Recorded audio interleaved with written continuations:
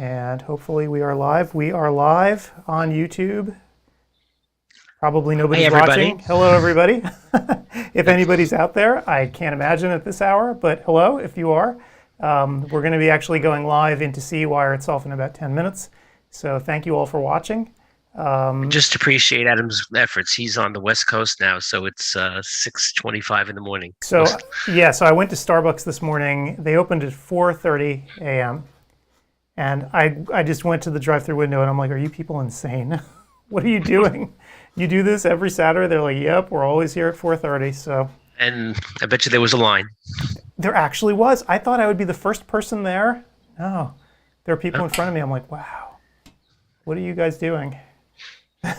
I crack up when I'm driving home from a wedding. Let's say it's 1, 2 o'clock in the morning, and there's a line 7 cars deep at a McDonald's or a Burger King. It's Like, crazy. who the heck wants to get a burger at 2 o'clock in the morning? Yeah, it's absolutely insane. So anyway, Steve, let me put you on here so people can see you. So hello again, everyone. Welcome to another glorious edition of CEwire. Again, 9 minutes from now, we're going to start broadcasting this into the actual conference itself. So we will see. And Paul, of course, says he's having trouble getting in. It's the standard joke for the first 15 minutes. And I took a little vacation, as everybody can see. I'm from Iceland now, and I'm enjoying it here. It is a magical place, even on Zoom. So, Yep. Okay, so let me see what Paul's going on with him. He can't get Zoom working, but you know, par for the course. He needs a mouse. I'll take a look at that chat room, see if anybody's there. Good morning. Audencio and Kyler are here. So if anybody needs support, I hope everything runs smoothly, but we have many support people here to help you out. Yep, and I'm going to be making sure that people can get into the conference properly on the ODwire side of things this morning too. What's funny is a lot of people are registering at the last minute. And the way registration works now, when you sign up for the conference, you have to register at ODwire as well if you're not already. So I have to manually validate those people when I see them enter. So I got to keep one eye on that to make sure people can get in. Yep. We'll say it 100 times today, but with this platform, not only you're in CEwire, but you can discuss things with the speakers for months on end about the subject matter they're talking about on ODwire. So it's a great way of learning. Yep. And if anybody wants to talk about the presbyopic drops, it's really a hot topic. That's what I'm talking about at CEwire. But people are coming in with feedback. And by the way, if anybody's listening, if you have any feedback on the new Vuity drug by Allergan, please let me know and send me a line or post an ODwire. It'd be great because we're finding some good, but some bad. And Allergan, I don't think is our best friend at this point. But we're just posting what people find. Well, yeah. I mean, we are just telling, you know, we're don't shoot the messenger, right? We're just communicating what people are communicating to us, and some people have been having issues with it. So we'll get into that today a little bit because I know that there are other alternatives coming as well, but. Yeah, it's interesting. So far, Paul is not here still. I don't know what happened to him. Yeah. Maybe he's trying Pony Express. Well, hopefully he'll be able to make it back. And we have the great Gretchen Bailey coming a little later also. She's getting her coffee, but she has no excuse out of Philadelphia. And by the way, it's beautiful weather up north, I see. It was 75 degrees yesterday, so. And we lost, I'm in Florida now, actually. I'm not in Iceland. And I'll be up in New York area for Vision Expo. But we lost a golf pro in Boca. And guess where he moved to? Where? Oregon. Oh, really? Yeah, I don't know what place, what club, but he said better lifestyle up there. He liked it. He came from there, and he was in Florida for 5 years and couldn't stand it. So is he in the desert part? Because if you play golf around here during the winter, it is absolutely miserable. He probably, the fact that it's the middle of March, he probably starting the season running, and he had planned to leave but didn't tell us until like the day before. He was a big golfer. He actually won the national championship in he wears like knickers in golf clubs that are wooden. They have these old wooden clubs that people played like the turn of the 20th century, and he plays great golf with them. So he's noted as the national champion of this type of the woods and woods that were woods and the shafts were woods. So He still shoots par golf, but we just lost him. But you got him, so enjoy. Jeremy Moe, M-O-E. That's funny. Oh crap! Sorry, I'm just trying to help people. You can't shift anything over to me to nope. help? Nah. Yeah, but what happens is everybody, as Adam is struggling there, is that people, we find that during the course of registration, we get a trickling of registrants over the course of time. And then the day before and the hour before, a massive amount of people want to register. And he's helping them all out, especially the newbies who really don't know what to do, even though it's as simple as pie. And just appreciate that we're a team of 3 people trying to help thousands. And luckily, there's not thousands of questions, but Adam handles the IT in the back end. And he's when somebody puts the wrong email address in or forgets to put the OE tracker number in, please, everybody, when you're registering, put your OE tracker number in. It makes it far easier for us to identify you, and we send all your credits directly to Arbo, so you don't have to worry about doing it yourself. But please put that in. It's a field that we hope you do. And if you don't have an OE tracker number, get one. I find it great because I can monitor my credits, and with 2 clicks, I can find my transcript for this biennial. My license is actually out of New Jersey. Yep, and in fact, 95% or so of people do have an OE tracker number, and it's accurate. I'll get to that too once we start streaming into the lobby, so we can talk to people about it. Because who knows who's actually listening to this right now? Probably nobody. Oh wait, right. Gretchen is here. Let me admit her to the room. Come on, Gretchen, you can do it. Let's see. Hey, there's Gretchen. How you doing? There you go. Hey, I'm here. You're just in the nick of time. We're streaming now to YouTube, which of course means nobody's watching until we actually get ready to go. At CEwire. Like the background. So how was your coffee? Did you go to Starbucks in Cherry Hill, we were saying, to get it, or your kitchen? There you go. Too. Well, we have no excuse. It's 9:30 here. It's 6:30 Adam's time, so he should be the one. Oh, my excuse is I misread the spreadsheet. Adam and I were texting a while ago, and then he said, "Okay, we're ready to go." I'm like, "What?" Because I thought I specifically checked the spreadsheet before I left because I also went on another errand, and it's all 10. So I was just an idiot and misread it. I mean, I even checked. But you didn't lose anything. You're not getting any feedback from her voice, Adam? A little bit. Yeah, that's why you have this headset on. It makes the feedback go away. She's using a Mac, I think. So, Yep. Okay. A Mac person. Am I right, Gretchen? You're a Mac person? Yep. Once you go Mac, you don't go back. You're using one of those new M1 Macs? I believe so. It's newer than the one that I had at MJH. Yeah, fancy dancy machine. Okay, so we have 2 minutes here until everybody comes online. I'm actually helping people get into the system. So the 2 big errors that people are having is it says I'm not registered, I can't get in, and what they did was they registered with the wrong email address. So they have like a throwaway Yahoo address, and that's what they used. Because I guess they don't trust me, right? They think I'm some sort of perverted spammer or something, and they're using their alt accounts. But that's really the biggest login problem we've had right now. One person just couldn't have had a problem getting their credit card working to register, so I just said, forget it. Here, just come in. We'll deal with that later. So I just set them up. So yeah. Yeah, I didn't put my need to get on the I need to go get into the. If one of you has the link, would you pop it to me real quick, just so I don't have to dig it up? For the chat, yeah, if you want to send that over to Gretchen, like what the actual, or Gretchen, and you can always go to CEwire2022.com and click login, and that'll pop you right there, and then you can go into the lobby. I forgot where it was. We have 45 seconds apparently until we go live, so let me actually get, I want to get this up. Ooh, I have to authorize. Yes. Okay, Gretchen, I sent you forwarding. Got it. You have it yet? All right, where are we? I'm in here. I just have to find the lobby. Oh, I sent you the Zoom thing. Sorry. Nope, that's okay. I'm good.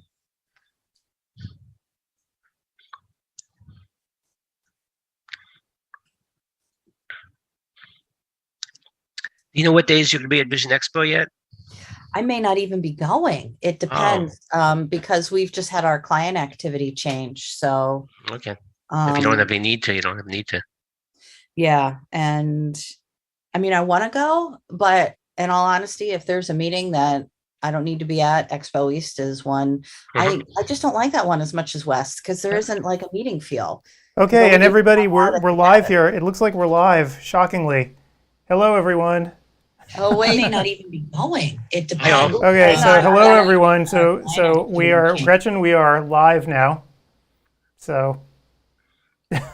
So I'm saying anything bad about anybody. I had my yeah, so we're live now, Gretchen. So we gotta keep our 4-letter words to ourselves, I guess. So hello, everyone, and welcome to another edition of CEwire2022. Most of us are here this morning. So it looks like Paul's not here. So let me just welcome everyone, though. Thanks for being here. I'm Adam Farkas, obviously this, and I'm going to put it up on the screen so everyone can see it. Co-host here today, Paul Farkas, who's somewhere. And we have Gretchen Bailey and Steve Silberberg. So how's it going today, guys? Very good. We're not going to throw Paul under the bus because I just barely got here and I'm not on the West Coast. So I'm going to totally own that. So Gretchen, what you just misread the schedule this morning, right?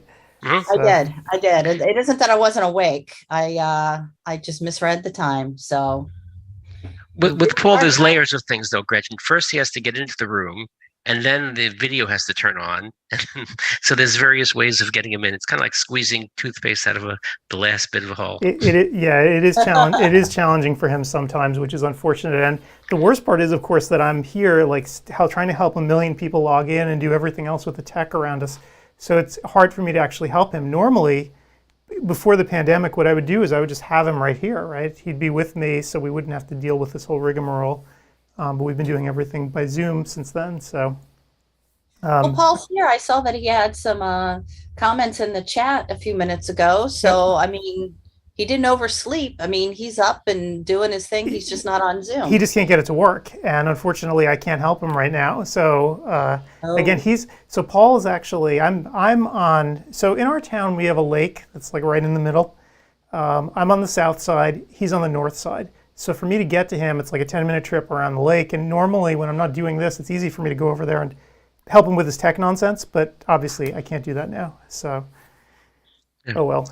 Well, crane your millennial child out of bed to. Well, that's what I'm saying. Reed should stay over there and just Reed should hang out and just help him with all the stuff with Zoom. So. Didn't you used to do it at the same locale? He used to come over your house and sleep over. So at the very beginning. Yeah, at the very beginning he did. We normally don't start the live streams this early. Now we do, right? Because we're trying to cram more hours into a day. But it's I don't want him to have to come over here in the dark at like 4 a.m. So it's a challenge for him. So yeah. And sleeping over always is. He still basically stays home. He doesn't do much food shopping, etc. He's still pretty much mitigating. Yeah, he's still kind of in pandemic mode, which I understand for someone his age. So anyway, welcome everyone. Hopefully the system's working. I haven't really seen too much in the way of errors. People are still signing up at this last minute, which is a great thing. And yeah, oh wait, it says P. Farkas has joined, but I don't see him here. Yeah, I don't see him. Yeah. Nope, there's only 3 participants, and I can count 3. So I'm not sure what's going on. I know I have to admit him, but I didn't even get the little admit Paul Farkas to the room. So. Okay, he'll find the button. He can launch Sunday, but not Saturday. Yep. He can launch Sunday. Do we have a Sunday launch? A different one? I didn't see that on the spreadsheet. Does anybody read the spreadsheets that I sent? I read it. I read enough to get in today. Tomorrow I'll figure it out. But don't worry. Am I always here? I'm the most reliable person. Like I said, I was talking to Adam. You were here early for some reason. You were even here hours ahead of time. I noticed you tried to log in. I just wanted to see if it was working, the link, and I got that you're going to let me in. I was in my cage. Your cage? Well, there's the Zoom cage you go into before the administrator lets you in. Yes. Okay. It has coffee. It has a donut. It was very nice with the morning I've paper. got a donut here and coffee. So I'm glad that your cage really. Yep. It worked. It's over. But I do mine beforehand, not during, because I don't want to have powdered sugar on my face. Maybe it will do some good though. And mine is powdered sugar, so when the camera shows you is when I'll take a bite.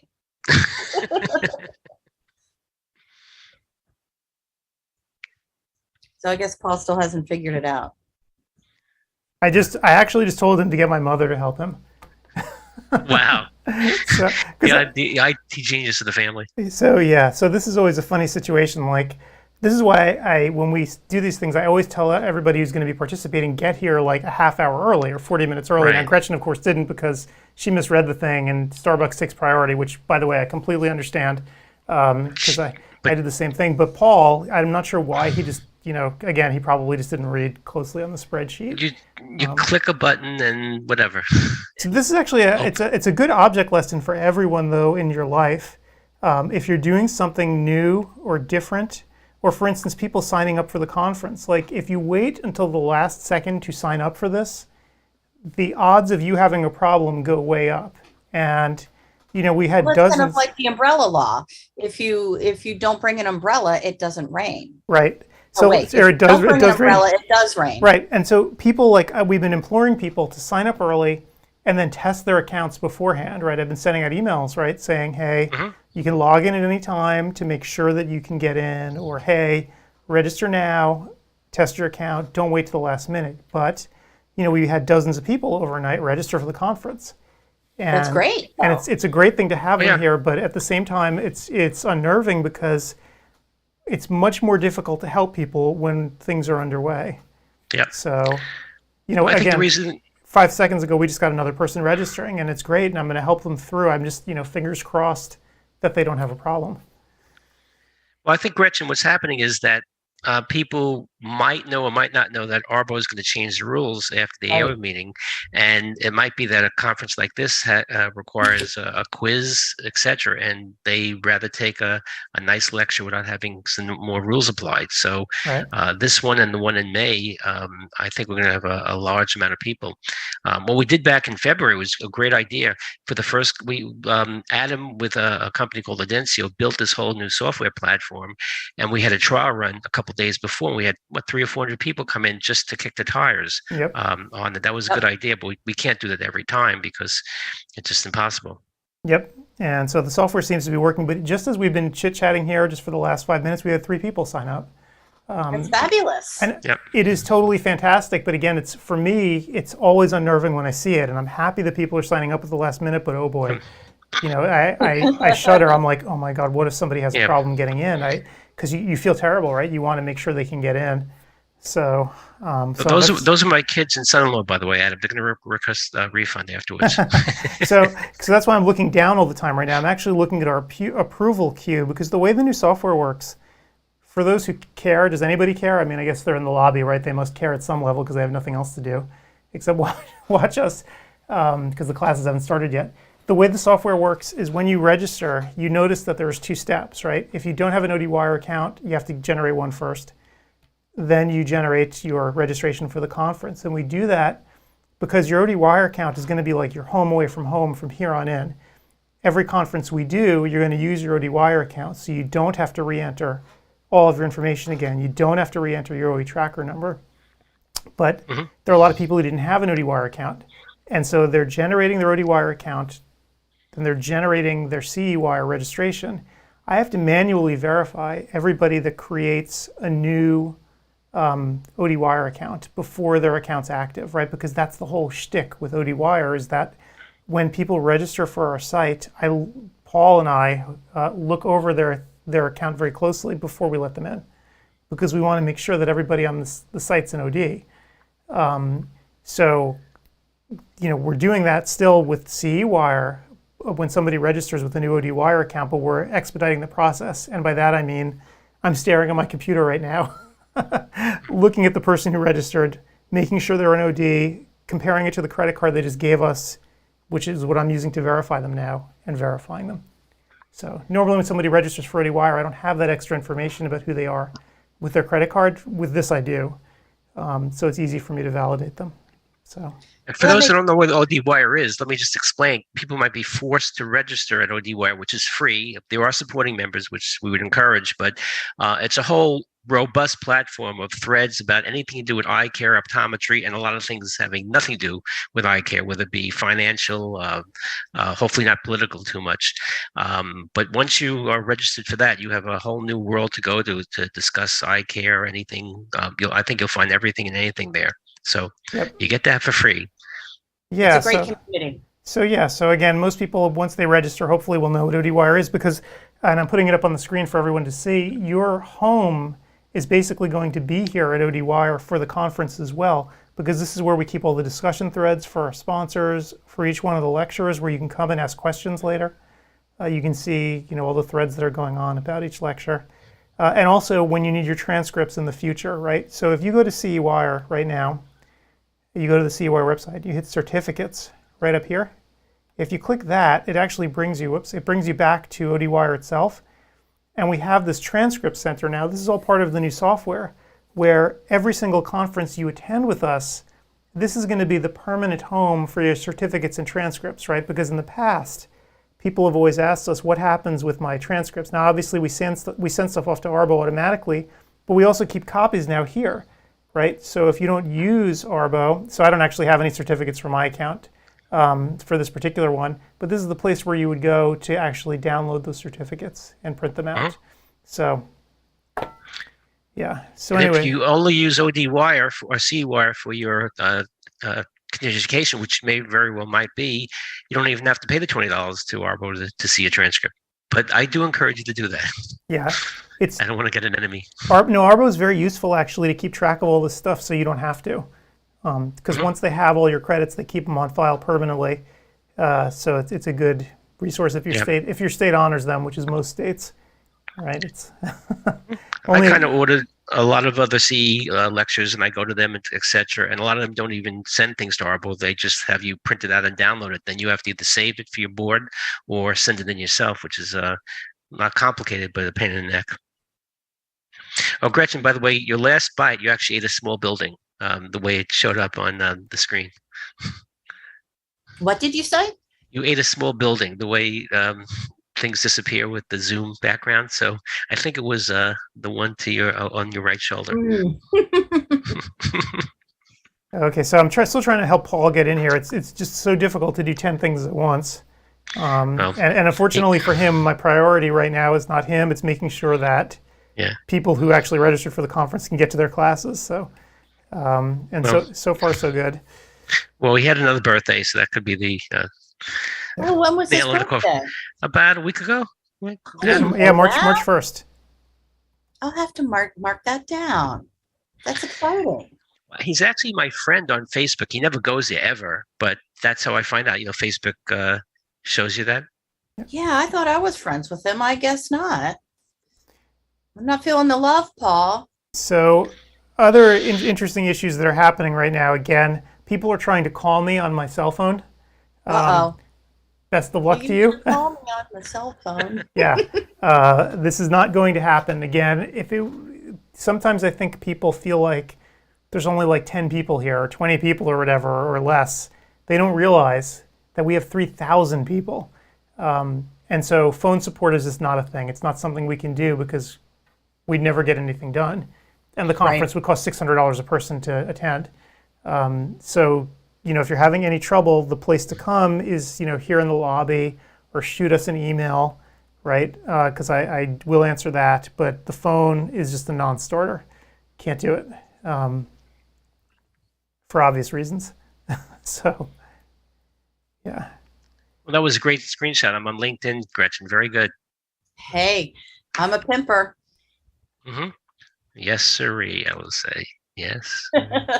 So we're on top of things here right now. So far, so good. We got everybody in that needs to be in. Good.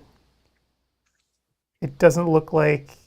Oh, okay. So somebody said actually in the chat they can't find the schedule link. So one thing that I find fascinating, and I was going to share the data with everyone, later, but I'll mention it now. Sorry, somebody's texting me again. People are sending all this stuff. A shocking number of people used their cell phones to access the conference last time around. I think, according to our stats, about 30% of people used some form of mobile device, whether it was a phone or an iPad or whatever. And to me, that's really shocking. And unfortunately, when you watch the lectures on certain devices, what you see is very different from what a normal person using a desktop or laptop sees. So what we see, right, what you see when you're using the system normally is you see the whole shooting match, right? You see a huge window, like if we, Oh, right, with links to the side. you see you pull it up so I can actually see what I'm talking about. Let me pull this out of the way. So you see, here we are in the lobby, you see, the links to the side up here, things like that. You see all this Chrome stuff on the left, and the chatting on the right or whatever.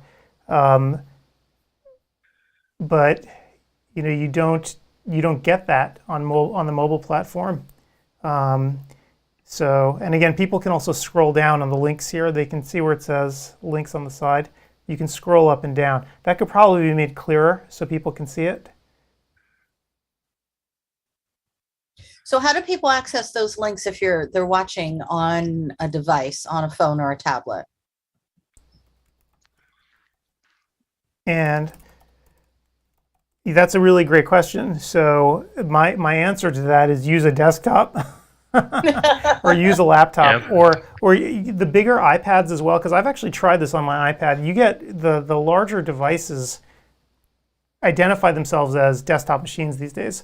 And so I have one of those monster iPads that could, if you're reading with it and it falls on your face, it breaks your nose, like one of those. So those actually use Safari, and I actually set mine to have it render as a regular desktop website, and I think that's the default now. So those should work fine. It's just people who who are using very small devices. I think a lot of that Chrome on the side goes away, and I'm not sure what we can do about that. Although in the future, my suspicion is you're not going to want to use a phone to do CE. I have a feeling that Arbo is really about to modify their rules to make interactivity more important.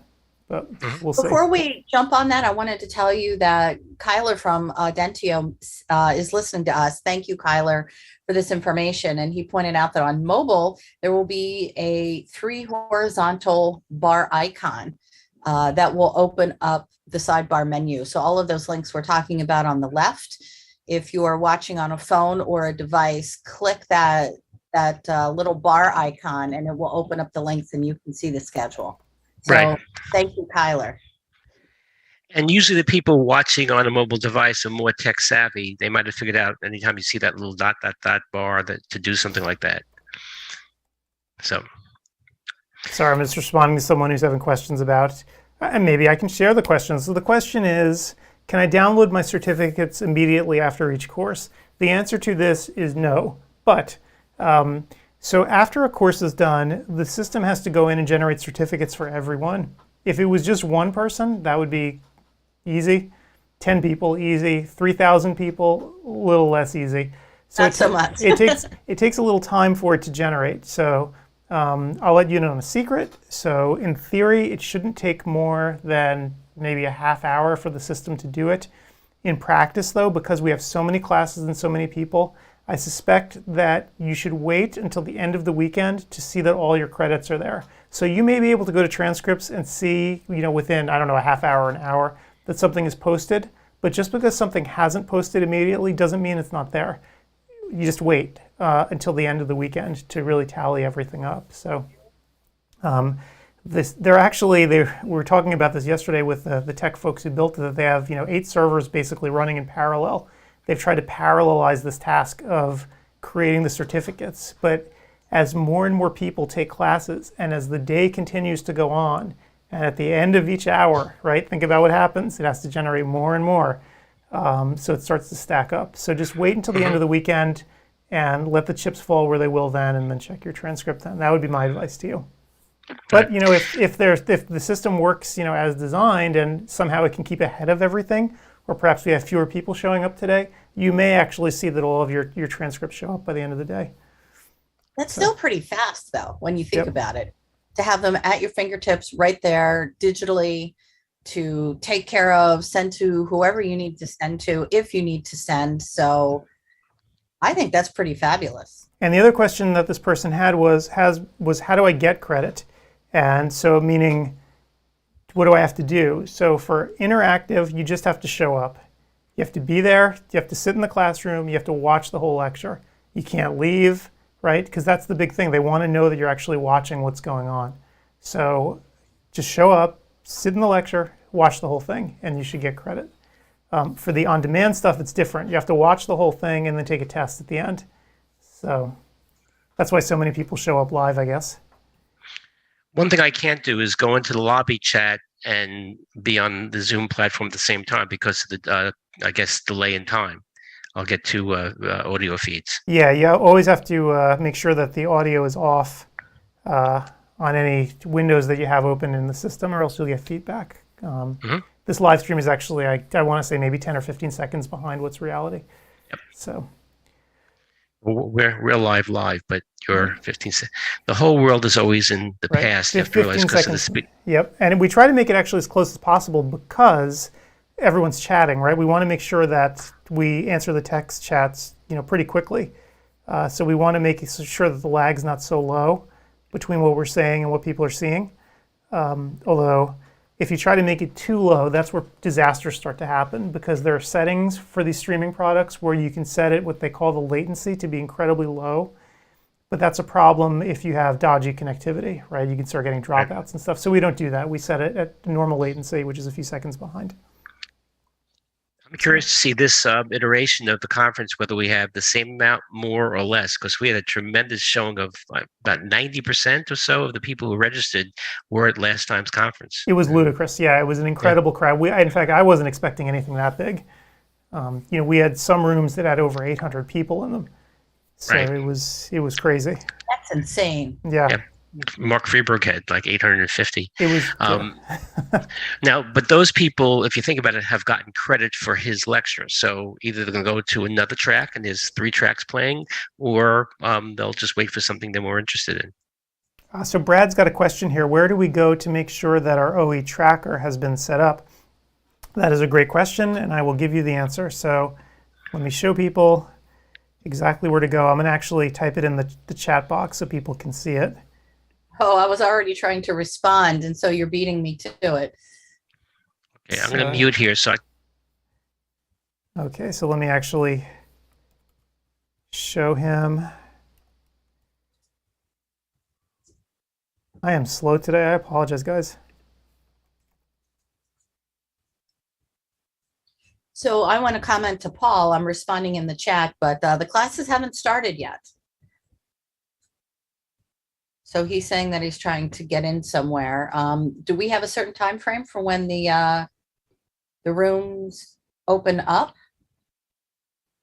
Yeah, so right beforehand, right? So 7 a.m. my time, 10 a.m. Pacific, the rooms, Eastern, the rooms should be open.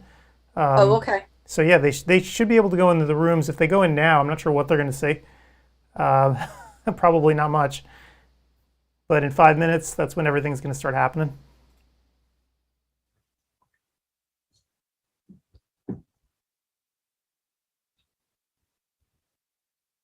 Right, that's good information, Adam, that you're sharing about for folks who aren't sure about their OE tracker to go check it out on the ODwire community page. I want to make a comment about that. The probability is your OE tracker number is correct because I know this because I've actually been through this now.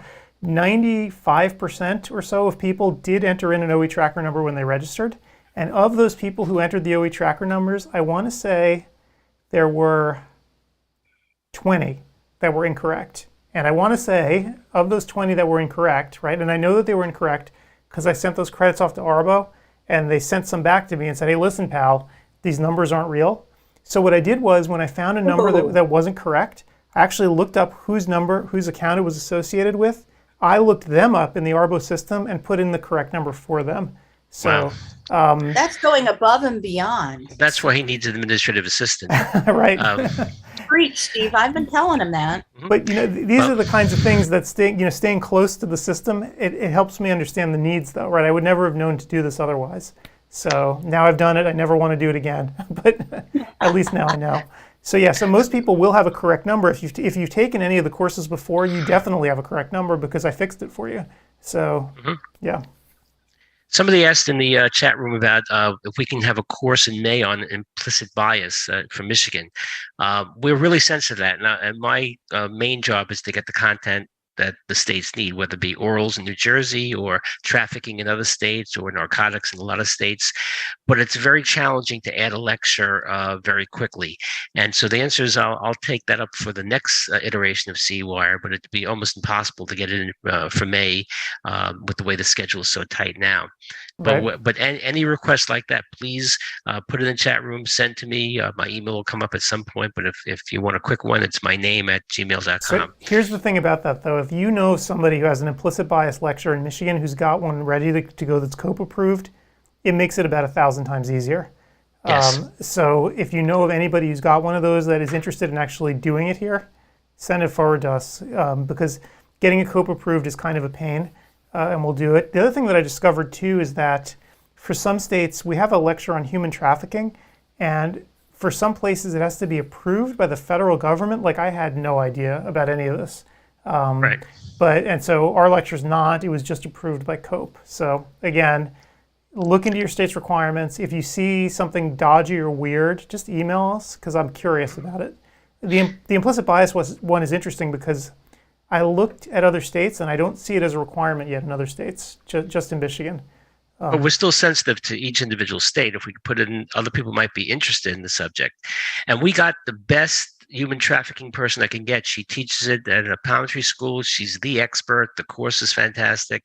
And I think that if somebody was applying for a licensure, if they showed the lecture, they might let them get through with that because the information was there. And the same thing with narcotics. We usually have 2, maybe 3 narcotics lectures a year because it's always a big topic. Yep. And so we just had a question from somebody about what do they have to do to get credit? Do I need my camera on? The answer is no. Oh, wait. Paul might be here. Hold on. Wait. I'm going to try to admit him. Oh my gosh. This is a major breakthrough. Wait. Is he wearing a tuxedo? He's connecting to audio. Let's see if he's there. They showed the lecture. They might let them I'm hearing noise. Your browser, Paul. Dad, turn your audio off in your browser. Yeah, or you're 15 seconds behind. Dad, close your browser completely. Your browser. So question from somebody. Close your browser, Dad. Turn off Safari. Get rid of it totally. Off. Wait. Paul might be here. Hold on. Wait. I'm going to try I'm here. Dad, hey, yeah. Dad, kill Safari. You have to. Dad, you have to mute Safari. Oh my God. Turn it off. Turn off Safari. Dad, turn your audio off in your browser. Mute him. Yeah, why don't you mute him? I'm going to. Well, I told you there's layers, Gretchen. Again, for everyone out there watching, this is why I ask people to show up early. It's like nobody listens to me. We're Saturday Night Live. We're live TV. This is not rehearsed. This is not pre-recorded. You get what you see. You see what you get. Well, what you see is what you get when you build a website. Hey, this is interesting news. Mike Sandy just said that the state of Tennessee does not recognize controlled substances lectures from outside of Tennessee. And he said he found that out the hard way. So that's unbelievable. So let me get this straight. Tennessee's narcotics are different than narcotics in every other state. They don't use fentanyl and oxycodone. Maybe they have better meth. I don't know. It's such a control You said it, thing. not me.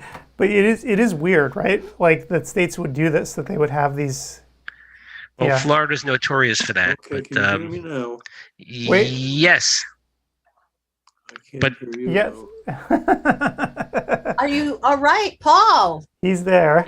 He can't hear us though. That's nothing to do with Zoom. He just needs to put his hearing aids in. boy. Okay. You can hear me. I can't Thick hear burn you. there, Plug Steve. in this headset and see if that works. You have to plug it in. It's It's cute. It's actually cute. It's hilarious. But you know It- what? To give Paul a Can you lot hear of me? credit, the Oh, fact yeah. that you can do this on Zoom Yeah. and at this hour of the morning and You should be hear stuff. I can hear. mostly getting it with a few hiccups along the way. Boy, that's pretty incredible. I don't know a lot of other ODs at his Okay, stage of I life who are can hear doing this. So I don't know a lot of congrats to that, ODs. Paul. You have to plug it in. I'm gonna mute him again. Because he's getting the feedback. Yeah. Could you take control of his computer and turn off Safari? You probably could. You Where's don't Reed? have a. Yeah, where is Reed? It's 7 a.m. here. Get his lazy butt out of bed. That's Thank right. Thank you for tagging me, Gretchen. I shared it to groups on Facebook. Excellent. Oh Good my picture. God. I might You should change share that. the- you should share the LinkedIn one too. Just hit share. I did that. Yes. But you just commented, I thought. Oh, let me just see if I can share it to my LinkedIn accounts here. Just go on to the LinkedIn that I had and just share it. Oh, I see. Mhm. I'm trying to explain to him.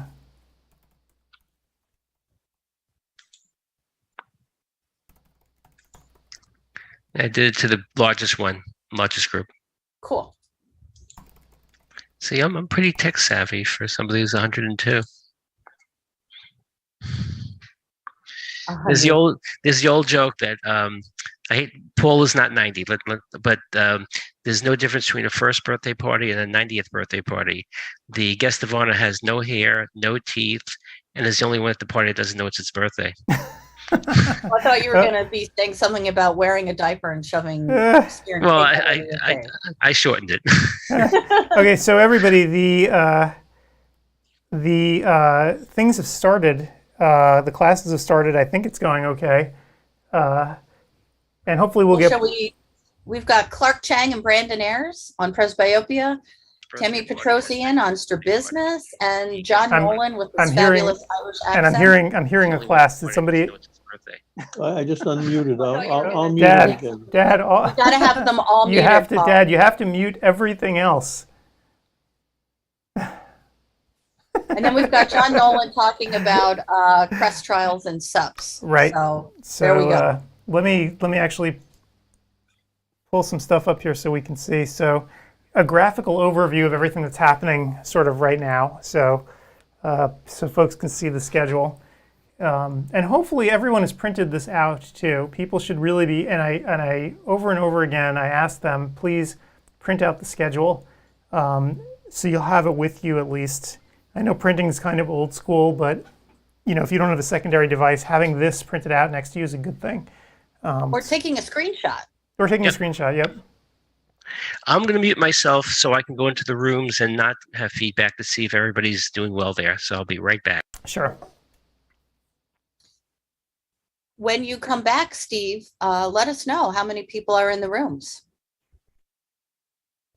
And so some of the, by the way, some of the changes that we made to the software in the interim, I know,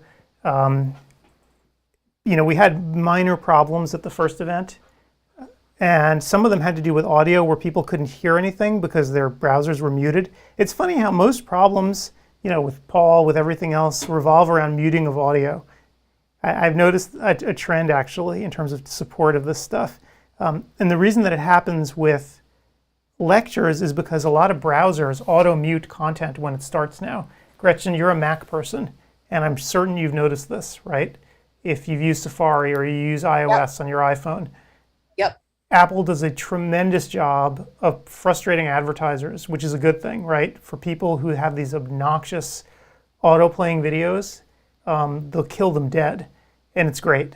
But it's not great for us. Because when a class starts, right, when you go into a classroom on our system, the video starts auto-playing. But Apple's browsers are like, we're not going to allow that. And so what we've done is we've added in a mute button, or an unmute button, that's much clearer so people can see how to unmute it. So, yeah. I will tell you that other apps like Facebook and like social media apps don't automatically mute everything. And my husband Troy, who is not an Apple person, he drives me and our daughter crazy in the evening by fooling around on whatever he's fooling around with on his phone. And then this awful video noise comes blasting out as soon as he clicks onto a new page or something, because his Android device doesn't automatically mute. It's a pain in the butt for sure. Yep, and of course Google has every incentive to not make it mute, right? They earn their pay through advertising, so Absolutely. Chrome is a little bit looser about these rules, which is why the majority of people, by the way, accessed our conference through Chrome or a Chrome-based browser, right? Like Microsoft Edge, right? Edge is basically Chrome with a new coat of paint on it, and it stripped out a lot of Google's advertising stuff, right? That's Microsoft's browser. So a lot of browsers use Chrome as their base because it's free to use. And it's much more loose about the rules with auto-playing video and sound and stuff, because Google obviously makes their money from those ads. Whereas Apple, they make their money off of selling you expensive hardware. So that's why they try to always sort of take into consideration the user's needs, much more so even than Google does. So We seem to have lost Paul. yeah, he left again. I think I told him actually the best thing to do is probably reboot and just get rid of all those other windows. So I think he was getting confused with all the different windows going with the conference windows, with the chat. He couldn't figure out how to mute that. It's frustrating, right? Because especially for him, he needs somebody there like Reed or whatever to come in and just hit those unmute buttons, because he doesn't do this every day. So for him, it's a challenge. By the way, just a little count. We have about 900 people in all three rooms, and so far no complaints, and all the speakers are there as they should be. Excellent. So some of the some of the other changes that the developers made based on feedback from last time. We talked about the unmute button, which should be working for people now. I'm not hearing people complain about mute issues, even on Apple devices. They made some other changes too to make it more robust with the way the lectures start. I remember there were problems at the first conference where some people, the lecture wouldn't start automatically. That looks like it's taken care of. I mean, I'm not seeing people complaining about it at all. So I think that's fixed. Talk about responsive. I mean, Audentio is Johnny on the spot. They're here, they're in the chat.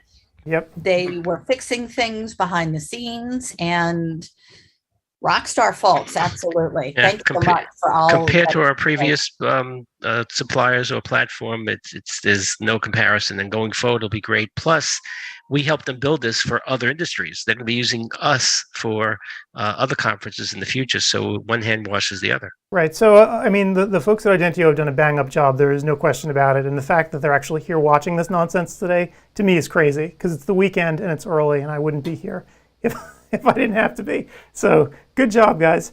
I guess the thing about Audentio, for those who don't know, so ODwire, is based on some software. The actual site itself, right, uses a certain software platform, and I won't even get into the gory details of it because nobody cares. But Audentio has worked on this particular platform for decades even. I mean, I want to say it's going on 10 years old now. And so a lot of the features that are built into ODwire that people use every day, Audentio actually created, and not just for us, right? So Audentio, their history was creating these sort of modules, these pieces of software that people like me could take and pay for, right? Almost like buying something off the shelf and then customizing it. And so that's where they started. What am I hearing there? Am I hearing myself? No, something was wacky. It was dumping me in a room and it shouldn't have been. So that's me. Sorry. It's gone.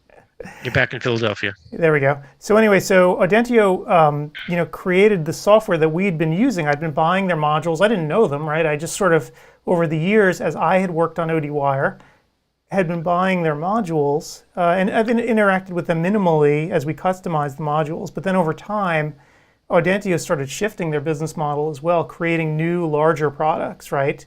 So going from these little small pieces to these bigger things, like streaming. And so that's when I contacted them, I guess it was about a year ago, maybe a little longer, to see, like, is this something they were up for, building this thing, since they were already working on a similar project. And I'm like, guys, I think this might be a good fit, and the rest is history. So they've been really good to work with. Very sharp people and very responsive, as Gretchen mentioned. They've done an incredible job of keeping this stuff running, because this is not easy. Doing things live like this, where you're streaming so much video and having a platform that could actually handle all this stuff gracefully, is not easy at all. I think a lot of us get spoiled because we use services like YouTube, but you have to remember that YouTube is backed by billions upon billions of dollars. These platforms that we use have hundreds of engineers that keep them running and optimized. So to have a small group be able to do this is quite remarkable. I noticed in the chat this time that it used to be there was a notice at the top of, if there's information we wanted to share. Now I see that it pops up right away. It's in a different color. It's got white knockout text, and I've exited and come back into the lobby several times. And every time I come back in, that message is the first thing I see. And it's saying, if the video plays without audio, try unmuting the video or refreshing the page. So hopefully having that a little more prominent for the users to see will help alleviate any additional problems that they'll just try a quick fix. So the fact that they were able to update that fairly quickly too just speaks volumes of the customer service that they're providing. Yep. And I've been in all the rooms, Gretchen, and usually the first 15 minutes, half hour of our conference is always a disaster. And there's not one complaint about sound or losing service or whatever. So things are working as smoothly as they can be at a time when it's usually the most challenging. So looks good for the weekend. I won't lose any more hair. Well, it's a good thing. Everyone hearing me? Yes. Paul's back. Yay. Yes. Yeah, now, the only thing I'm seeing, however, is a whole black square. I only got half screen. And I'm on it and you're on it, but I don't know what the black part is down below. Well, you know what, Dad? Don't worry about it, because you look good. So I would say it's all good. You don't have to see us. Okay. Oh, wait, is your video on? Could you see us? I can see you. Yeah, everything is fine, except I have a very large screen. So only seeing half a page is okay. Don't worry about it. You look great. You sound great. So we'll call it good. Don't touch anything. Okay. So You look good in black. But I swear to you, when I linked on that, it wasn't lit up. The one for Saturday, it wasn't lit up at all, and it just wouldn't work. Wasn't lit up? Oh, so you mean it wasn't a hyperlink for you? Is this regular text? Yeah, it was. But I did. You had to cut and paste it. But it wasn't highlighted. Yeah, you had to cut and paste it into the browser. He couldn't click on it, Adam. I see. So that was the problem. So it wasn't a clickable link. He had to cut and paste it. Okay, so live and learn. I tried Sundays and it worked, and it just wouldn't accept me because it was the wrong day.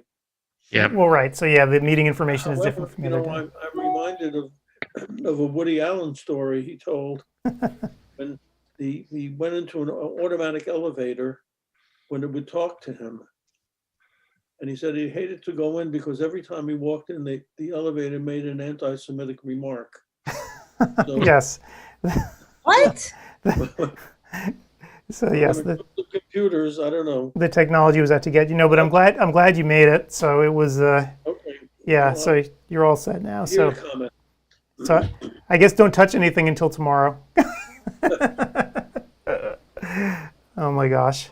So let me actually bring up the graphic again so I can prove to people that One thing, however, in my desperation, I went on to see what ODwire people see that aren't members. And I couldn't get any sound at all, but it only worked if I put in my headset. When I plugged in my headset, it worked perfectly, and there was no lag time. Yeah. So if anyone complains about not hearing us, that's what worked for me. I don't know why it worked, but okay. There it is. So, you use Safari and Macs as well, and again, who knows what's going on with your sound. We've made it robust enough now, though, that as we were talking to people here, almost nobody's had any sound problems this time because we made it very clear to people how to turn it on again. So that was one bug that was squashed. What's funny is I don't think there's ever going to be a universal solution for these sound problems when browsers are so aggressive, or at least when Apple's so aggressive about muting people, right? Because it's an arms race. Apple does one thing to make sure that video sound doesn't play. If the people who make videos change their platform to try to circumvent those rules, Apple is just going to come right back and fix their browser to make it auto mute again. So I think the solution that we've done is probably pretty good, just having an unmute button. Yep.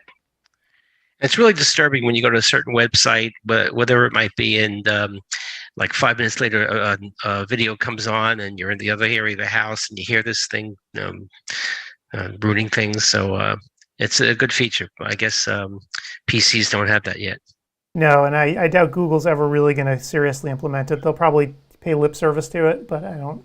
They make so much money from these auto-playing videos that I just don't think they're ever going to touch it. So anyway, so let me. So now that everybody seems to be here, and I'm not getting too many more complaints here, let me just check my email one more time.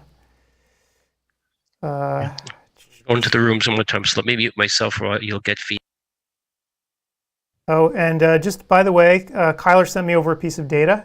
As of right now, so 69.7% of people are using a desktop machine, 25% on mobile, 5% tablet.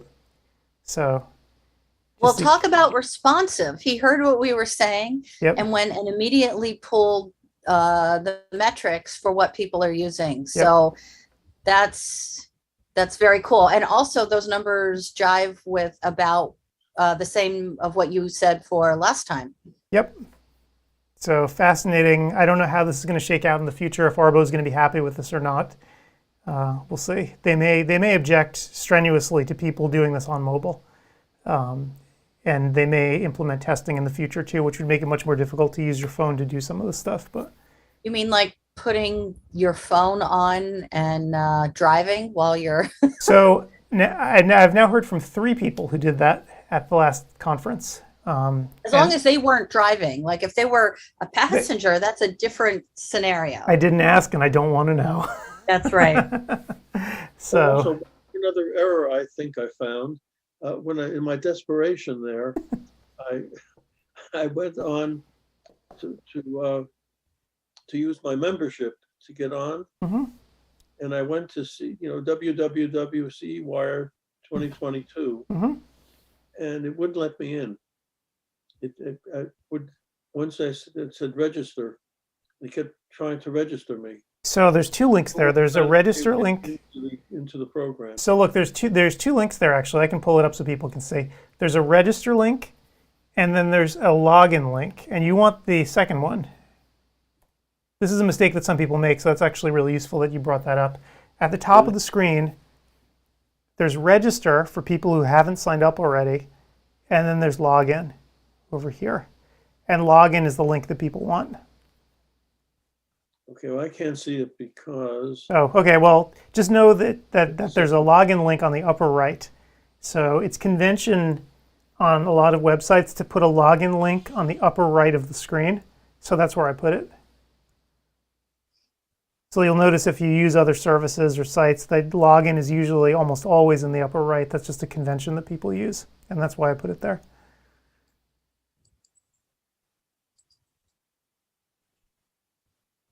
Steve, you're muted.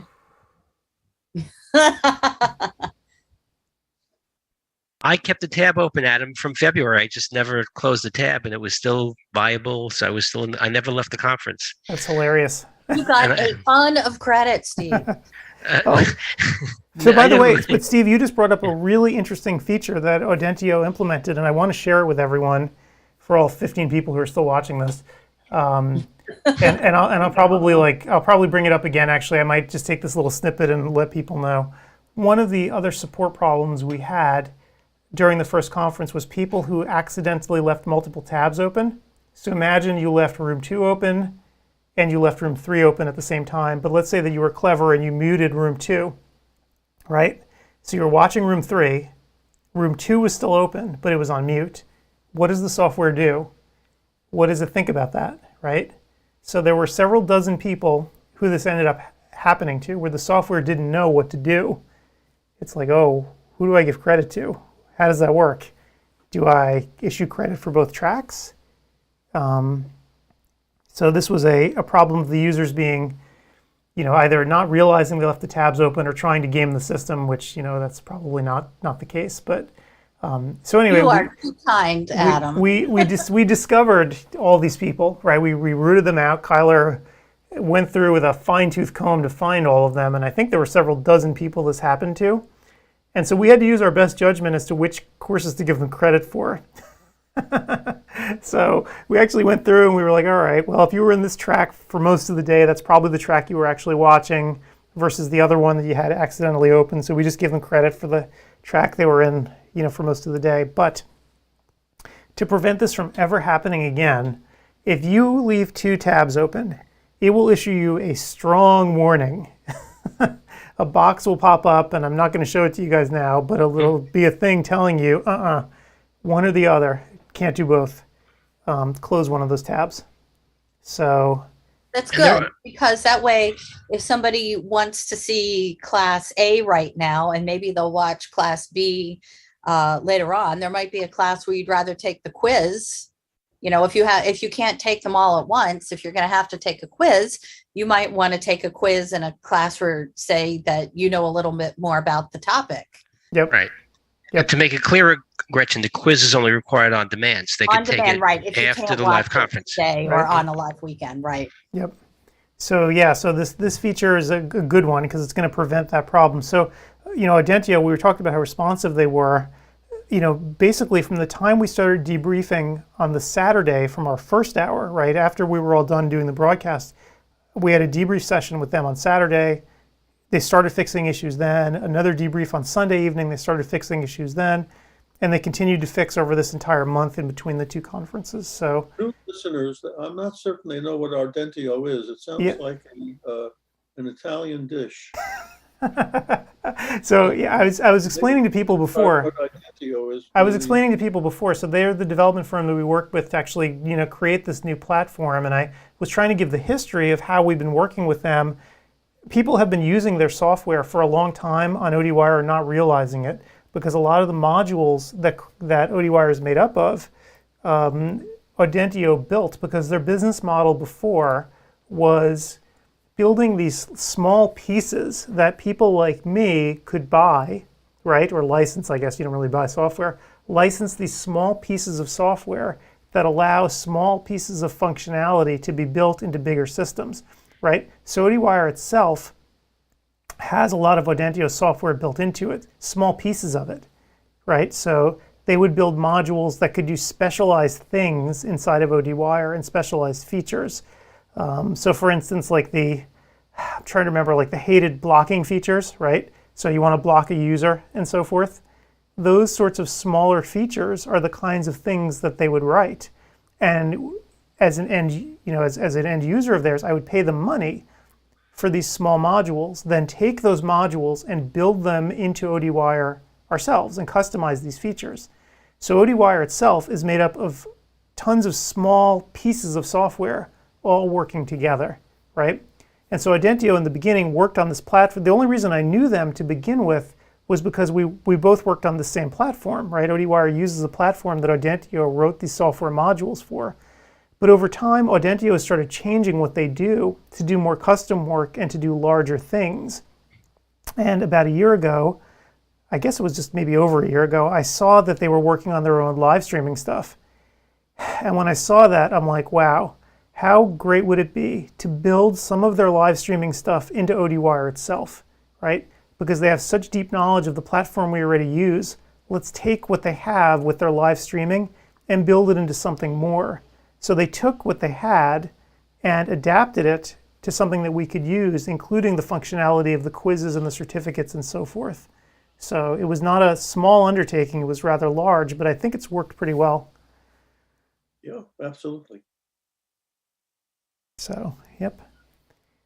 And again, I had full confidence that they were going to do really good work, only because I'd used their software for so long. When you work with software like ODwire's platform, and it's made up of so many small pieces, sometimes you buy those small pieces from, shall we say, less than reputable folks. So some of the small pieces of functionality that I would purchase would be from people from God knows where, right? with God knows what their expertise is, and every time I would install one of those little modules, I'd literally hold my breath, right? So these things, you install them bit by bit, and every time I would install one, literally hold my breath. I'm like, is this going to screw everything up? Is the site going to fall apart? Is performance going to suffer? Frankly, will it crash when people try these functions? But with Audentio's modules, I never had that fear that things were going to go totally haywire once I installed a piece of their software. So it gave me great confidence to work with them over the past year.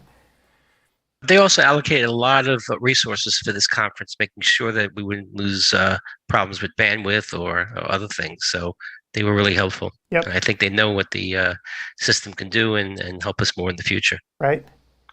And I think working with them is also a good object lesson for folks who think that they can get away cheaply with software development, who think that, I'll just hire someone from somewhere and it'll all work out because software is easy. It's completely not the case.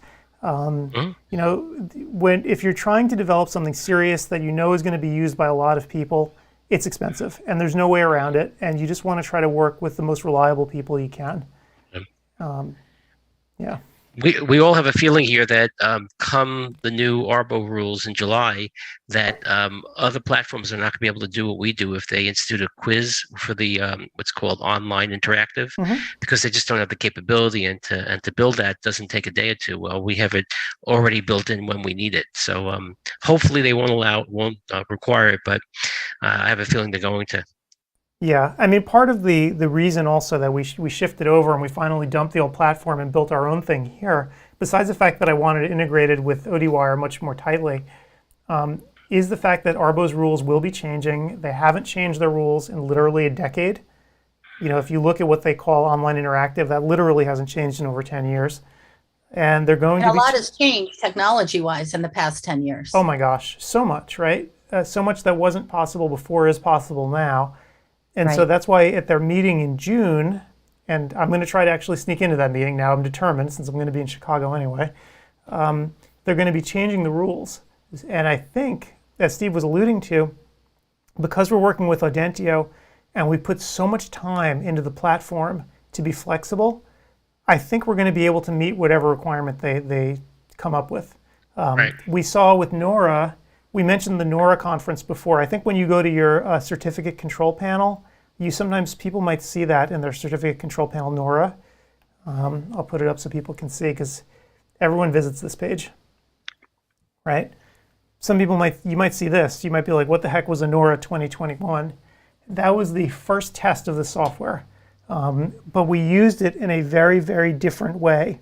So at Nora, it wasn't recorded lectures, right, like it is now. It was actual live lectures. And we had 3 tracks running simultaneously for 10 hours a day over a weekend. So, and each one of those lectures had 3 speakers simultaneously in different places. They were the ones advancing the slides. They were the ones deciding what to talk about, fielding questions on a live basis. So if ARBO changes the rules that we can do that and considered live, we can do it and nobody else can. Yeah, I mean, it was literally a 3-ring circus. I had multiple computers sitting in front of me actually running each one of those streams. I have some photos of it. Maybe I'll bring them up later so you can see. It was just my office was just strewn with computers, and each one was running one of those streams. And then another machine was controlling all of them to make sure that everything was working okay. It was just nuts. But it was an incredible test of the software, and now we know it can handle it. And the speakers are great. They were able to handle the IT. And in fact, I recall one lecture, the speaker was about a half hour late. So one of the speakers spoke about their subject until he or she got there, and it was seamless. They were able to vamp and run a show themselves. Yep.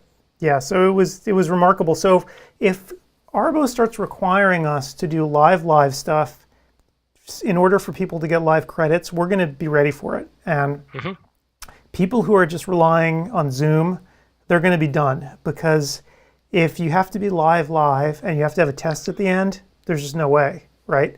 Most of these providers can't do that. Their software can't handle it, let alone multiple tracks, right? I mean, that's something that's completely insane. And when we did the Nora conference, I honestly thought in my heart of hearts that we were going to have a disaster. But because running those 3 tracks live simultaneously was ridiculous. Yep.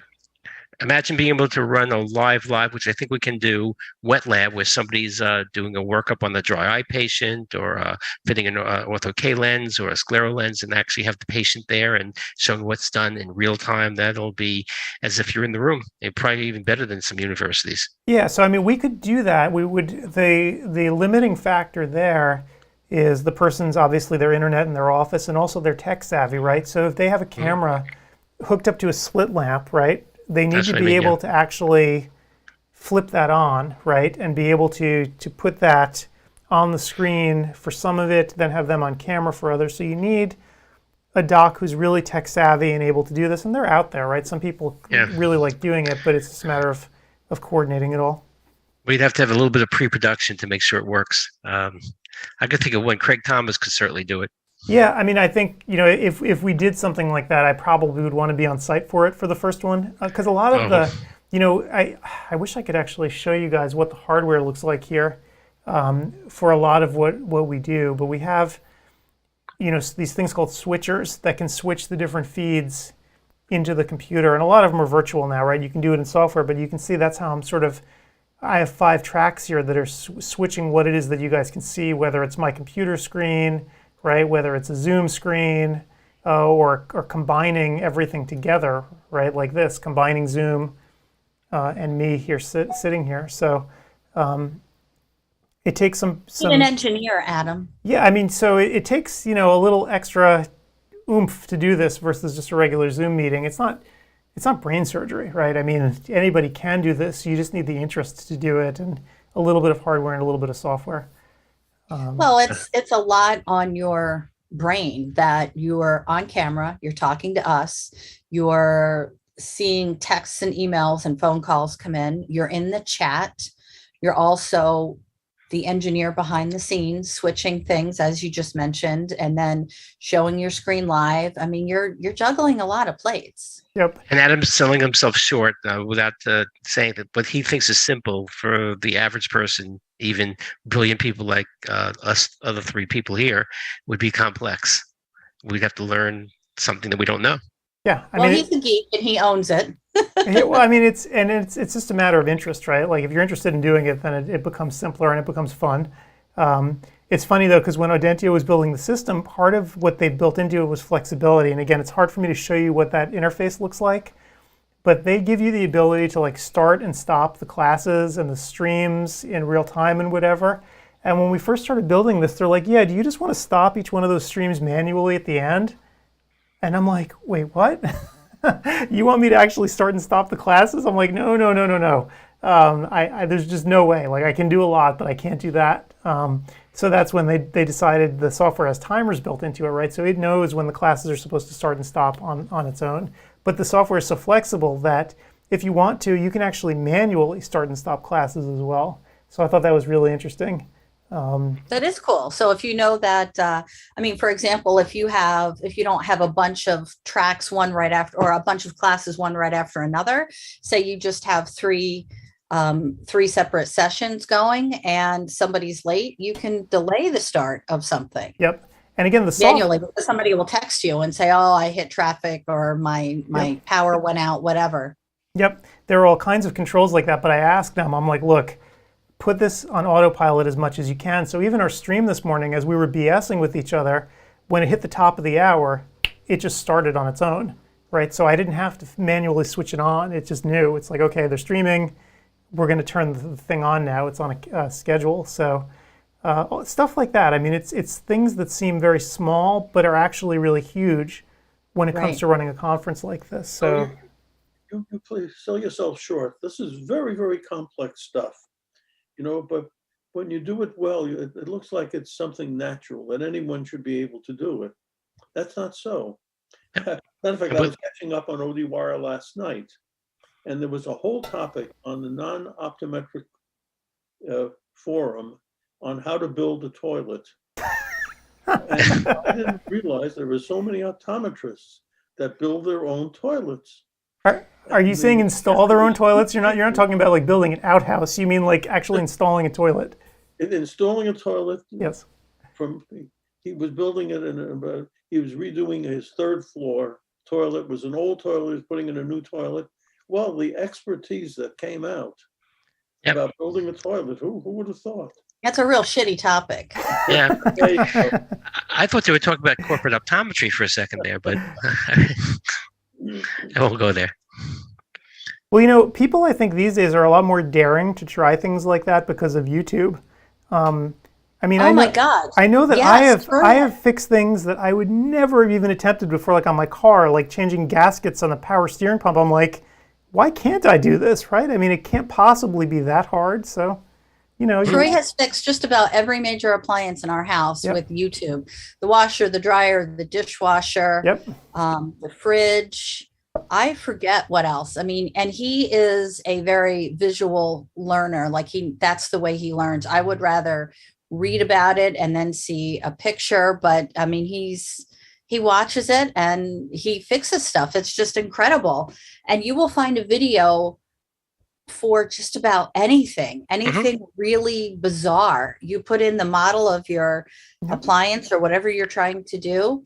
And there is somebody out there who shot a video of him or herself commenting on it, fixing it, unboxing it.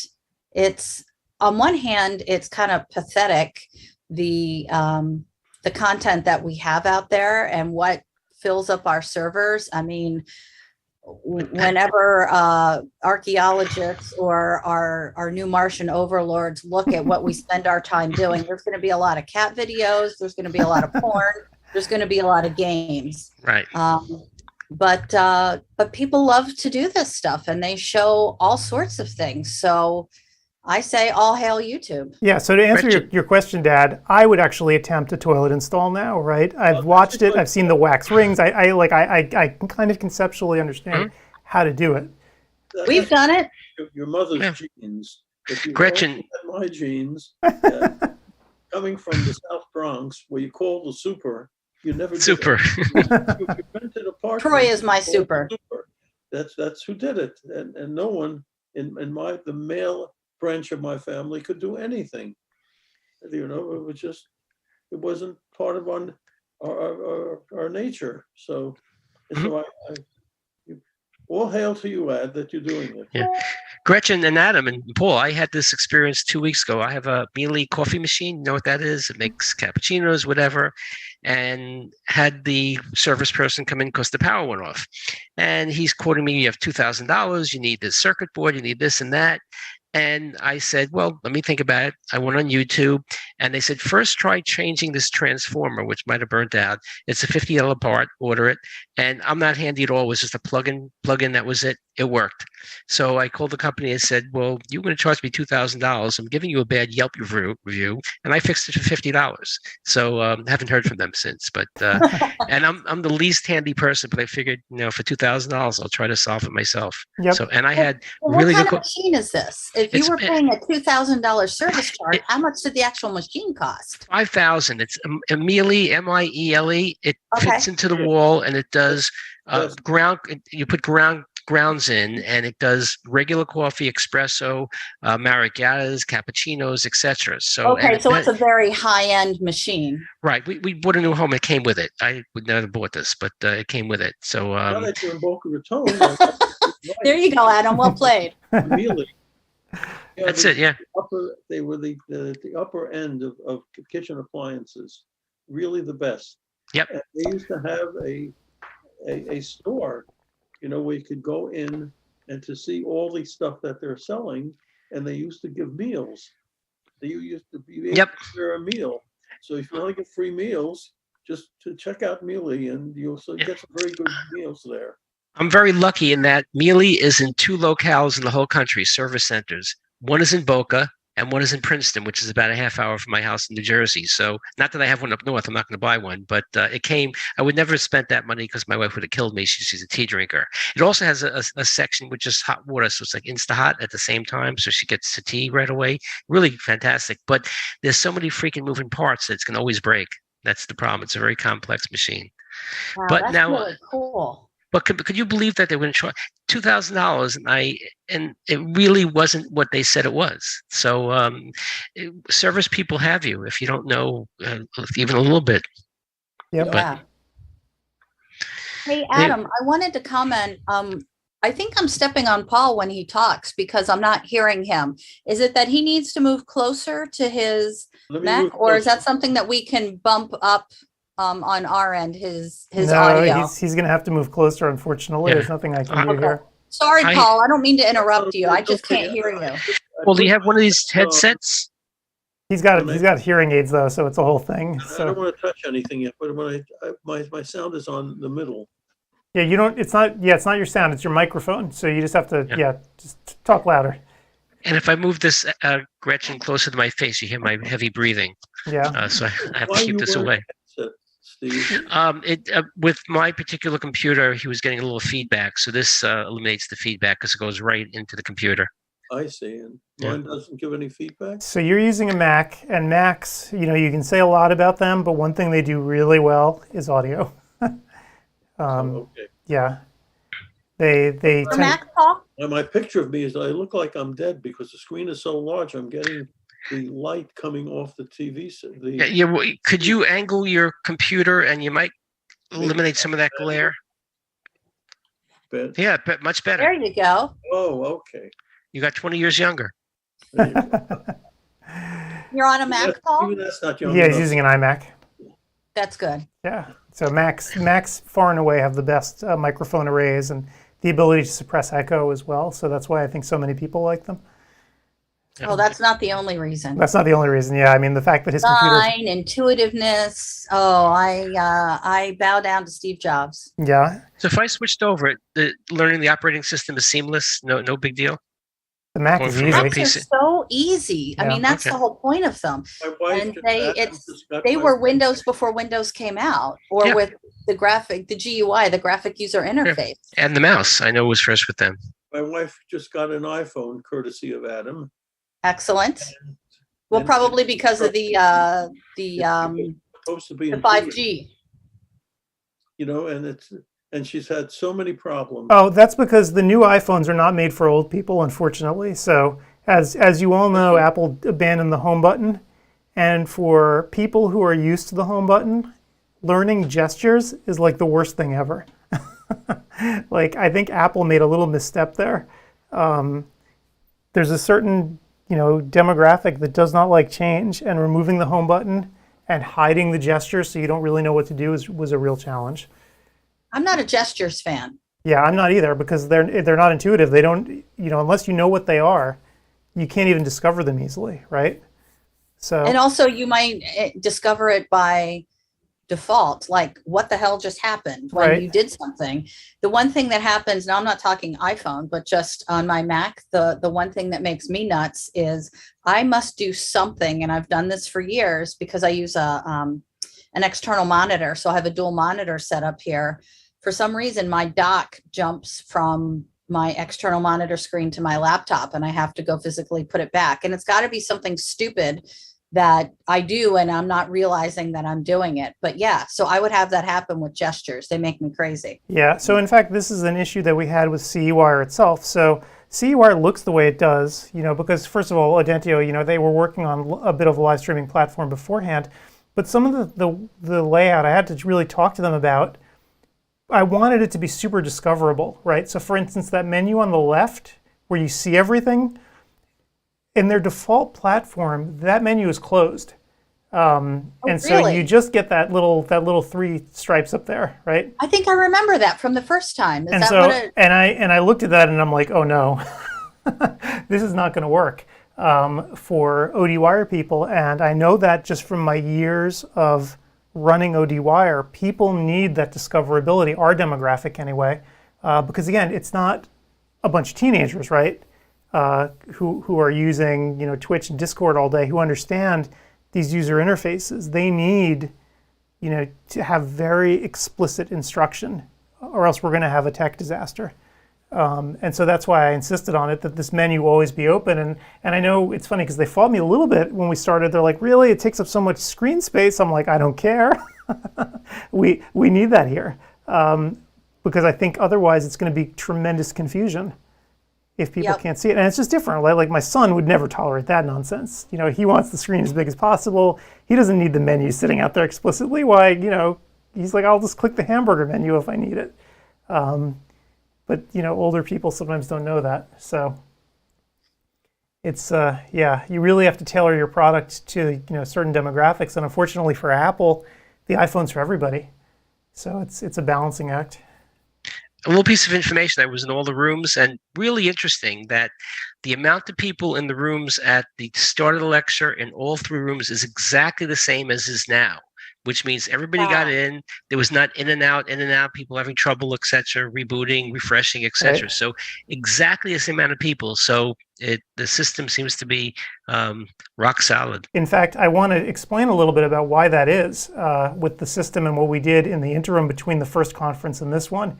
So after the first conference, as we discovered so many people were using cell phones, there were certain people who didn't have a solid connection throughout. The system is constantly monitoring what people are doing and watching what they're doing. But imagine if you're using like a 4G connection, right? You're on a cell phone and it drops out. The system's like, you disappeared. Where are you? Yep. We can hear. We can hear you.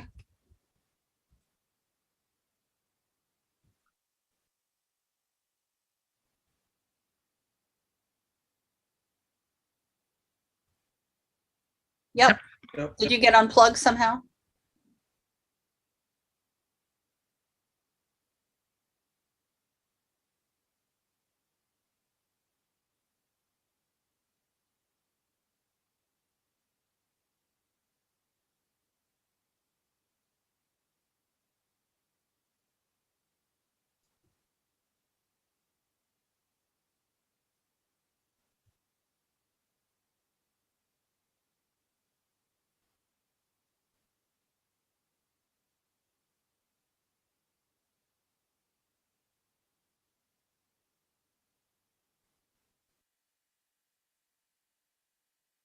Yeah. Do you have a head droop so when people nod off? We're installing that on your machine, Paul. We'll get you a massage chair as you listen. No, it gets worse as you get older because ordinarily you kind of know when you're going to fall asleep, but as you age, you can fall asleep and not even know it. Just happens. Just make sure you wake up. Yeah, that a lot of people don't. Oh no. Well, we won't touch that.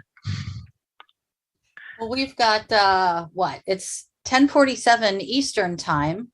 So we've got just a few minutes left on the current classes. And then we'll have new ones starting up in about 15 minutes at 5 after the hour. And we have a special guest joining us in about 10-15 minutes. So that's exciting. And also, we got to talk about that new feature where we give people more time to go from class to class. So the hour is never on the hour anymore after the first one. Right. We want to have people also interact with the speakers afterwards. They have some questions. They can do that also. And is your infomercial playing before each lecture, Adam, this time?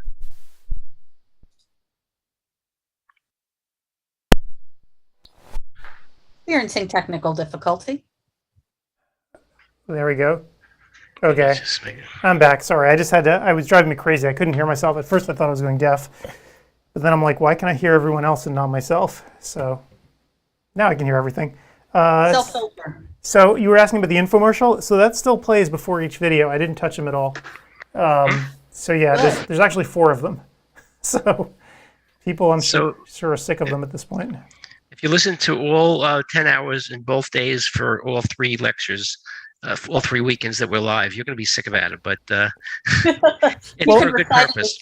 Yeah, I mean, the problem is some people still aren't listening it. Yeah, so Kyler, what happened there was my mic cut out. The battery actually died in the mic that I was using to stream. So you guys could hear me because I'm actually using a different mic for you guys to hear me, a somewhat crappier one, and then a broadcast one for everybody else. So the moral of the story is fresh batteries before each program. Yeah, the moral of the story is actually this battery can't be trusted in the devices that we're using because it showed full this morning. So. And you are adamant about checking batteries before you do this. Yep. I know because you've done it. I've seen you. I hate wasting batteries too, right? And so I'm like, it's showing me it's full. I'm going to trust that it's full, but it was not full. So Was that no pun intended? Adamant.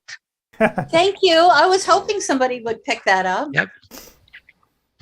Yeah, that is definitely. When you go to his house outside the door, there's some adamants, and you just eat them. They're delicious. Here's the most shocking thing: like Kyler is still listening to this. Like Kyler is a glutton for punishment. Kyler, you got to do something else, man. You have better things to do than listen to this crap. The trouble is, there's no trouble.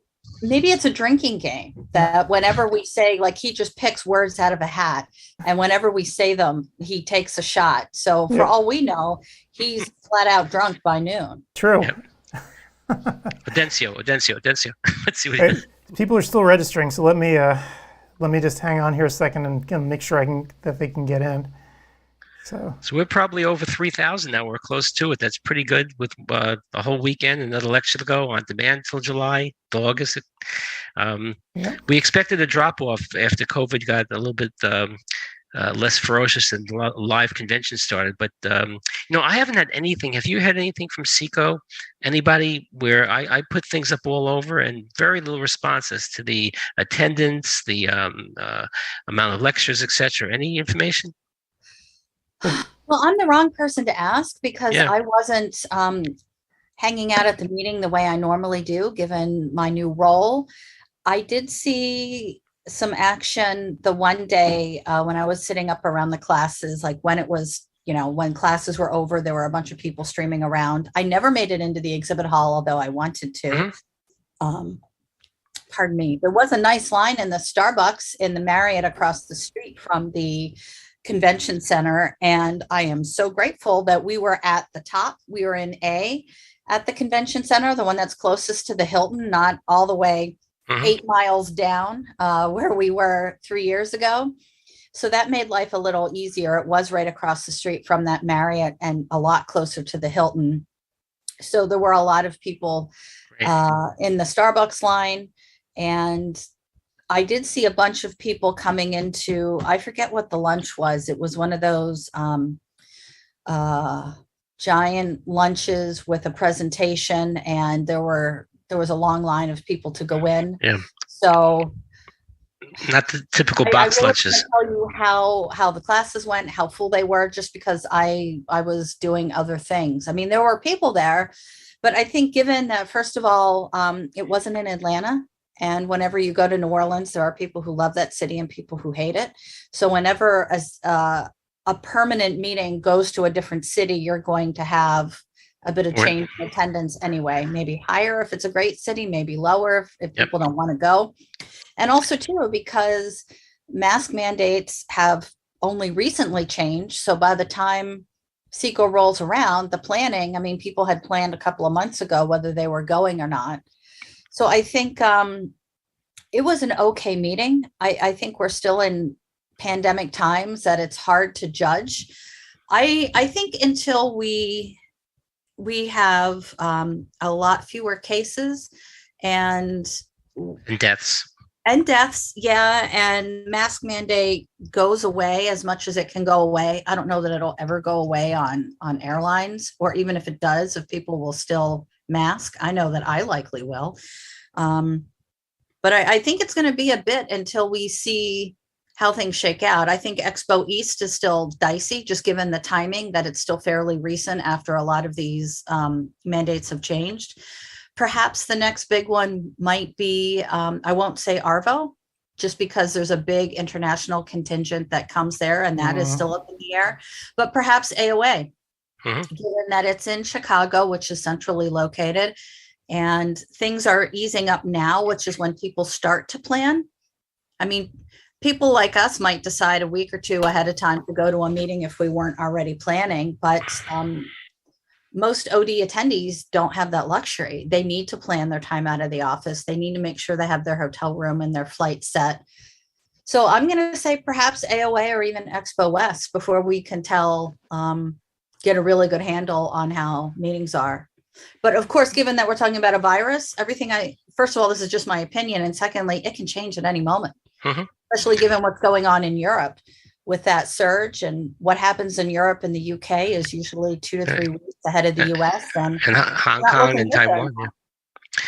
One question I had, that was my son-in-law actually had a convention in New Orleans the same exact time. He's a lawyer, and he had a devil of a time getting out to get back to Florida because of the winds. Did you find that with some people, that the airlines were canceling flights from New Orleans to the whole East Coast? That was the windy couple of days? Absolutely. And it was a winter storm. So we had winds come. I flew down on Wednesday morning and back on very early Saturday morning. And it was bumpy going down. It was rainy down there, very windy. In fact, the next night, Thursday, the power went out in my hotel for a split second. And then I'm not a big TV watcher usually, but I was watching the news, and the TV kept going on and off. And probably for a hotel, I bet they have satellite service. And when we had satellite at home, wind affected it. So big wind. And then it was a winter storm going up the East Coast. So I was on a 6 a.m. flight home, and I landed a little after 9 a.m. Eastern time. And it was a harrowing drive home. Right. But your plane flight wasn't canceled like others were. No, some were. And in fact, some of my colleagues in the Northeast left early the day before, and I would have, but I had obligations that I had to be there for. So, and I know that some flights were canceled, and I know some folks who had connecting flights. Now I'm in Philly, so there was only 2 direct flights. I know some colleagues flew into, say, Charlotte and then back to Philly, and I don't know how they fared, but a lot of people had some fallout from that. Maybe delays, maybe cancellations. It was, it's weather. What are you going to do? Well, here's the thing. This is a really interesting question, right? Do you think that travel is kind of over? I mean, I used to attend 6 or 7 of these big ones every single year, right? Without fail. It's just something you did. You do the circuit, and I can't help but wonder if that's like done for good. I don't think so. I think it's too soon to say, because we are not fully out of the pandemic woods as far as we can ever be fully out.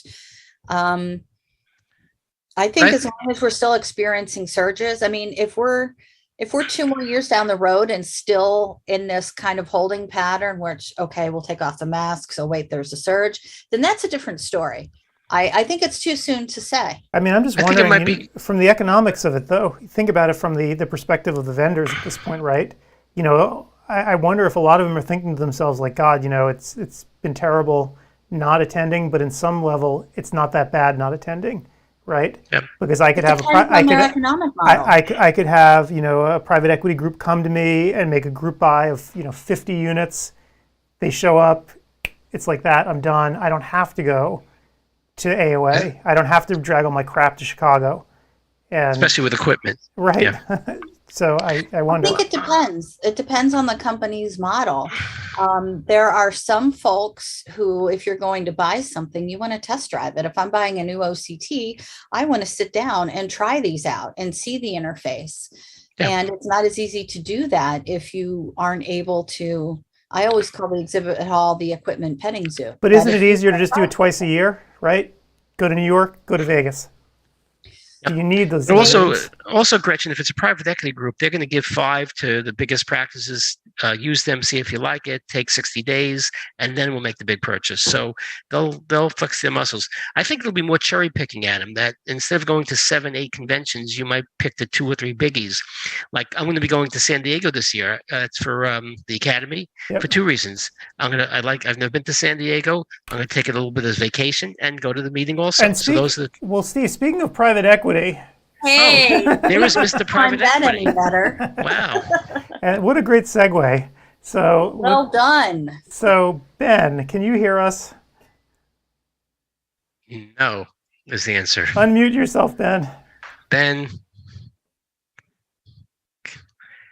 Unmute. Ben.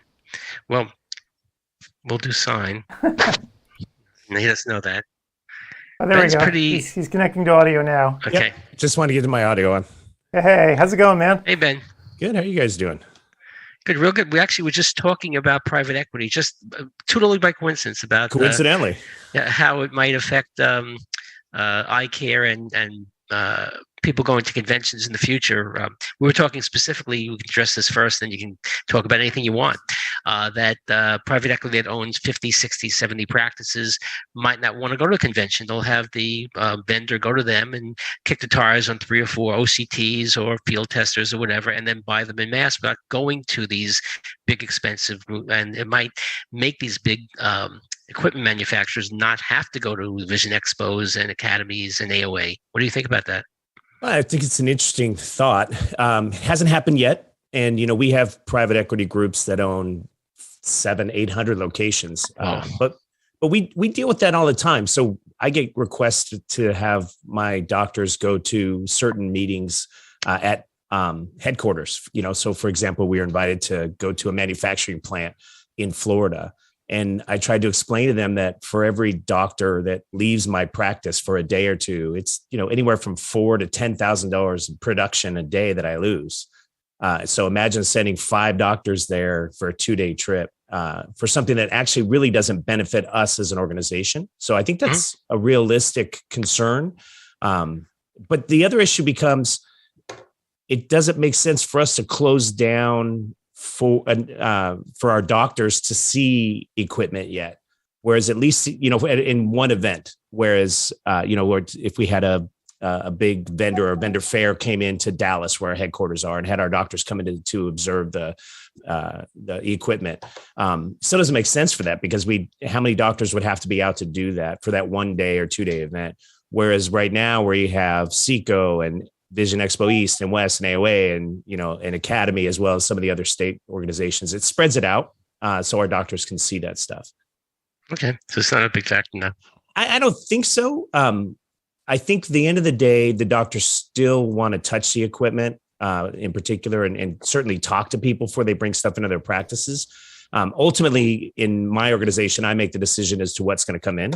But I think before the doctors use it, they still want some sort of hands-on. And I think we still need to get them education anyway. So I think they still have to go. So I don't see there's a huge risk yet, but who knows? Maybe someone will come up with an idea to do something like that.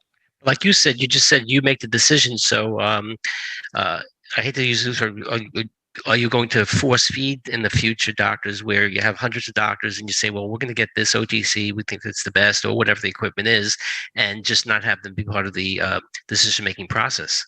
Well, we do that now. So we, take an OCT or threshold visual field, the big ticket devices, we make that decision now because we have vendor relationships, right? So, and quite honestly, some vendors are much better at customer service for us than others.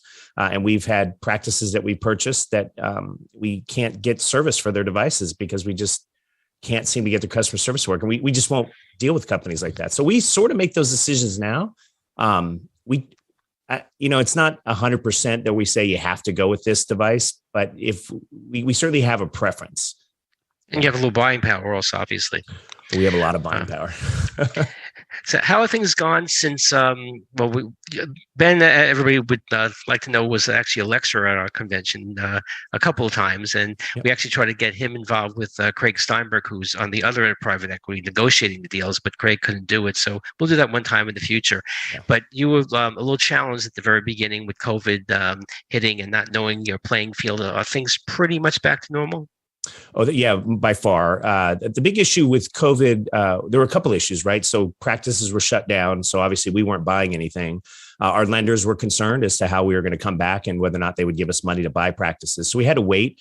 We came back, in June, and we opened up slowly, 30 to 40 practices a week between May and June. So our last main practice was open June 4th, I think it was. And then we had a couple that we had purchased that were mall-based locations from our original acquisition when we were founded that couldn't open because the malls didn't open in Pennsylvania. So we had 2 that didn't open until later in June.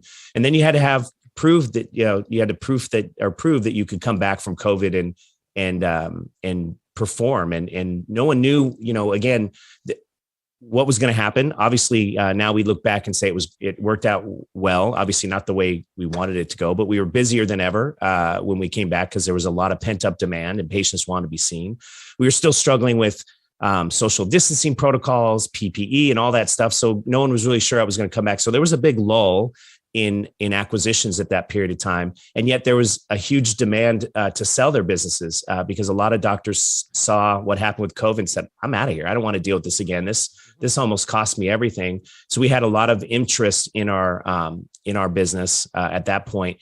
And so we started going back to buying at the back half or the last quarter of 2020. And then it really hasn't stopped since then. There's been some other things in the industry that have worked to our advantage with a huge private equity sale did not go through, and that caused a little bit of turmoil to our advantage. So we've taken advantage of that, and we grew more than we thought we were going to grow in 2021. In 2022, we expect to grow even more than we did in 2021. So post-COVID's been good for our business model.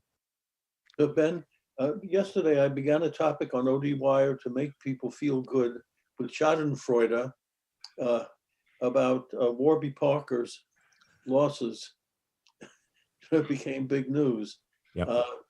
So how does that affect people with they go into private equity worrying about a company overextending themselves and then being stuck at the end because of the buyout arrangements? Yeah, I think it's a great question. I can't, again, I can't give any forward-looking predictions at all about what's going to happen with us in particular. But in general, I think the model for private equity is still in buying practices is still pretty strong. I don't think you can equate what happened with Warby Parker to really what's happening with the big private equity businesses, just because their model was, in my opinion, unsuccessful before they went big. And so, you looking back at that one, the amount of money that was put into a business that had not made any money, in fact, had lost money for years, and then had shifted their business model from online only to brick and mortar, which was originally supposed to boost their online presence. And then really they realized they needed brick and mortar. In my opinion, I think that's what they're really focusing on. I think their plan was to open 500 locations over a 12 or 14 month period. And that has not been successful either. So I just don't know that that's the same. I mean, if you look at what we're all doing, when you take the big four, and now of course there's two other major players in the market, plus a few smaller ones in the OD market, we're buying established practices that have a proven track record. I think a better metric of how, what you should think about with private equity be what has happened with both My Eye Doctor and Eye Care Partners, because both of them have flipped. My Eye Doctor's flipped multiple times, and every time they've continued to grow and be successful. And the same with Eye Care Partners under the Clarkson brand, they've flipped a couple times. And with every new ownership, which has been another big private equity firm, they've continued to expand and be successful. So I think that's something to look at. I think a little bit it relates more to what we're doing and what optometrists would be doing. The optometric seller, the founders of Warby Parker walked away with big bucks. Yeah, always. Yeah, they're not affected. It's the stockholders now that are left holding the bag. True, and we'll see. There are questions as to whether or not someone as big as My Eye Doctor can be sold again, or does it have to go IPO, and what happens then? So those are questions that are out there. I don't know. They're certainly very, very large and with a huge EBITDA. And if you think about the multiples that are being paid on these businesses, I mean, they got, I think it was 16.8 times on their last flip. But if you actually factored in, that's based on not only what their actual EBITDA was, but also what they had under letter of intent. So they get credit for businesses they hadn't even purchased yet. If you take a look at the multiple that they got, that was really based on actual realized EBITDA, money in the bank, it was like a 19.2 times. So you're at a point now where their EBITDA has got to be, I mean, it has to be in the 150, I don't know, but it has to be in the 150 million range. So imagine what, 18 times of 150 million is. There's only a few companies that can do that, that can pay that kind of money. So we'll have to see if IPO is a strategy for them in the future. Yep. I got a question. I'm sorry. I just had a question, Ben. In terms of the pandemic, I wonder, have you seen in your practices sort of an uneven recovery? Because I know here in our local market, so we're in Portland, we've seen this pattern of the downtown area still looks like a bomb hit it. I mean, in terms of like nobody's down there, right? Offices haven't really reopened. A lot of the tech companies haven't come back. So the downtown area is kind of a ghost town. The malls still aren't what they were before, but the suburban practices are exploding. And I'm wondering if you're seeing that pattern across the country too. Well, we're fortunate in that, I don't want to bring politics into this, but the states that we operate in tend to be a little bit, with the exception of like Illinois in particular, tend to be a little bit more lax on COVID. So things have come back. We're also not really in any downtown areas except for Pittsburgh, but those are very unique practices and those have come back nicely. For the most part, we're in suburban and rural areas. So I don't know. I don't know that I can answer that for you because we're not, we're in Illinois, but we're not in Chicago, for example. We're in suburbs of Chicago. And I think the only real city, as I'm thinking through this, where you would think of it like a downtown is we do have some in Pittsburgh, and that seems to have come back just fine. So I can't, we haven't seen that in particular, but I'm not surprised. I mean, I look at where I live in Rochester, and downtown is nowhere near what it used to be. And I'm sure those practices are suffering there. Yeah. And can you talk about the demographics of private equity? Of course, the low-hanging fruit is the 65-year-old who was thinking of retiring anyway, but are you getting more inquiries from the younger ODs to go this way? We are. So, there's different tranches, if you will, of who sells that we see. And I can only speak to us because the only practices we know that go to other private equity is the ones we lose in our bidding process. So it's tough for me to say what everybody else does. But, we absolutely have the ones that are, this is a retirement strategy. They've got 1 to 2 years left. We want them to stay longer. Actually, in those cases, we're actually saying, please, we want you to be a part of this. And like, hey, I sold to retire. So, and we get that. So we have that. And then we have a group, a much, much smaller group of younger ODs, much younger than you would think, really in their late 30s, early 40s. And oftentimes they've overextended themselves. What we're seeing a lot, and where I think private equity really has some opportunities. And private equity is either for you or it's not for you. And I'm not here to convince you. You need to make that decision. But they've overextended themselves. They have, a bunch of dry eye devices. They have multiple locations. They kept buying practices to expand and try to own market share. And they have multiple dry eye devices and multiple OCTs. And in a market that really can't sustain that many devices of that cost, they don't have the patient base to run enough procedures on, and they get in trouble. And they look to sell, and what they need to get out of the practice, it's really probably not worth for traditional financing. And so they sell to private equity because our financing is not traditional. And then we have that middle group, which is between those mid 40s or low 40s and 60s and above. And those are doctors that are tired of running a business. And we're seeing, interestingly enough, more and more of that now, where doctors are like, you know what, I don't have time to do this anymore. It's not something that interests me. I just want to see patients. I'm actually not looking to get a big payday. I just want someone to take over the management of my practice so I can work in it.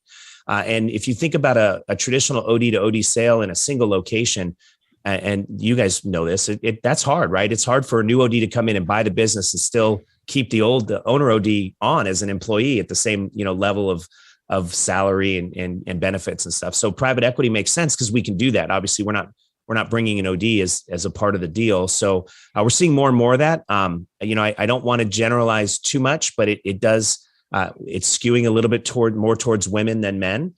I think that has more to do with optometry skewing more towards women than men, but also we're seeing, and again, I want to be very careful here. I don't want Gretchen to throw anything at me, but, I think you're seeing women that, what we're starting to see is some women that, have other things in their life that are becoming more important than running the business day to day. We are certainly seeing that with men too. So I don't want to say it's just a woman thing, but I think as we see it skewing a little bit more that way. So yeah, we're seeing a different group now that see this as an opportunity to go back to just practicing optometry and not running the business. And, it's obviously their choice to make, and it's making sense for their personal lives. And, we're happy that they seek us out and they become a part of our organization. Yeah, so Let me ask you this. Sorry, Paul, go ahead.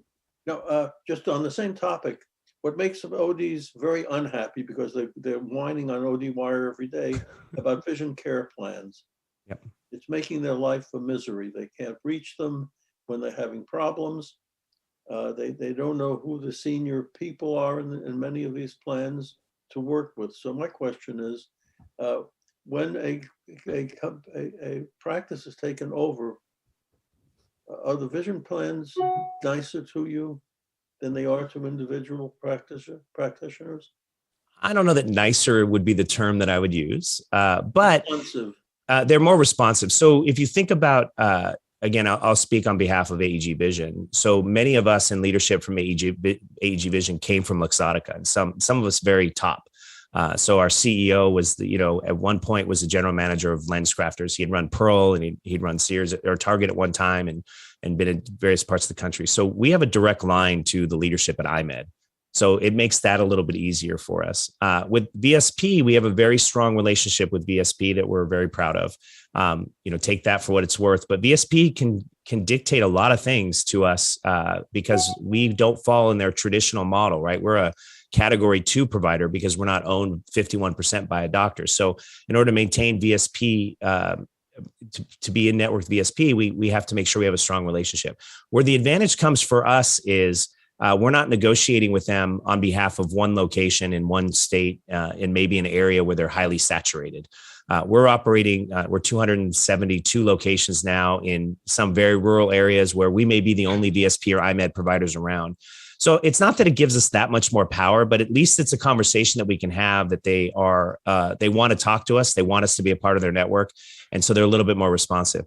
Doesn't translate necessarily to higher reimbursements. I wish it did. Although in some cases where we may own, the majority market share in a smaller market, we can tweak that a little bit because we have that negotiating power. Gretchen. So Ben, go, Paul. No. He was throwing it to you. Okay, thank you. So Ben, my question to you, going back to what you said a few minutes ago about people who are I'm sorry, I can't hear you. Technical difficulty. Sign language. People who are looking to go back to simply practicing optometry and not worrying about the business. I know that there are some thoughts about how people can practice optometry. Can they really practice optometry the way they want once they are involved in selling their practice to private equity? Already doctors are, and I'm talking overall healthcare, not just optometry, are constrained at some point, excuse me, by medical insurance guidelines, rules, dictates, mandates. What's it like for a doctor who comes into your group and likes to practice optometry in a certain way? Can he or she do that? So again, I can only speak to us in particular, but let me speak generally first, because this is a question you and I've talked about for years now. And I believe the exact question is, why are you actively trying to destroy the profession of optometry? I think was the very first question we had at dinner one time. That may have been it. Not to the point, really. Yeah. And that's what I love about you, Gretchen. So this is what I'd say is in the current situation, if you look at the big four, and so let's take Essilor, Luxottica, and VSP out of it for a second, because I really don't know as much about them yet. Actually, I'll be at Berkeley on Monday speaking to the students, and Tiffany from VSP will be there. So I look forward to talking with her and understanding their model. But if you take the big four, of which I think we're actually number 4 now, I think Kepler has passed us. In every single one of those, there is a doctor who is the chief medical officer, an optometrist. And so you look at my doctor, and you've got 2 ODs that are in high positions. You look at Kepler, and while they're not in executive leadership, you've got ODs in high positions. In our business, we've got me in an executive position, and same with Total Eye Care Partners. And in my opinion, as long as that happens, optometry will be protected, because we're in the roles here to make sure that private equity understands what optometry is. So now, specifically to our organization, I think the answer would be, a resounding yes. So my team, which is made up of, I have about 11 or 12 on my team now, but 4 of which are ODs plus myself, and the ODs are our regional directors, and they're really responsible for the execution of the strategy that I oversee. We are very, very hands off on the actual practicing of optometry. So we don't get involved at all unless there's a patient concern, there's an outcome issue, there's some billing mistakes. So we get a lot of those where doctors are just, following rules from 10 years ago that they've never kept up on how to appropriately bill. So we get involved with that. So we may tell a doctor, hey, you can't take an OCT and a photo in the same day. So if you were to, say, well, you're telling someone how to practice. Well, no, we're telling them how to bill appropriately. You just can't do those two things. You can, but you shouldn't. Or we have doctors that'll take multiple OCTs in the same day of different structures of the eye. And really, from a billing perspective, it's not the appropriate way to do that. So we do get involved there, but it's not that we tell them they can't do multiple OCTs on a patient. We just help them. We guide them on what's the best way to do it to make the most out of that experience or out of that patient encounter for billing purposes. So we don't tell them how to practice. In fact, we like to learn from them on how they do practice to see if there's ways we can spread it to other locations that we have. On the flip side of that, what my organization is doing is creating a concept called advanced care clinics. We're staying away from the term medical optometry because I think if you ask any OD that practices full scope, they're going to tell you, oh, I practice medical optometry. And then you look and they're like 62% materials and the rest are professional fees, which in my opinion is, traditional optometry, full scope. You're managing glaucoma, you're managing dry eye, but you're not really what I would consider a medical optometrist where you're doing, more like an ophthalmology would practice, where it's more on services and less on materials. So we're creating a concept called advanced care where, we have some of the largest specialty practices in the country. So we have the largest medically necessary single location practice in the country in Dallas. We have the largest myopia management practice, single location practice in Northern Illinois outside of Chicago. And so we have one of the largest vision therapy practices in Pennsylvania. So we can look at these practices and say, how do we treat them differently than a traditional optometry practice? How did they do it before we bought them? How do we keep that going? And then if I want to practice, say, in Tennessee that wants to do myopia management, what can I learn from this practice in Northern Illinois and how they made their practice almost solely a myopia management practice? How do I incorporate those best practices into Tennessee to add myopia management into that location? So I know there's a lot of concern about, private equity corporations owning these practices, but if there's people like me involved, we actually want to see the further expansion of scope of practice within our locations and not the opposite. We don't want to go retail. I can't speak to the other locations specifically, but in our organization, we realize that this is a doctor-led business. We come from retail. As you know, our CEO, as I said, is LensCrafters. I worked at Luxottica for a while. We've seen situations where the practices were driven by, it was a destination. It wasn't a destination. People went to the mall. They popped into LensCrafters, they saw a pair of Ray-Bans they really wanted, realized they didn't have a prescription. So then they got an eye exam. So what led that patient encounter was not the eye exam, but it was the glasses sale, which is different than private practice. What leads our patient encounters is the eye exam. People aren't walking by our office and saying, oh my God, I want to go in and look at some sunglasses. Oh, I need an eye exam. They go in because they need an eye exam. So as long as we understand that, and as long as I'm in my role, we will, that the encounter is driven by the eye exam first. And we need to make sure we take care of all of those patients' needs, because that's what's going to drive them back to coming back each year. And not that I have the latest Prada or the latest Cartier frame. It's that I have the latest technology to manage their ocular condition. As long as we understand that, we'll continue to push forward. And then the last thing I'll say on this is the advantage to groups like ours. There's a couple of them. One is capital. I can buy an OCT if I need an OCT without blinking. I have the capital to purchase that. I can pay cash. I don't even have to finance it. I can buy a threshold visual field. I can buy a dry eye device, LipiFlow or something like that. But also I have the scale where I can make sure that every single practice has access to an OCT in a market. Not every practice has an OCT. And I think that's something where optometry makes a huge mistake in that they believe that, they can't practice without an OCT in their office. And I'll give you an example. We had an OCT go down in one of our offices, which we have 5 or 6 other practices within an easy driving distance to that location. Their OCT went down. They had bought it before we acquired them, and they wanted a new one. So we can't practice without them. And I looked at their revenue, and I actually looked at the past 18 months, and they had generated only $9,000 in charges on that OCT over the last 18 months. Well, they're losing money on that OCT. We weren't, because we owned it we owned it, outright. But if we buy another OCT for $40,000 or whatever it is, we are not making back the money. If we finance it, we're not making back the money. So rather than do that, we can put a better OCT angiography, for example, in that market and give every single doctor and every single patient in that DMA access to even better technology. Because I'm not dealing with one practice that only generated $9,000. I'm dealing with 7 practices that may be generating $120,000. And so that's another advantage of scale that I think some ODs get it, because the doctors that end up having multiple locations in a DMA, they understand that scale and they take advantage of it. So I think that's another opportunity that, a practice that you say, can they practice the way they want? I would say we can do better than that. If they couldn't afford a device, we probably can give them access to a device that they didn't have, so they can incorporate dry eye or better glaucoma management or diabetic patient care. How did that doctor react when you said, yeah, we're not going to get you a new OCT. We're going to put one in this other practice and you can refer there. How was that doctor's reaction?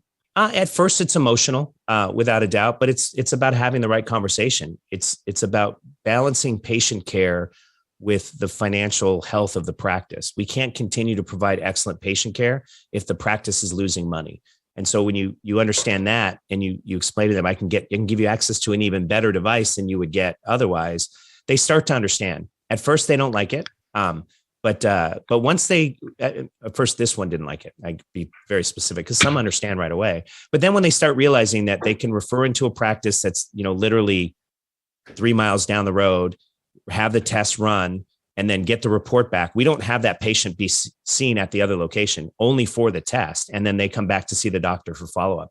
I liken it to other healthcare professions. When I go in and get my physical and it's time for my blood work, or I had another procedure because of my age recently, the doctor didn't have a phlebotomist waiting in the waiting room or in a pretest room for me to have blood drawn. I had to go to another place to get it. And it's all part of the same network, part of University of Rochester. So you go to a lab, which is, about a 2-minute drive, 3-minute drive.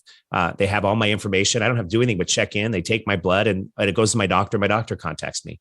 It's a similar concept that ODs have never embraced because we're never taught to think that way. And now as devices continue to increase in cost exponentially, quite honestly, because the equipment we have access to is amazing, but reimbursements don't follow suit. And in fact, if anything, they start out high and go down like OCT did. We have to think differently about how we practice optometry and make sure that we maintain that high level of care that we should be providing.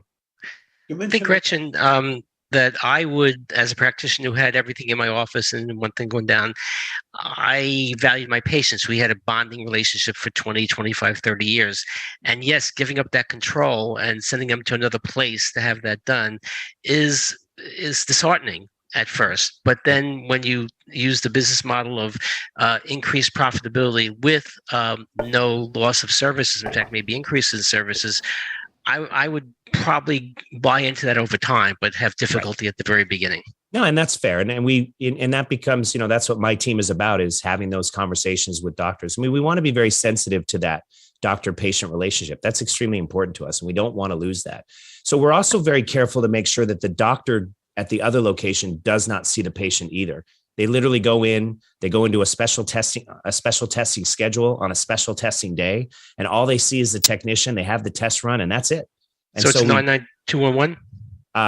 Yes. And sometimes, honestly, I don't even know if they charge the 99 code. They may just charge the procedure code, because the doctor's going to see the doctor is going to see the patient, or they can technically, we haven't done this yet, but they can technically do a telemedicine consult afterwards to review the results, and we can bill that too. So we haven't started that yet. We're looking at, is that a better way to approach it? But the idea is we do not want to build that any kind of loyalty with the other location. And I saw this, I worked at ODMD practice, and I would do the post-ops for patients that were referred in from optometrists. And we had different, back then it was charts, right? So Manila colored, Manila chart was our patients. A blue chart was referred in from an OD. So you couldn't miss it, right? It was a blue chart. And so, we would actively say, hey, you need to go back. I'd do the one day and you need to go back for the 1 week. And we had patients, well, why don't I just stay here? You've got everything I need. So we understand that, the sensitivity to that. So we're very careful that really we position as, hey, we're going to send you to our special testing office. It's not even to another office of a colleague of mine. We're going to send you to our special testing office where we're going to get that test done. It's not perfect. But I mean, it's really the best way to do it. At 270 locations, if I had 100 OCTs go down next year at $40,000 a pop, I couldn't justify that, especially with the number of procedures that are being done. So you mentioned lens crafters, and it reminded me, many of lens crafters were in shopping malls, and shopping malls are now becoming a passé thing. When you look at a practice that's in a mall, do you ever think in terms of relocating that practice? We do. And sorry, did you have more, Paul? I'm sorry. No. That when you put it into the purchase price, that this practice cannot stay in this location, we've got to move it. We only have, so if you're talking traditional mall, we only have 2 locations that are in traditional malls, and they were not your traditional optometry practices, and they were our original purchase. So when we were founded in 2017, iTeek was one of the original businesses that was the original. There were 3 businesses that came on board. iTeek, and out of the Pittsburgh area was one of the first 3, and they had 2 mall locations. And these are boutique optometry practices, and really they're high-end retail that has a doctor with it is how they were run. They were owned by opticians. And so the malls they're in are doing very well. We haven't had to relocate them. The only thing close to that would be those that are in strip malls, or the outer ring of a mall. They're not in the mall, but they're those locations that are outer ring locations. And I don't know that we've had any that where the mall has really been suffering. It's not as common for us because we don't buy a lens crafters type practice to get mall locations, and so we really haven't had that happen. I will say that we do factor in when we buy a business if we're going to merge it with another practice, but I don't think that we incorporate that in the purchase price because we're not relocating to an office space we never owned before. So if anything, we're going to gain more synergies, and that may allow us to pay a little bit more for the business, knowing that we're going to combine them with a local practice. I don't have any examples of that to really share. So you do combine, let's say, 7, 8, 9, 10 practices, and you move them all into a more central locale, economy of scale, et cetera. That happens all the time, private equity, I assume. We don't do that. No, the most we've done, we've had 2 locations where we've merged them, where we've had 2 where one was just not as profitable and it didn't make sense, or the area, the strip mall or the business center that they were in was not doing very well, and the practice just didn't make sense. So we've done, that's not fair. We did do it once that I can think of in Colorado, where we had a practice in a business, in a real medical practice center, and it wasn't doing very well at all. And we did combine that with one other location in a brand new location. We did do that once. So, I mean, it is possible to do that. Privately in medicine, I've had, it happened to me 2 times where I went to a local dermatologist, nice guy, 2 of them in the practice, and then they moved, and now there were 14 and a huge building. And obviously there is an economy of scale, and I found the care was the same. It was, in fact, was more efficient because they text messages, things like that became more high tech, but they moved everything to, with 27 doctors, you need a lot less staff than you do with 4 on a per doctor basis.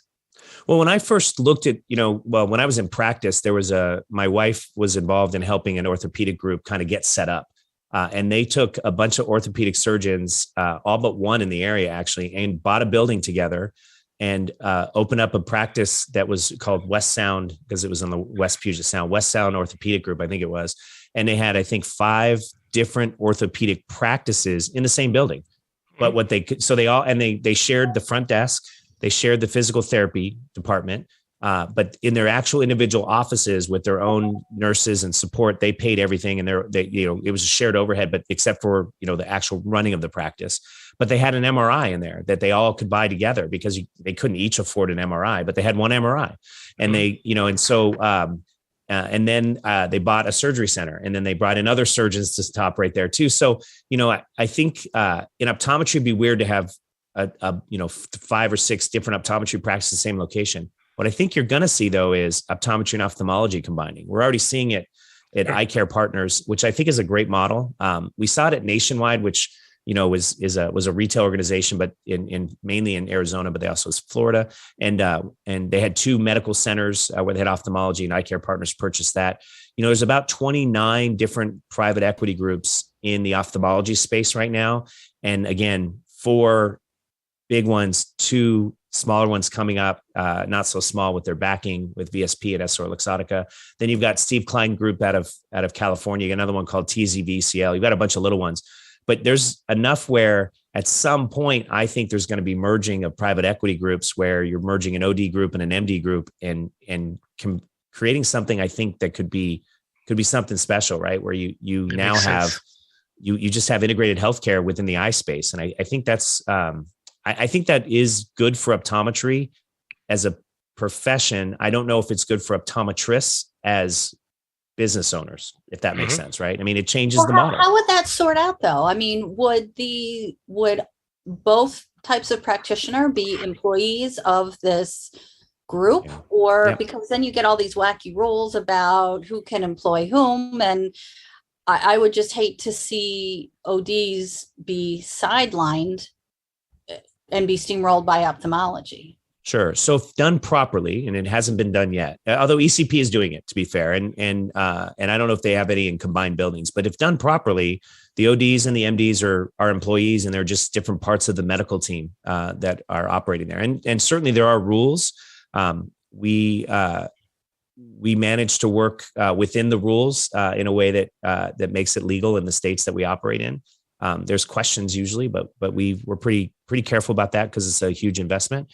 I think if it's done properly, both sides get what they want out of it, because in general, most ophthalmologists, especially in my opinion, and the ones I've been exposed to, the successful ones, they just want to operate. And Right. so if you can take away the sourcing of patients that need surgery, because that's their biggest issue, right? They want to be in the operating room because that's where they make the most money. But at some point they have to source patients, which means somebody, either someone in their office or a referral source, has to identify a disease state that requires surgical intervention. So if you can take away that sourcing part away from them, I think they would be very happy. They could operate, 2-3 days a week if it's done right. And then the ODs can manage everything that's not surgical, because I don't know that ophthalmologists really want to spend a lot of time managing, retina that doesn't require any surgical intervention, right? So that diabetic patient that has diabetic retinopathy, but does not need any other treatment other than monitoring, that's a waste of a visit for that ophthalmologist if there's a patient that comes in that requires an injection. So I think it can be done right. It hasn't been done yet, Gretchen, but I will, if I'm ever a part of it, I'll let you know how it goes.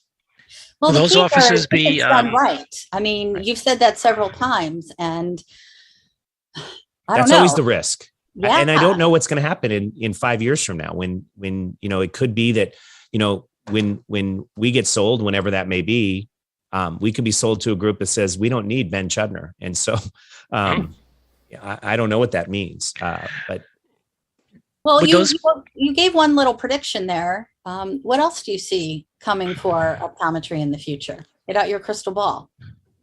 I see a lot of consolidation. If I'm being honest, I'm a little concerned about EssilorLuxottica getting into the game with their team vision. I don't know. Now they do have an OD that is their chief medical officer, Tom Clark, I think his name is. But I look at, my experience, and I think Paul said it best, the malls are dying and the mall locations are really struggling. And if you think about what many people don't know is LensCrafters North America, which is US and Canada, obviously, makes up over 50% of Luxottica Global's profit. So they're a big organization within Luxottica. So what we call LRNA, Luxottica Retail North America, which is, and LensCrafters is the biggest part of that. They make up a huge segment of the profitability for Luxottica globally. And it may have changed a little bit with Grand Vision now because of their space in Europe, but that was back when I was there. But so as malls struggle, LensCrafters, which did roughly $2 billion in revenue right before I left, hasn't done that since then, I don't think, is going to struggle. And that is revenue, not only revenue that they want to make up, but distribution space that they want to make up. I mean, if you think about it, Luxottica is a frame, wholesaler, Essilor is a lens wholesaler. These are retail distribution points for them. So they're going to have to figure out a way to make that up. Buying practices does that. And, I know of someone who was purchased in New York, 2 locations, one in, I think, Brooklyn and one in Manhattan.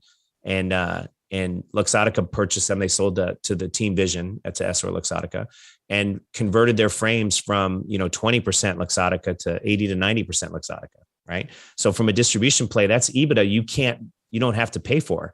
You're now going to make them buy more product from you that they weren't doing before. And so that's EBITDA that you get on a different segment of your business. But see, make you is the key Correct point there. That's where I get concerned when you get, and so, I don't know that it's going to happen, but when you have groups that are purchasing practices that are vertically integrated like that have a frame and a lens distribution side, I do think that there are risks there. Now, whether or not they come to fruition, I don't know.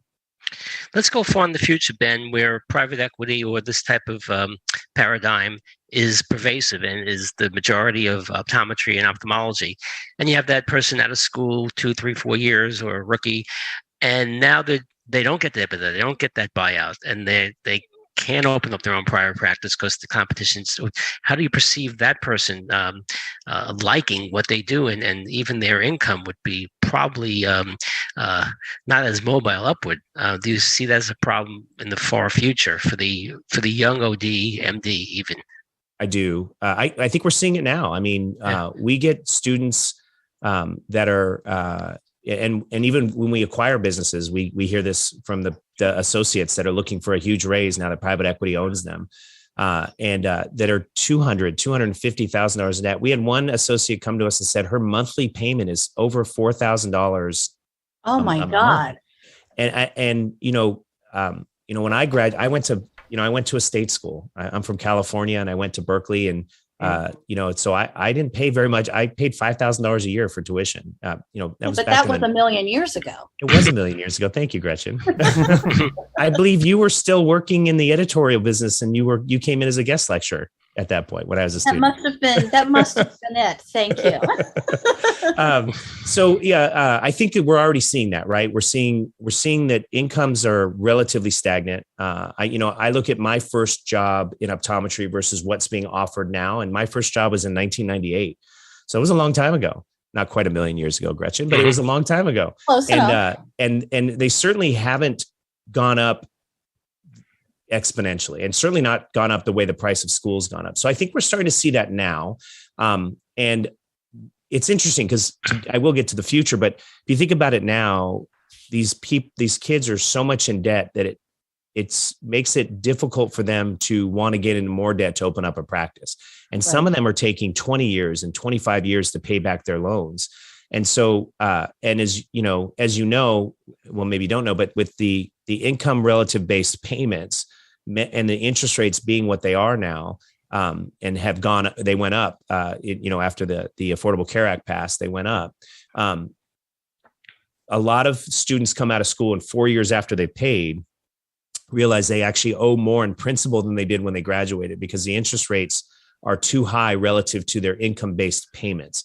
And so if you think about the pressure that puts on them, and so I don't know that it's a lack of desire of younger generation to own a business, or is it the lack of ability to take on the additional debt to own a business, and it doesn't make it worth it. So we're already starting to see that now, Steve. And I think people aren't happy. And we just heard a new school, we just heard a new school announced. Was it Colorado? Was that the state? Something like that. Yeah. Somewhere in there. And North Carolina's still on track. North Carolina. Supposedly another one in Tennessee they're looking at. I mean, it's, we're at a point now where the qualified applicant to seat ratio is 1.1 to 1, I think, or 1.06 to 1. So that means I have to get a seat at an OD school. Right. And Gretchen, you were there. You and I talked about that meeting that we had at NECO. Yep. And it gets to the point now where every qualified applicant is going to get into optometry school.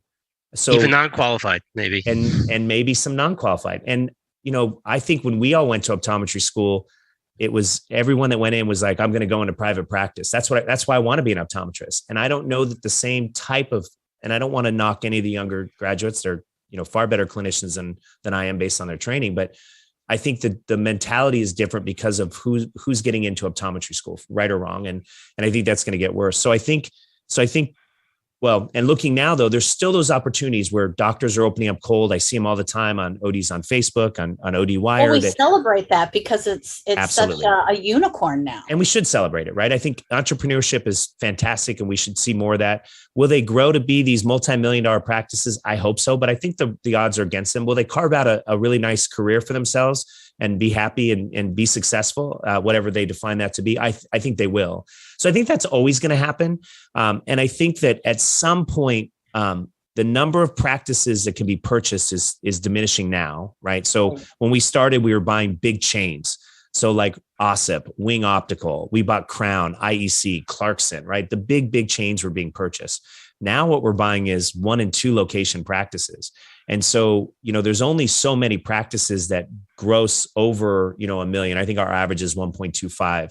There's only so many that are doing that right now. So at some point, the interest level will wane from private equity because they can't continue to buy these large enough practices to make sense. And so this consolidation of optometry practices will stagnate. And then that may open up an opportunity for doctors and maybe patients that are seeking out something different than a large corporate entity. And I think there's always going to be a place for that neighborhood doctor that lives in the neighborhood, that whose kids go to school with patients' kids, who is involved in the PTSA. And I think there's always going to be a place for that. I just think it's going to be less. And I do think that optometry is going to have to respond, and maybe they'll respond like dentistry and ophthalmology has respond and start to limit the number of accredited schools. Ophthalmology does it obviously the easiest way by limiting the number of accredited ophthalmology residencies. We don't have that option, but at some point, I think the accreditation committee is going to have to look at this, or AOA is going to have to get involved. And I realize all the risks of risk that I realize all the issues they have with that. But at some point, we're going to have to realize that we can't pump out 2,500 to 3,000 optometrists every year, because I don't know that the profession can tolerate that many. So you're saying that as the number of available practices to purchase diminishes, then it'll be the cycle of any type of business where then there'll be a vacuum, and then we'll have perhaps another rise of private practices. Yeah, I mean, I think just life is like that. Culture is like that, not just business, that things do come and go in cycles. Something comes up and then it drops down and then it rises up again. But, your comment earlier about optometry as a profession realizing that it needs to limit the number of graduates coming out. Traditionally, optometry doesn't have a good track record of coming together and seeing a need and holding itself together as a group. And I say that that's in the DNA of just about every optometrist, because it's been the same for how many years now. That I say optometrists could not join together in order to fight their way out of a paper bag if need be. And that's what history has shown us. Gretchen, the individual schools are for profit. And let's face it, they don't want to limit their enrollment from 200 to 150 and just take the $75,000, $80,000 hit per person a year, because they have no obligation to team with other ones for the greater good. Right. And they tried the other side of it. Right.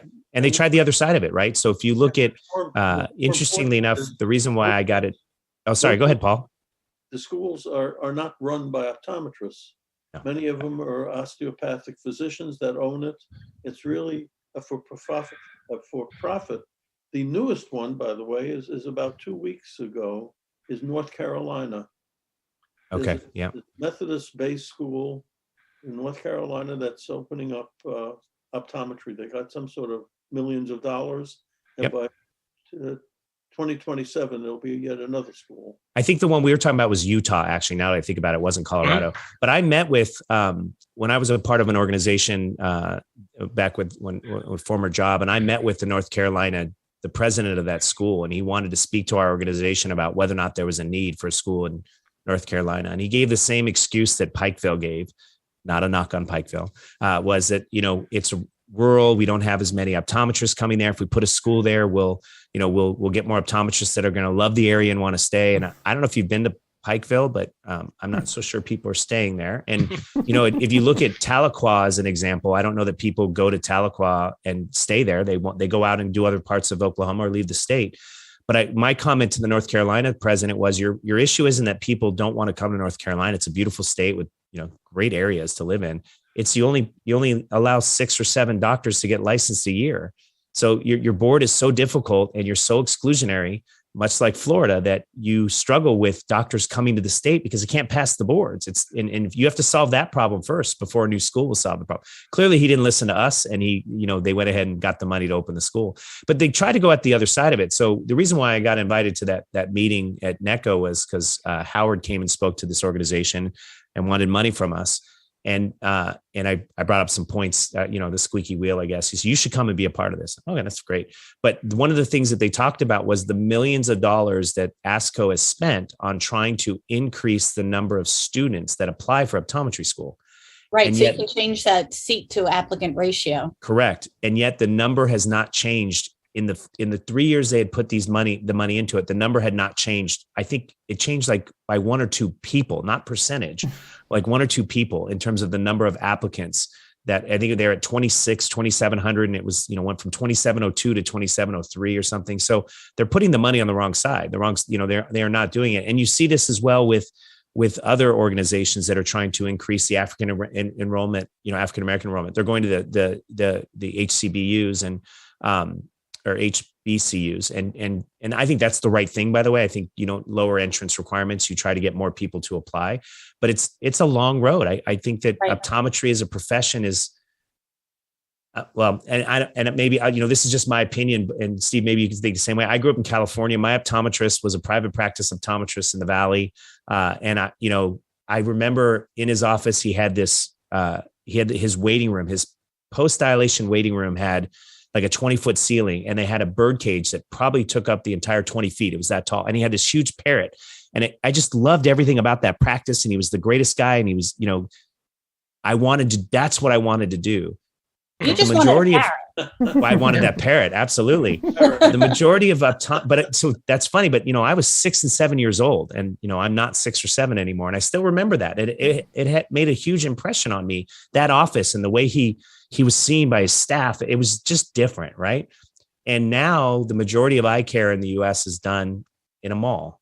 And again, I've practiced in those locations. I think it's not about where you practice. It's always how you practice. Right. But the perception of optometry Right. is different than Commodity. it was before. And yes, and a commodity. And now that you can buy, and maybe putting it on the mall locations is unfair. So may I'll retract that a little bit, but you see Warby Parker advertising on TV, Right. and you see VisionWorks advertising on TV, and they're not advertising about eye exams. Nope. They're advertising about cheap Product. pair of glasses. And for me, I grew up, by the time I was 5 years old, I was almost a -3.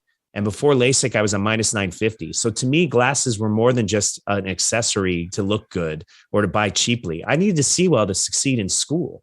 And for me, when I got contact lenses, that was life-changing for me. I think the way the world is, and we're an internet world now, and everybody wants everything quick and easy and delivered to their home, which, is not destroying optometry by any means. But I think the perception of optometry is different. And I think the type of people that look to optometry, it's different than it was when we were all looking at it. Well, Ben, I have a teenager, or almost a teenager, right, who, presumably will be going to college eventually. And I would, if he goes on a healthcare path, I would actually be, kind of nervous. If he asked me for a recommendation, what would I tell him? I mean, that's a terrible thing to say, but it's true. Is this something that he should go into? I don't know. I mean, just, if he loves it, that's one thing, but purely from an economic standpoint, it scares me. Absolutely. And, it's interesting. There was Adam, I had my doubts about you in 1990s.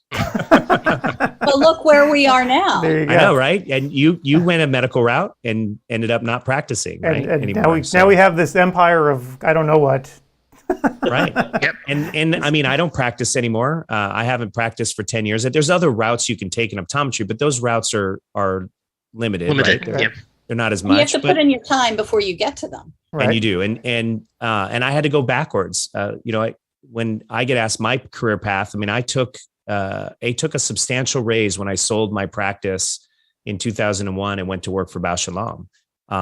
But I had a vision in mind, and I had a career goal that I was trying to achieve. And I've been very fortunate in my career to do that. So it worked out, but that doesn't happen for everybody. I think it's interesting. There was a thread on one of the Facebook thread, groups talking about, and I think it was the ODs on Finance group that was asking about, should they teach? Is it wrong that they don't teach business classes in optometry? And I almost posted. I try to be very careful. ODwire, I'll be honest, not to give you guys a plug, is one of the few places I worry less about posting because it's much more private. And the Facebook posts, whenever I post, someone will look up my LinkedIn profile and, well, you're just a shill, and it gets old.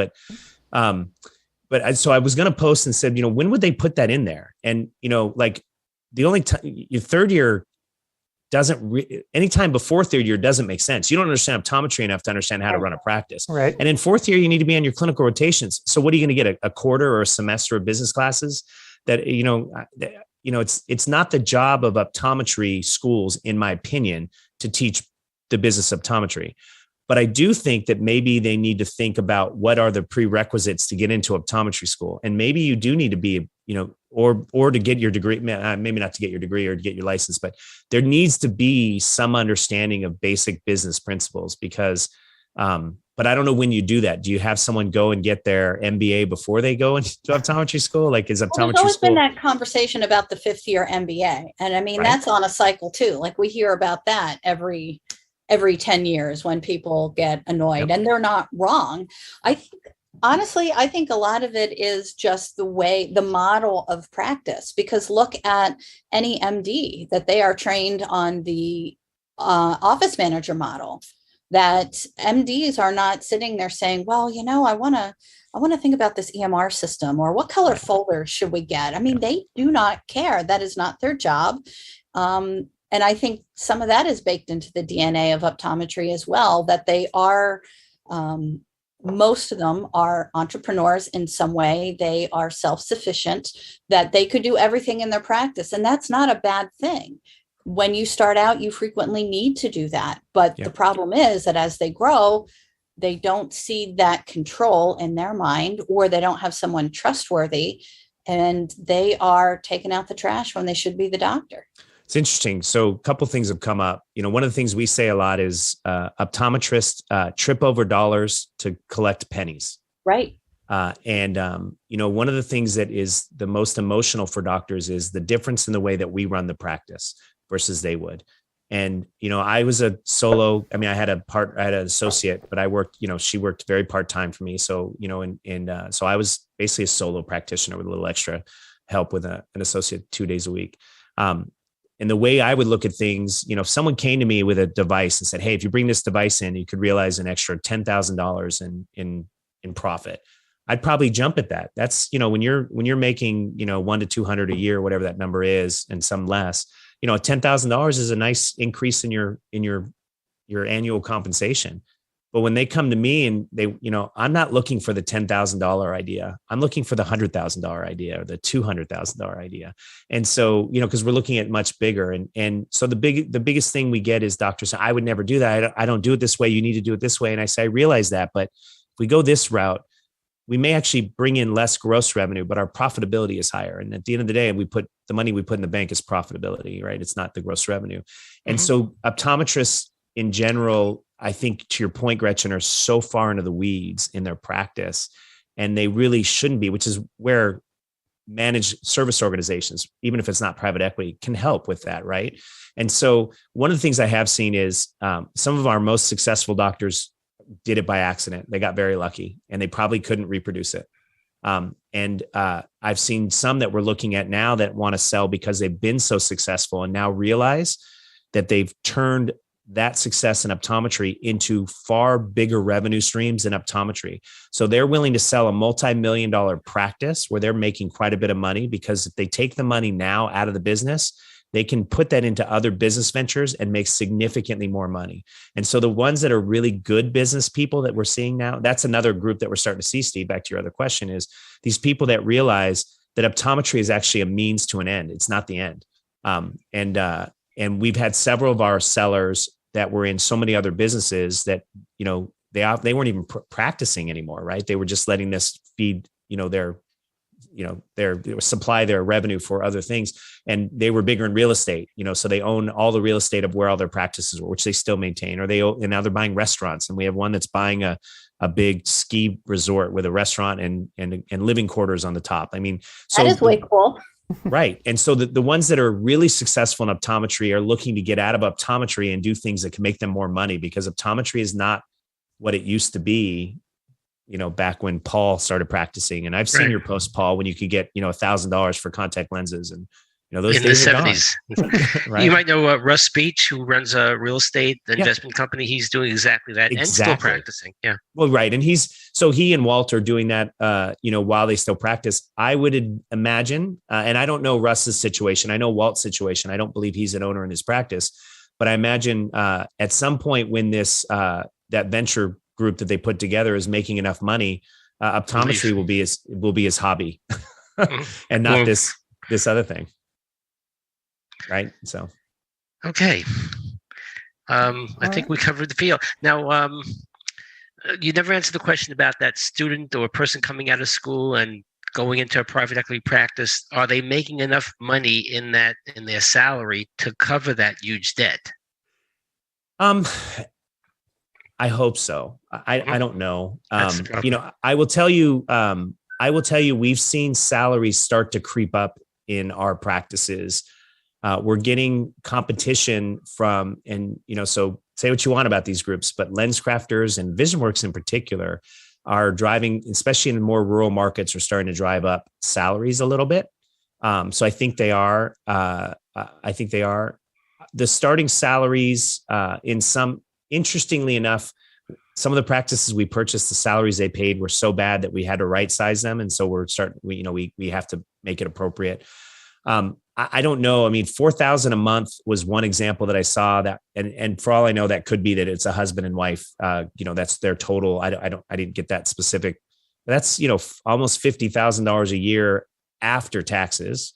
So, you know, pre-tax, you know, that's what, 90,000 a year that you have to make just to pay your student loans. If I do the math, I mean, maybe that math is wrong, but even if it's $70,000 pre-tax that you have to make, I mean, that's your first 70,000 of your salary when you're probably starting anywhere from, you know, 110 to 130. That's brutal. I'm going to ask you point blank. You have a 20-year-old kid in front of you who's about to go to school, graduate school. Would you ever recommend that they go to a private optometry school? No. No. And I say that with, you know, optometry. I love this profession. I love optometry, and I love optometrists. I mean, I think they're a quirky group of people. And they're just, for the most part, a lot of fun. I think I love meeting new ODs and learning about their experiences. So I love this profession and everything about it. And it's been very good to me. But I just think, that today I could never be what I am today had I, you know, if it needed to be 30 years from now, right? If I was starting out in the beginning, and I don't think I could have gotten to where I am today. The opportunities are just not the same. I think it's a much tougher profession. And so when I get asked where, you know, oftentimes I get asked, where should I go to optometry school? I say, you go to the least expensive place you can go, in the least expensive city you have to live in. Right. So, you know, imagine going to SUNY and having to live in Manhattan, or, you know, I guess maybe they live in Jersey or outside, you know, maybe worse parts of New York, but that's a very expensive part of the country to have to live. You know, and that's what I did, right? Berkeley, I got into other schools, and my first choice was Berkeley, just because it was, you know, I'm from California, it was Berkeley, but, I could have gone to SCCO or whatever it's called now. But that was, you know, 3 times as much. And I just, why would I ever want to set myself up for that much debt going into the profession? So yeah, you know, Adam, point blank, if someone asked me today, you know, it's easy to say no. I think there are other questions that would need to be asked. What are your ultimate goals and aspirations? What do you hope to, you know, get out of life? And, you know, what do you want to do with that? Because I don't think optometry, unfortunately, provides the same level of success that, you know, the trailblazers had, you know. And not that I mean the people before me.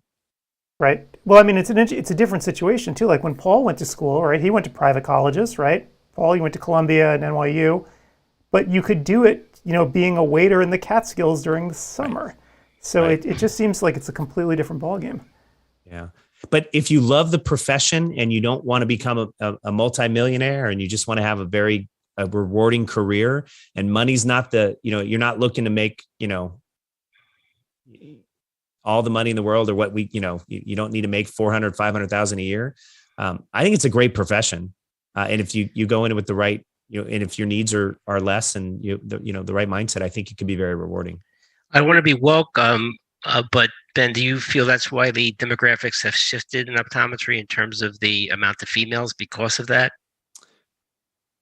I don't know. I think there was a time when optometry was being presented, because they were struggling getting new applicants, as a job that you could still raise a family with, right?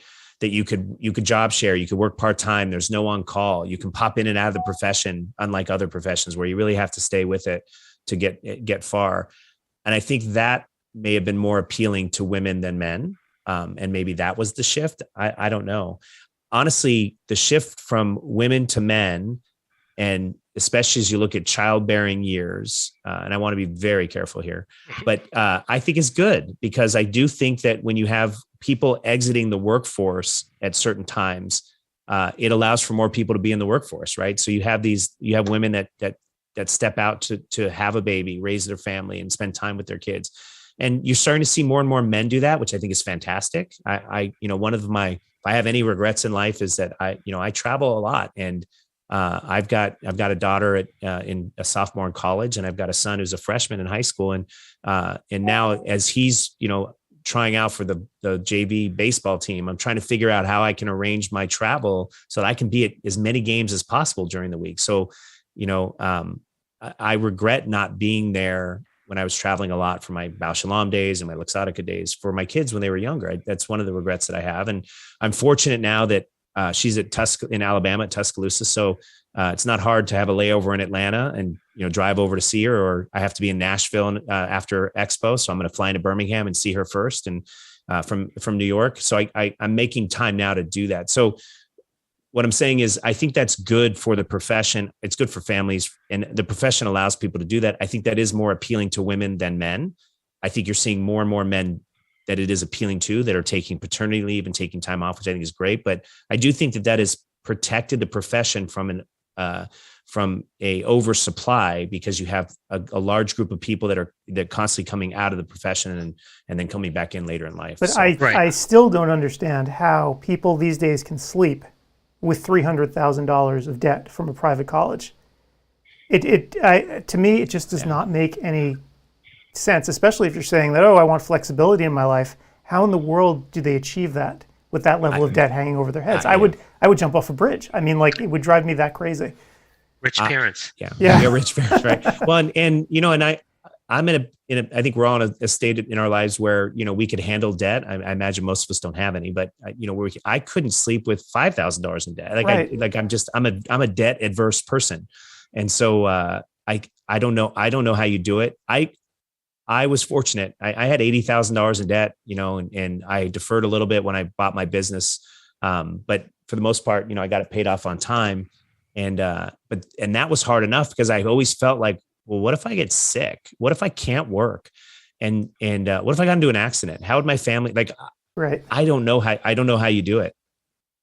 Yeah. I mean, I had, I think 150 when I finally got out of all my various graduate schools, right? Between medical and MBA. But I knew, sure. I'm like, all right, that's a lot of money, but it was still somehow, it felt almost manageable, but still it kept me up at night. Right. And I cannot imagine, double that much or even more now that the kids are going through. Well, and again, my first job, I think my first job out of residency, I made $83,000 a year, I think was my first job in 1998. And I had $80,000 in student loan debt.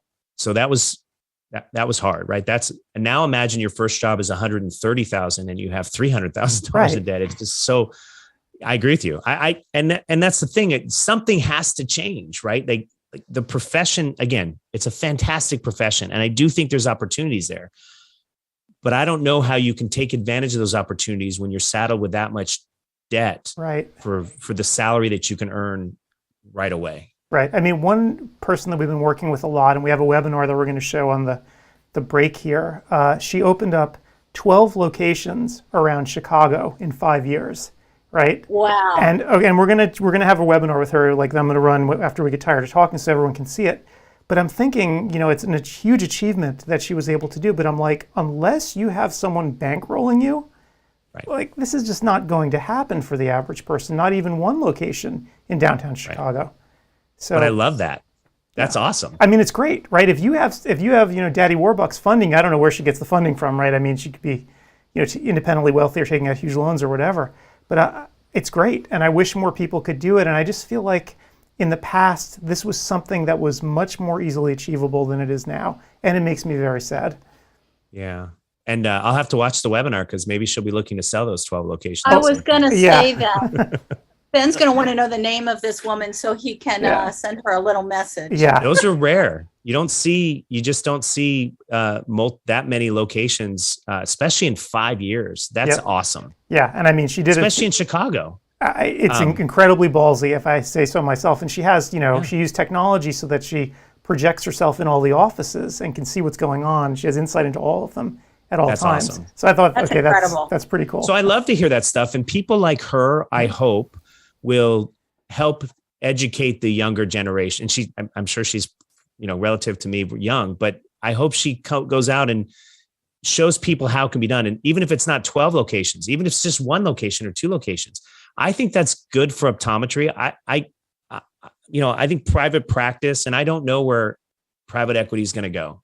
But I think, and what I told Gretchen when she asked me that question about destroying the profession was, I saw an opportunity to help protect the profession. And I wouldn't do this if I thought I was, while I was in charge, hurting the profession. I do realize that I'm not always going to be in charge, but this was going to happen with or without me. So for the time that I'm alive and around and being able to do this, I could help protect the profession. But I think that private practice is extremely important. And that's why there are models of private equity that try to maintain that private practice feel. And so there's no outward facing corporate entity that patients see, because I think that's important. And so I do think that those opportunities will exist, but she's a unicorn, as Gretchen called it before. And I agree with that. But you don't need 12 locations. Could it be, just 2 locations in Portland? Could it be, 1 location in Miami? Whatever it is that I think that's important. Right. And I do think that there will be that cycle again, as we said earlier, where that's going to be an opportunity for private practice to have a resurgence again, where patients are going to be seeking out a different experience if things change. I mean, again, in practices like ours and some of the other groups out there, and there she is. There are a number down there, Ben. Yeah, right. You got to write this down. Big City Optical. Yeah. This is, you can make her a rich girl. That's right. Well, yeah, she would be. Yeah, but maybe that's not her motivation. So, but there will be an opportunity, I think, for as the corporate entities get larger, and then we'll see what happens with private equity. But if private equity ever does move into the corporatization of optometry, which is what the big fear is, that they're going to, be a big corporate entity. If that ever happens, I believe that those patients that were seeking out their local optometrists are going to need another place to go, which is why we don't want to do that. We try to make sure we keep that intact. There are other private equity groups that do it as well. So it's not a plug necessarily for us, but that's where the private equity group is going to be successful. The smaller ones, the bigger ones, they can manage on scale, but I think there's always going to be that place for private practice. I just don't know that you can support, 3,000 graduates every year who want to do private practice. And maybe that's not what they want to do. So maybe it'll work out. And I'm going to say goodbye because I'm delivering my lecture at 12:15. If I'm not there, I violate the rules of. No, I appreciate that. So I hear those people are brutal. Those CEwire police. Horrible people. We're actually more worried about the Arbo police, actually. So so Steve, definitely get into your room. That's just fun. I thought it was only gonna be in a half hour, but I think we've gone a little bit longer. I left an hour block for you because I know that you like to yakety yak, and we like to hear you yakety yak. Well, we're going to have a lot of highlights too. So, and in fact, we had a decent audience for you for this whole time. So usually most people are so busy taking classes, but Ben, I don't know if you've seen, Ben, the new software that we're using this year for CEwire. So a lot of people still are hanging around the lobby. So we had a bunch of people listening to us today. Awesome. I usually get text messages and emails after these. So I know people are watching them. Oh, yes. Yes. And in fact, I think we're going to cut your little interview up into pieces and put them on the site as well, because you had a lot of pearls there. So I hope so. I love talking to you guys. This is fun. I wish, I miss every time I see you guys post about the new CEwire. I'm like, damn it, I didn't present this year because I really enjoy it. We're just starting to get back out there. Like I said, we're going to be at Berkeley on Monday morning, which is great. I get to lecture. I've done it once before, but lecture in the lecture hall that, I learned optometry. It's just nice. It's weird. Full circle. Yeah, it feels good. It does. And what's weird is some of my classmates are actually, professors and instructors at the school. So it's just weird to look back. You just never think that's going to happen for you. But, and then we're doing, we have Ohio State coming up. We have Pacific coming up. And we have San Antonio coming up at UIW. So we're just starting to get back out there. We're sort of creating some talks. I got to make some updates on it. Now there's so much new out there with VSP getting big and they weren't talking about their acquisitions, but slowly they had spent, I think it was, I don't want to misquote it. It was over $100 million in buying practices without mentioning it to anybody. And now EssilorLuxottica has come out and said that they're going to do it, that they're doing it now through their team vision. So there's a lot more to talk about. Yeah. And I do think there's a lot to potentially predict what may happen, which is dangerous, but kind of fun. So next time we're doing CEwire, we may have a thing in the fall, possibly like a mini thing. And that would be great if you could come back and, do a real talk for us. Yeah, I'd love to. And actually what I really want to put together at some point is a panel. There's so much misinformation about private equity, and I can only speak in specifics about what we do and then the things we hear about the other organizations. But I would love to get a panel of, we've done what they did before at some of the media expos was they did a panel of all the CEOs, and Gretchen, you probably remember these, you probably reported on it, where they would have all the CEOs of the big four. So at that time it was Total Eye Care Partner, which is now Kepler. It was Eye Care Partners, My Doctor, and us. And then they would have like Mick Kling, very intelligent guy. I'm sure he's probably lecturing for you guys, but he would talk about how private equity didn't make sense for him. And he's absolutely right. It didn't make sense for him. And then they would bring on another guy who was a year or two behind me at Berkeley, who sold and regretted it, and then now opened up his own practice. And they never had people on there that had a successful transition to private equity.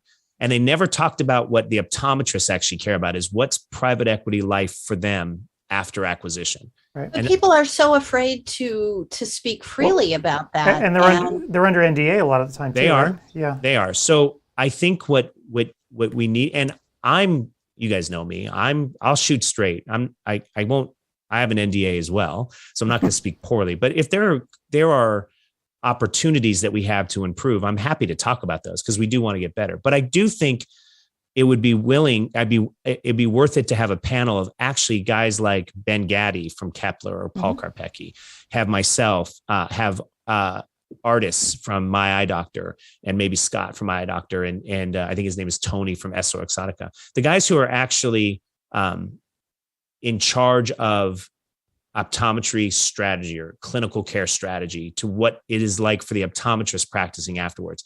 And then have a couple people that transitioned, and then that obviously are going to speak highly of it because we wouldn't invite them if they weren't going to speak highly. And then have the people that it didn't work out well for. Like, I do think you need to see both sides. You saw my lecture, and we've talked about this before. Private equity is certainly not for everybody. And I've told people based on their situation that if they're doing it for financial reasons only, and I think we talked about this at one of the J&J things at one of the meetings. If you're doing it for financial reasons only, and you've got 15 years left of practicing, and you enjoy it, don't sell. You will actually come out worse unless you want to use the money to invest in other things. But there are times when private equity is absolutely not the right solution for somebody. And I think if you can have that open and honest conversation, I think you can then talk about when it is good, right? Because you are also willing to talk about when it's bad. But I do think they need to hear what will and won't happen post-acquisition, because we hear things like, you're going to get fired after 3 years. Well, that's just not true. I want my goal is the doctors are going to retire from us, whether that's in 2 years or 20 years. That's what we want. Right. And you hear things like they're going to tell you what contact lenses to sell. Well, that's not true either. And, but there are things that are true. They are going to tell you to do certain things. So I would love to do a panel. I've talked to Alan Glazier about it. I'm way ahead of you. I already have that idea. I'm still creating content. So I've been making notes as we've talked. You've always been way ahead of me, Gretchen. I always feel like I'm just trying to catch up to you. Somebody named somebody named Wax Brown is trying to enter the room right now. Yes, that's him. Wax? Got to ask him about that. So Ben, thanks so much for doing this today. We're My pleasure. Gonna cut all this up and Come back again. Yeah, come back soon. I will. I'll come back anytime you'll have me. Awesome. You are such a good sport. Thank you, Ben. Oh, by the way, are you going to Expo West to have dinner with your mom? I am actually. Oh, will you be there? I'll invite you again. I will. Wait, you didn't invite me the first time. No, I didn't. You're right. I will invite you this time. I will gladly come see your mom again. That'd be great. Are we going to see you at East then before I leave? Possibly. It depends. We've had some changes in what some of our clients are doing. So I was scheduled to go, but now I think that it's okay. Well, I look forward to seeing you guys in Vegas then. All right. And Chicago. Yeah, I'll see you. Oh, for sure. Chicago. Yeah, yep. I'll be there. All right, guys. Take care. It's good to see you. Thanks. Catch you later. Bye. All right. Michael Brown. Okay. I think you need to unmute. See, he knows how to do that. He knows how to do that because he actually did a lecture on this. Mike, all right, say something, Mike. Mike, are you there? Uh-oh, he's texting me, it looks like. This isn't a good sign.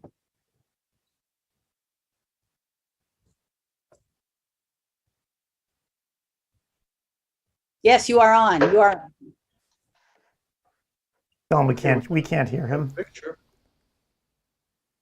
We can see him, but we can't hear him. Can't hear you.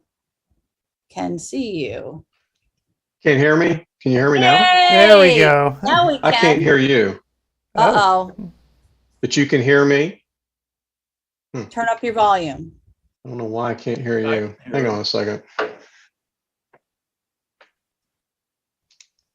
Maybe his earbuds are not connected. Yeah.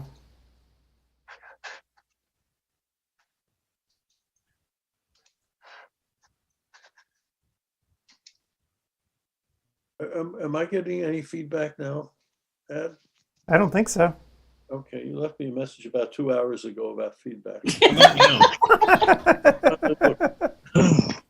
Never look at my phone. Okay, try right. again. How about now? Oh, there we go. Can you hear us? Yeah, I can hear you fine now. I think your earbuds weren't paired. Oh, yes, they were. I have no idea why they weren't working.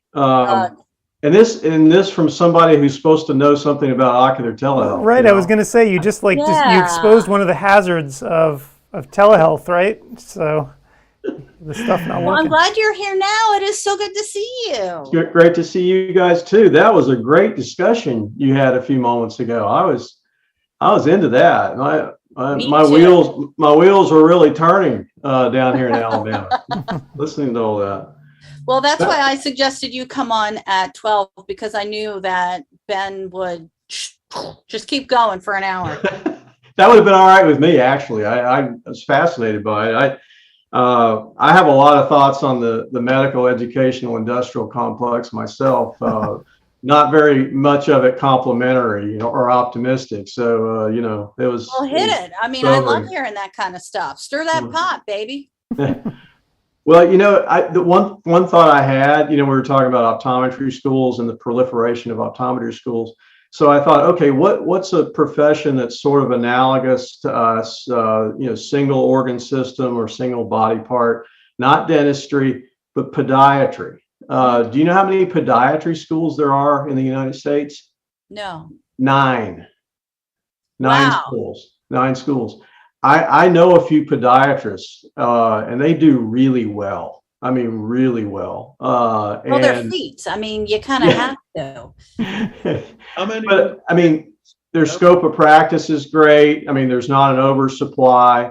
In the VA system, they're on the same pay scale as MDs and DOs, which ODs are not. We are on the civil, regular civil service scale, and they're on an entirely different scale. So, if you're talking to a pre-professional student, I might be considered a trader as a profession, but I might steer somebody toward podiatry. How many podiatry schools were there 10 years ago? Any idea? Probably not. I think maybe, is it Western University has started 1 or 2, so maybe there were 5, 6, 7. I mean, I don't think there's been a huge proliferation of them, from what I can tell. We have very few university colleges of optometry run by optometrists, and we have all these wannabe schools opening, and there's just too many seats available for optometrists. It's bad. One thought I had too, though, this being match week. Oh, right. Yes. For physicians, the horror of not matching. I mean, 90% of medical students match, 10% don't. I don't think my son will mind me sharing this because he's safely on the other side, but he did not match the first time. And it was a horrific experience for him and for us. And he matched the second time, and he's, almost 2 years through his pathology residency. But, one thing that optometry students, despite all the challenges of managing student debt and finding the right mode of practice, one assurance that they do have is that they get a license, they will work. That's not the same as it is with an MD or DO. I mean, you've got to have the residency and a license and board certification in your specialty before you can really work. Otherwise, you've spent $200,000-300,000 or more. You've essentially purchased a house that you can't live in if you're not able to work and practice. So, all God's children got circumstances. It's well, challenging. What did your son do during that year? Did he go? I have a friend's son who didn't get accepted into med school the first go round, and he went and got some extra education, like a certification in something. And so that, so he did a bunch of things to boost the way his application looked. And he has graduated. I think he may even have finished his residency by now, but that's a little different story when you're on the other end trying to secure a residency. What did he do? Right. So he tried to find research opportunities and but there's thousands of other residents trying to find those same opportunities. So he actually ended up staying in the area, kind of maintaining contact, trying to do a few things to help enhance his chances. But he worked in a friend's engineering firm actually for a year. Oh, wow. Right. So really enjoyed himself. And actually, it was kind of a breather, a little time to de-stress and, kind of cool off some of the burnout. So it worked out okay for him. But, at the time, it was pretty traumatic. Yeah.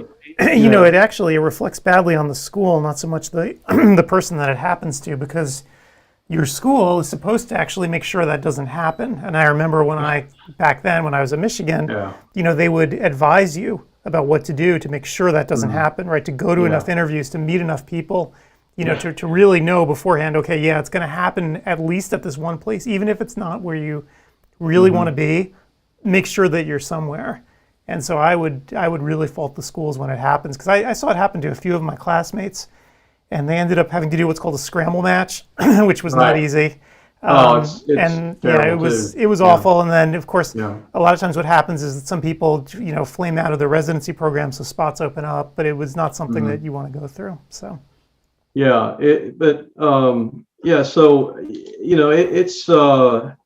It's traumatic and so I thought I'd put in a good word for that 10%, hang in there, but optometry students, at least they'll be working. So that's an upside. Well, you know what, I asked Ben, I'm sure you saw in the interview, I asked him point blank, if you had a kid that was thinking about it, would you ever recommend that they go to a private school at this point? What would you do? I've had a lot of opportunities. I did not. I certainly, my sons all knew what I did. I think they respected what I did. They liked it, but I didn't ever push it on any of my kids. I didn't have a private practice that I was, could, integrate them into. So it wasn't quite as big a lure perhaps for them, but I've had plenty of opportunities to have pre-professional students come into the practice and shadow and talk about things. And I think for probably well over half, maybe 60%, 70% of the way through my 30 years with the VA, I was a huge advocate for optometry. Toward the end, though, I started hedging, some of my comments a little bit. I would say things like, okay, it can be excellent, but you got to keep your debt down, and you need to do a residency. You need to find a niche. And by the way, have you ever heard of physician's assistant?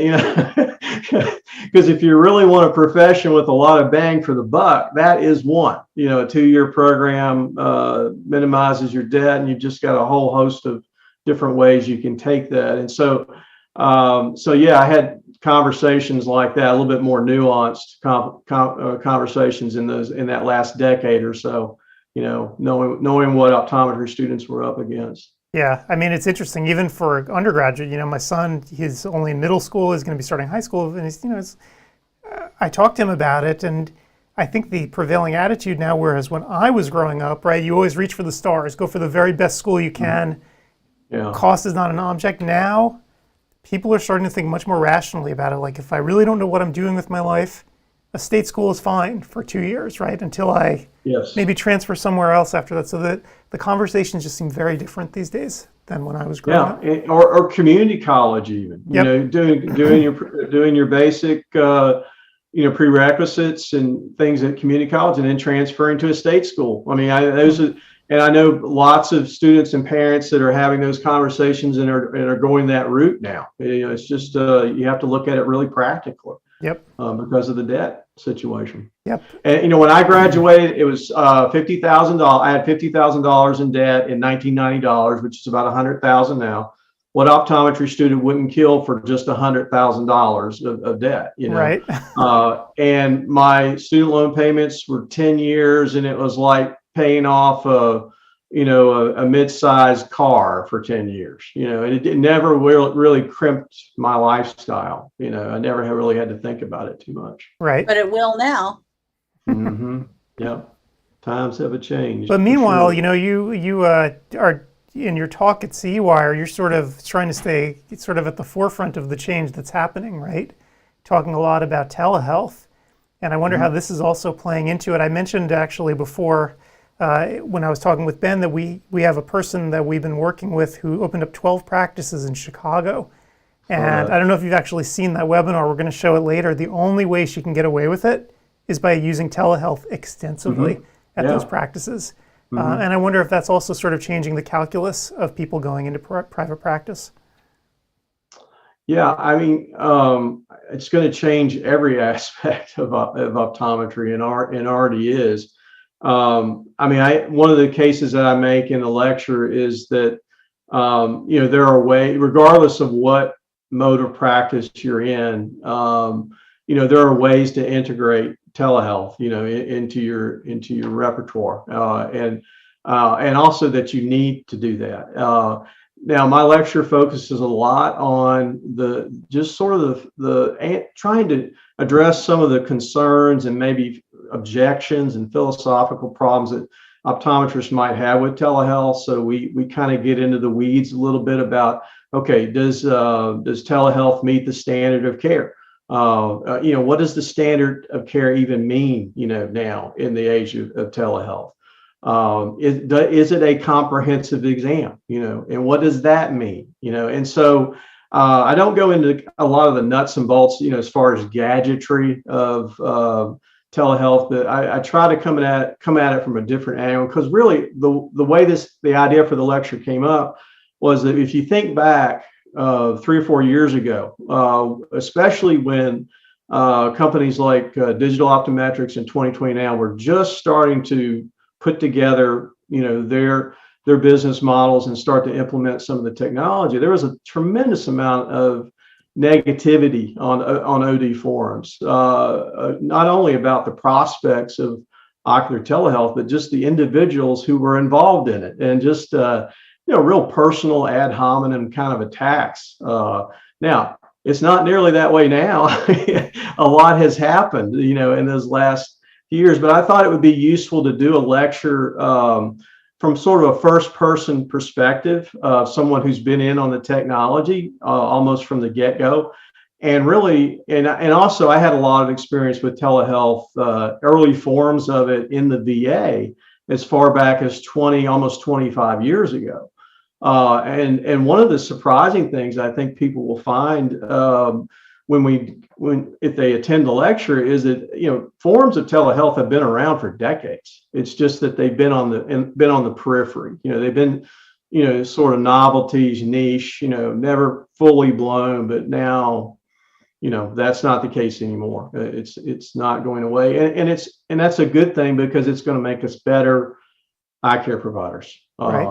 I think I'm absolutely convinced of that. I mean, I think after the pandemic now, as we're sort of coming out of it, I think the expectation is that you will have some sort of telehealth presence, right? Like I get actively annoyed actually when one of my physicians doesn't have something like my chart, right?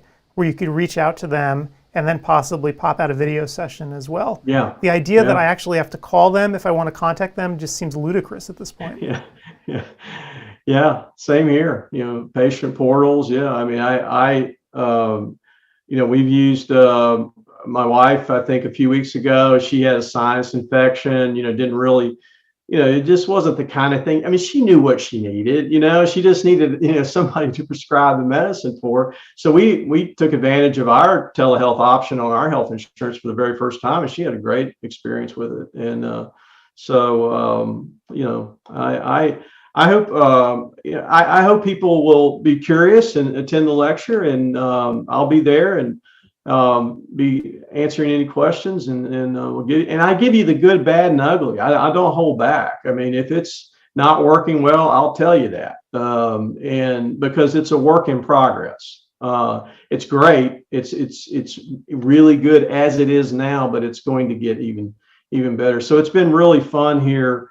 In the last part of my career, and now having retired from the VA and looking for something to do to keep me out of trouble, it's been fun to be a part of this. And it's very interesting. There are still some optometrists around, and I just was reminded of it because of a topic on ODwire yesterday, where an optometrist wanted to know about checkup cards. Where can they get checkup reminder cards for patients? He still uses the mail. mm-hmm. And his question, and people were making fun of him, and don't you use email, blah blah blah. But it turned out he ended up, his follow-up with patients ended up with checkup cards, and then a letter, and then a second letter. And then my question to him and to the rest of the group was, does anyone ever use the telephone anymore? It seems that the telephone is not used in practice at all. And it's a very easy way to find out why a patient isn't coming in, by just speaking to them. But a lot of optometrists just don't use the phone anymore. So well, I get a lot of text messages from my providers on my phone, but Yeah. I know what you're saying, but yeah, but, I don't know about text. If So- you call the person, So or it takes forever to keep punching. So, Dad, the thing is though, the thing is for younger generations now, the act of actually answering a phone call is an interruption and an intrusion versus a text message, because a phone call, you're interrupting whatever that person is doing, right? And so people, at least from my generation and younger that I can speak to, they will actively run away from the phone. And in fact, I know when I'm at work during the day, my phone will actually be off to phone calls. I'll put them straight to voicemail. I'll still let texts come through because I can just glance at them and then look away. But phone calls, forget it. So I'm not sure, if this is a generational thing or what. People over 65 that are sitting home waiting for a telephone call. mm-hmm. They're lonely. And someone that's strong on the phone can get that patient in, whereas a postcard might not do it. So that's the other end of the spectrum. Mm-hmm. that should be investigated, I think. Yeah. So, Mike, you said things are going to be getting even better for telehealth. What do you mean by that? How will they get better?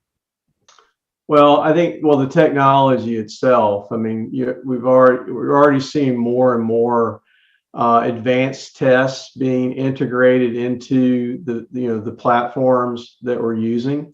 So it's not only going to be just a video of the anterior segment, but it's going to be, a study of the meibomian glands, along with that. And that's going to continue. And really, we're going to get to the point, I think, and very quickly, that, you can get more advanced testing through an ocular telehealth exam than you can in many optometrists, private offices, because of the integration of this technology. And that's not even counting, the portable options that are becoming more available, through virtual reality goggles and so forth. So, that are going to be integrated with these platforms as well, and EHRs in general. So it's going to be very technology driven, those improvements. But again, a big part, and one of the things I spend time talking about in my lectures, how to try to make that that ocular telehealth encounter as personable and as well, I should say, as in person as possible. Because when you're face to face with someone in the same room, you can communicate a lot through gestures and body language and not, and so you're dealing with, as it is now, a flat screen. The patient's looking at you on a flat screen, you're looking at them on a flat screen. So I talk a little bit about stagecraft and how to, bring home the point. And you see me gesturing a lot right now and really, trying to be expressive. And that's the kind of thing you have to do, in an ocular telehealth, a live ocular telehealth encounter, in order to really make it work well and to make people feel comfortable with it. Sometimes people, like, I will log on with a patient and I'll say, hello, I'm Dr. Brown. How are you today? And they'll be like, am I? And they'll look at the technician sitting next to me, and they're like, it's okay, you can talk to him, and so there's a little bit of a barrier there. So you've got to try to reach across that barrier, and make it as personal as possible. And so there's a lot of little finer points. I mean, it's very much the same, but then again, it's very much different, than your average in-person encounter. Right. I know at the beginning of the pandemic, the insurers were being a little bit looser with the rules, right? They were trying to, get as many people in telehealth as possible. What's been happening lately? Are they requiring more documentation? Are the systems now more formalized? Like, just jumping on Zoom is not so good anymore. What are they doing? Well, that was always going to be, possibly the limiting factor. Would vision care plans, would insurance accept that? I would say that there really hasn't been a pullback, that I can tell. I think that if anything, more and more at least judging from the number of credentialing things that I have to fill in every week, insurance is still very much into this and see it as a very, very viable part of the future. So there hasn't been a pullback. It doesn't seem to have been just a temporary thing, as far as I can tell. Anyway. Right. Yeah, I know that some people were concerned in the beginning about audits and what's going to happen if I get audited for having all these telehealth exams, but I haven't heard of any real disasters yet. No, I haven't either. But yep, that's good. Yeah. Well, I want to circle back away from telehealth a bit. So, Mike, you were mentioning your VA career, and I know that you recently retired from the VA.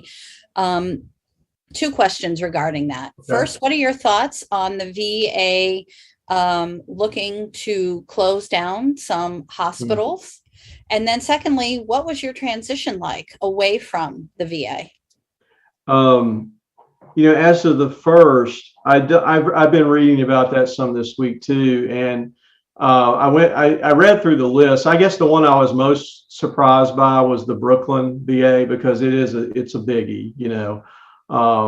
And so some of our colleagues practice there, and so the others, I kind of scratched my head. I'm like, I'm not even sure where they are. These kinds of things come along in government all the time, and I would have to say more often than not, it's a lot of sound and fury signifying nothing. And, over time, very little actually is cut. I mean, you see the same thing in the military with base realignment and closures. The politicians get to work and, advocate for their, military bases. They'll do the same thing for these VA clinics. And I don't anticipate a lot of change as a result of that. So the second part was, that's good to hear, though, because there Yeah. are two in my area. One, the Philly location, and then there's one outside of Philly called Coatesville. And yes, my dad went to the Philly location Mhm. and Coatesville a couple of Yeah. times. And I was wondering, because I was reading what's going to happen, that there might be some outpatient clinics, and Mhm. they're not totally abandoning the area, but the infrastructure is just too much of a mess to try and Yeah. bring up to speed. So I just curious on your thoughts for that. So thanks for Yeah. sharing that. Yeah, and I, there's always a lot of discussion about, privatization and using community care, and there's definitely a place for that. But the VA being an integrated healthcare system, I can access a patient's record, from anywhere, from I used to be able to, when I was there, access any patient record in the country, that any care done in the VA system. You start breaking things up and, doing community care. There's not any way of really smooth communication, because obviously the electronic health records don't talk to each other. And then there's all the, various human breakdowns in communication. And so, in fact, that's what I did my master's thesis on, actually. So, and trying to troubleshoot some of that. So I don't think you're going to see a lot of change. I mean, that's just me personally. And then, possibly another administration will come in before any changes are implemented, and then we'll be back to square. Right. And then here we go again. We'd have to start over. Yeah. Exactly. What was the second part of your question? My second question was how you're doing with transitioning away from the VA and into being master of your own domain, so to speak, and the consulting that you're doing, because you went from a very regimented life to a non-regimented life. Well, let me just say for the record, I absolutely love it. I do not miss the VA one iota. However, I would add that I'm proud of my 30 years there. I'd do it again, a heartbeat. I believed in the mission, but I knew there was a life for me on the other side of it. And so I took it at the earliest opportunity that I could, because I knew that I had things that would keep me busy. And now I still stay very busy. I see patients half time with digital optometrics. So that part of my schedule is very regimented. I mean, I can still choose my schedule, but I know that I'm going to be working in that. And then the other parts, I'm a little bit more free to be a little bit more creative. And you remember Optometry Times, right, Gretchen? It's some journal that is around. Yeah, some trade rag, But anyway, Alex is still managing to squeeze some work out of me. Good for her, because you said I am done. I know. You forget all that. I didn't mean it. It was just, So yeah, I'm still involved in that, and I'm just really thankful that Adam and Steve and Paul have gotten me involved in this over the last couple of years. So that's something else on the plate, and I'm always looking for other things. But I do enjoy the freedom. I'm not at McDonald's every morning drinking senior coffee with the breakfast crew or playing pickleball all the time. That will come later, but we're not quite there yet. So. That's good. So Sandy isn't ready to bury you in the backyard? No, not at all. In fact, we're, geopolitics and, Omicron variants willing, hopefully we're going to be taking a big trip, a long planned big trip next month. So, Oh, where to? Europe, and so we'll Switzerland. We're going to go up the Rhine on a Viking cruise, and then in Amsterdam, we're going to hop on one of their ocean cruisers and go up to Denmark and Norway. So. Well, I want a full report because I've always wanted to do a Viking river cruise in Europe. Yeah, it's a weird time to be thinking about doing that. I mean, we're cognizant of that, and I don't know what's going to happen. Hopefully, it will go off, but we're just kind of monitoring things day by day. But yeah, hopefully, we'll get that big trip in this year. So it sounds like fun. Well, good. So I'm glad she's not ready to kill you. Nah. And the reason that I ask about your transition is my husband is looking to retire from the post office at the end of the year, and he has his 30 years in. And it's I tell people, if you see a hole in the backyard, it's not going well. I don't know. He seems like kind of a multi-talented dude, like a great griller and cook kind of guy. So I think there'll be a role for him. Sounds like. I hope so, but he's going to be here all day, and I don't know. It just might not work. So Gretchen, what you have to do is make your own space. This is what I have learned, because Meredith has now been around for 2 years, right, working from home, like right upstairs, and we try to stay away from each other during the day. We meet up for lunch, talk a little bit, and then back to our respective corners and caves. So, yeah, and Sandy and I have, we do a lot of things together, but at the same time, we have our own separate interests and pursue those as well. So we're not underfoot, in interfering or holding each other back at all. It's just it's working out pretty good so far. I have one more question about your son. What specialty is he in? Pathology. Is that what he wanted, or did he change? Yeah, well, he went through several, but I think all of us sort of had him pegged as a pathologist from the get-go. But sometimes he listens to feedback and advice, and sometimes he doesn't. And so he went through several other, options, and but he ended up where he needed to be. So thankfully, he did. Sometimes you have one goal, you want to be a dermatologist, but it's impossible to get a residency or an ophthalmologist. It's so limited that you have to switch. That's the weird thing about that training is you go into it thinking, well, yeah, I'm going to be this, but you really don't know. I mean, you just don't know what's going to happen.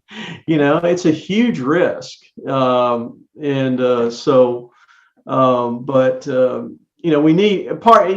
getting back to the causes. Adam, you mentioned schools, and I agree. Individual schools can play a huge role in how that goes, but it's also the number of residency positions that are available. And Congress capped the funding, the Medicare funding for residencies back in 1997, and they have not increased it since that time. So, and at the same time, we need more doctors. We need more primary care doctors, especially in underserved areas. And so there's this huge pool of people that would be willing to do that in a heartbeat, but there aren't residency positions available because our politicians have dragged their feet. Right. There you go. Give it to you straight up. Yep. It was a problem even back in the 90s, in fact, so I can only imagine how much worse it is now. Mm-hmm. Yep. Well, and at least the good thing about pathology is your patients don't talk back. So yeah. Oh yeah, that's one of his favorite sayings, actually. Yeah.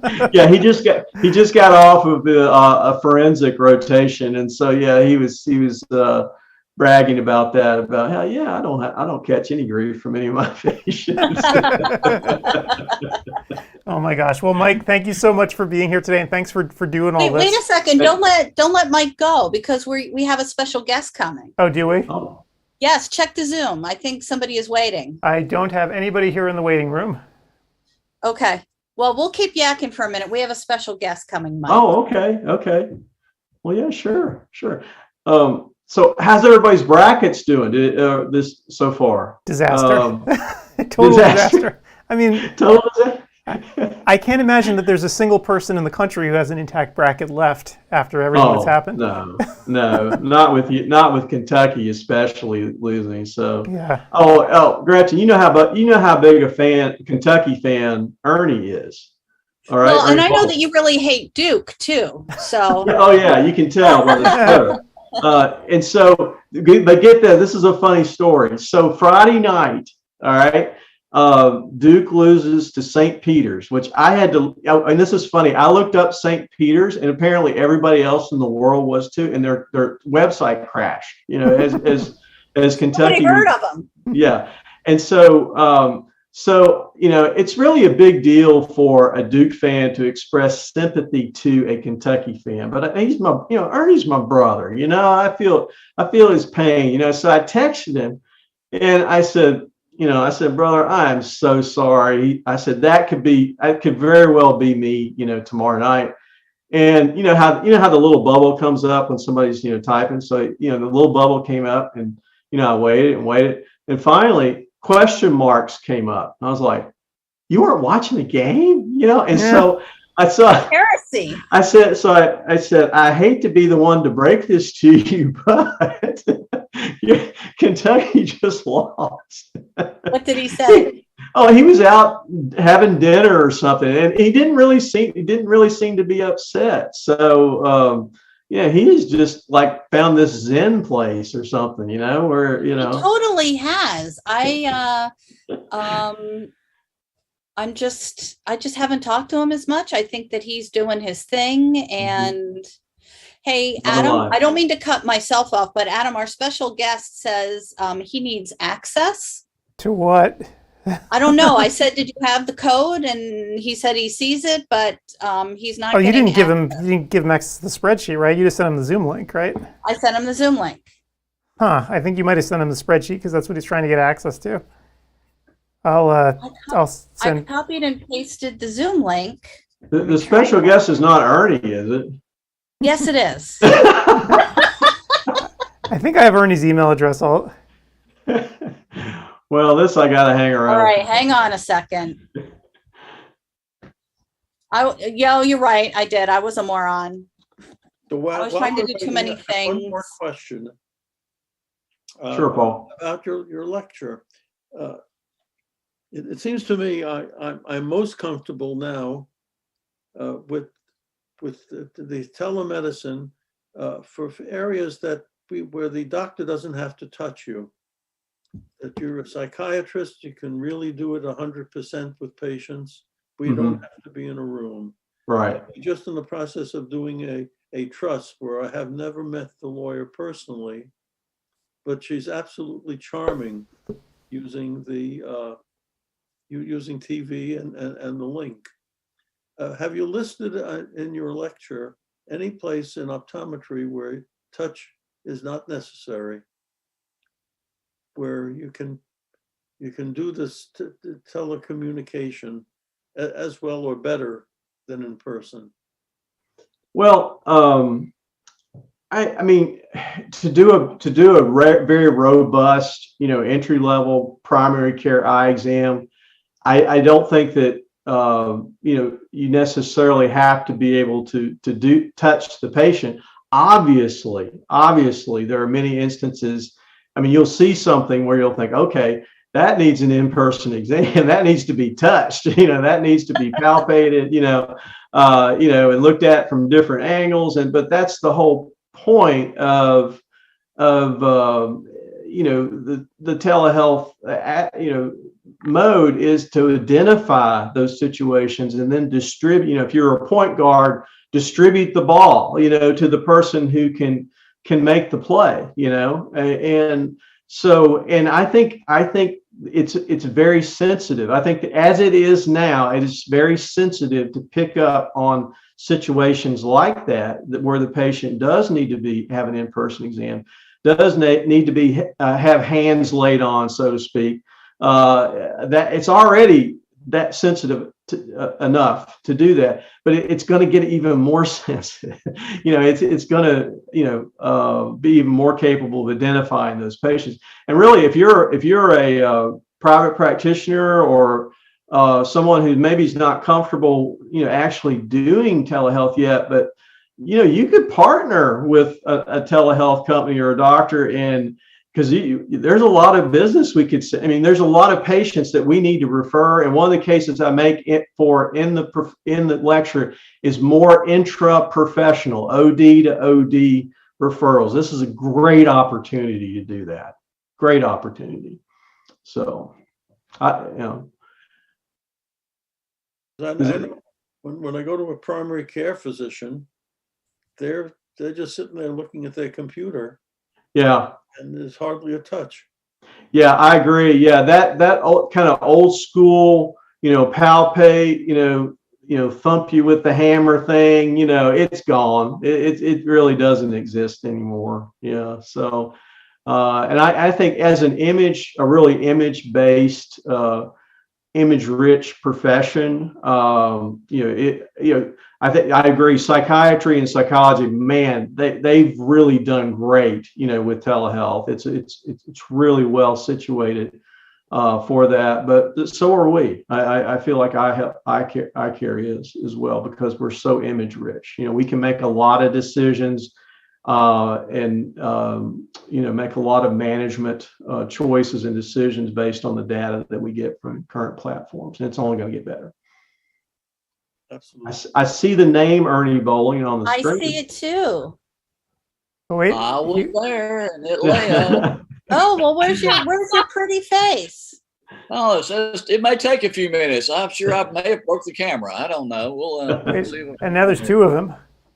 We are There he sure. is. There's my friend. How you doing? Ah, there he is. Hey, there you are. He's coming out of the shadows. Hey, let me do something about these lights. Hang on a minute.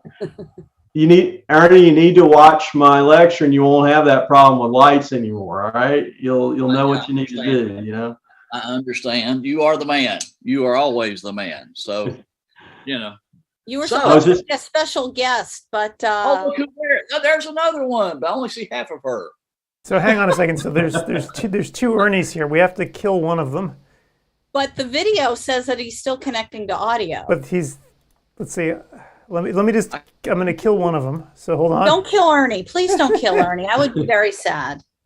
Well, there's still two Gretchens, but that's okay. Now it's Adam, two. Okay. The live feed. So whoever's Okay. talking is the live okay. feed. Okay. Gotcha.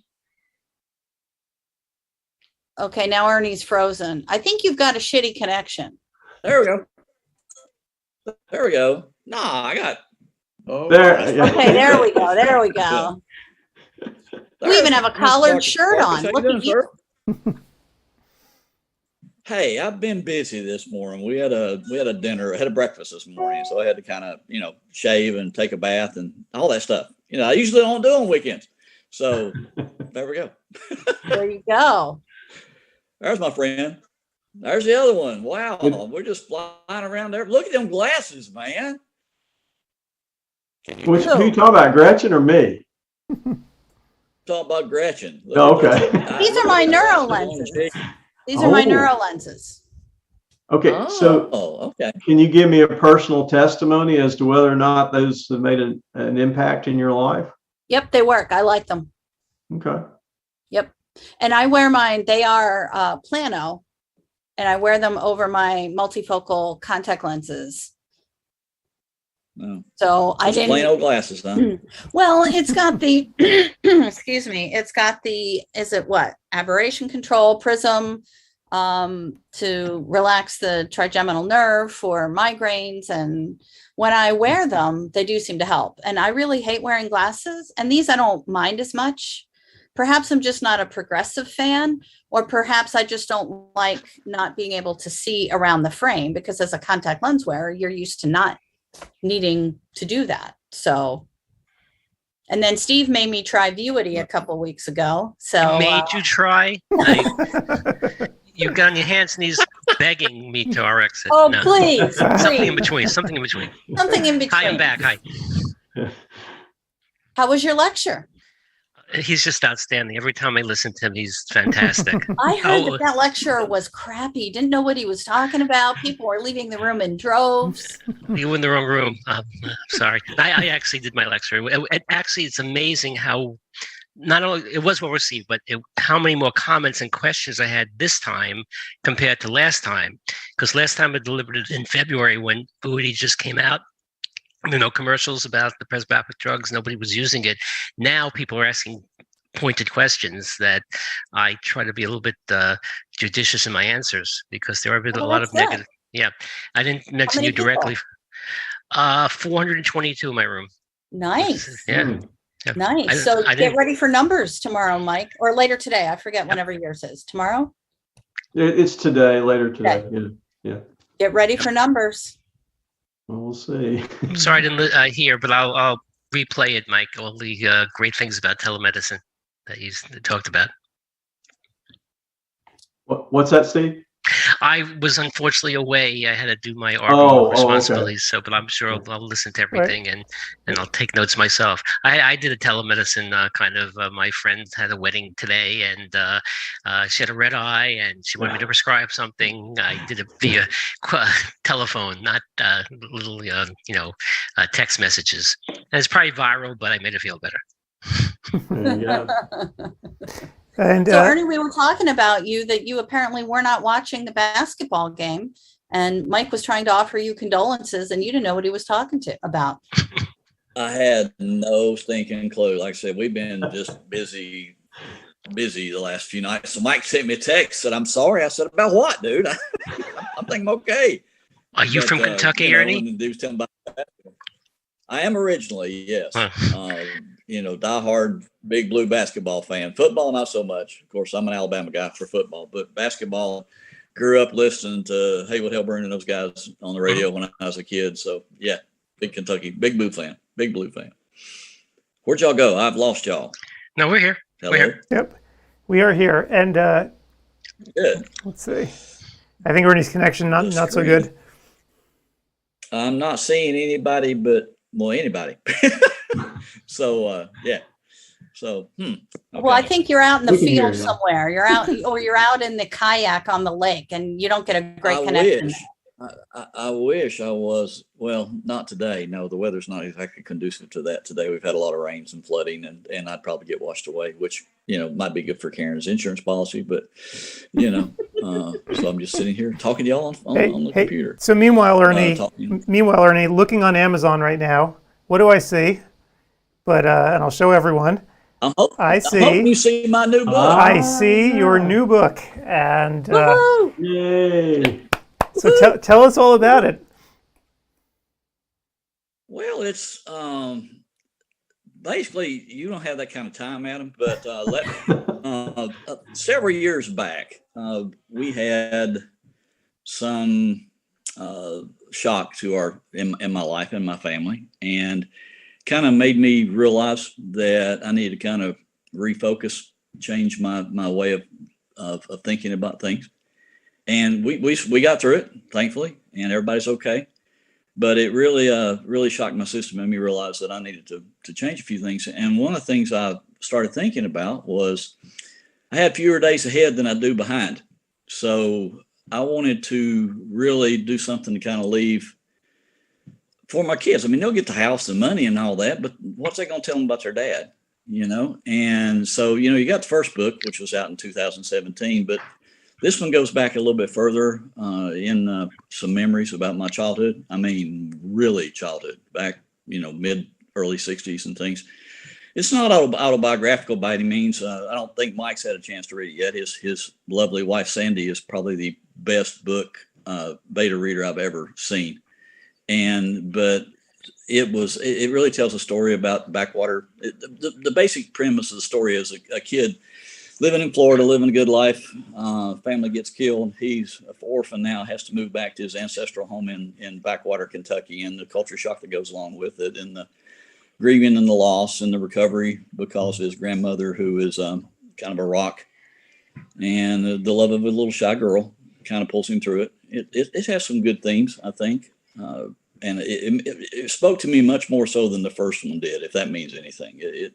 I really like it a lot more than I did the first one.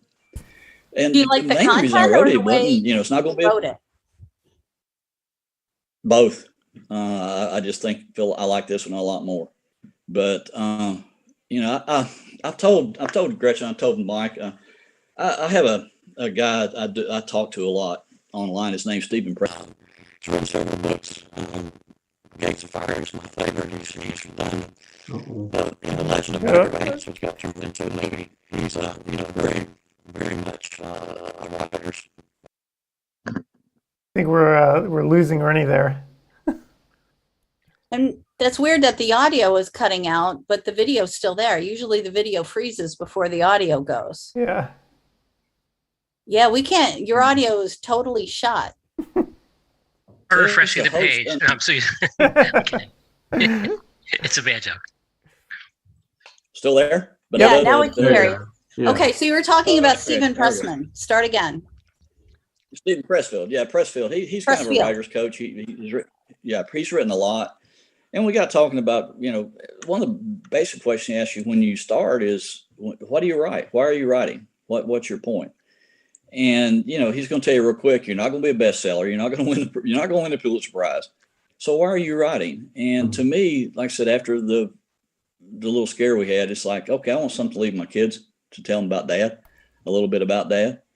And so that's what the second was for. It's kind of posterity, for the kids to be able to pick up after I'm gone to dust. They'll be able to say, look, your grandpa wrote these. And that was the real motivation behind the second one. So long story short, I wrote it for my kids. And that's a good reason. Hello. I think it's the best reason, G, because like I said, you're not going to make money on it. I mean, it'll sell, dozens and dozens of copies. It's something for them. And, but like I said, I like that one. I've got another one. I've got several more. I've joked that I'm going to write one about my time in optometry, but I need some people to die first before I can write that one. So, Well, maybe not. That might make it for a juicier read. Are you self-published, Ernie, or do you have a publisher? Yes. With the self-publisher this time, Adam, because I talked to several publishers in New York. They're big five. They're not big five publishers. They're kind of they're subsidiaries of the big five publishers. But I didn't like the way they talked, and I don't know. It's just me. This is my baby. I cooked it. I dreamed it, and so it's like, hell, I can self-publish this. What they could do for me that I probably couldn't do for myself is probably marketing. They're really good at that and could get it in more places. But again, as I said, it's only going to sell dozens and dozens of copies anyway. So I felt like, just do it myself. Leave y'all out of it. That was my reasoning behind it. Plus the lag time, it would have taken probably 2 years to get it through their, all their different processes that they have to do. And it's like, nah, I ain't going to do that. So. Well, I can't wait to read it. I have it in my Kindle, and I ended up leaving my Kindle on the plane on my way back from Seco. And even though I contacted the airline right that afternoon and told them my seat number, nobody's found anything. So you could put the Kindle app on your iPad. No. I don't read on my iPad. I have a Paperwhite where I have. Okay. I don't like the glare, and yeah. So, and then I want to get when I see you next at Ernie, and God knows now when that will be. I'm going to buy a paper copy, and I want you to sign it because that means a lot to me. I appreciate that. The big difference about this one too is this time it's available in hard copy. Ooh, hard copy. I'll have to get a hard copy then for you to sign. Can we get this on ODwire? What do you mean? Your audio cut out again.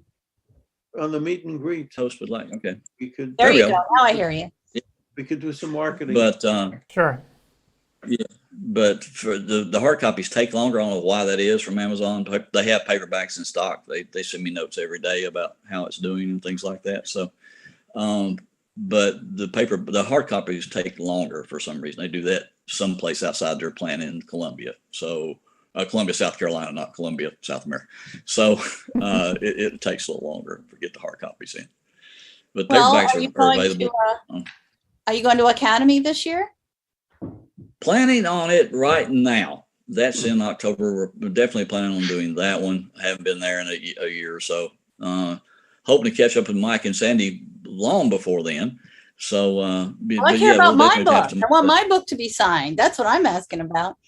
Forget about Mike and Sandy. It's all about Gretchen. Hey, Gretchen, there's a signed copy on my kitchen table. I'm just saying right now. I'm wounded. I'm wounded, man. It's for his wife. Yeah, it's not for me. Yeah, it's not for him. It's for Sandy. So, that was. Hey, Ernie, on this optometry tell-all, am I one of the people that has to die first? Because I'm not sure how this is going to work out given our age difference. No, you're not. No, I will. Memoirs are funny. You have to kind of be very careful about those kind of things. I have talked to some publishing attorneys about that, and you got to be kind of careful while you're doing. Yeah. You don't want to mention anybody without their names. Of course, you can turn it into fiction and protect change the names to protect the innocent, but then it doesn't become a memoir. So it's like, So no, there's not many. I've got a list. He's probably too checking them off as we go down. Paul's probably too shy, but he actually wrote like a series of, the whole thing is probably a small novella of his life that he shared just privately, and that was pretty good, Paul. You know what I'm talking about, right? What the memoirs you mean? The memoirs, yeah. Well, yeah. Well, the way I did it, unfortunately, no one left me anything from the family. But I did run it from 1892 to the present, and I keep updating it as long as I'm living. I update it once a year, but I divided it up into two parts. Half of it was family stuff, and the other stuff was professional stuff. So I don't know if it'll end up being two separate memoirs or one with practice versus family. Well, that's cool. I'm glad that you're doing that, because people are going to appreciate that in the future. Well, no, some of the stories are a little embarrassing. I think I added Adam's circumcision as part of. That's the good stuff. Thanks, Dad. Oh my God.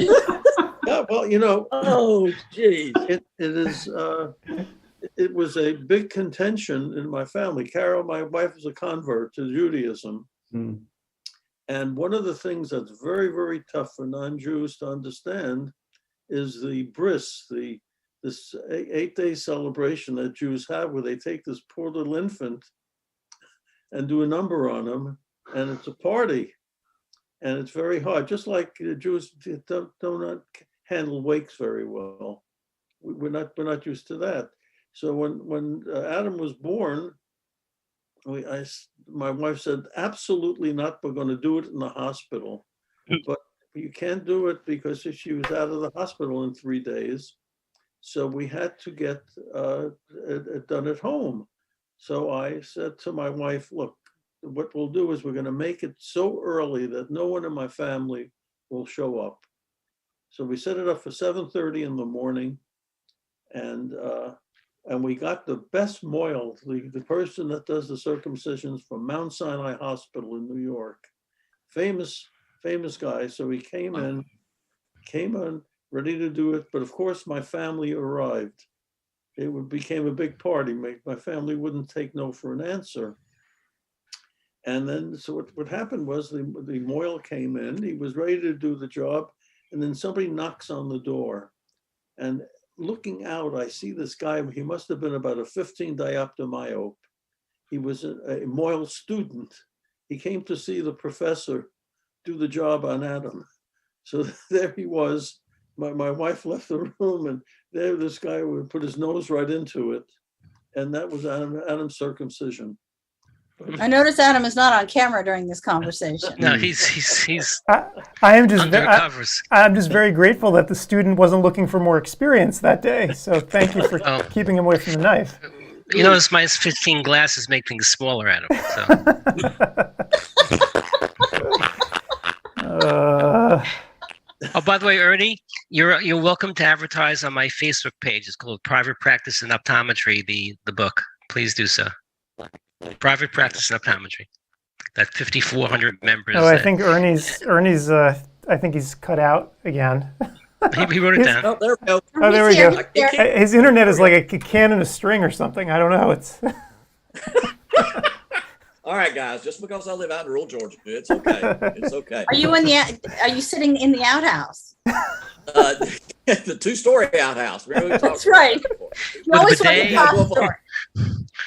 Yeah, I'll go up on the top floor because the reception's a little better. You know, the aroma's not, but the reception's a little better, so we're okay.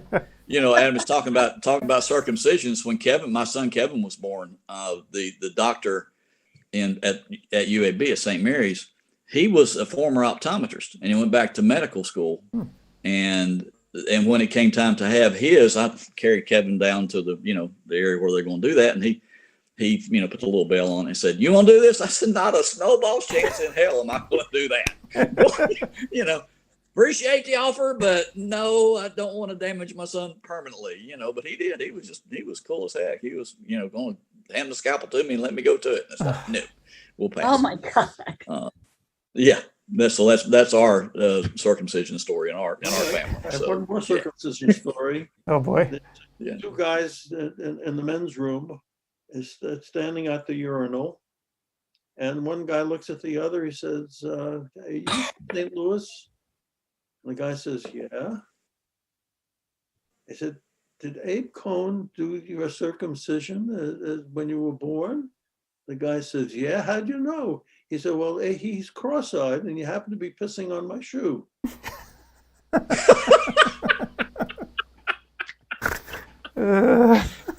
Okay, that's a good one. That's a good one. I like that one. Get on Okay. Wow.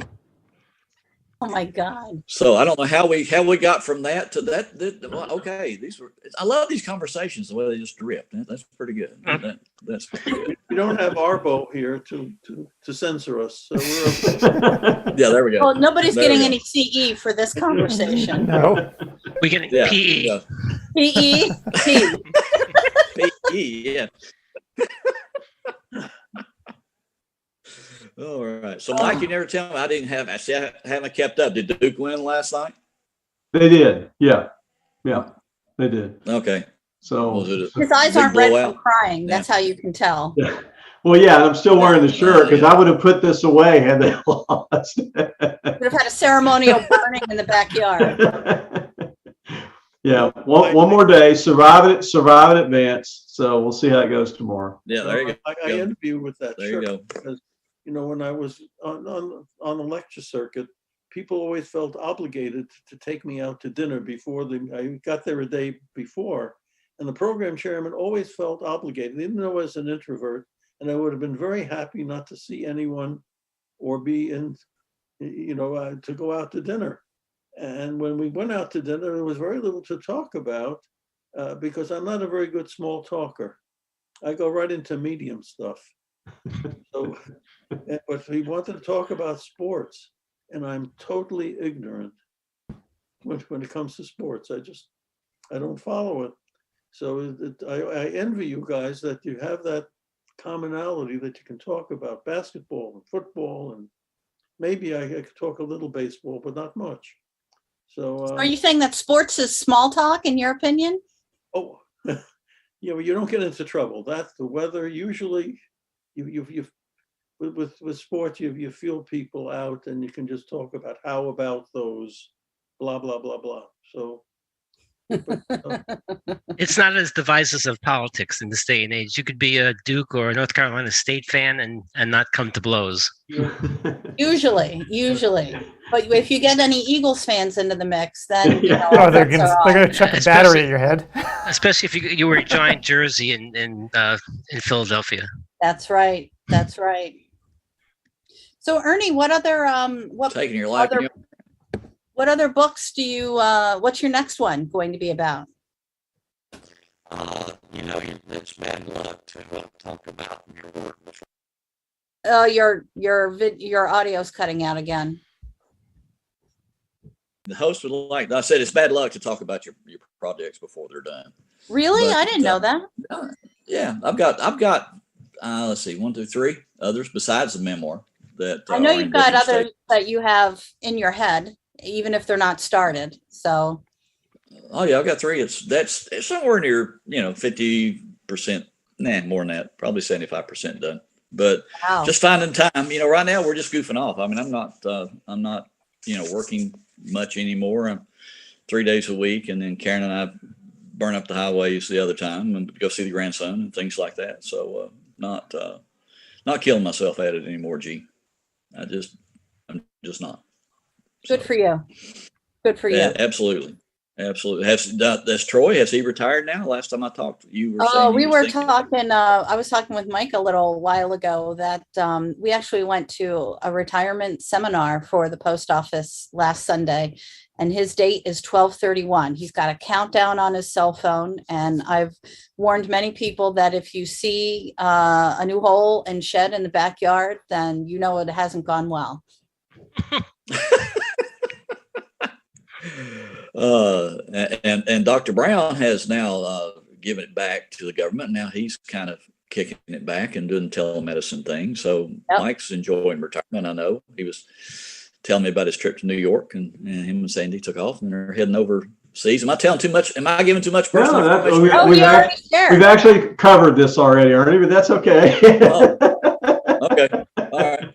No, I was just telling them I still have a lot of structure. So, I think ODs, and this ties into something that was covered in the previous talk. I mean, you don't need to come to a full stop. Now I say that, if you're 65, 67, maybe you do need to come to a full stop. But I mean, I'm retiring a little bit early because I could.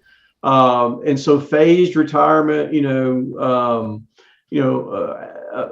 partial retirement. I think there's a lot to be said for that. And I think that's a big trend, big mega trend, in the United States right now, is just to sort of just gear it down a notch. And you're kind of doing that too. Well, ODs can practice till they're dead. So, I mean, you could go 4 days a week, 3 days a week. You can really step it down. It isn't all or nothing like some professions. Yeah, and I highly recommend that because it keeps you engaged. I look forward to my work days, but I look forward to my off days.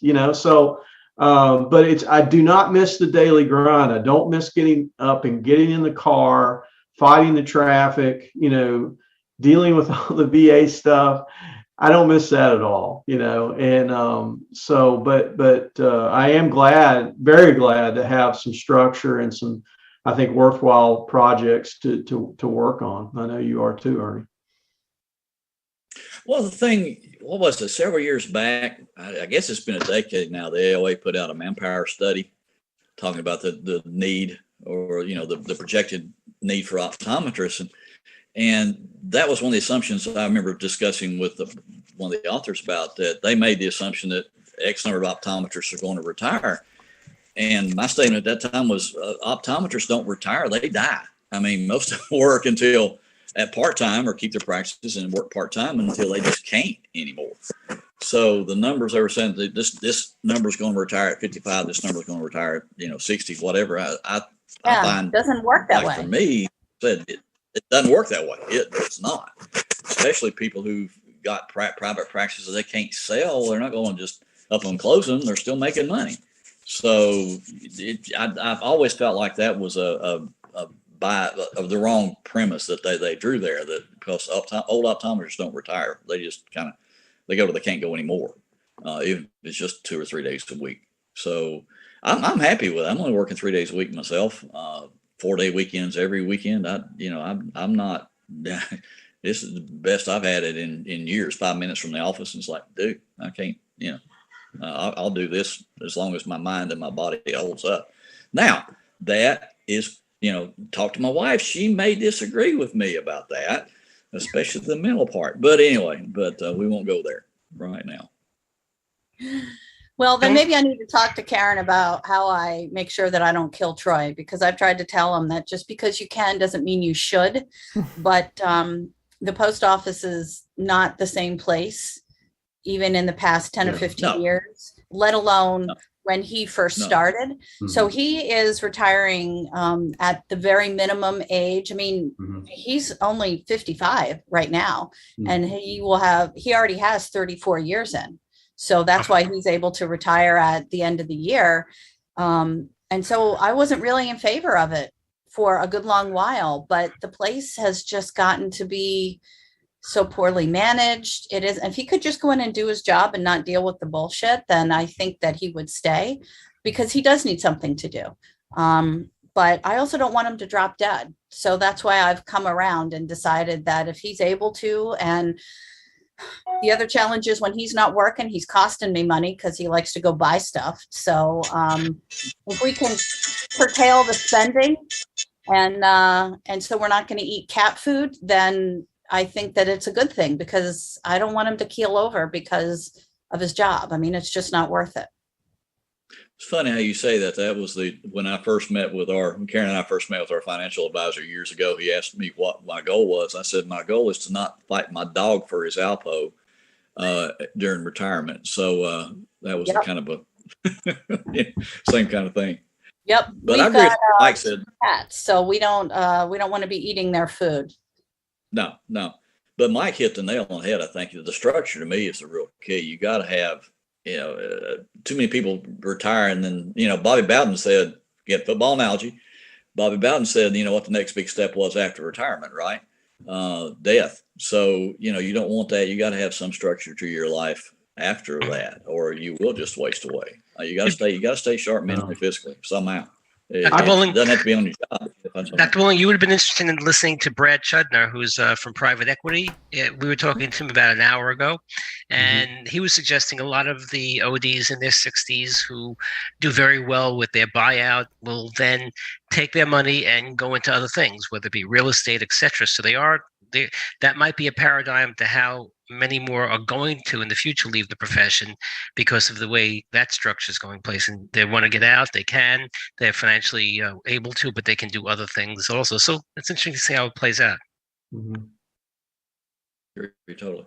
All I think right. one of the things that's inspired me is just watching public figures like Coach Saban, Coach K, Helen Mirren, all these people that continue to do just great quality work, into their 60s and 70s. And it's like, that's been they're kind of role models for me. I want to, if not, and they're probably busier than I want to be, maybe in my late 60s and 70s, but still, that idea of, hey, I'm not done yet. I still have a lot to offer. So let's keep going, And I think a lot of them love it, and it's not a job to them, especially in the entertainment acting field. It's just a way of life, and they enjoy it. So why not do it? It's better than sitting on a beach in Tahiti and soaking up the sun. They have all the money they need. Right. Yeah, that's one thing that I worry with Troy retiring, that he's he's always an up early and then early to bed kind of person, and there's such a structure to his day. And Mike, we were talking about that with you, that you've got the structure with seeing patients a couple days a week, so you can kind of plan around that. So I worry about it's kind of all or nothing. Yeah. But he's got 9 months to figure that out. Yeah. Or else I'm getting a new shed. Mike, you're going to be going into New York? I'm sorry, Paul? I'm asking Michael. Yeah. What now? You said you're going to be visiting New York? Oh, well, we went a few weeks ago. Yeah, my wife and I. It was the first plane trip that we had taken since the pandemic started. It felt great to get back in the saddle and get on a plane and go somewhere. And it was pretty cold. Who goes to New York in mid-February? Well, we do. But but the theaters were packed. A lot of the touristy sites were not so much. But still, the city seemed alive and vibrant. I went to a Nets Knicks game. Madison Square Garden was packed. And they were checking, vaccine cards as you went in. And I told my wife, I said, look around at you. there's 20,000 people in here that are vaccinated. I mean, in all likelihood, close to 20,000 people vaccinated, and you couldn't go to a sporting event in the South and have case. That's true. So it was actually probably one of the safer places we could possibly be, in mid-February. But we had a great time. You have a famous name. If you ever went to one of the kosher delis in Manhattan, if you ordered, people on the inside that know would order a pastrami on rye, but they always ordered a drink with it, and it was always Dr. Brown's celery tonic. Ah. So there's Dr. Brown. I don't know if it's still being manufactured. Do you remember the name of the deli? Oh my goodness! The one that I used to go to is the Carnegie on Fifth Avenue and 55th Street. Down the road, there's Stage Deli. So I'd like to reassure Paul, by the way, that Dr. Brown still does make soda. We had their cream soda last year, and they do still make that absolutely foul celery soda that you liked as a kid. In fact, all delis had it, Adam. It protects you against the pastrami. and bacteria. You don't get sick because nobody comes near you. That's funny. Pretty good. That's pretty good. All right, well, guys, thank you so much for being here. We got to actually take a break and go on to our next thing. But thank you again. This has been really fun this morning. Yes. I'm so glad that you two got here together. That made me happy. Special surprise. I really appreciate this. Yeah, me too. Good job, I really do. It's great talking to everybody. Appreciate it. Well, thanks so much, guys. I will see you later. Best of luck with your lecture later today. Oh, with Duke, yes. Go Duke. And I hope that your lecture goes well this afternoon. And I hope you have big crowds. And Ernie, I hope to talk to you soon. I'll talk to you soon. Y'all be great. Talk to you later. Thanks. All right. Bye, everybody. Take care. Bye, Mike. Bye, Ernie. Bye-bye. All right. Well, that was fun. It worked out great together. Yeah. It did. And I'm glad that they overlap because I know they are great, great friends. So, yeah, that made me happy. So we're in the midst of going to be taking a break now, Ed? It's lunchtime? So actually what I need to do before we take a break, just rapidly, I'm doing some tech support as well for folks here, just to make sure that everything's going okay. Should we close out and come back on or keep it on?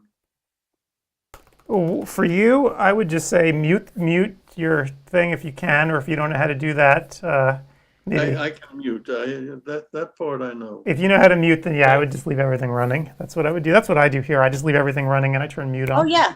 Yeah. Same here.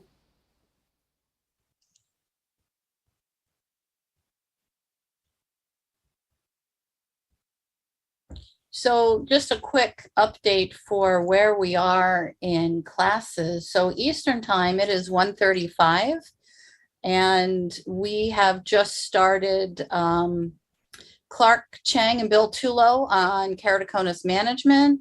We have, I hope I don't mangle her name, Tan Mai on myopia management communication, and Richard Whitland on oral meds and their ocular adverse events. So that's what we've got cooking. And then coming up, probably before we get back, I'd say, in about a little less than an hour, Art Epstein talking about dry eye management, Stephanie Wu on scleral lenses, and Zeba Syed on corneal surgeries, DSO and SLET. So we are just plowing through. We're on 1, 2, 3, 4. We're in class number 4 right now. Yep. And then we'll be rolling into class number 5. And so we're about halfway through the CE available for today. Yep. And on the upside, we've had very few tech support issues, Ernie's string and can aside here.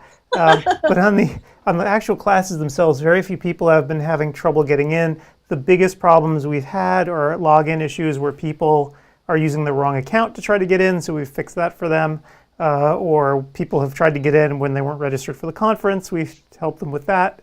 But for the most part, it's been very sort of chill. Yeah. I actually checked with Odentio for the first hour of the lecture where we just did a little audit. Every single person who went through did get their credits, so the software is accounting for it perfectly. It's actually keeping tabs quite accurately on everybody that's going through. So that is all fabulous news. No news, good news. Yep. Yeah. The only couple things we saw, one person had trouble getting classes started. I'm not sure what that's about, but Odentio is actually working on that right now just to try to make sure this isn't sort of a systemic thing. And if it was a systemic thing, obviously what would happen is you'd see hundreds of people not being able to take classes, but that's not what we're seeing right now. So it seems like it's very sort of corner cases and odd things for just a very few people. So that's great. A sprinkling of people have to refresh their page, and actually the audience is helping out now because they know what to do. So they chime in. And right now there's 1,200 people or so in the room. So yeah.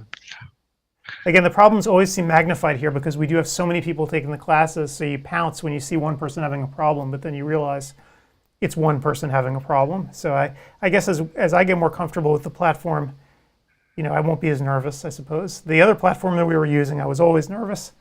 But with this one, it seems like it's doing pretty well. So yeah, this has been a win-win for everyone. Yep.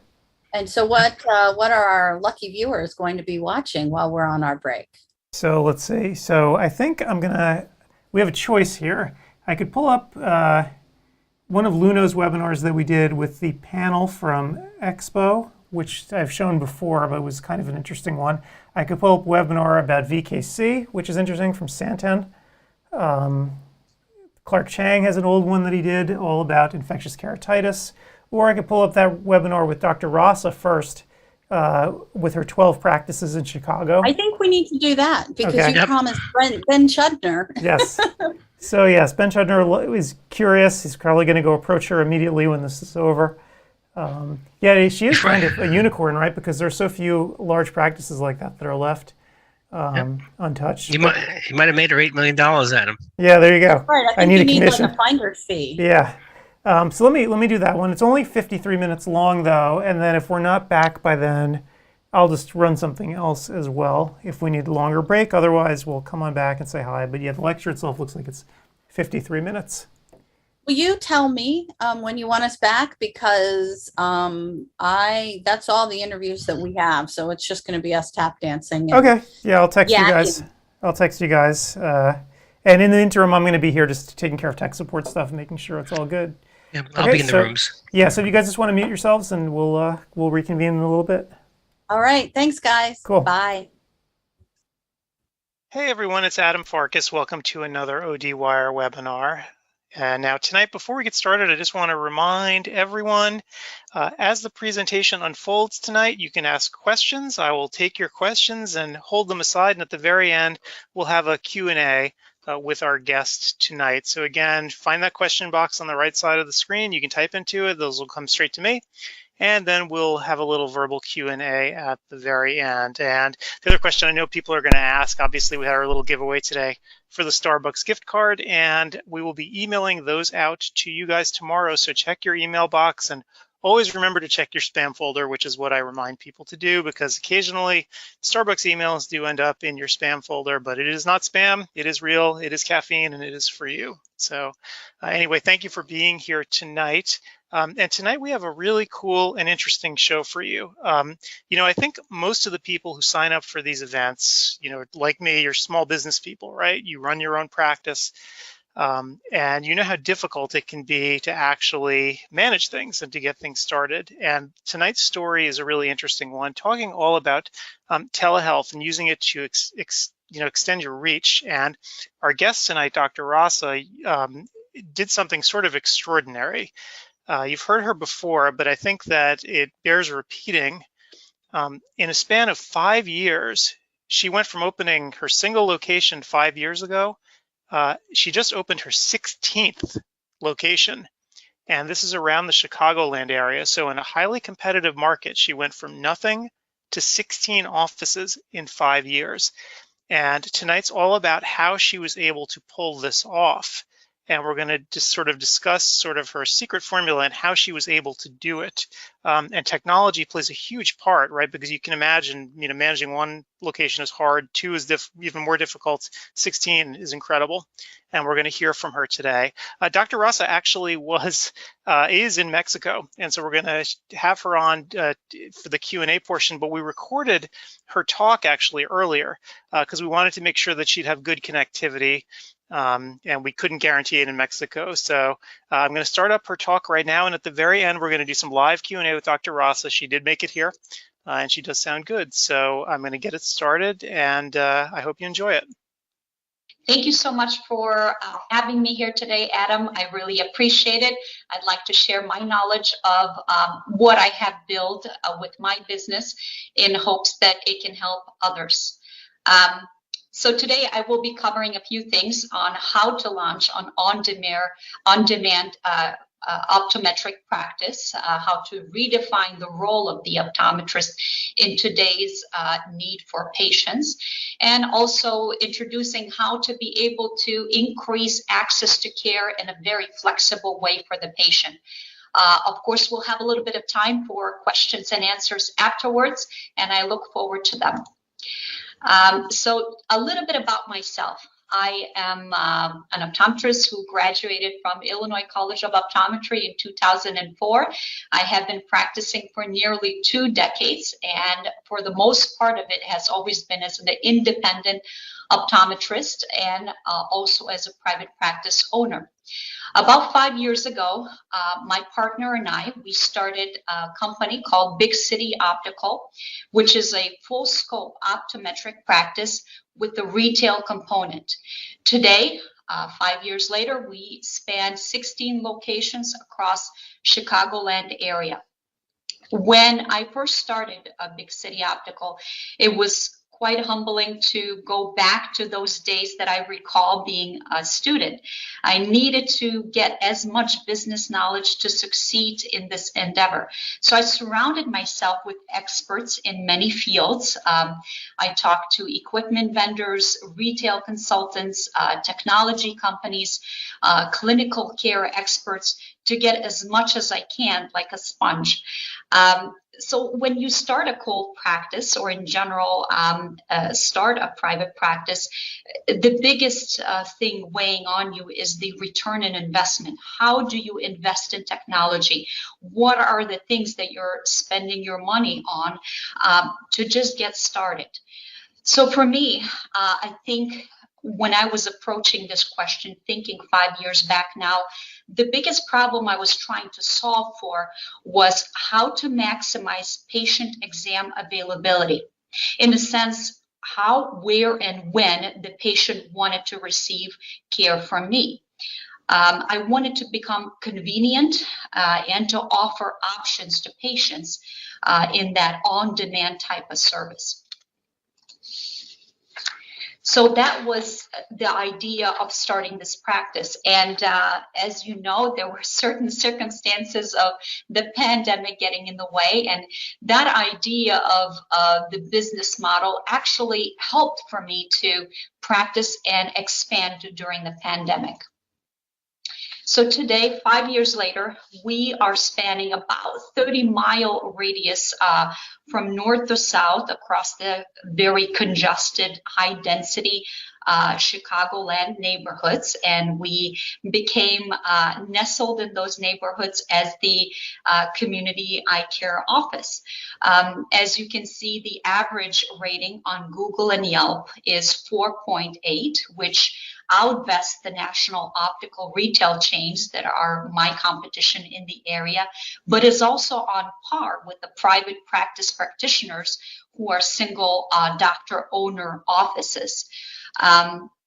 From what this obviously is encouraging me is that the patients see value in the care that they receive at Big City Optical. And by providing that great care, great customer service, we gain more patients. Today, we are about 35,000 active charts in our EMR, counting up. So here I'd like to give you a glimpse on how I selected this technology to fit this model in my mind to succeed. So the technology selection, to me, there were a few important things that I had to stick to. One, I had to make sure that it was easy to use. Onboarding new technicians, new employees, it had to take no downtime to teach them how to use this technology and to gather this data for me.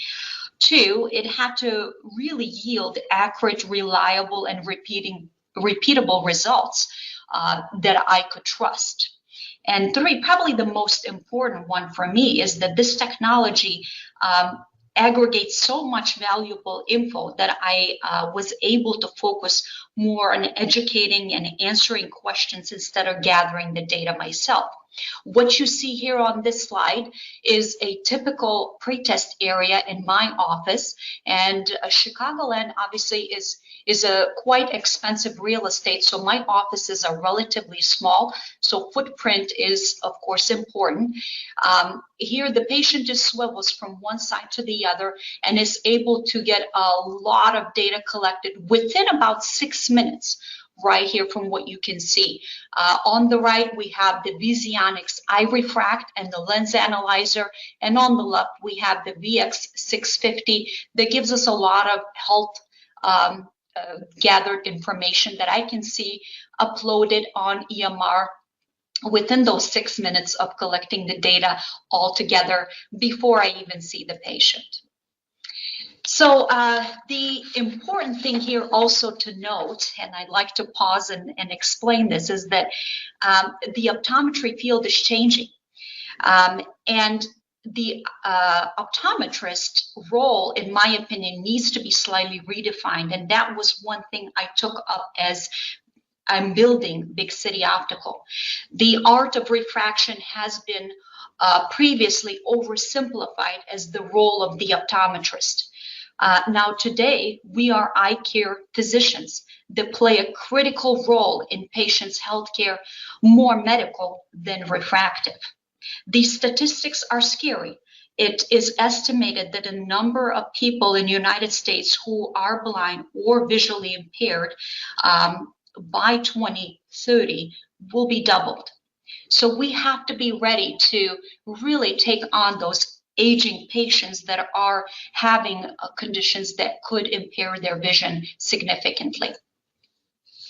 So here I'll walk you through some of the pieces of technology that actually give me that data that I can see before I see the patient and evaluate everything as if I'm all-knowing. So this is a piece of technology called the Visionix iRefract that I have been using now for 2 years. The main reason of picking this device initially was to move the refraction process, collecting the refractive data outside of the exam room, and give me more chair time with the patient to concentrate on consulting and educating and addressing the chief complaints. Now, this obviously gave me way more than just that. This data that is collected, as you can see here at the top, is giving me lensometry readings. It's giving me the wavefront readings. It's giving me the recommended manifest refraction. All of it comes with the PDs collected by the technology and the VAs through the lensometry final prescription and the wavefront readings, and also uncorrected VAs. All of that data is very important for me, especially with the patient coming in with their complaints that they are coming in with I can't see, and also the unperceived type of complaints that I can actually discuss with them. So for example, I love stories, so I love to share that with actual clinical type exposure that I get in my practice. I had a patient recently who was a police officer, and he had LASIK not too long ago. Unfortunately, it wasn't fully correcting his nearsightedness. So when he came in, he already had a pair of glasses that was made for him elsewhere. And it gave him 20/20 vision, but his main complaint said, I cannot see at night. when I ran him through this technology, it indicated to me that the lower order aberrations for this patient with scotopic conditions, his vision was about a diopter difference for correcting his vision to 20/20. So I can screen that and see this and have conversations that I can bring up with a patient just from gathering this data in lighting conditions that are different than just doing traditional refraction. It also really captures a great wavefront readings for patients that have strong accommodation, my younger patients or latent hyperopes, and allows me to be a lot more accurate and a lot more successful than I previously have been with refraction in a traditional way with the 4-Raptor. That, as we all know, that piece of technology is many years old. So this new way of doing refraction not only is impressive to patients to see, but it yields these great results. Now, so great that my remake rate when integrating this technology for the last 2 years, company-wide, is less than 1% remake rate on the glasses. And so that leads to happy patients when they don't have to come back and tell me they can't see out of their new glasses. Here it shows you another piece of technology that that has allowed me to be able to practice remotely. The ability to see the anterior segment and to see more than just traditional way here with these digital slit lamp that has video capability, mybography integrated in it. It allows me to have conversations with the patient about Demodex, for example, and to be able to show it to them so they can take and engage into their own eye health and treatment options that I set up. The pictures really give you a lot of great tools to educate and enforce certain treatment plans to the patient that would be a lot more compliant than just talking about it. Same thing goes for dry eye treatment. Most of us spend many hours in front of screens. Blinking rate is decreased. Also, the aging population, naturally, those meibomian glands start to drop out. And before the patient has significant symptoms, you can see the count of these meibomian glands and what is happening to really give them a better treatment plan and to approach it in more preventative ways than when it's already happening and perhaps there's not much you can do. It also assists me in toric contact lens fits. I can see the conjunctival drag with the video capabilities, and I can see where the mark for the toric lens is settling. I can talk about different conjunctival injection and talk about changes with pigmentation that would enforce more of a coverage for UV protection. So there's a lot of conversation that I can bring up with the patient once they see these images themselves. This right here is a summary sheet of the VX650 that I'm able to have before, again, even seeing the patient. So there's a lot of data here that you can see on the summary sheet. On the top, there are wavefront readings in, again, photopic and scotopic conditions with the size of the pupil indicated for us on the left, and the patient's wavefront readings, which I have to say are quite accurate, and there's very little deviation I need to make in order to really combine the patient's habitual RX to the wavefront readings to finalize my prescriptions for best results. Next, we see the topography readings. How many times have patients asked you, well, what is the astigmatism?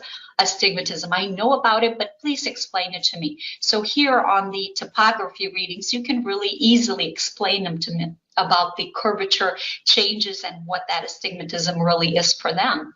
Also gives you great keratometry readings to fix any kind of complexities of more advanced contact lenses.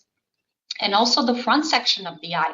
Now, the anterior segment, we see a gross image of the front of the eye that can become a really baseline reading to track over time any pigmentation or changes that you may pick up on the patient, but also a cross section of the front of the eye. Here it gives me pachymetry readings to answer those questions. Well, doctor, am I a right candidate for LASIK? You already have that before they even think of asking that question. Also, the rule out any kind of narrow angle to avoid sudden loss of vision due to angle closure glaucoma. Of course, we have a beautiful wide view of the retina to really screen, make sure there's nothing to do with changes in vision due to their macular changes or anything to suspect like glaucoma on the optic nerve or more serious conditions like optic neuritis. Also gives you very reliable non-contact tonometry readings. This puff is very gentle, and most of my patients don't mind it at the end. On the bottom of the screen, you can also see here that I have it highlighted as a summary page, but I can dig in a little bit deeper to really understand the individual readings that are here for cornea, anterior segment, cataract analysis. It can even give you simulation of what the vision would look like with and without correction, especially for parents who are faced with the first pair of glasses for their child. They may not know how the child sees, and you can simulate that and show it to them. For the fundus images, I can break it up to grayscale to really understand any kind of issues that may be missed by looking in color, such as retinal hemorrhage. Here, it really, these normative data is collected, and it actually highlights problems if this data is not within the range of what everyone is as far as the data collected. And it really allows me to practice in a supercharged way. So having this data that is collected and compare over time is really the key to collecting it and explaining it to the patient why they need to come to me next year. Yes, I have normal data that they can see, but what if things are changing? We can pick up those changes so much sooner than if we didn't have them and a different doctor was looking at them next time. Here you can see one of those specific items on the cataract analysis. So here, without me being in front of the patient, I can actually see the cortical changes, the posterior cataract, the nuclear sclerosis grading. All of this can also be utilized in monitoring this cataract from an earlier stage every 6 months or so.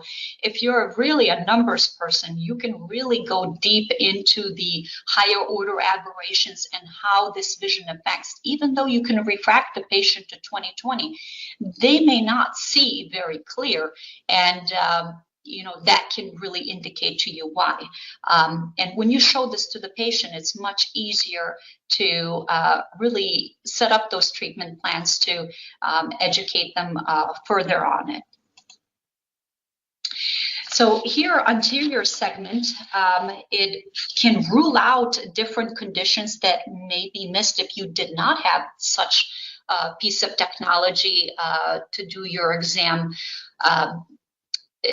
As far as the corneal changes here is indicating the pellucid marginal degeneration. This patient just knows that they have a very high astigmatism and didn't really know maybe why, but this really facilitates in contact lens fitting for me and being able to utilize topography, which can be broken down in axial and tangential version when fitting, for example, ortho case or scleral lenses.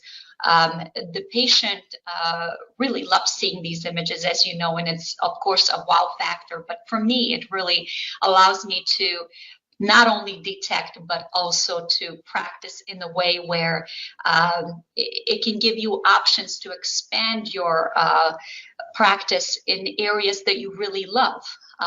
Let it be myopia control or dry eye treatment or whatever else it may be. Here you can see another patient that, and here I love stories, so I'm going to go ahead and tie it into a story. This is a patient that I saw, and he called. He's early 20s and contact lens wearer, and was a bit hesitant on scheduling an appointment if there was a wait. But because we were able to easily integrate him into our schedule that same day, he came in to use his insurance benefits to update his contact lens prescription.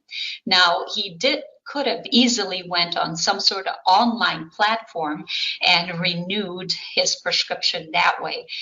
But because we made it so convenient and easy to access our office, he stepped in.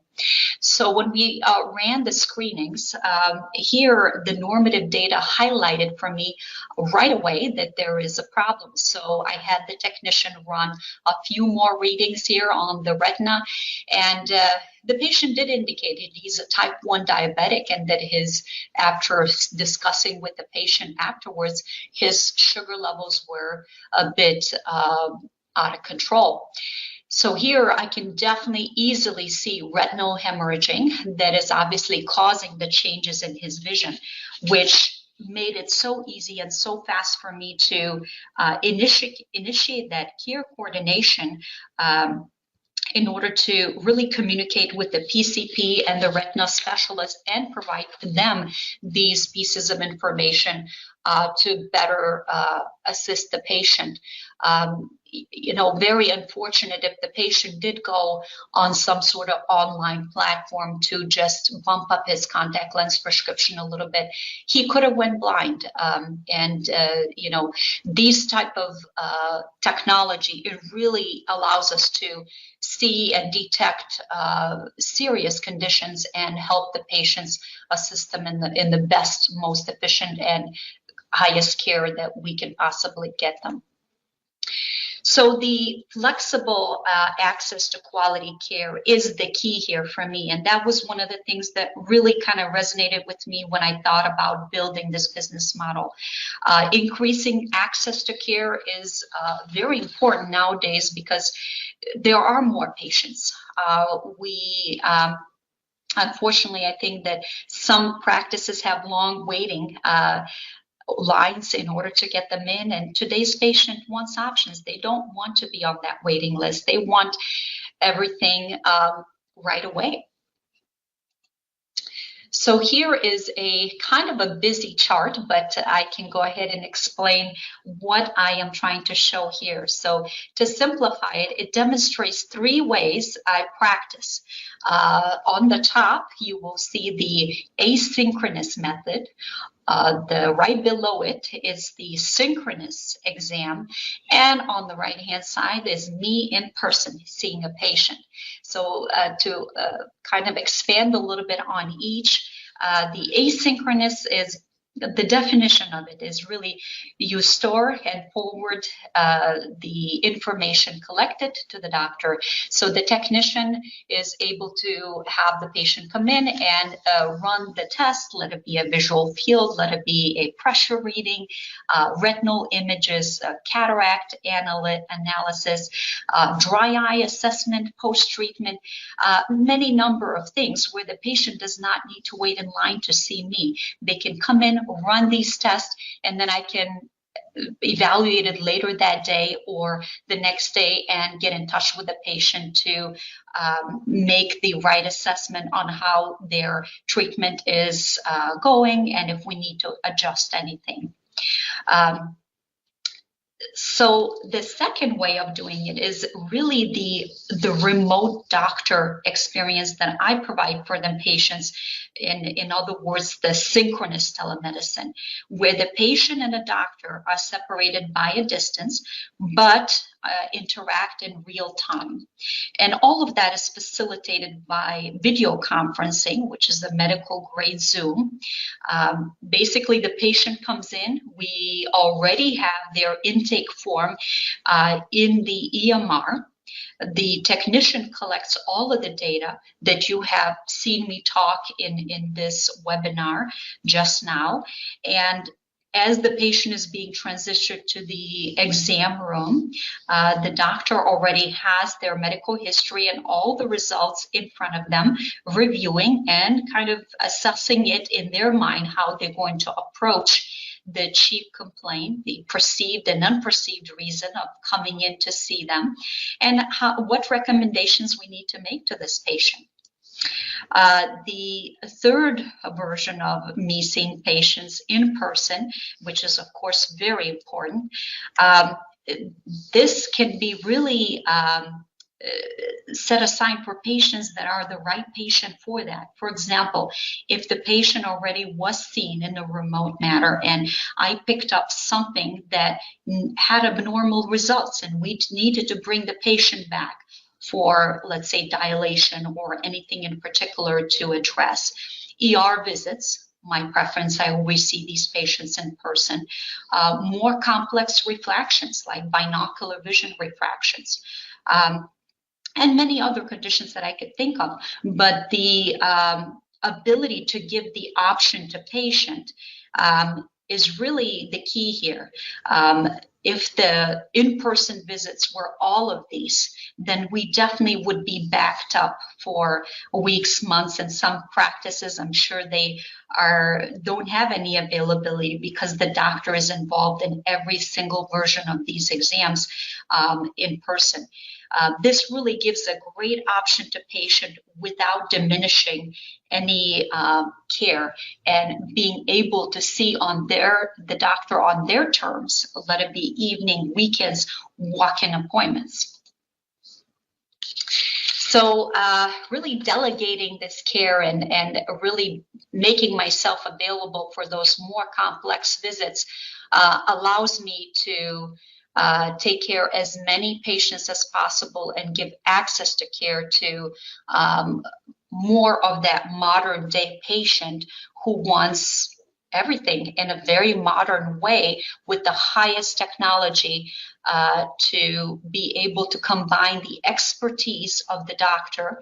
And we have a team of doctors in our practice. There's 12 full-time doctors that are seeing patients and also remotely as well.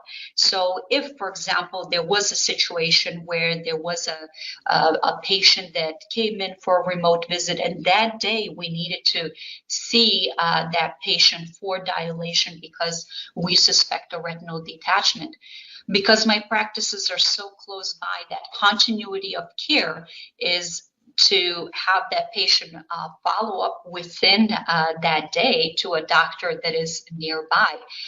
This allows me to really practice in a way that is very responsible for the patient's care, where they have the remote capability to come in on demand, but also to be in person if needed.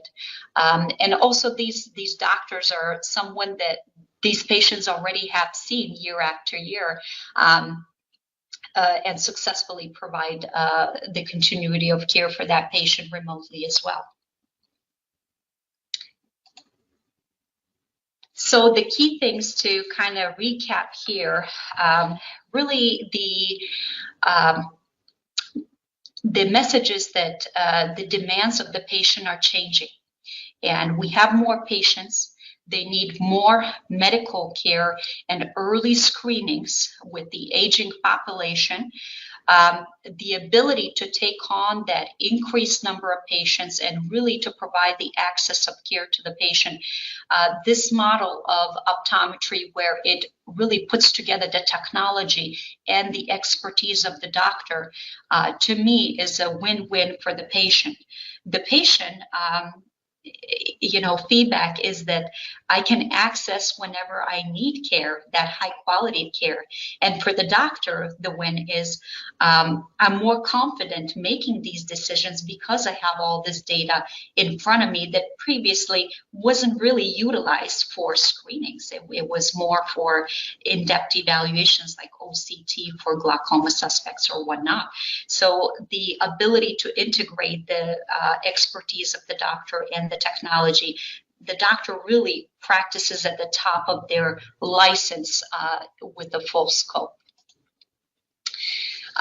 So to kind of wrap it up here, my story, the benefits to patients, of course, are visible with the reviews that they provide for us, but it really gives them the fast, convenient results, easy access, no waiting list, the possibility of detecting pathology at a very early stage is there because of the technology that we use.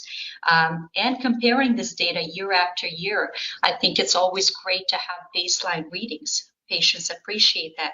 And it builds loyalty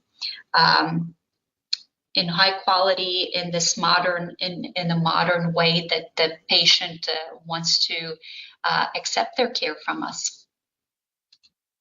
All righty, and that was Dr. Rasa. So, and Dr. Rasa, are you still there?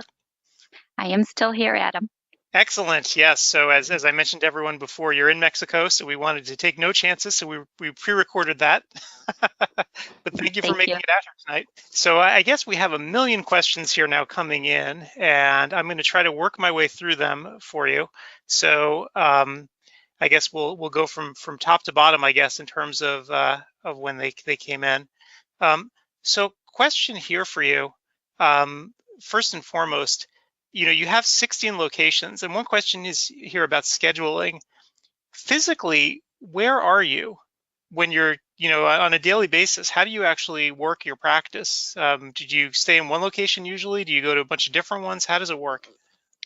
So I am in a different location, but because we are building out these practices, and I usually locate myself in the newest practice, that is a cold start, and it's relatively slow. If you ever started a cold start, you know that you're not seeing that many patients per day, but each patient is very important because they're going to be your established patient next year.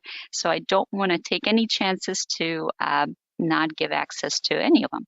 So when I'm in that slower location, I'm able to take care of patients in other locations, usually maybe 2 or 3 locations if needed. And if another doctor calls in sick or there's vacation time and we didn't find somebody to fill in, the locations where we would have a doctor full-time, we still don't have to call the patients and cancel appointments. We can still take care of them. So I'm usually in one of my offices only about a mile or 3 away when seeing the patient remotely. Right. And another question here sort of about the remote exams. When you schedule patients, do they know that they're going to be seeing you remotely? How does that actually work? They do, yes. So most of our patients can schedule themselves online. I review my online scheduler, and each morning there's 100 new appointments that weren't there yesterday. So we, when we call to collect the information on the insurance, confirm their benefits, we triage to make sure that they're feeling healthy still to come in for the safe environment. We do let them know how the information will be gathered and how the patient will talk to the doctor. And we're very transparent. And some patients, chose still to be in person, and which is fine. But most patients are absolutely fine with this option, even though it is relatively new. So sometimes they're a little puzzled, but when they actually are okay with having the step exam, and at the end of it, they say that this was the most thorough, best exam they have received. It's interesting. You actually started setting up these offices before the pandemic hit, and I wonder if patients before were a little bit more confused and befuddled, but now are more accepting of it just because it's what they've lived through for the past couple of years.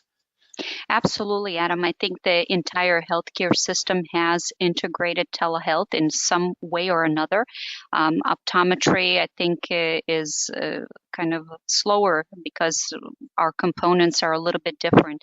The patient does need to be in the office in order for a very full evaluation. They cannot be at home.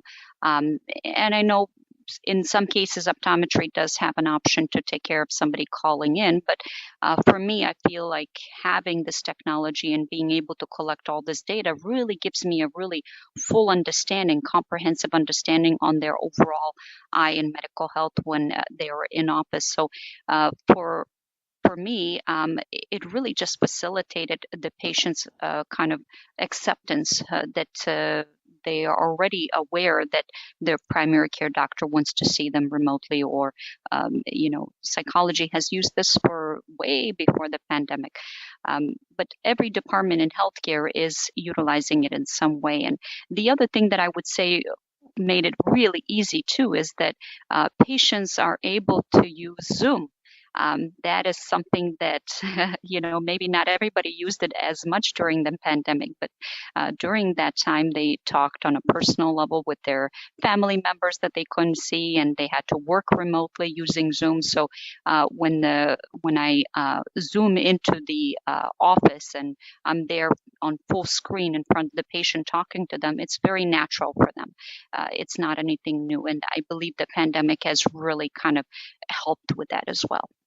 Right. The question here just around costs. Do you have a sense of, maybe you could just sort of share like ballpark what it costs to actually set up a location with the technology?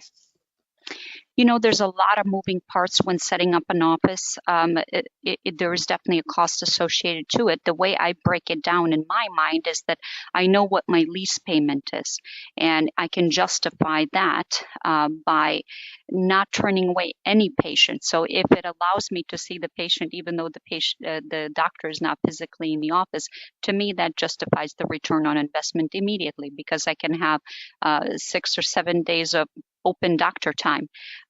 So I kind of break it down in that monthly payment of what the lease would be for me in my mind. Right. And I guess with 16 locations, you probably gotten pretty good about keeping the expenses in line, right? I guess the first one was probably a learning experience, and then each time you learn a little bit more. My first practice was the most expensive practice.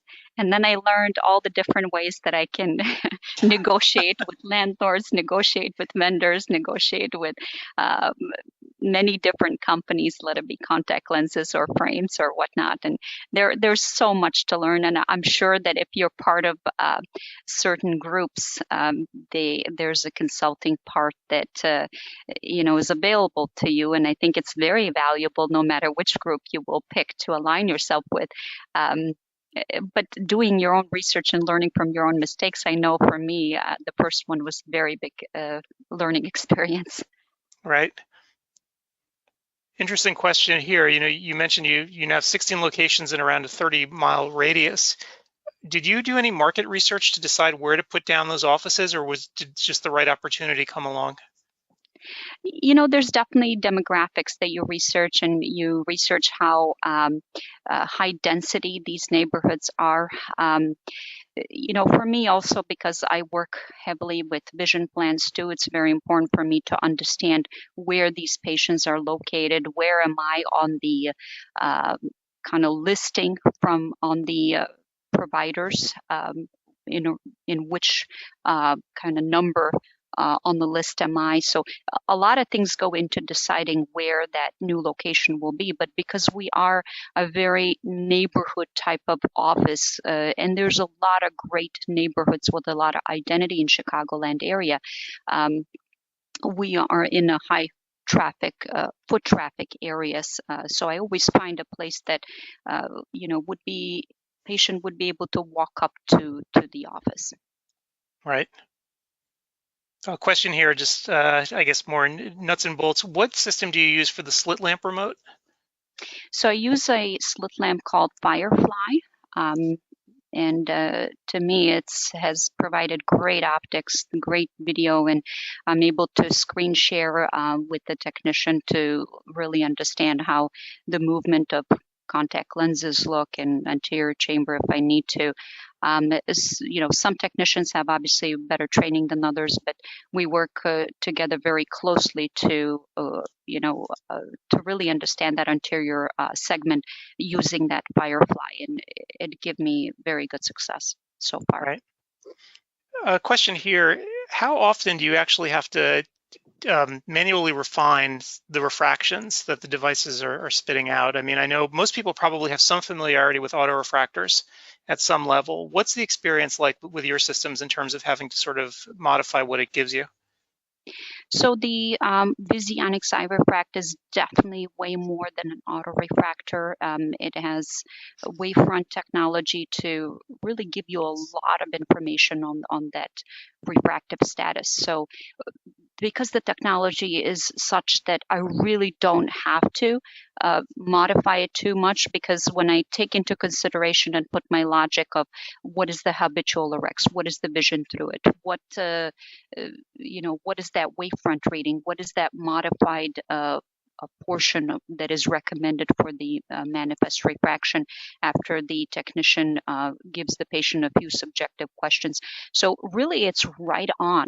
If I am ever in doubt, this technology, I'm able to tune into the office and control it remotely if I wanted to be a team viewer, but I actually don't use that option much. So if I really needed to, I trial frame. So I have the technician pull my old trial frames and plug it in and have the patient take a few steps to make sure that that amount of cylinder power is not going to make them feel like they're in a little fishbowl. But it really kind of narrows down the ability, that very fine tuning between comfortable and clear vision. The technology is going to give you very, very clear vision, but the comfort is the one that I probably put a little bit of logic to really understand it. And in some case, I would trial frame. But again, the success is really good with that model that I put together for myself.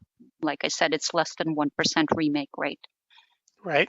And I guess the other question that people ask is, obviously you're going to have staff running a lot of these machines. You're not doing it yourself physically, or in fact, not even there a lot of the time.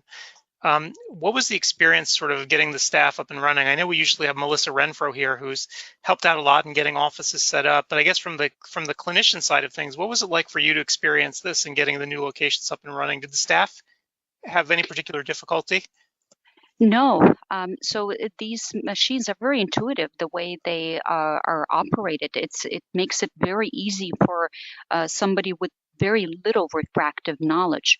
And that was one of the reasons I chose this technology, because unfortunately, there is turnover in our labor force, and in general, labor force is not amazing nowadays for anyone, including me.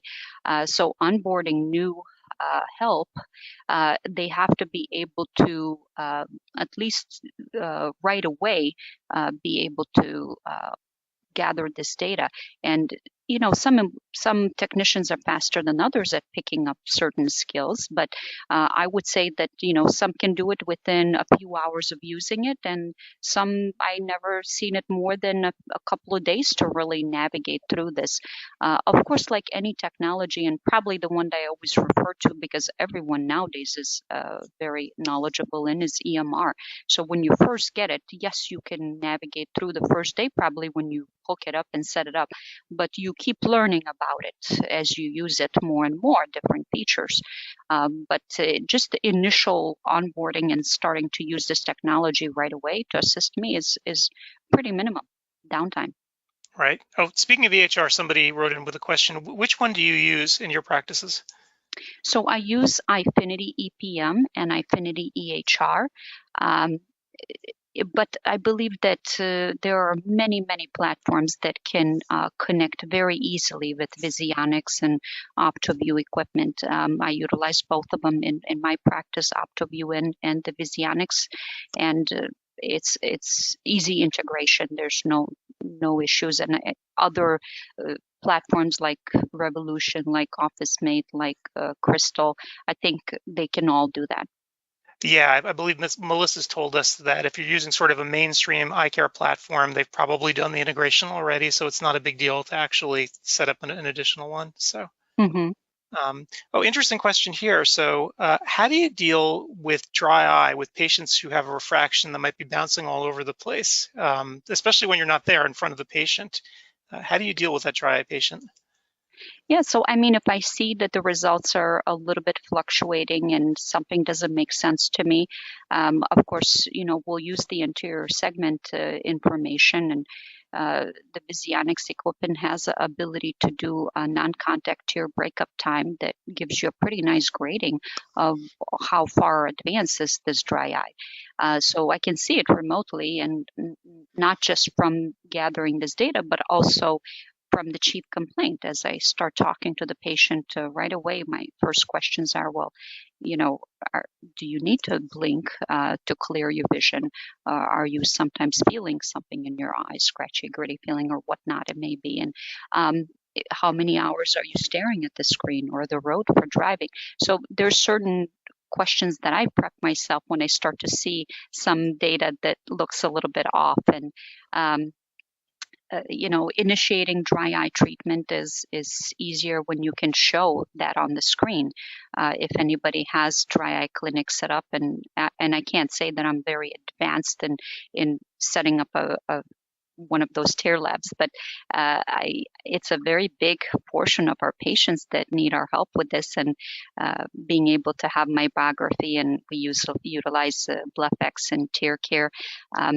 You can set up these as follow-ups, as medical visits, or let it be really kind of self-pay type of visits for patients after you already filter them through some remote exam or in-person exam that you see that they need more help. So it really kind of helps you generate other avenues, like dry eye treatment, or let it be myopia control or LASIK co-management, easier with this technology.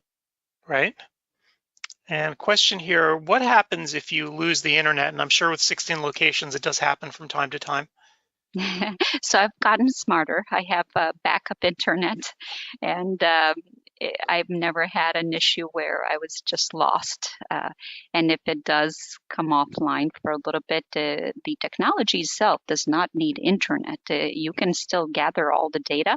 The problem is uploading into EMR for me to see it remotely. So, but I've never had it go down that long where I couldn't take care of anybody. And if we are, obviously when we first turn on the lights, and the first thing the technician does, their routine is to make sure that everything is properly functioning. And if something is not working, we would address it before we even expect the first patient to show up. But for something to happen where we just had to tell the patient, I'm sorry, you have to come back another time, I really have not had that. And maybe Chicagoland area has really good internet, but also we prep by having safeties, by having backup. Right. And I will actually add, since I have this problem here, since we do run a lot of tech on ODwire, these days cell connections have gotten so fast with 5G that it's worthwhile to actually invest in a router that can automatically route to the cell network if it needs to, if your primary cable connection or DSL or whatever you're using goes down. It's become much more affordable, whereas years ago it was thousands of dollars to do it. Now it's very cheap. So it's something to think about. And let's see, I'm trying to see how many other more interesting questions that we have here. And interesting question here. Are you limited by vision plans or medical plans when you bill for an encounter that's not actually face-to-face? I mean, there are certain regulations, and I would say not enough, because AOA has not really taken a big stance on this yet, and every state has their own kind of regulations on what can and cannot be done. So everyone should take a look at their state rules and understand that before they start something like this. For me, I dissected it inside out, and I'm doing everything that the state of Illinois permits. But the vision plans and medical plans themselves, some do have a little bit of kind of guidelines on that, but still this is a pretty kind of green area I where hear we like had a there isn't a no-show. lot yet. So does it limit me? No, it does not. Right. And so when you're actually show setting up an over, yeah? appointment, you usually No, a know what kind of no-show. exam it's going to be, It was a correct? So you can no-show. actually sort of probe the patient's Dr. benefits Epstein. before Hey you guys, even see the patient. And when you let code me, the the exam, lecture's still there's going on, so hang on a modifiers that second. you use Dr. Ross's thing to hasn't finished yet. It still has 2 identify minutes that to this go. exam took place in a remote type of We setting, are ahead of ourselves. synchronous setting, like I would be providing. So the provider, or not the provider, but the medical or the vision plan, they are aware of it. Yep.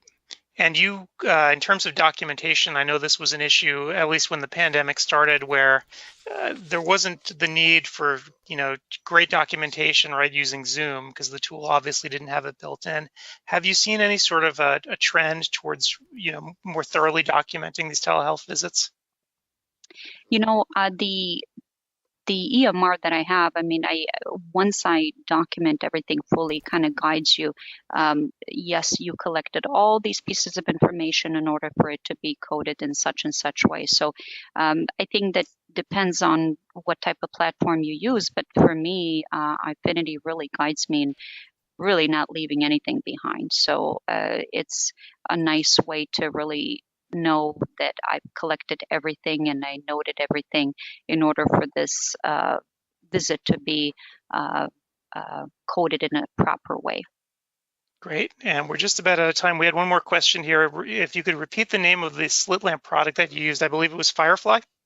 Yes, Firefly, and also the anterior segment on the Visionics 650 has a lot of information. So does the Visionics 120 Plus dry eye. They both are kind of like multi facet devices that give you a lot of anterior segment data, but the standalone slit lamp is the Firefly. Great. All right. Well, Rossa, thank you so much for doing this today. We're going to be putting an archive of this talk up on ODwire, and I'm sure we're going to have a bunch more questions, and I hope you come on the site and maybe can answer a few more. Great. Thank you so much. Have a great evening, everyone. All right. Thanks, everyone.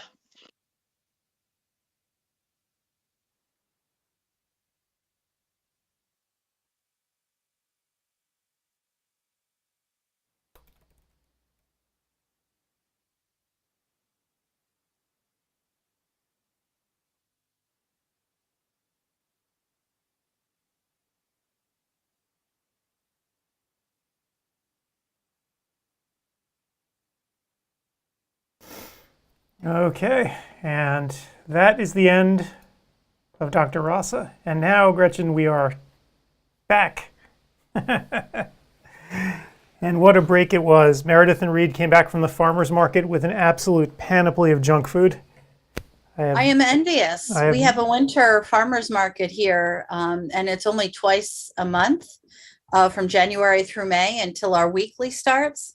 And last Saturday was a farmers market, and I was just lucky to get home from the airport from Seco unscathed. So I didn't know.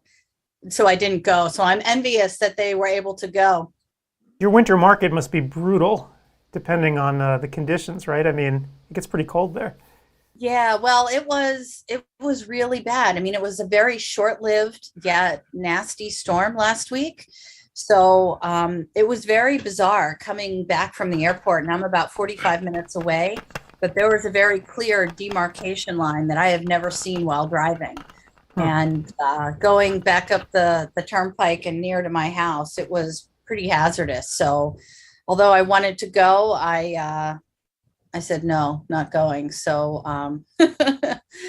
so yeah, farmer's market is one of the highlights of my week. I really like going and that feeling of community. What did they bring? Did they bring my favorite cinnamon buns? They brought so much. So they didn't go to the Lake Oswego one because we don't actually have our farmer's market during the winter. It's only, they open it twice, right? Once for around Thanksgiving time and then sometimes, later on in the winter. So they went to one that was about, I want to say it's 10 miles from here. So it's in Oregon City. So that's the place where the Oregon Trail ended.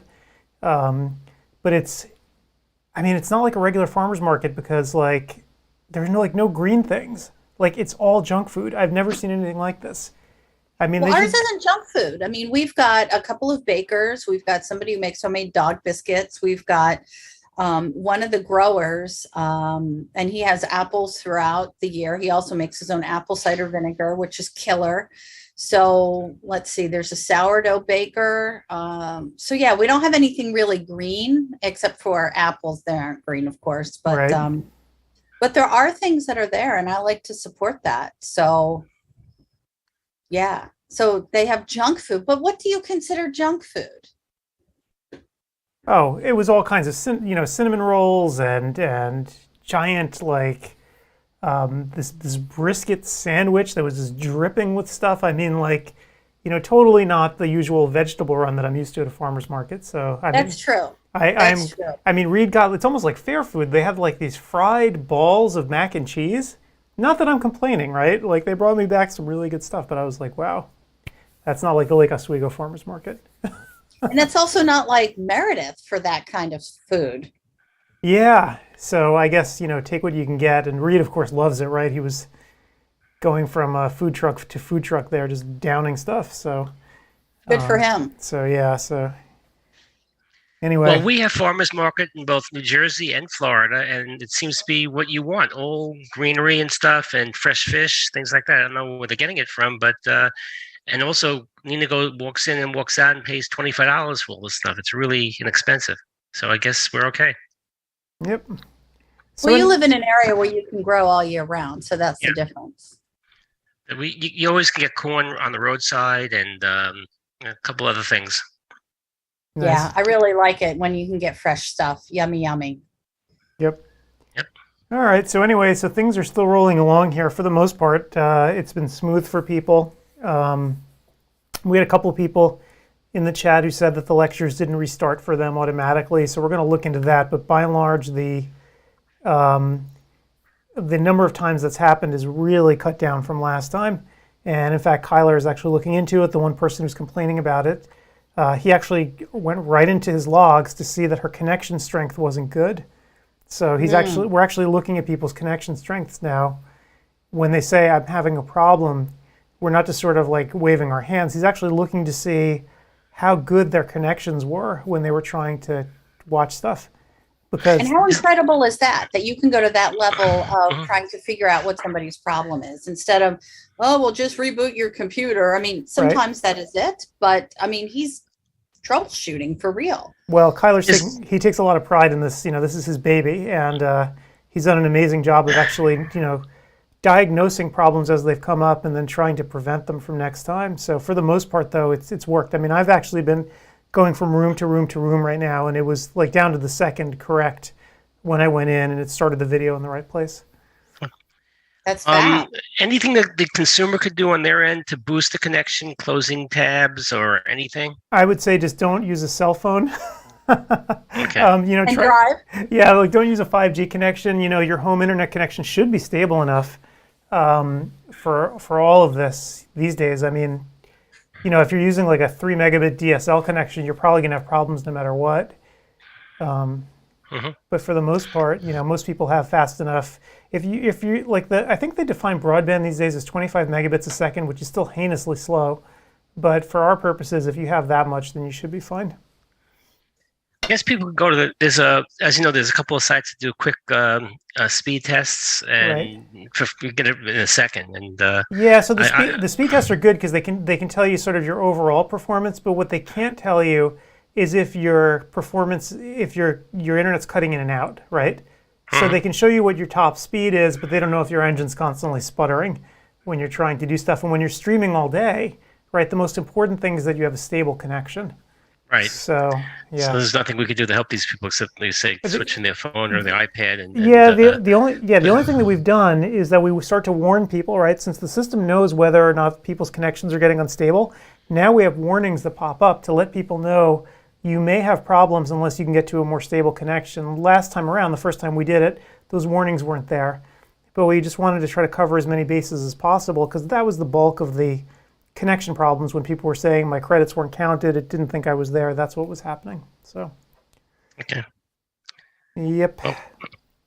So yeah, it's been fairly uneventful, and the courses are going well. We know that the credits are being counted properly. I've been looking in here. Kyler was telling me, that everything looks like it's counting quickly too. I haven't actually looked at any of the transcripts, but my understanding is that when people are going to their little certificates page, it's starting to update. So I think it's all working. Well, we're about halfway through our 3:00 hour classes on dry eye management, scleral lens update, and new corneal surgeries. And then after that, we will jump into dry eye therapeutics, pediatricians and eye disease, and diagnostic benefits beyond OCT with cone contrast sense testing. That sounds interesting. So yeah, so those are going to start at 3:25. So we are rolling, folks. Yep. I just had a nice conversation with Art Epstein on his page because he's talking to people. So I think you'll be happy to know that, Adam. Oh, good. Yes. I think Art showed up a few minutes late, and you know why? And I didn't even think about it. Arizona is that stupid thing with the daylight savings time where it doesn't move, but everybody else moves. So so he was off by one. I wonder what they're going to do when they'll start implementing daylight savings time in 2 years or 1 year when everybody else goes off it. Yeah. Just to be different. All right. He's there now, and he's got a few questions. So that's good. Excellent.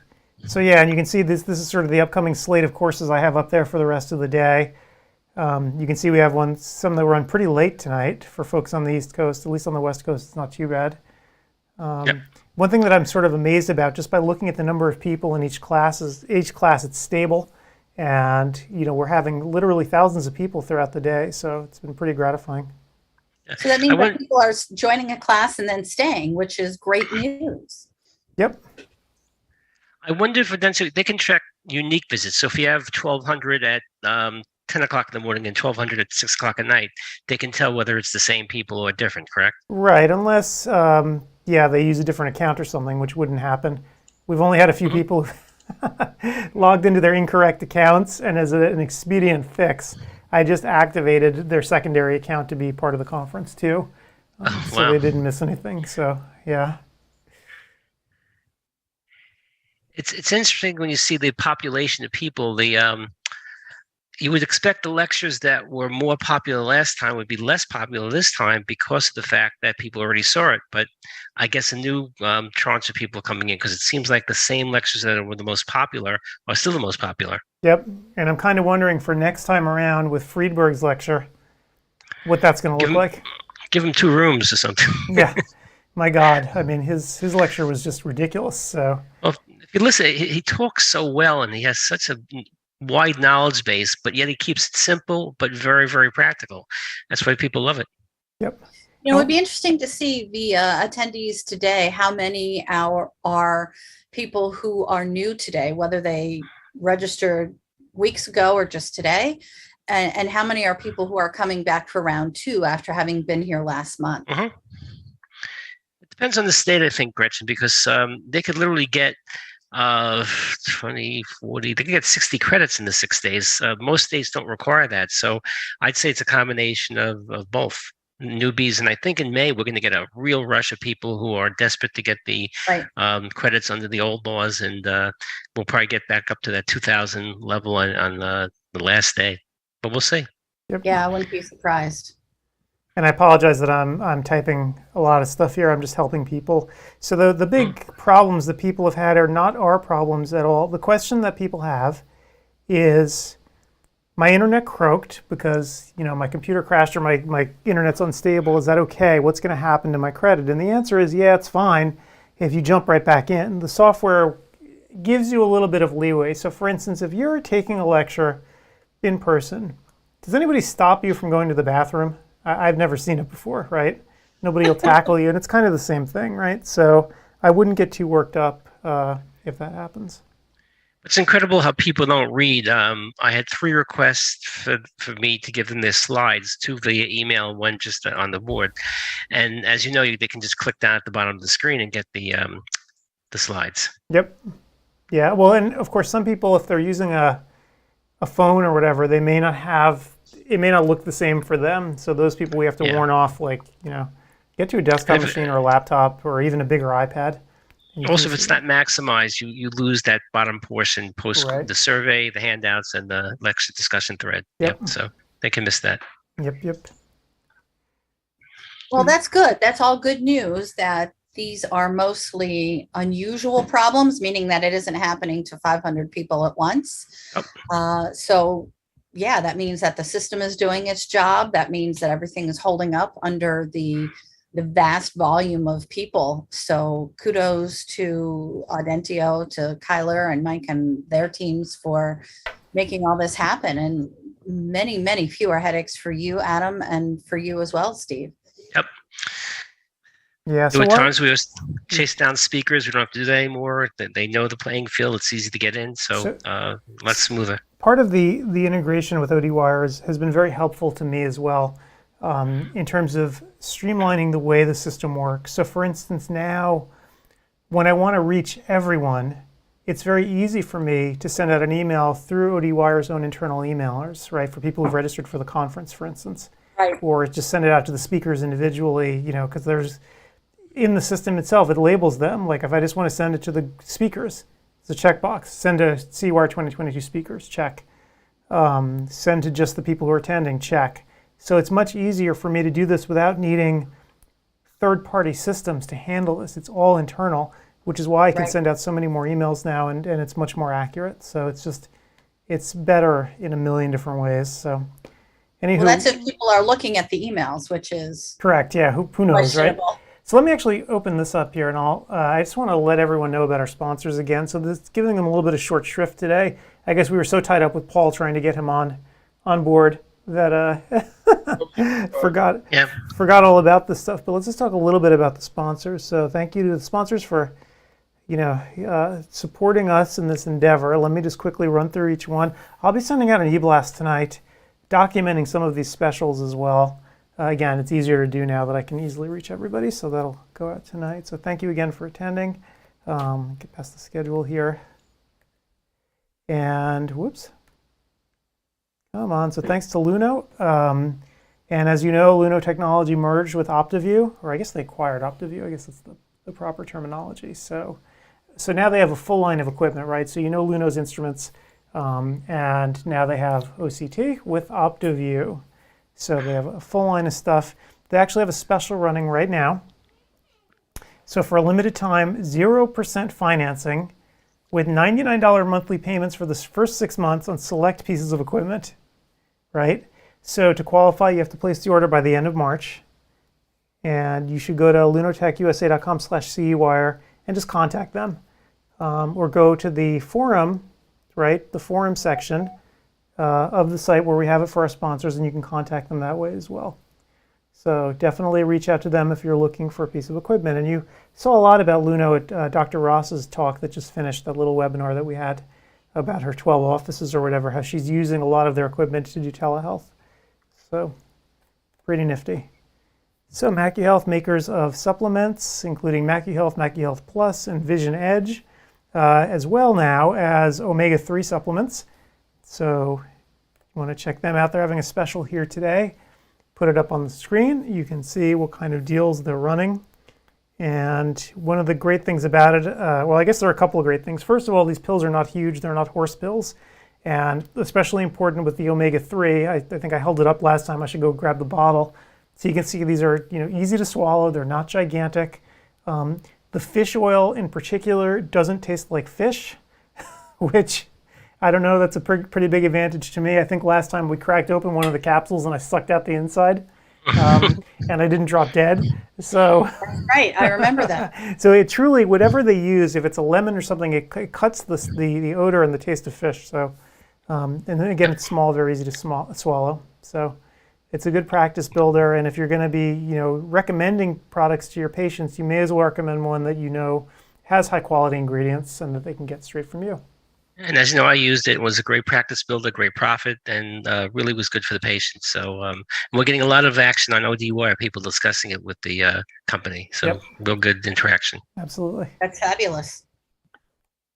Okay, Oculus, makers of instruments that you know and love, including the Keratograph, the Pentacam, and now the Myopia Master. I love that. It's always good to master myopia. Yes, I just love that. Myopia master. So I think Oculus, they've been with us for a long time. You definitely want to check out their instruments. Hopefully we'll have some folks from Oculus on with us tomorrow to talk a little bit about what's been going on with them. The Myopia Master is obviously for myopia management. And it's an instrument that's actually right-sized, kitty-sized, I don't even know what to call it, to help you measure axial length, but it's actually designed for the size of the child that's going to be using it. So it's pretty nifty. So definitely worth checking out, but hopefully we'll talk to Oculus about it tomorrow as well. Lac Rivera, makers of punctal plugs, and a whole variety of things on the screen right now. You can see the specials that they're offering, and those are some pretty good deals as you run down the list. Again, you can reach them through our forum, and if you go to CEwire2022.com, click on forum at the top, and the very first thing you're going to be taken to are the different sponsor threads because they're pinned to the top of the page. So I could even do that for you guys right now so you can see what I'm talking about. Talk about full service, Adam. You're not just talking about it, you're going to demonstrate it. Exactly. See that link that says forum? You click on that, boom, there you go. So all of our sponsors are right here at the top so you can reach them easily. Right? Could not be easier. So if you want to reach Lac Rivera, they have contact information, or you just click right on Vicky's name, right? And then you can send her a private message. So really couldn't be much easier. We do that for all the sponsors actually, where the people from the company are part of this discussion thread, and you can just send them a message and they'll get an email once you send them a private message too. So it won't just go to some random place, they'll actually pay attention to it. It's really great that there's a place and an opportunity for sponsors to interact with doctors, because you're replicating that interaction at an exhibit hall where you can see the materials, you can have a conversation with someone, and that's just, that back and forth is so much better than just one-way information where you're able to really up that engagement and find out more information. Yep. Especially when you know the product, you don't have to kick the tires on the Lac Rivera products, a Mac Sure. If you're buying an OCT or a Myopia Master, you want to kind of see it. But this is great to be able to just peruse what you want and checklist and go buy it for a great discount. Yep. My hope was that the sponsors would, post a little bit more to their threads just because it would bump up the action on them. Maybe I'll apply a little pressure on them after this conference is over, just to let everyone know what's going on with them. I think sometimes people are afraid to toot their own horns too much. They're afraid to oh, I don't want to post too much, I'm going to be polluting the thread. No. I told them it's fine. People want to hear about what you guys are selling, right? That's the whole idea of a trade show, and that's what this is. So feel free to post. You'll see actually Leo Hadley posted a bit later. We'll show you that, and I hope more people do that, so I'll encourage them to do that as well. And speaking of Leo, Vision Equipment, so let me show you what Leo did. Whoops. So makers of refurbished equipment, if you go into their discussion thread, and let me find it here. Leo, where'd you go? Did I not pin you? Oh, there, I didn't pin it. I got to pin that. I got to pin it to the top. I did not pin it. Ultimate fail there, My Adam. apologies, Leo. That is, you know what? While we're sitting here, I'm going to do that. How do you like that? Because hang on for 1 second, because now I'm mad at myself. Sorry, Happening Leo. right now, in front of your eyes. I'm going to pin this. I am so mad at myself for. Okay, pinned, and refresh.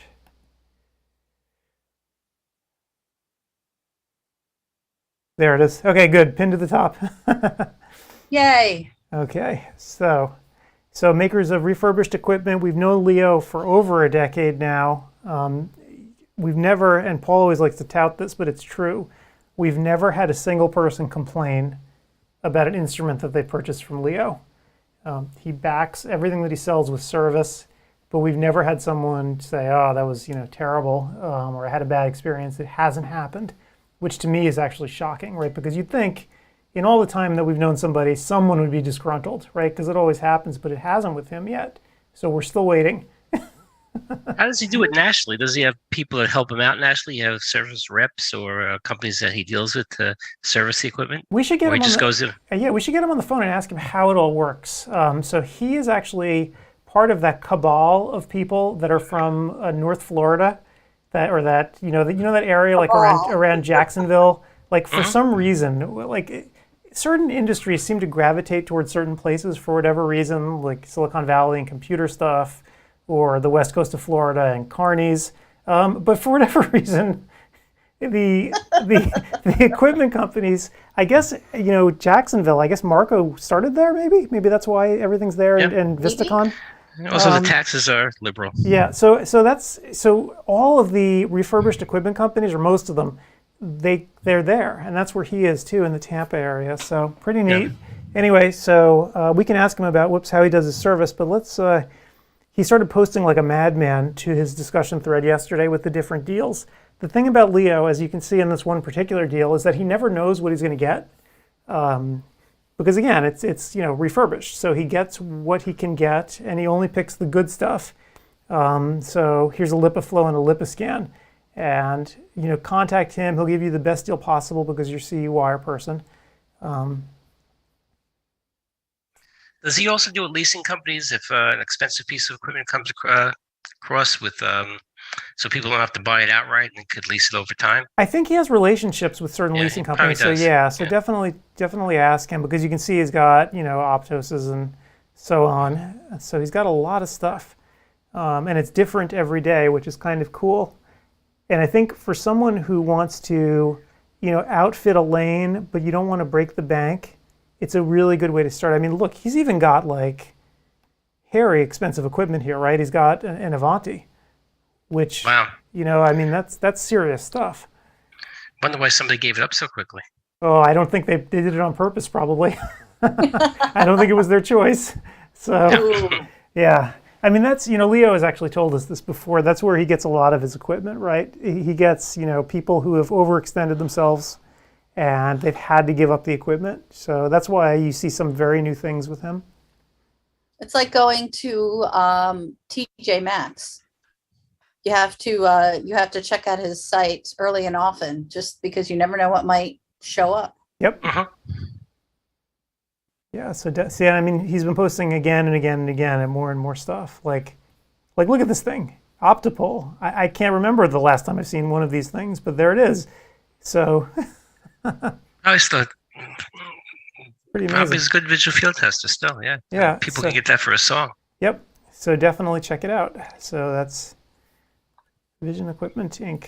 with Leo. CCOP USA buying group that we're working with, and they have an offer. So receive 1% off every purchase you make when you add a new vendor through 2022. So again, it's a buying group, right? They want you to place as many orders as you can through them, and they're going to give you basically 1% off each purchase you make through them through 2022. And they're not new. I think they're international. They have over 7,000 other ODs or clients. Exactly. Yep. In Europe. Yeah, they're big in Europe, and they're just trying to make a splash now in the U.S. So they have these relationships, and in fact, the folks that I deal with at CCOP actually worked for ABB.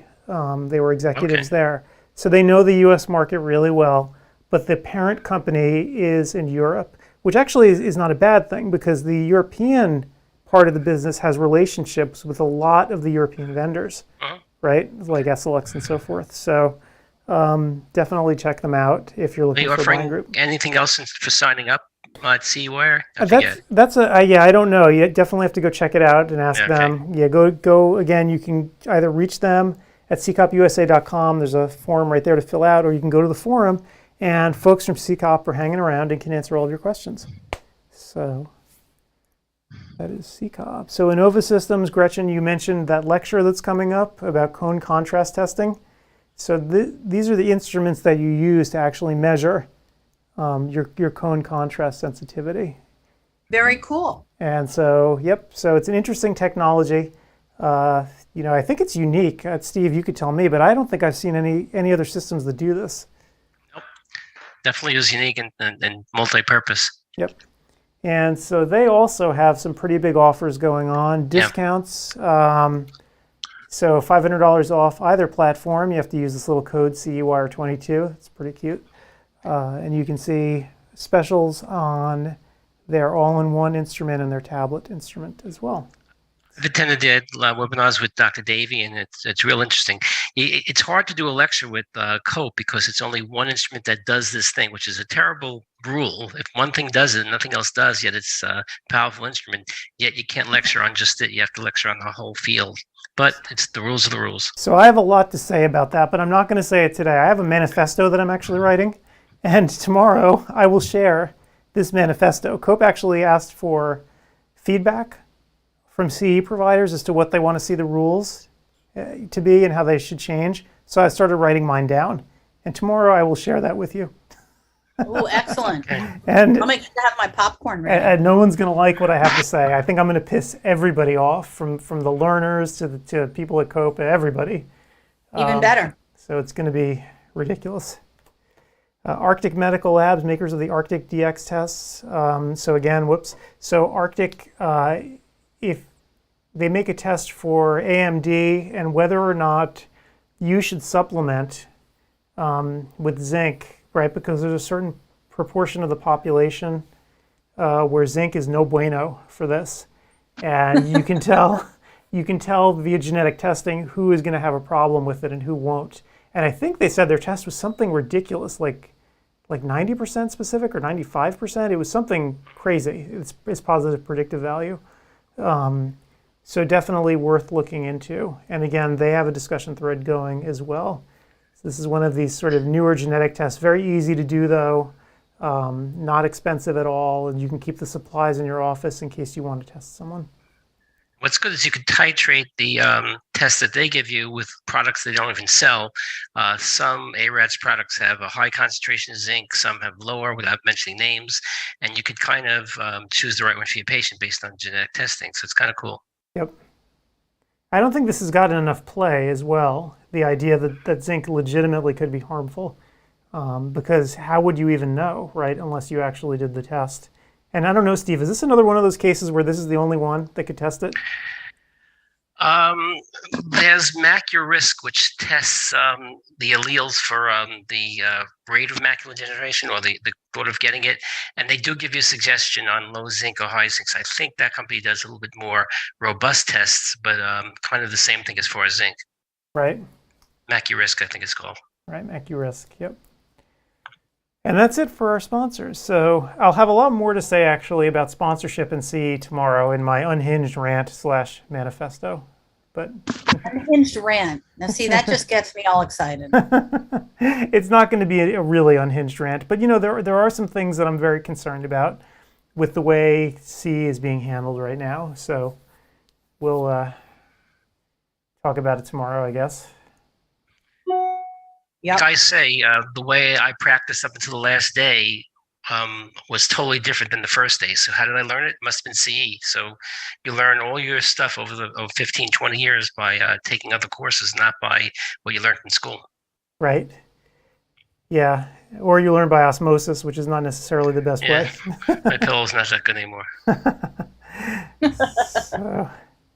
I think Paul remember he said there's times that you take a nap that you don't know? Well, this is one of those. Yeah, I think he might be. Well, he was just looking up a second ago. Oh, was There he? he is. He's not fading yet? That's a surprise. I'm fading already. You know, this is way too early. I think tomorrow we're going to try to start a little bit later. You know, and the real reason that we're going to start later tomorrow, so it's not any like noble reason. Starbucks doesn't open here till 5:30 on Sundays.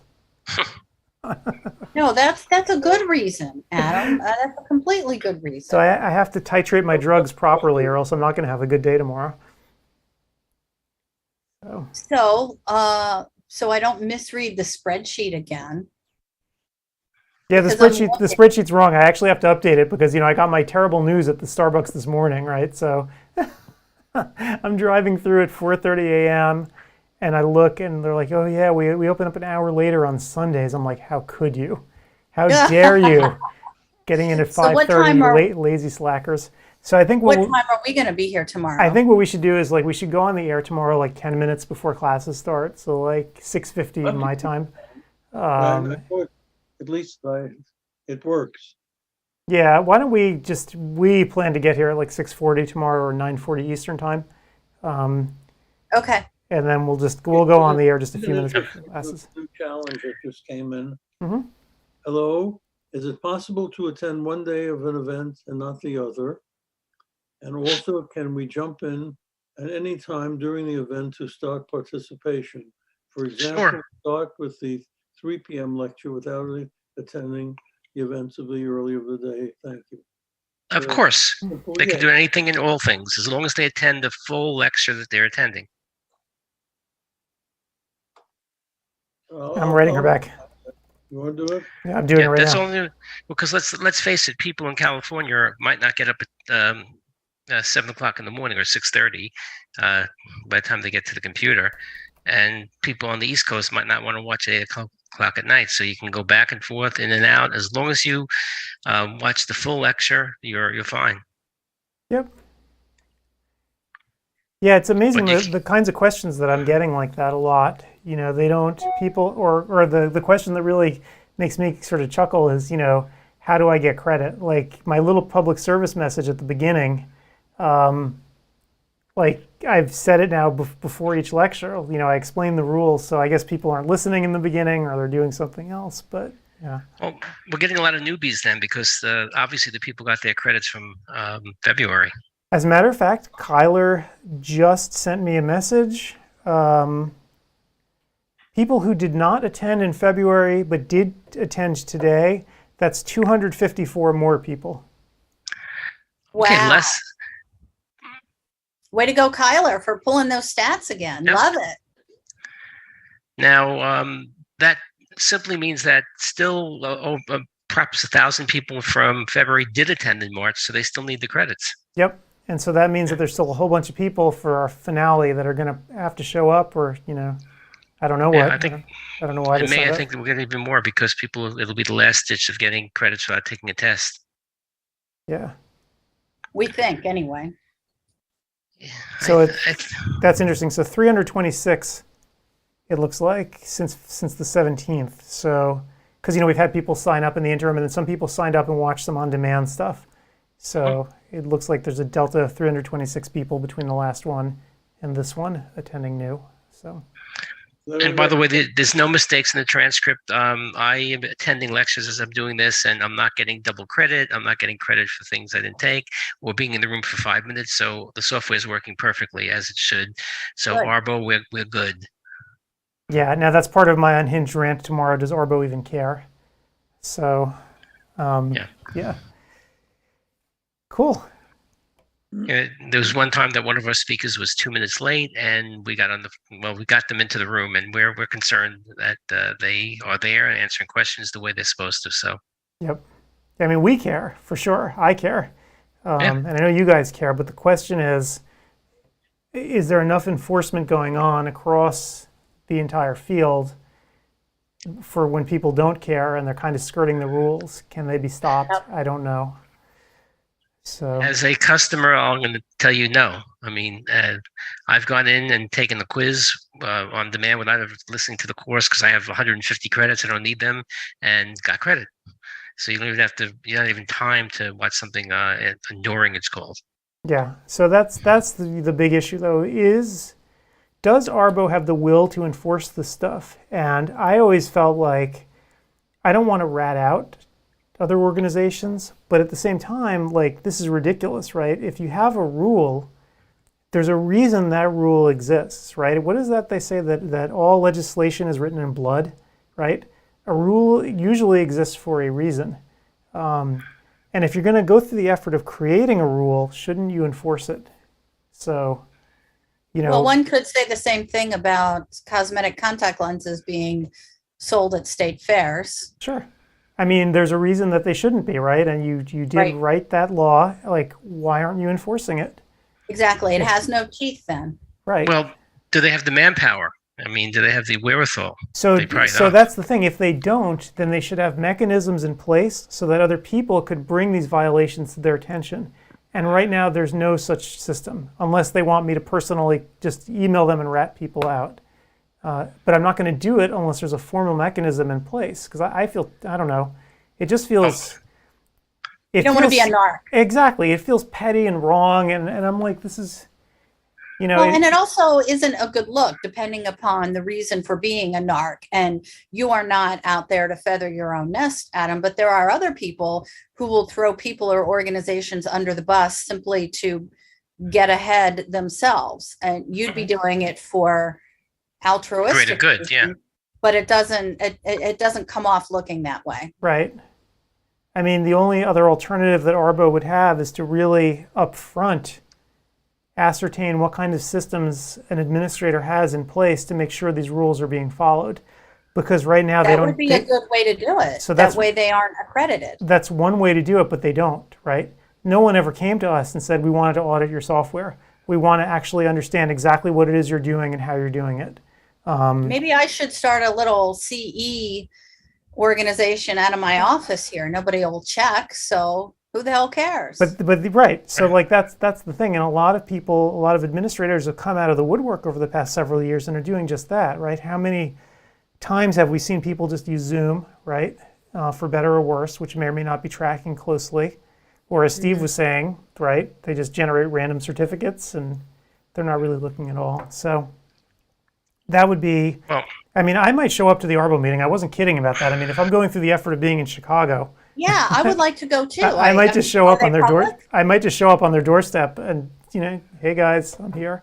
this is a public meeting. It should be public. I would think it's public. They're servants of us. Maybe I mean, they're Olson, not, maybe Olson could like put me in a suitcase or something and like hide me, or like one of those rolling carts that they have for room service, and he could like get in and then bring me in. When is the I don't meeting? think Olson even goes. Yeah. The Arbo meeting, I think it's during the AOA, right? It's during that time? It is. Yeah. It is during the AOA. Yeah. So, you know, I'm planning to be there, Get that so info. So why don't you ask for an invitation? yeah. You want to speak to the group? Why don't you see if Olson can arrange it? Yeah. Well, he's not really part of them anymore. But he knows everyone. probably Ken, who's very friendly to us, so might be able to Here do we it. go. Yeah. Please So- join us for the 2022 Arbo Annual Member Meeting in Chicago, Illinois. Members and staff of regulatory boards of optometry in the US, Canada, Australia, and New Zealand are invited to attend. There's a registration fee. There's an observer. Non-members may attend the meeting as observers. There is a $550 observer fee. And I would be willing to pay that fee if I could get people's attention. So I don't know what observer means. It's at the Palmer House. It's June 12th through 14. Yep. And so I think that's a few days prior. Let me It's just check. yeah, it's just before. Yep. Right. So it's Sunday through Tuesday in Chicago, and then Wednesday starts the AOA. What did we do in Chicago last, Adam? Was it Academy? Yeah. Yeah. Yeah, I remember the Palmer House. It was a walk down the street to. It's a From cool the, old building. Yeah. Yeah. Hey Steve, someone is reporting problems in room 1. I was wondering if you could just pop in there. They're having Okay, that sure, message where it's warning them about multiple streams. Tell them it's no big deal. It's just a warning. It might mean that Okay. they have multiple tabs open that they're unaware of. Let's see. But we'll fix it for them. Okay. Okay, I'll just write a little note here.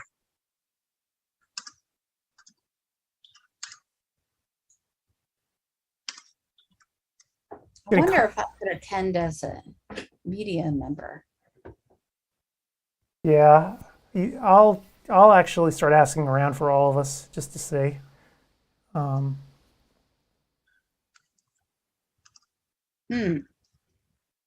mean, I'm on their side with a lot of the stuff. I think I've probably worked with everybody at Arbo at this point, all the full-time employees that they have, and they have such a small staff that I don't know how they actually get all this stuff done.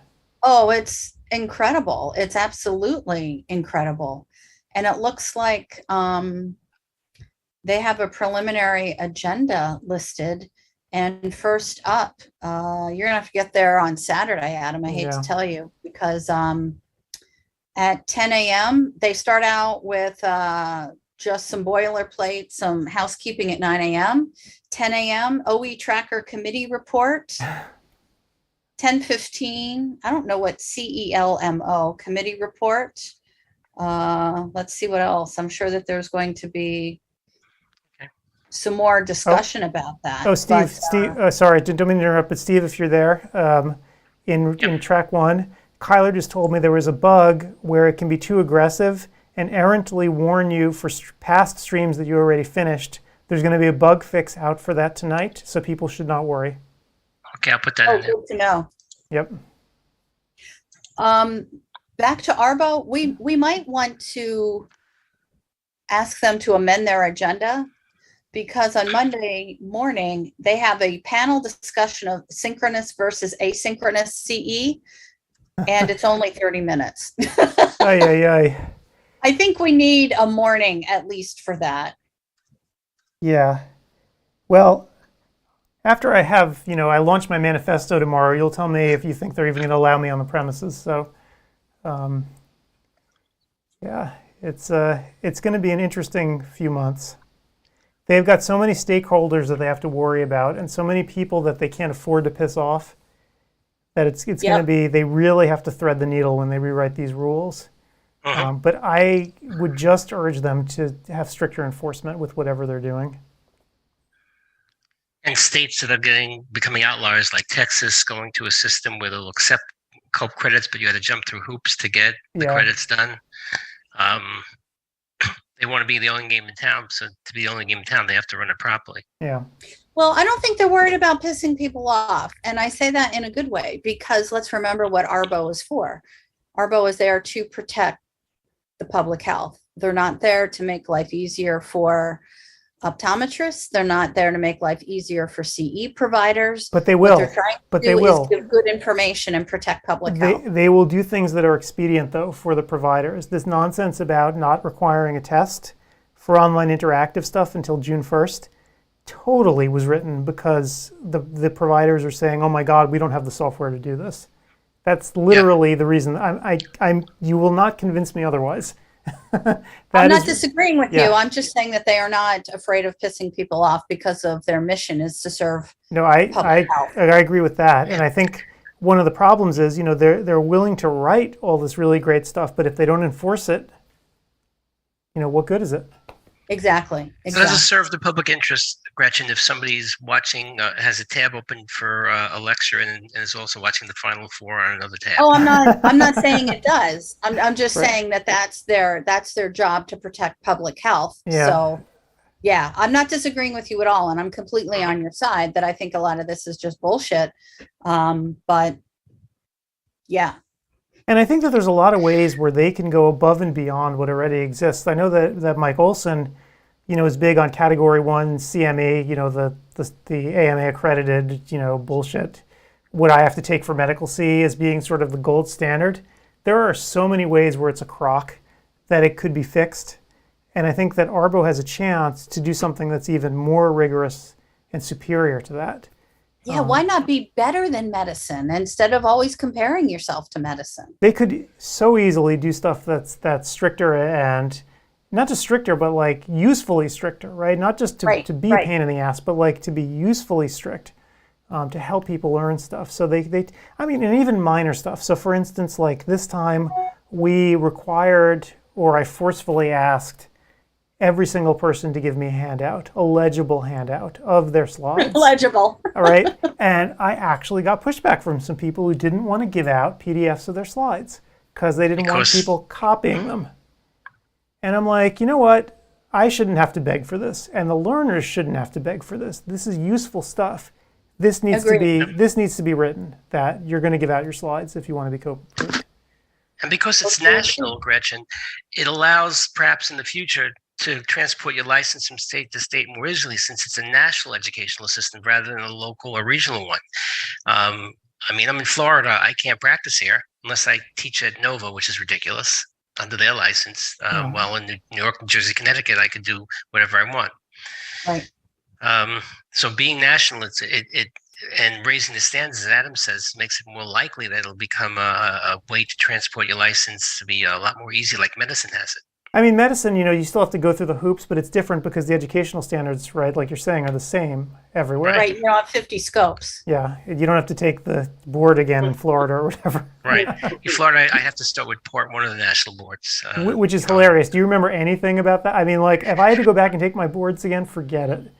I would learn it, but I don't want to. Yeah. Geometric optics and Purkinje images, you don't even know what they are. But, right, like you'd have to relearn everything again. You could do it, but what a waste of time. Right. Yeah, who works for who though?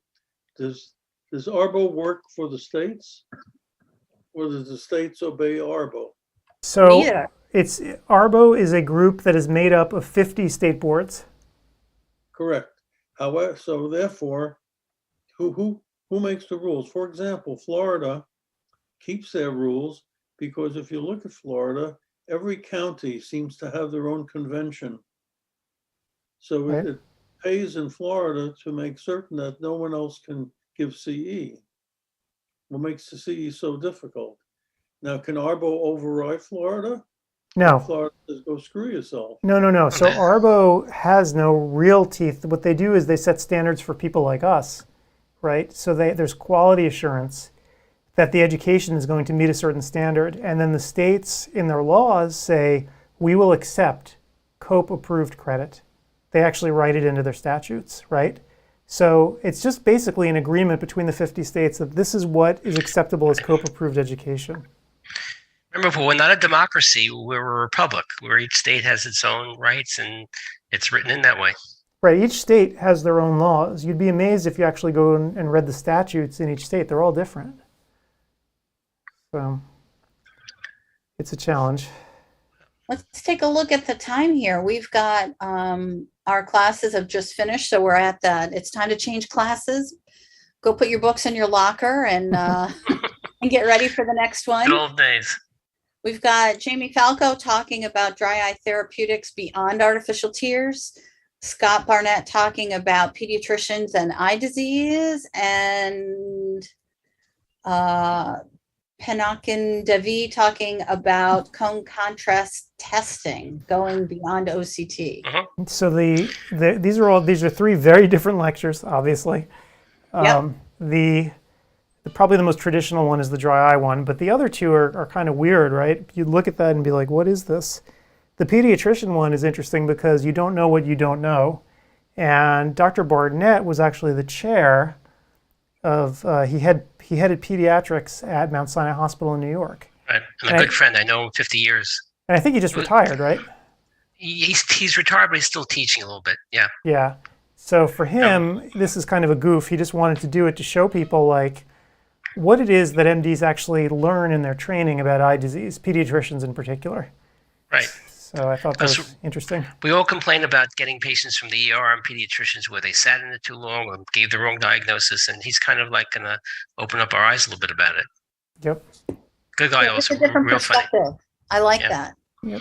And Jamie Falco, by the way, is on my Facebook page saying she's having Chipotle with a CEwire lecture. So, outrageous. So eating and lecturing.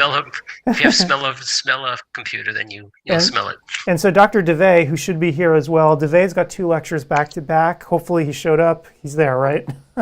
We hope. Yeah. Well, it's a little early because I haven't started yet. Yeah, he's going to show up, he said, but he didn't have time to actually do any interviews today. But Dr. DeVay is a good guy, very smart. And his first lecture is about that cone contrast testing and the device. The second one is, again, more about carotenoids, the nitty gritty, more of the science behind carotenoids and vision. So kind of cool stuff if you're into that. It dovetails John Nolan, who talks about carotenoids at length. Yep. Excellent. What were the questions that you had today in your course? The questions in my course? Yeah. Were what's to prevent people from just prescribing regular pilocarpine rather than Vuity because they're almost the same? A lot of questions on would you prescribe it? What tests would you do, and how would you form presbyopia center of excellence? So people want to be able to understand what the proper way of doing things are. So I actually had to change some of my answers based upon what I know now from my February lecture, because we have much more information. But I have to also be careful because nothing is submitted to the CDC, FDA, whatever. So I just basically said what my opinion was. But the more interested now, because people are asking, and there's more anecdotes of potential problems. So, for example, they asked, who would you not prescribe it for? So I said, certainly somebody who's a high myope, somebody who's had lattice degeneration, somebody who's had a history of retinal detachment, things like that. Yeah, the reviews have not been kind for this particular drug. You know, but in the public forum, I had to be a little careful because I'm lecturing on it that I don't say things that I can't prove. No, I get that completely, but just reading about it on ODwire, seeing what's happening in that thread, you know, we have that particular thread, I guess, here. People are just... Yeah, the blow. But also people are asking Paul a lot on how to monetize it. Like, what do you do with a presbyopia center of excellence? Like, what do you charge? And I said, well, everybody's got to charge some, whatever they feel comfortable, but you can have these people back multiple times, especially when other products are around. And so you have to decide what your program is going to be worth, but it's going to be a lot of chair time, not covered by insurance. So everybody's got to decide what it could be. $500, could be $50,000, depending on if it was your practice in Park Avenue, it would be $1 million or so for each patient. And all you need is one. But they're much more into it now because since the advertisement has come out on TV, patients are asking doctors rather than doctors presenting it to patients. Right. What do you make of that OCT? You think this is just spurious? It was sort of a coincidence? Yeah, well, no, there's two of them though. So I mean, one drop will cause a VMT, vitreous macular traction. I find it hard to believe, but maybe this drug, the 1.25% pilocarpine, is made slightly different than the regular glaucoma drug. And maybe if you're just ready to detach and it causes a little pressure and everything moves forward, the vitreous pulls on the macula. But case reports of 2 don't mean anything, especially when you don't know if that was causative. Right. So I make out the fact that it'll come out, and once it comes out, it's either the shit's gonna hit the fan, or they'll prove that it's not a problem. I mean, look at that. That's the whole macular area is definitely distorted and off, and that's not going to come back fully. Yeah. So what my opinion is that we need further research, but I don't know what's in that drug. I know there's, for example, something in it to make the pH of the solution better, and it doesn't sting as much in the eye. Perhaps that makes it penetrate the cornea better, get to the back of the eye better, and therefore causes more problems with the vitreous in the macula. I just don't know. I mean, what's interesting about it, of course, is that it's basically a cosmetic drug, right? In some ways, right? Because it's... And so the question then becomes, what are the risks of, using it, and is it really worthwhile if it's really just for same question arose with Latisse, which was Lumigan, but Lumify, which is also that was low dose brimonidine, makes your eyes nice and white. That one I didn't have a problem with because brimonidine pretty much is a benign drug, and this is a low dose version of it, and it works, by the way. Have you ever used it, Gretchen? Lumify? Makes eyes nice and white, but not like with the rebound hyperemia of the old Opcon A and Vasocon A and all the other stuff. Not a vasoconstrictor. But so people are more interested now because they're getting questions and they don't know whether to prescribe it and what should their workup be. And I said, my opinion, DFE, dilated fundus exam, definitely an OCT of the macula, definitely, if you have it, then a Whitefield imaging to compare, and a long discussion with patients. And I don't know what I would charge for that. Yep. Yeah, I haven't been all that interested in Lumify. I mean, I should try it. And I think I got a sample of it at one point, and I have no idea where it is. I've just never tried it. I know some people who really love it and think it's fab. I mean, I'm glad that it's available. It just hasn't really appealed to me personally, because my eyes, at least I don't think, look that red. Next time you see me in person, you might say, "Oh my God, Gretchen." See, I'm white now, but sometimes I have red eyes and going out for the evening, put a drop in. So I have one bottle. I think it's lasted a whole year that I got as a sample. Yep. Yeah, that's probably, I think I got one at some point, but I don't know where it is. So I should try it at some point just because I like to try new stuff. I just haven't gotten to that one yet. But it was amazing through the years how many patients asked me for Lumigan for Latisse, which it's identically the same drug, but I didn't want to go to jail, so I didn't prescribe it. Why don't you want to go to jail, Steve? The food's better at home. At least it's been lately. Lately, and don't I look better? careful. I don't look better in black than orange. I think so. Okay, that's a fair point. That's a fair point. I respect that. All right, so I'm looking here right now, just seeing the different attendance, trying to add up how many people are here. So we still have a bunch of people here, right? 250 in each room, plus the middle room has 350 people. So yeah, so not bad for the. Who's the middle lecture? It's the dry eye lecture. Yep. So, yeah. Well, because it's the one that's more practical. Yeah, yep. that would make sense. Yep. So. All right, well, it looks like people are not really doing much right now in terms of questions. I'm trying to see one question here. What does the designation TD stand for? TD Bank? TD Bank, it's a bank. No, I'm kidding. So there is actually a list. If you go to Arbo's website, let me pull it up. Let me see if I can find that one page so you can see the categories. So here, let me show this to everybody on the screen. People ask, what do all these categories mean? Well, Arbo changed the category names earlier in the year. So new categories versus the old categories. So here are the new category definitions, right? So here they are: CL, FV, GO, LV, PB, right? So you are all pretty familiar with these. TD. Treatment and management of ocular disease. That's not what I would have guessed. So. Yeah, I have to learn them also because they are different. Yep. And the bad thing is, it used to be, at least in New Jersey, I forget if other states require it, but they require oral lectures. So they say if it's PH, it's oral.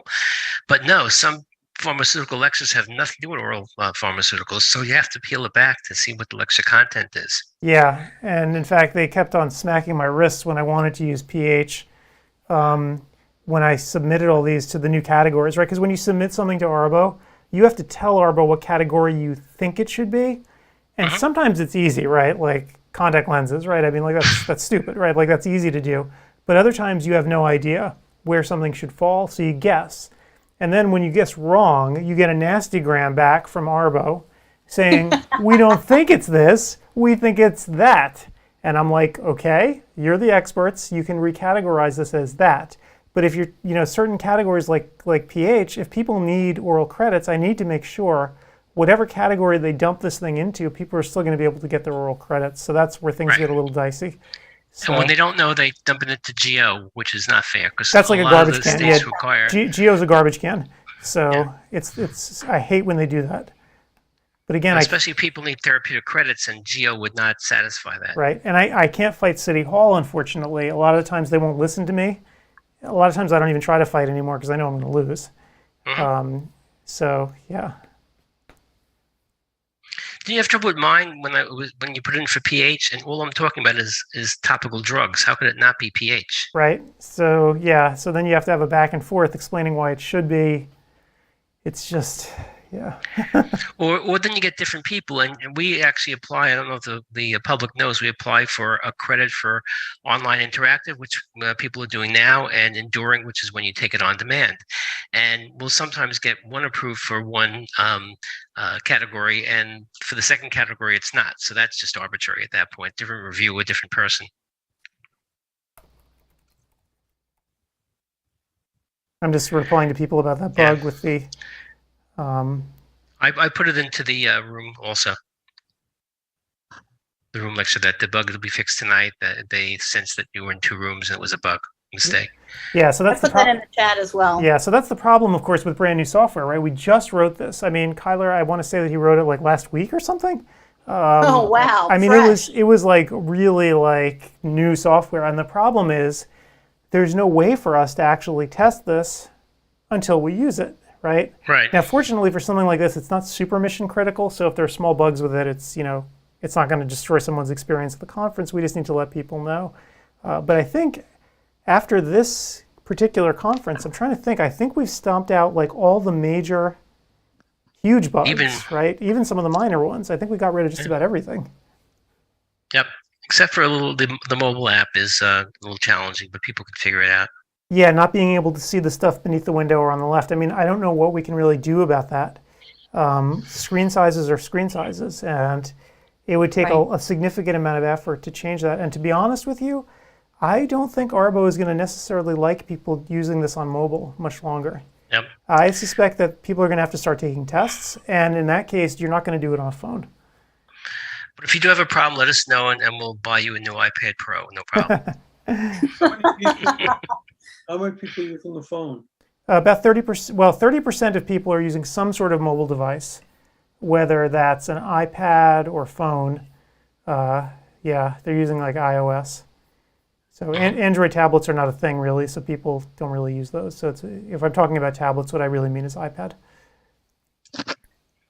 So Adam, come October, I believe, I have Verizon as my service, and I have a 3G iPad. It's not going to work anymore once they go to 5G? You're going to have to use Wi-Fi. Well, that's great, except when I'm on the train going to the city. Yeah, I'm afraid you're going to have to get a new iPad. That's the excuse I'll have. Great. Are you aware of this, Gretchen? All the 3D devices per your. Now, I wonder, is it going to affect the GPS in cars a great deal, or just some functionality? I think I don't use my car GPS. I use my phone. I understand you could use Waze and etc., but for the people that do, will it? That's some concern. Yeah, I don't know. I mean, I think for some functionality it won't work. GPS probably will still. I don't know. But most people do just use their phones these days, right? They use CarPlay or whatever, Android Auto. Yeah. So Apple Play, you can go right through your phone. Yeah. A lot of the new cars, they're encouraging people not to get the, cars are so expensive, not to get the whole navigation system, but just use your phone with Apple Play. Right. Yeah, totally agree with that. Alrighty, so it looks like we don't have too much going on, which is great. We don't have too many questions, which is great. So I think I should play another webinar, and then maybe things will pick up later afterwards. Maybe something will fall apart. I don't know. There's no crisis here. No good is not good news. Maybe I'll register. Be careful, Adam. You don't want a crisis. Knock on wood, but I'm not used to this. He goes into depression when he has no problems. Could you believe this? Yeah, Adam wants to feel needed. Kyler and Mike, it's all your fault. Let me tell people one thing though. Arbo has been way behind on getting credits into the system. I know people have noticed this. Not our fault. The last time it took them 2 weeks to actually input the credits that we sent over. I have another batch to go out today covering all of last week's on-demand credits, but I'm going to do my best to get the credits from this weekend's stuff into Arbo by Tuesday or Wednesday, so that they'll have no excuse, and you should see them in your account less than a week later, hopefully. Knock wood. Now, do they audit that, or could they make that system automated? Oh, so this is another one of my manifestos and complaints. I spoke with the guy who's the head of the OE tracker committee. He shot me some email, and I'm like, dude, like he was talking about QR codes for individual classes and stuff, which would be great for people who take a class like in person and there's no mechanism to get their credits in. If you had a QR code that you could scan on the way out the door, that would be great. And then you can get credit for it. But he's like, what do you think of that idea? I'm like, I think that's great, but it has nothing to do with me. Because I submit credits to you by the thousands, right, or 10,000s. To make my life easier, what you need to do is automate the submission of these credits to you, right? When I send you a load of these credits, I should have a control panel where I just do it. And it automatically goes into your system. You shouldn't have to have one of your employees dealing with me constantly to get this stuff in. That's crazy. Because are they auditing the credits one by one? Of course not. They're just taking it from you and manually putting it in. Correct. So that's a perfect system to automate. I think the problem that they have is that the software that they have on their end perhaps is not sophisticated enough to reveal to the general public like me. So they're worried that if they let COPE administrators use that software, it's not robust enough and won't work well enough. So they need to modify it and really work on it to make it very useful for end users like me. I mean, me, I personally don't care. I'll use any piece of crap, but I don't think they want to roll that out to the average COPE administrator. They're probably using Fortran. Fortran would be an improvement actually, because Fortran is actually reliable and works well. So, It might be vulnerable too, that people, it may be manipulatable, if that's a word. So Yeah. all of Arbo's stuff actually exists beneath a registration wall, right? You have to register and be an administrator to get into the special section of the site where you create classes and submit them for credit. So they have systems already in place. What I'm asking them for is to make that one more system where I can submit these credits using whatever format they want and have them automatically show up. But again, I think the problem is they don't have good exception handling. So for instance, I hand them a list with 20,000 credits and 5 OE tracker numbers are invalid nonsense. They need a clear way to shoot back to me which 5 numbers were invalid so I can go fix it and then send it in again. And I think right now their systems are manual for doing that, but they need to come up with something automated. What's your best guess would cost them to do this? To do it properly, I would say no more than $10,000 or $15,000. So 15K, Yeah. they could do it. How about taxing all the providers? Sure. I mean, they could do that easily, and they could get away with it. And I personally wouldn't complain to have a system that was more streamlined. I think it would be useful. And obviously they have 80% of this already because they're using something to get these things into their systems. So, yeah. Because I'm sure they're short of money. Always. Yeah, Cope, they run on a shoestring budget, but I think they're doing themselves a disservice because their employees are already so overworked that it takes weeks to get these credits in. So, yeah. So no one's pays to treat them. Yeah. So you don't have the aggravation. Well, yeah. How about one more time with our sponsors? Sure. One more time with our sponsors, and then we can put up a webinar and take a break here again until something interesting happens. So. Stop it! Stop saying that. I'm sorry, I'm not going to curse us again. Knock wood. And what's amazing too? All of our speakers have shown up, so we haven't had any problems with that, which is a shock to me. Yeah, it's all just smooth as silk today. Take the win, Adam. Take the win. I will take the win. So let me bring. Hold in now again. Dr. Davey says hello, Adam. Excellent, and people seem to be interacting, which is good. I noticed the chat, by the way, is working even more smoothly than last time. Absolutely, I can scroll back and see the chat from when I first logged in, and I know that wasn't happening last time. So that's a win too, and I'll take it. Really? Mm-hmm. Oh, interesting. Yeah, when you go into the rooms now, after going in and out, the chat's not deleted, which I like. Yep. Yeah, so they did that before as a way to actually save stress on the servers, but now I guess they are very confident in what they built, so it's all good. So let me actually put up I will put up a slide. So Dad wants us to go through our sponsors one more time, and we will do that. So thank you to Luno Technology / what is that, a pipe, a slash, what do you even call that, OptiView. So Luno, as you know, acquired OptiView late last year. So now they are one company. And so Luno now has a full line of instruments, right, to compete with everyone else. They now have OCT. Offering 0% financing at the conference with $99 monthly payments for the first 6 months on select instruments. But you got to place the order by March 31st. So definitely go and check that out. Go to lunotechusa.com or visit their discussion thread on the CEwire forum. And again, to get to the CEwire forum, I know we've been through it a million times, but if you go to CEwire2022.com, at the top of the page, there's a link to the forum. If you click right there, it'll put you right in the private discussion forum, and all the sponsors are listed here at the top. You can just click on Luno, check out what they're doing. You can talk to the folks at Luno too. So for instance, some of these people you may even know from all the webinars that we've done. For instance, like Melissa. Where is she? Melissa. So Melissa here, if you actually buy some Luno equipment, if you're in the Midwest, she is the person who's actually responsible for getting you up and running. And she will frequently go into people's offices and get the equipment set up and train staff. So she handles their Midwestern territories, and I only know that because we work on so many webinars together. But anyway, if you want to contact her, all you have to do is hover over her name or picture, click on Send Private Message, and away you go.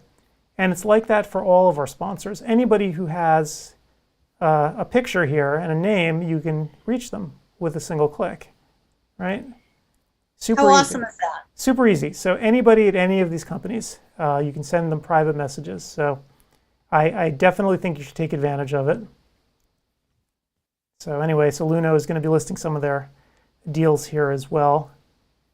So pretty neat stuff.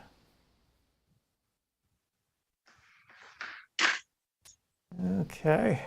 MacuHealth, makers of supplements. So MacuHealth Plus, and Vision Edge. And oh, by the way, as we discovered last time, Vision Edge is actually the same thing as MacuHealth, but in a different bottle, right? Because young people don't like to be associated with old fogies, right? And so the way, most of the supplements have been marketed to people, particularly around carotenoids, is, oh, as you age, you want to protect your eyes and so on and so forth. But young people don't want to hear that, right? They couldn't care less. They think they're invincible. But if you tell them that you can improve their performance, right? Enhance their athletic prowess, they will tend to listen more. And so Vision Edge, which is the same thing as MacuHealth, also has the effect of protecting against blue light, right? So you can tell people, hey, this will improve whatever, your tennis game or whatever it is that you're playing. So it's just a marketing thing, Vision Edge versus MacuHealth, but they are the same product. So. And you got to just say that they're small, they're easy to swallow, unlike many of these supplements. Yes, they're very potent, so they're tiny. They did a good job with that. And what's even more important, though, is for the omega-3. So as you know, guys know, these are frequently large horse pills, and they smell awful usually because they're made of fish. But these actually don't smell too bad. They actually taste kind of lemony. You saw me crack open one the last time and suck out the middle of it. It tastes more like lemons than anything else. So definitely a good product. And you can see they have specials going on here. You can take them all in here. And again, if you want to look up their specials and or contact them to get started, it's the easiest thing in the world. Go back to the forum. I'll keep reiterating this over and over again. Click on MacuHealth, right? Go to Emily, who is incredibly responsive, and click on Send Private Message, and she'll get you started immediately. I've texted and emailed Emily about their product at all hours of the day, and she gets back to me immediately. So definitely send her a private message if you want to get started. So what else? Oculus, makers of instruments, including the Pentacam, Keratograph, and now the Myopia Master for myopia management. This is a device that can measure axial length, so you can really keep tabs on what your patient's doing. It's right-sized for children, and I think tomorrow, hopefully, we'll have the folks from Oculus come back on again and talk to us a little bit more about how the Myopia Master has been doing. That product, by the way, has been in Europe for a very long time. Oculus actually forbade us from talking about it for years, literally years, because their FDA approval was taking so long. But it's a proven product, and again, it's been in Europe for many years before it finally arrived here. So definitely check it out. Lacrovera, makers of punctal plugs and other things. So you can see their show specials right here. Again, easy to reach Lacrovera through the forum. Vicky, who is in charge of sales and marketing at Lacrovera, is on the site, there to answer questions. And if you want to contact her privately, very easy to do. Again, she's another person who's very easy to reach, get in contact with, and she loves to talk shop. So if you want to contact Vicky, you can easily just pull up Lacrovera's thread and you can get right to her. So, and there she is. And as you can see by looking at the dates, Vicky has been around for a long time. So she's very knowledgeable about the product as well. So if you have any questions, she's definitely the person to contact. But she's very young. Just like all of us, right? We're all very young. And they can go, any person that's registered for courses can get into these rooms. Correct. Right? It's not limited to just the sponsors. Correct. If you are registered for the conference, you can get into these private forums. It'll just happen automatically when you click on forum at the top of the CEwire2022 website. You just go to forum and it'll take you right to this private forum that's only for CEwire2022 people. If you're not logged in, or even if you're an ODwire member, but you're not a member of the conference, it won't let you in here. This is just for people who are at CEwire 2022. So feel free to come on in and browse and talk to the folks. You also could get in via the conference itself, just in the forums tab on the left-hand side. So both ways Correct. can Yeah, get in. I totally forgot about that. So yeah, on the left-hand side, there's also a link to forums, and that'll get you right over. So yep. And Vision Equipment Inc., we were talking about Leo Hadley and the incredible volume of refurbished equipment that he has. It's pointless to actually run through all of his specials because he has something different every single day. He's got a lot of unique items, right? So for instance, here's this bank repossessed Tear Science LipiFlow and LipiScan. I'm picturing like a SWAT team, like breaking into an office and just grabbing these things. That might be an original $100,000 instrument when it first came out. Yep. Yeah, no, absolutely. I mean, these things were incredibly expensive when they were new. So, you know, any office who's maybe looking to start up a dry eye practice and you want to get all the gizmos, but you don't want to spend a fortune for it, this might be a good way to start. Or frankly, you know, we heard Ben Chudner earlier today talking about OCT. There's absolutely no reason you need like OCT angiography in your office to start, right? If you're looking to save money, you can get one of those old Cirrus units. You know, obviously Leo has a wide variety, or frankly, if you want to go cheap, go for an OptiView, right? Go for like an eye scan, a wellness scanner, or an eye view. You know, these are less expensive items, and in fact, the OptiViews have the advantage of requiring almost no user training.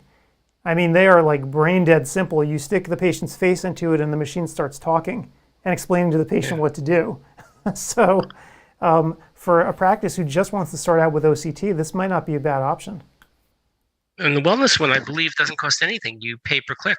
Yep. Yeah, I don't know. I'm not sure what the economic model is right now for OptiView. I should probably actually know that.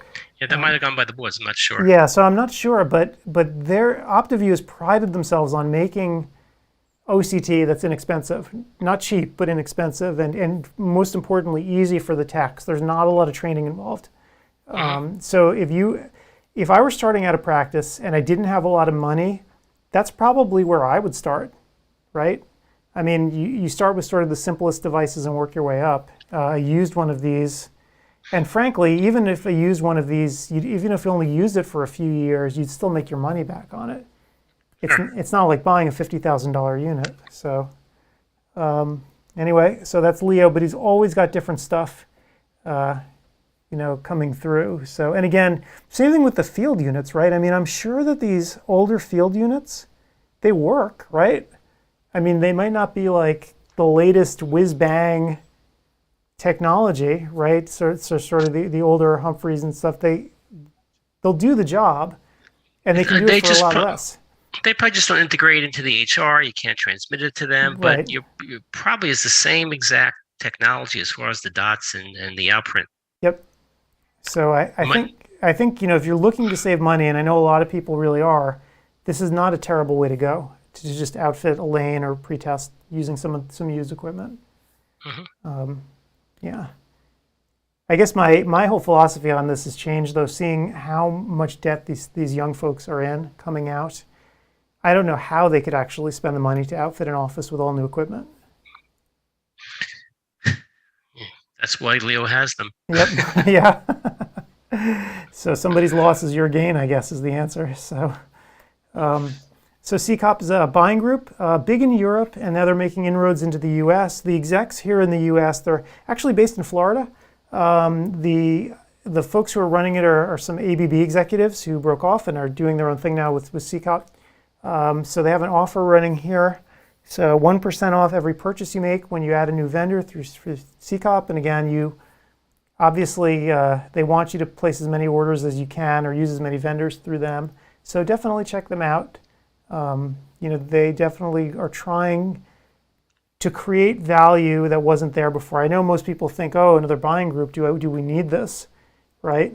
But CECOP is really trying to go places where others won't. They're not charging these ridiculous fees that a lot of the buying groups are now. Like, I don't remember what some of the other ones are doing.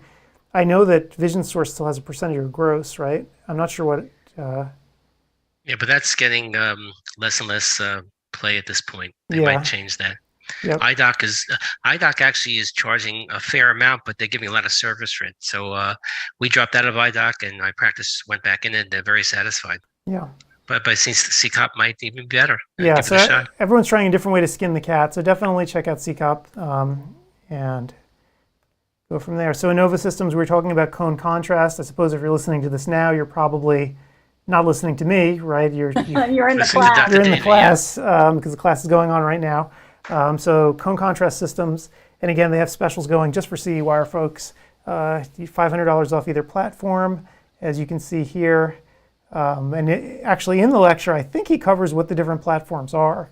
Again, it's not like his lectures are an ad for the system. The problem, and this is a problem that Arbo has to tackle, is that this system is unique. He can't mention 5 different competitors because there are none. This is the only one. So that's why he'll probably run through both of these in his What he talk. really talks about is the how color vision impacts various diseases like diabetic retinopathy, macular degeneration, etc., and then segues a little bit into what can be tested, but has to Right. stay clear of recommending an instrument. Right. I mean, like, as you saw, I don't know if you saw that J&J just finally got their contact lens that has drugs. Paravision. Yeah. So it finally hit the market. And I'm looking at this like, how are you going to lecture on this, right? What competitors are you going to talk about? You're not. Well, that's what we had the problem with years and years ago when with Pure Vision and Night and Day, when there was only one product out that was, Right. or 1 or 2 approved for 30-day continuous fill. Yep. So this is something that I think Arbo really needs to think about carefully.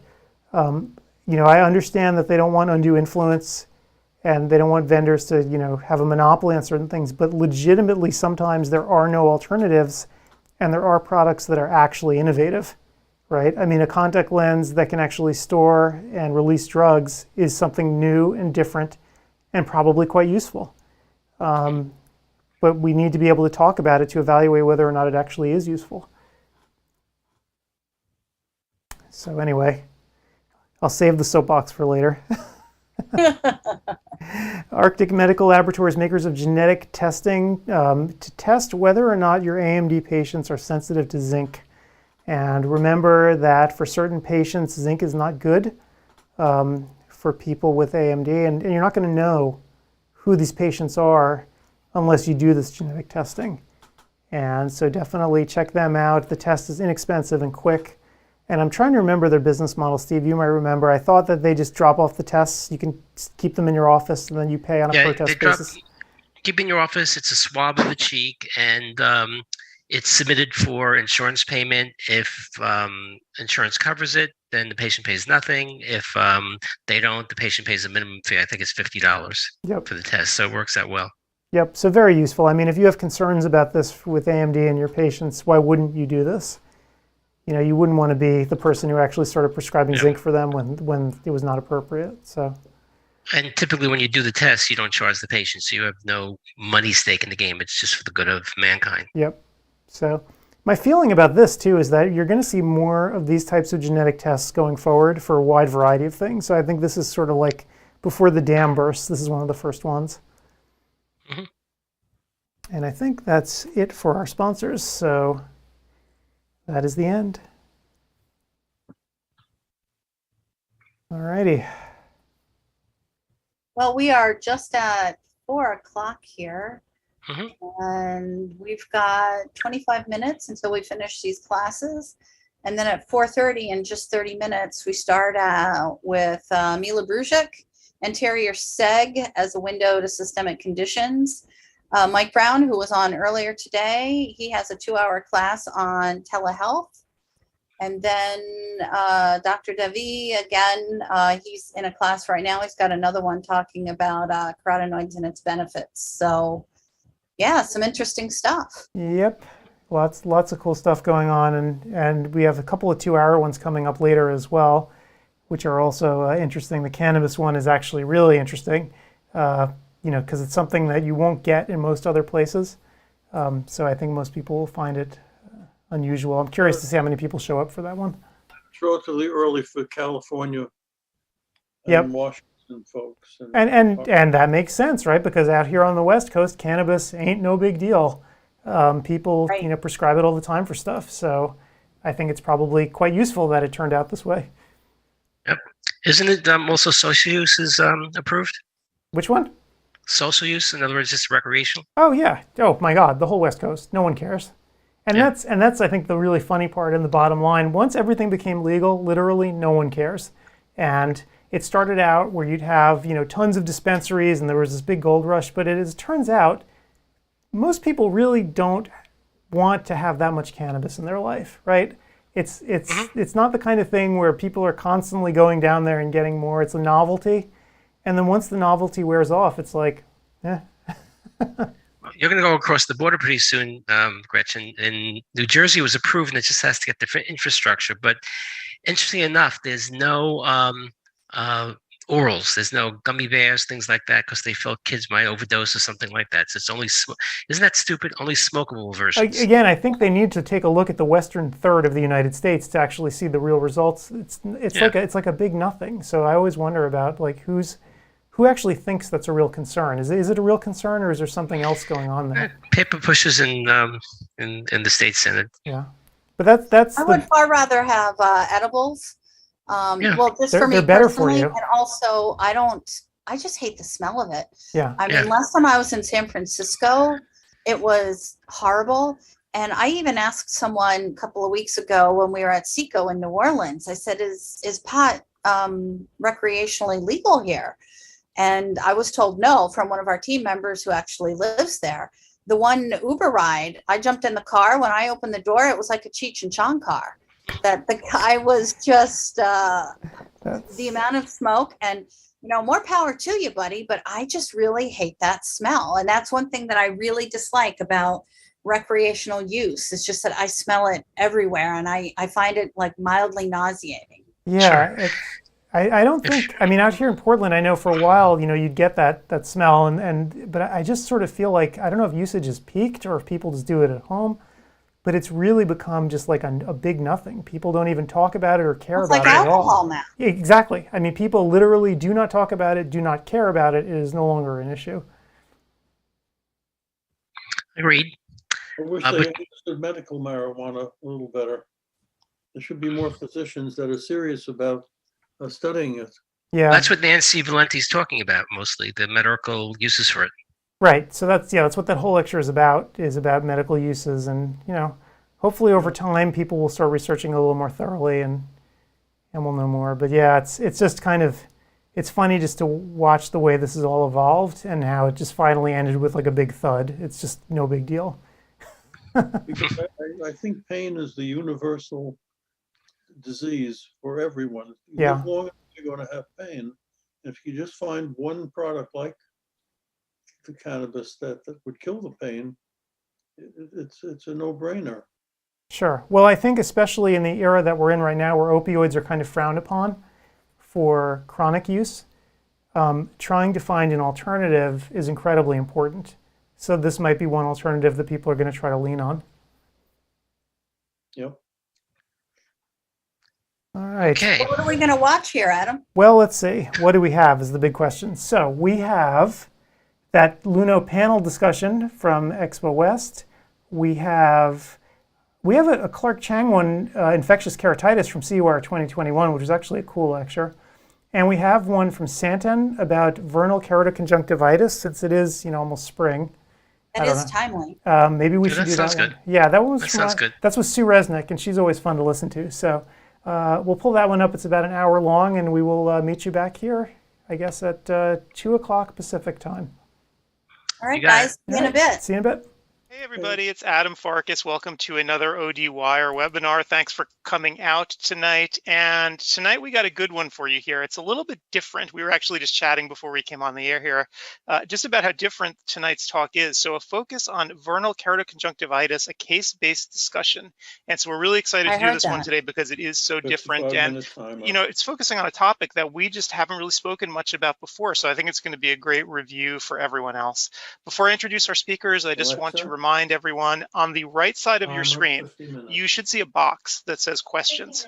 And as we're going through tonight, feel free to type into that box and I'll take your questions and hold them aside until the end of the presentation, and then we'll let the speakers have a go at it and we'll answer the questions that way. So With that said, let me get the slides going here and introduce our two speakers tonight. So tonight we have for you Claire Halloran of East Coast Eye Care in Newfoundland, Canada, and Susan Resnick of Drs. Farkas, Castillo, Resnick and Associates in New York. And I think most of you here tonight are familiar with our two speakers. So these are prominent educators and authors, and you've seen them lecture on optometric topics, very wide ranging, from contact lenses to dry eye and all sorts of medical optometry. So I can't think of two better folks to give you this topic tonight. And they're going to take you through some discussions of the disease process and some cases. So it's going to be really a lot of fun. So why don't I push myself out of the way here and turn things over to Claire and Susan. Great, Adam, thank you so much. It's a pleasure to be here with Dr. Halloran. We're going to share this discussion. She's going to be leading us through the specific cases of vernal keratoconjunctivitis and her clinical experiences and some of the treatment modalities and challenges. I'm going to kick it off with leading our talk on a review of the epidemiology of this very rare but sight-threatening condition. And I'm going to delve a little bit into the clinical signs and symptoms, as well as the pathogenesis. Okay, I just want to see if I can, there we go. Okay, so as I said, this is sight-threatening allergic ocular disease. It's a severe allergic conjunctivitis. You can see here with the slide on the right, that's an averted loop, and that's typical of the see in patients suffering from this disease. We're going to go into a little bit more about that in just a few minutes. But in whom do we see these conditions? Basically, it is most prominent and prevalent in male children. The onset is younger than 10 years of age in most of the cases. The disease runs a course of about 4 to 7 years, which is very interesting. It almost burns out in a sense. There is a large predilection for males. As a matter of fact, it's 3 to 4 times greater in males younger than 20, but over 20, there's a leveling off of about a 1-to-1 ratio. And because the disease remits sometime after puberty, in addition to the gender predilection, there is some thought that hormones may play a role, but we really don't have a whole lot of information about that yet, and the prognostic data there are scarce. So let's just take a look at the global aspects of this disease. We can see that VKC is very, very rare. It accounts for only 0.1 to 0.5% of all ocular disease. And the key demographics show that the prevalence is 400 to 500 times greater in Africa than the northern continent. It's more prevalent in arid climates, dry, windy climates, and we don't yet have prevalence data for South America. So we can see here in United States and Canada, again, it's going to be only about 1 out of 10,000 people that we're going to see this in. What's interesting about this is that there is a relationship of genetics, but also environmental and gene-environment interactions. So there are actually 3 arms that control or contribute to the prevalence and pathogenesis of this disease. So what are those 3 arms? Well, we have environmental factors. We know that retrospective analysis of patients presenting with VKC show that there can be environmental triggers, personal medical history, and family history. And we can see from each of the factors listed here that they're typical of the many clinical conditions that we categorize as allergic or immune responses. Take a look. You can see that the upper respiratory conditions comprise the largest percentage, which again would kind of fit with the ocular manifestations given the tissue similarities. These are mucous membrane tissues, and so we can see that the medical history and the family history, we're dealing with mostly upper respiratory aspects, asthma, rhinitis. We can get some dermatologic aspects as well, like eczema and urticaria, which is itching.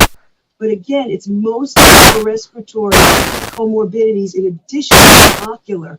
And again, in the arid climates, you can have sun, dust, winds, and other factors. So as we now think about the tissue components, we can dive a little bit deeper into the cellular mechanisms. And we know that the sequela of the immunopathology include vasodilation, vascular permeability, inflammation, mucus secretion, and tissue degradation. But these are all mechanisms similar to seasonal allergic conjunctivitis. And this is supported by the high prevalence of personal or family history of atopy. What's interesting, though, is that Bonini and others have reported that almost 50% of VKC patients are negative for the above IgE-related factors. So we now know that this disease is actually based not just on a humoral response, but of a cell-mediated response as well. And so based on recent immune studies, there are non-IgE, what we call T helper cells of the type 2 variety, which are driven and shown to be central to VKC. And so we can see that it's a multifactorial disease, both with IgE and Th2 mediated. And here you can see the arms of these immunologic responses. So you have your B cells, which are your cellular response, and then the humoral response being your eosinophils. So you have all of the mediators that we're familiar with classical allergic conjunctivitis, but you also have some cellular reactive species there as well. So what actually happens in the disease course? If we have a patient with this, what can we expect to see at the beginning, as the disease progresses, and then later on? So in the beginning, it could be very, very difficult to diagnose, and Dr. Halloran's going to go into that because of the fact that there are so many similarities with seasonal conjunctivitis. What do we see? I mean, we can look at this eye on the left and go, okay, I mean, I'm seeing people walking around New York City now looking just like this. You know, there's itching, there's erythema, callosis, edema. You can, you can touch an animal you're allergic to and, rub your eye, and this is what it'll look like. But the thing is that this is not an acute, short-acting thing. This is a disease which is unremitting, unrelenting, and aggressive and progressive. So days to months later, you're going to see reappearance of initial symptoms, but you're going to start to see more serious sequelae where you're going to get disruption of the ocular surface. And then months to years later, we're going to talk about some very serious effects that occur later on in the later stages of the disease with continued inflammation and true ocular surface damage. And it's that damage which then has the visual consequences, which is why we consider this a sight-threatening disease. So the disease can present in actually two different ways, but often, or there can be a crossover or a combination. So here in North America, we're more likely to see this cobblestone papilla on the superior conch. You can see, you can't miss this. Another reason, and if I have said it in any of my contact lens or anterior segment lectures, please avert lids on every visit, no matter who you're seeing and what age. It is just so important, but particularly in children that present with symptoms of seasonal allergic conjunctivitis.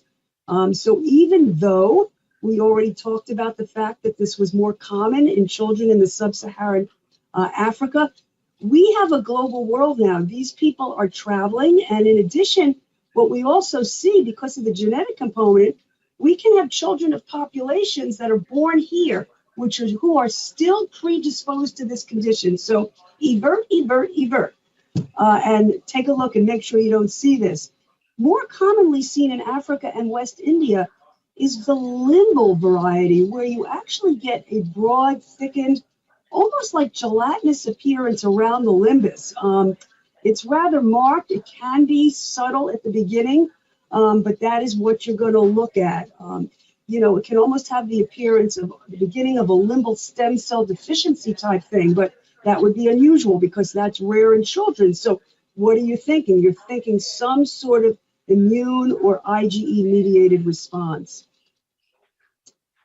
So that brings us to these children. And, we all have empathy for adults who have diseases and later onset diseases. But when something like this affects younger children, I think it really kind of more tugs at our clinical heartstrings. These kids are miserable.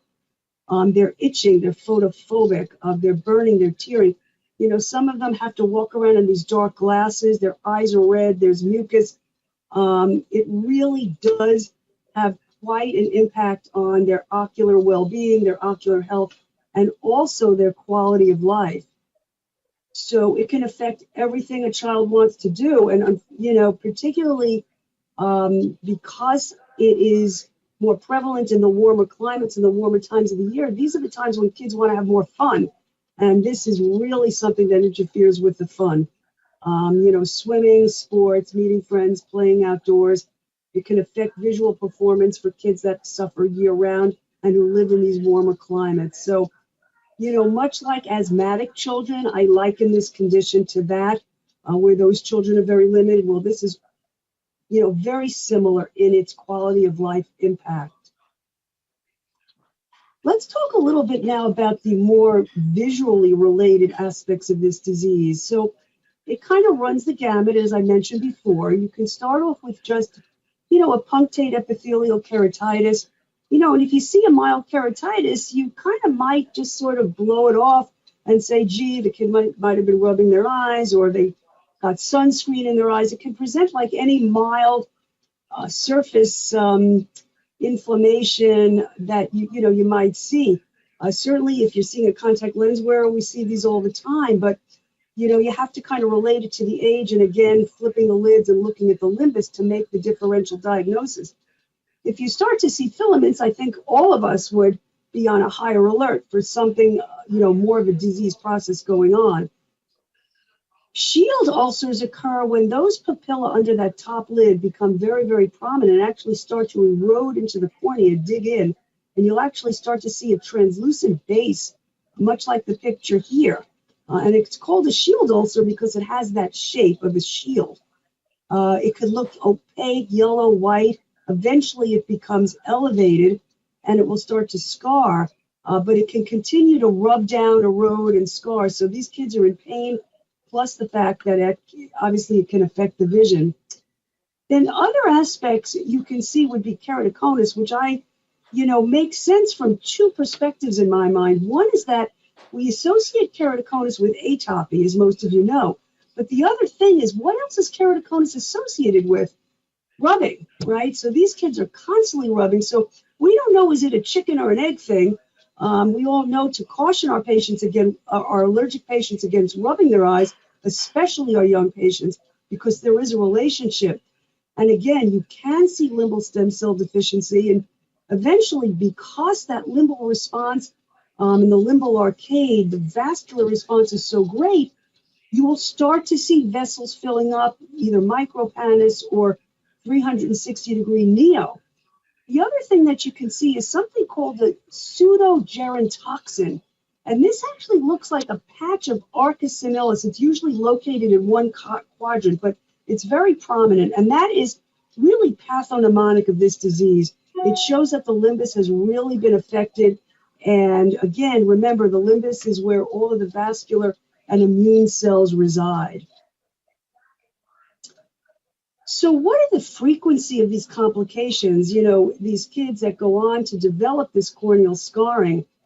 Well, we can see that corneal scarring is the most frequent complication that gives visual impairment. The good news is that most of the time it's mild, but it can be severe.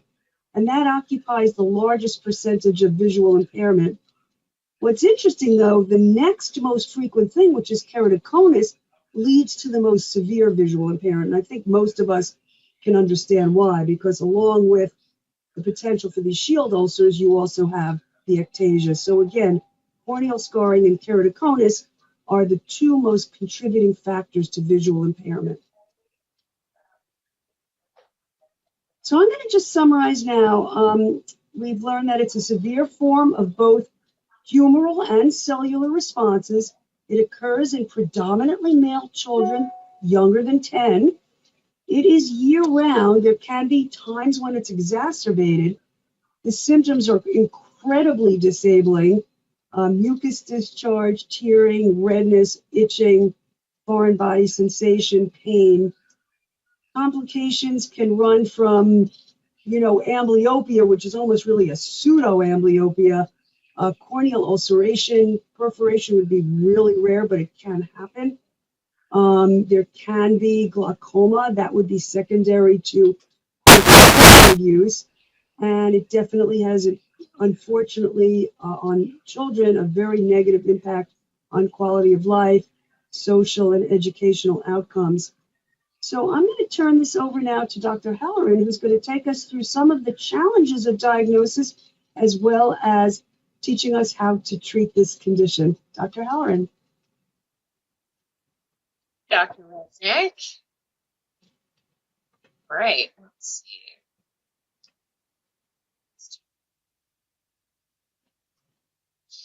Okay, so as Dr. Resnick mentioned, I'm going to take us through looking at diagnosis of VKC in a patient, as well as take you through a case that was a really good learning experience for myself and other doctors in my practice, and ended up working very well with lining up with some of the challenges that are present when dealing with VKC.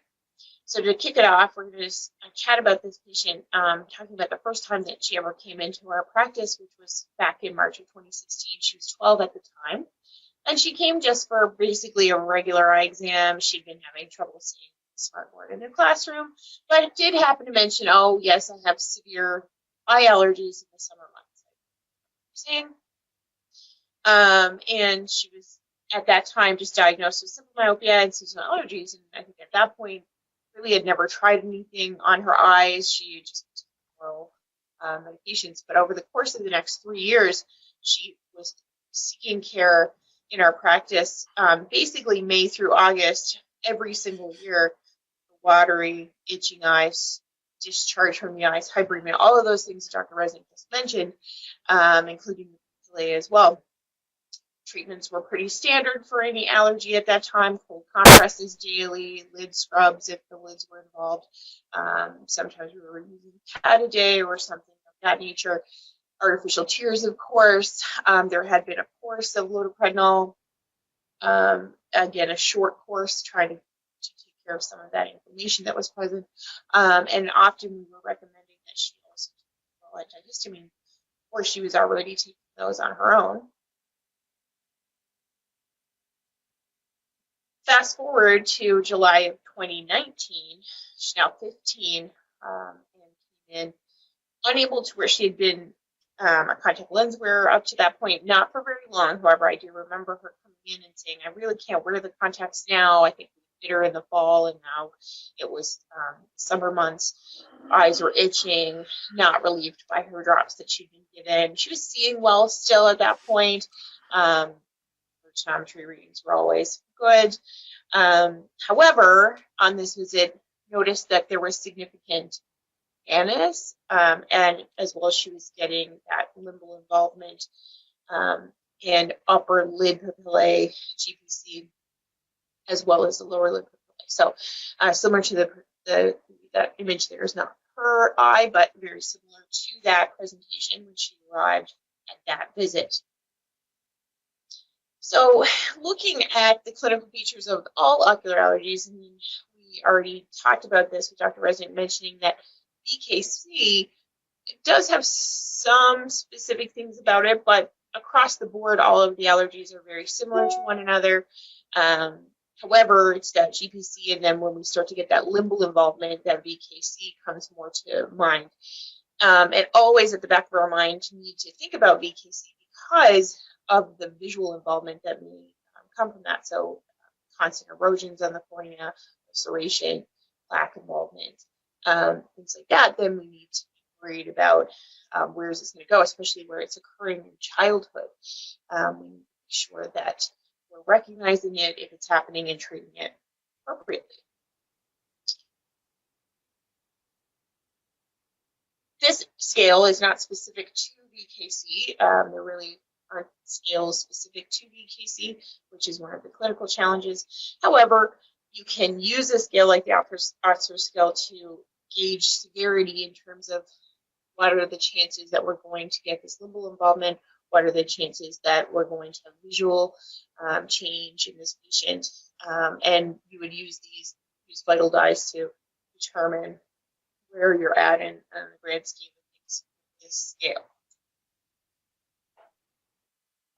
Bonini, who is a ophthalmologist or a professor based out of Italy, has done a lot of work in VKC specifically, in a lot of allergy, and did come up with kind of a mild, moderate, severe, very severe rating scale for VKC. You know, you first have to recognize that you're dealing with VKC before you're going to place it in one of these categories. And if you look at mild VKC, you know, occasional short-lived symptoms, mild conjunctival, papillary reaction, a little bit no corneal involvement. I mean, that's just going to get labeled by most clinicians as allergy because it's just present as such. Moving into the more moderate, severe, very severe, then you're looking at more issues at the actual corneal surface, and that might be when the label starts to go off. Again, inverting the lids, and I'm so glad that Dr. Rosick mentioned that.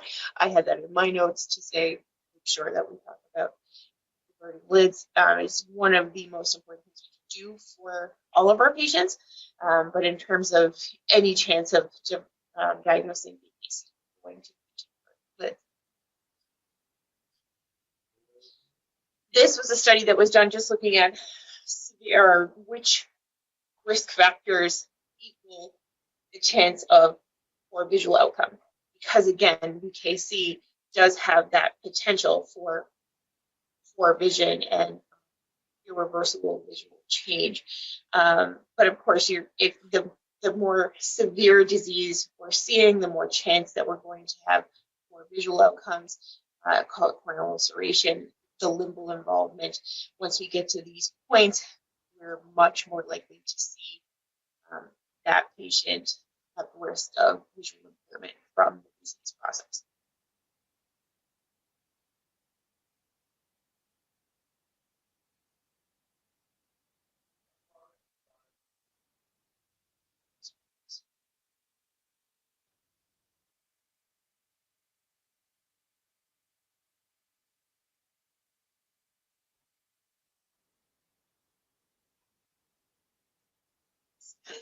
Okay, so our challenges with VKC, often these patients are suffering for a very long period of time. So even if we think back to that patient, and that patient's going to come up again now and shortly, you know, it was a 3-year time span between first time we saw her and over a period of 3 years, we were diagnosing and treating ocular allergy before maybe we were seeing clinical signs or thinking VKC for that patient.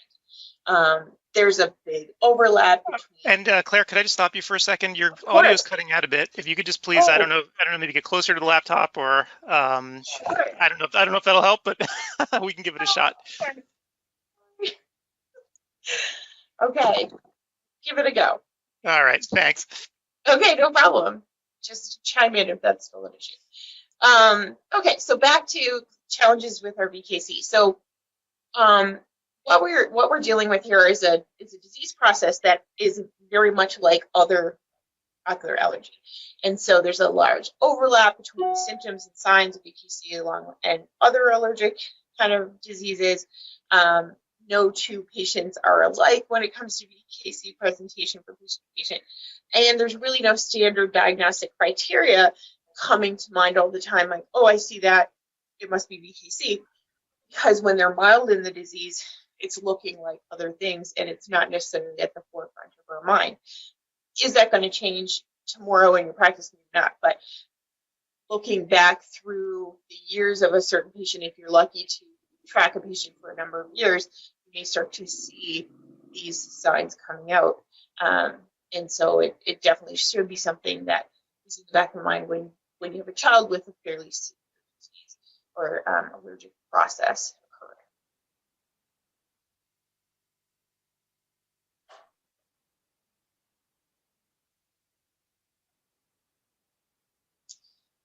So we're back to this case now. And again, the July visit, she's 15, she's complaining more so about the contact lenses not being comfortable. A little bit concerned about that.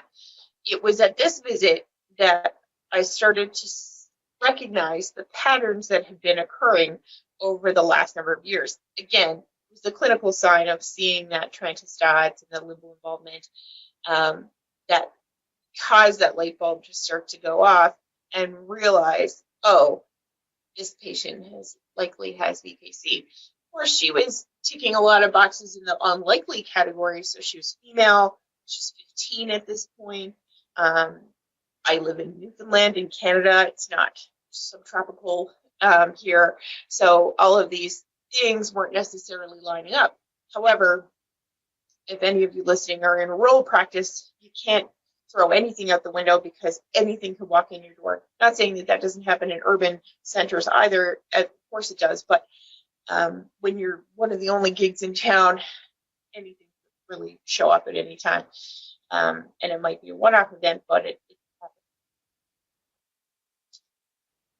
And again, back to this, our challenges here. We have a patient, okay, now we recognize there's VKC maybe, but there's no gold standard treatment for VKC necessarily. There's, a lot of the first line treatments are palliative. We had already tried a lot of those with this patient. And so, we had tried that short course of steroids a long time ago. And then after this appointment, had introduced stronger steroids in order to control the disease. She really just was so uncomfortable. I think I remember saying to her at that visit, this is a significant problem for you. She's one of those patients, doesn't necessarily complain a lot, just sort of says, oh yeah, I have really bad allergies. Once you see limbal involvement like that, this patient is suffering and has been suffering every summer. It just becomes their norm. And it was only at that point that I realized, oh, I have not been serving this patient probably in the best way possible. And so if we go back to that Bonini scale, now looking at the different treatment options that we have depending on severity of disease, again, at that mild stage, you're looking at avoiding anything that causes the allergies, which can be a challenge in the summer months when all the kid wants to do is be outside, and that's what's causing your disease process. Lubricants, antihistamines, mast cell stabilizers, the pretty standard across the board allergy type treatments. Once you get into that moderate, that's when you might look at posting a steroid. Maybe if it was long-standing or multiple years of it is ongoing, to think about an immunomodulatory medication at that point. Once we get further along in the process, then really looking at those immunomodulatory drugs that are available, cyclosporin. Tacrolimus, in Canada, we don't have the ophthalmic version of tacrolimus. I don't know about it in the US, but I know in veterinary medicine they do have something for ophthalmic use, but that can be compounded. Topical steroids, of course, are readily available and something that a lot of us would use in that case, I think.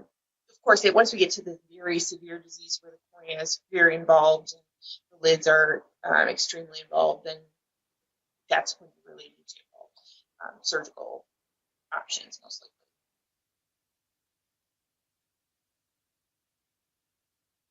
So, of course, preventative measures, non-farm strategies, when early in the disease, you're going to educate the patient about what's going on, why they're feeling this way, what's causing this. So, teaching that patient about how allergies occur and why they occur, and what we can do to avoid exacerbating the issue. So avoiding rubbing and touching the eyes, avoiding being out in that pollution, around the plants and flowers that are causing these problems, around the pets that may be causing problems. And then talking about like washing of the pillowcases and washing the face and hands and hair, using things to protect their eyes, visors, goggles, hats, and then symptom relief, not, cold compresses, preservative tears. So at the end of the day, that's kind of what we're going to start with a lot of the patients, especially mild disease.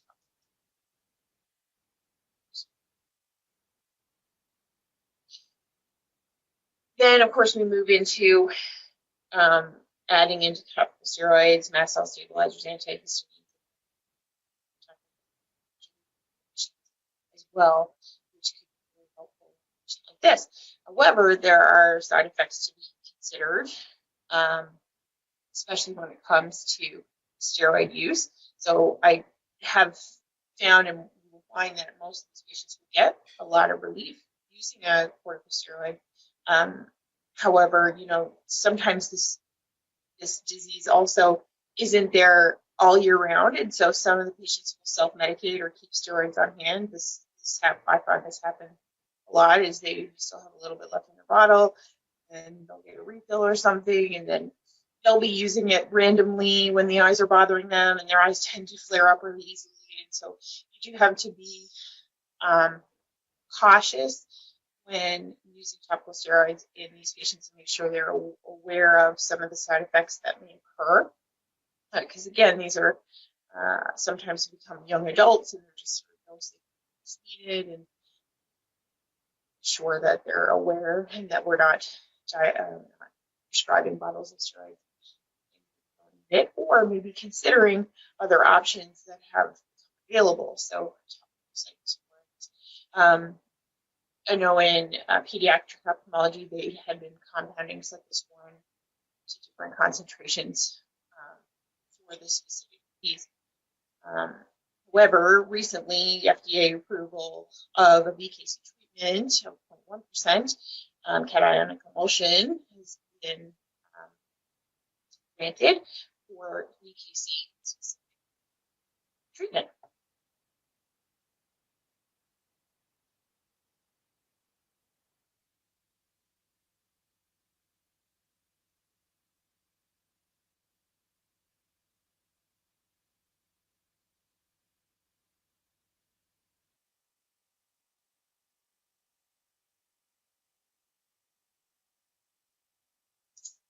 Okay, here we are, back to my patient case.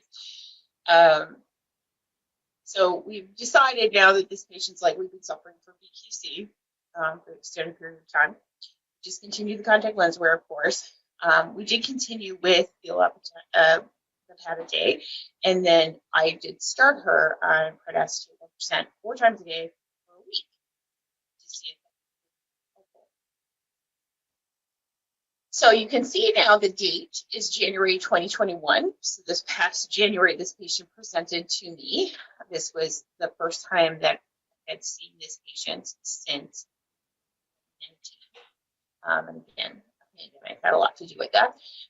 So she returned really for a routine exam and mentioned that she'd been able to get some refills on the Predestin over the last year during allergy season. Via like a phone call telemed with the doctor and sort of mentioned, oh, I need some more of this drop. And I can't. Yeah, and Claire, could I just have you stop for 1 second? Your audio is cutting out again. If you could just move closer and just kind of, there you go, as close as you can get. Because you're cutting out there a bit. Okay, sorry about that. I'm just going to get real intimate here. Yeah, okay. Great. Okay. Okay, so yeah, basically what's happened is this patient disappeared for an extended period of time, mostly because of the pandemic and inability to get into CE. Was able to get some refills on her Predestin from her family physician. She did find that that was always working well for her eyes. When I saw her, she was still seeing well. Her tonometry was good. However, I happened to notice that she did have some cataract in each eye. So again, this patient's quite young. And then we chat more, and yes, there was definitely increased use of the steroid. And I come to state that most likely we're seeing these cataracts from steroid use that she's seen over the last year. So we did a follow-up in 3 months because this was January, and she actually wasn't suffering from much in terms of the allergy at that point. She typically would start to see the allergy occur in April, May month. So I said, let's follow up in 3 months, no steroids, and we'll consider a treatment without the steroids at that time. So at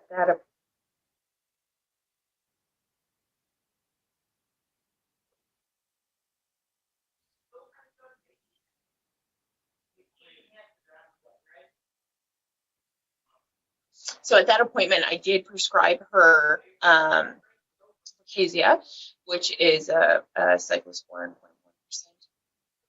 emulsion. So emulsion.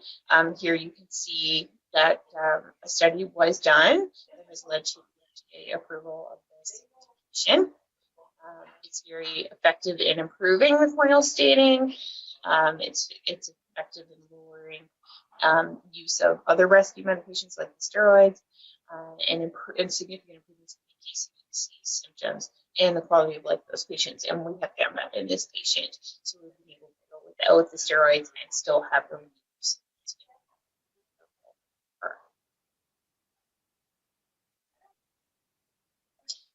There we can see that we started on that March to October, and that we will annually use that medication until she's no longer suffering from it. However, she's fairly old at this point and still does suffer from significant allergy, and so likely continue to use this.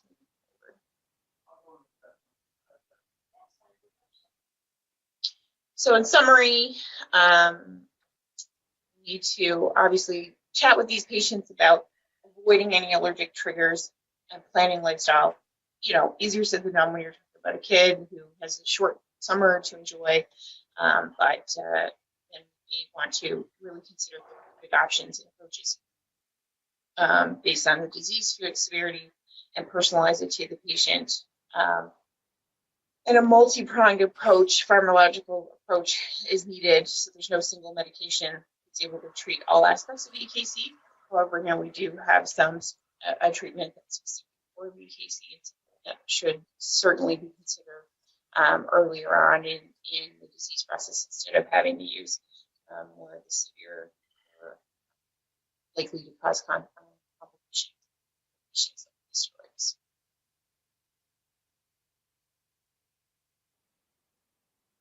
So knowledge and understanding of the benefits and limitations on the use of the various therapies available curative to successful use. And I believe that statement.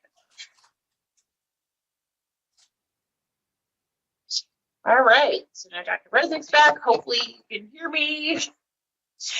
Doesn't matter how many checks we do, it's still in the moment decides that it doesn't want to work. So there we go.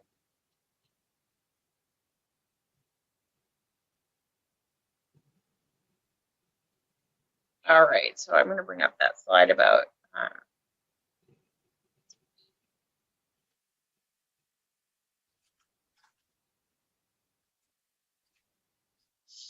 all right, so we're just going to do a little discussion now about some of our goals with EKC and how we're really, it's not only to improve quality of life, but also prevent those long-term complications, right, that we are certainly need to be concerned about when it comes to these patients. Luckily, my patient, you know, we did see that limb involvement, but never got to the point where I was worried about corneal health. Kind of jump on it, and because she had been complaining, and we had gotten the steroids involved, you know, we were able to kind of avoid that. But now we have that new added complication of the steroids, or steroid-induced cataracts, I should say. So that was an interesting case, and I was so happy to have something that I could switch to that I felt confident in, you know? Yeah. So, I mean, I think about this, and, you know, again, because it has so much similarity to seasonal conjunctivitis, some of the therapies we use for that are really good first line as well. So getting cold compresses, limiting that vascular response, putting artificial tears in the refrigerator. Claire, what's your opinion on sending these, because we want to also control the environmental factors, do you send these children out to allergists for testing just to see what they specifically could avoid? Do you co-manage with an interdisciplinary team with allergists? Because I know there are so many like monoclonal antibody type drugs now that actually reduce the eosinophilic reaction. We know that that's only present in about 50% of these patients, but if it's 1 out of 2, I think if there is a high eosinophil level, are we looking to get them on some non-steroidal oral medications as well as the Vercasia? I think that that's a really important thing to consider because, you know, I know where I'm currently located, it can sometimes be challenging to get in to see an allergist in a timely fashion. And so often we are still trying to manage the disease as much as possible.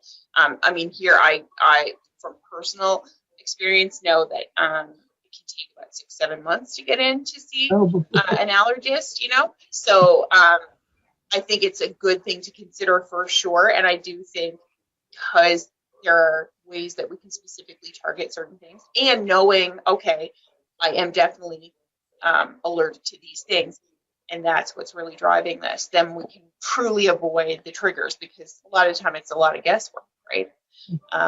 But if we can take away some of that guesswork, I think definitely that multi-pronged approach and as specific as we can get it makes sense.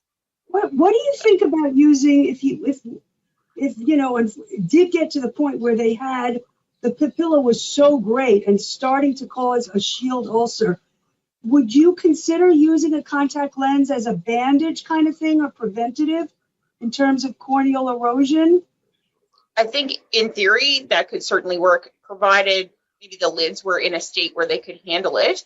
Right. Because even my patient, that I don't know if I mentioned, but they were daily contact lenses that she'd been using, and still we couldn't deal with it. Right.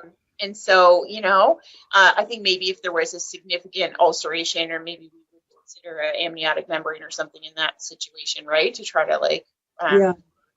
and then maybe a scleral, I don't know, but like we would have to really look at what's going on with those. And then those also, lids, right? How thick they are, and if there's limbal involvement, or there's any aspect of potential limbal stem cell deficiency, yeah, I would be cautious about a scleral, but certainly, yeah, you know, maybe during the day a bandage lens of some sort. But again, we would hope now with Rickettsia, which again, just to repeat what Claire said, this is a brand new compound of cyclosporin. It's in a base that makes it highly permeable into the tissues. It's a 0.1%, and the cationic emulsion makes it much more compatible with the ocular surface. So the good news about this is that this is actually approved specifically for the use for VKC. So it's so nice to have things that aren't off-label anymore, although obviously we rely on off-label a lot in optometric and ophthalmologic care. But when something's approved, I think it gives us all a greater degree of confidence in the drug. We saw the results of the testing. The long-term results were excellent. The study included 2 different concentrations, and they were able to determine the amount that worked in the majority of people without having too much or too little. So that's the beauty of having an FDA-approved drug, that we know that we had these randomized control studies. So I know that, you know, again, I don't see a lot of it here in New York City, but with populations now on the move, it really, you know, as I said before, we're a global medical environment now. So I do see a lot of immigrant children, and there is a genetic component. It's not always about being in their own backyard. It can be right in our backyard. And, you know, hey, if it could be in Newfoundland, it can be in New York City. right. That was my thing. I said, hey, if it's here, it's anywhere. You know, and like I said, like being in a rural practice where I don't have a lot of access to ophthalmology, and my patients definitely don't have easy access, then they sometimes just end up in your chair. And so that's where it becomes like having the good standard practice, those checks in your mind.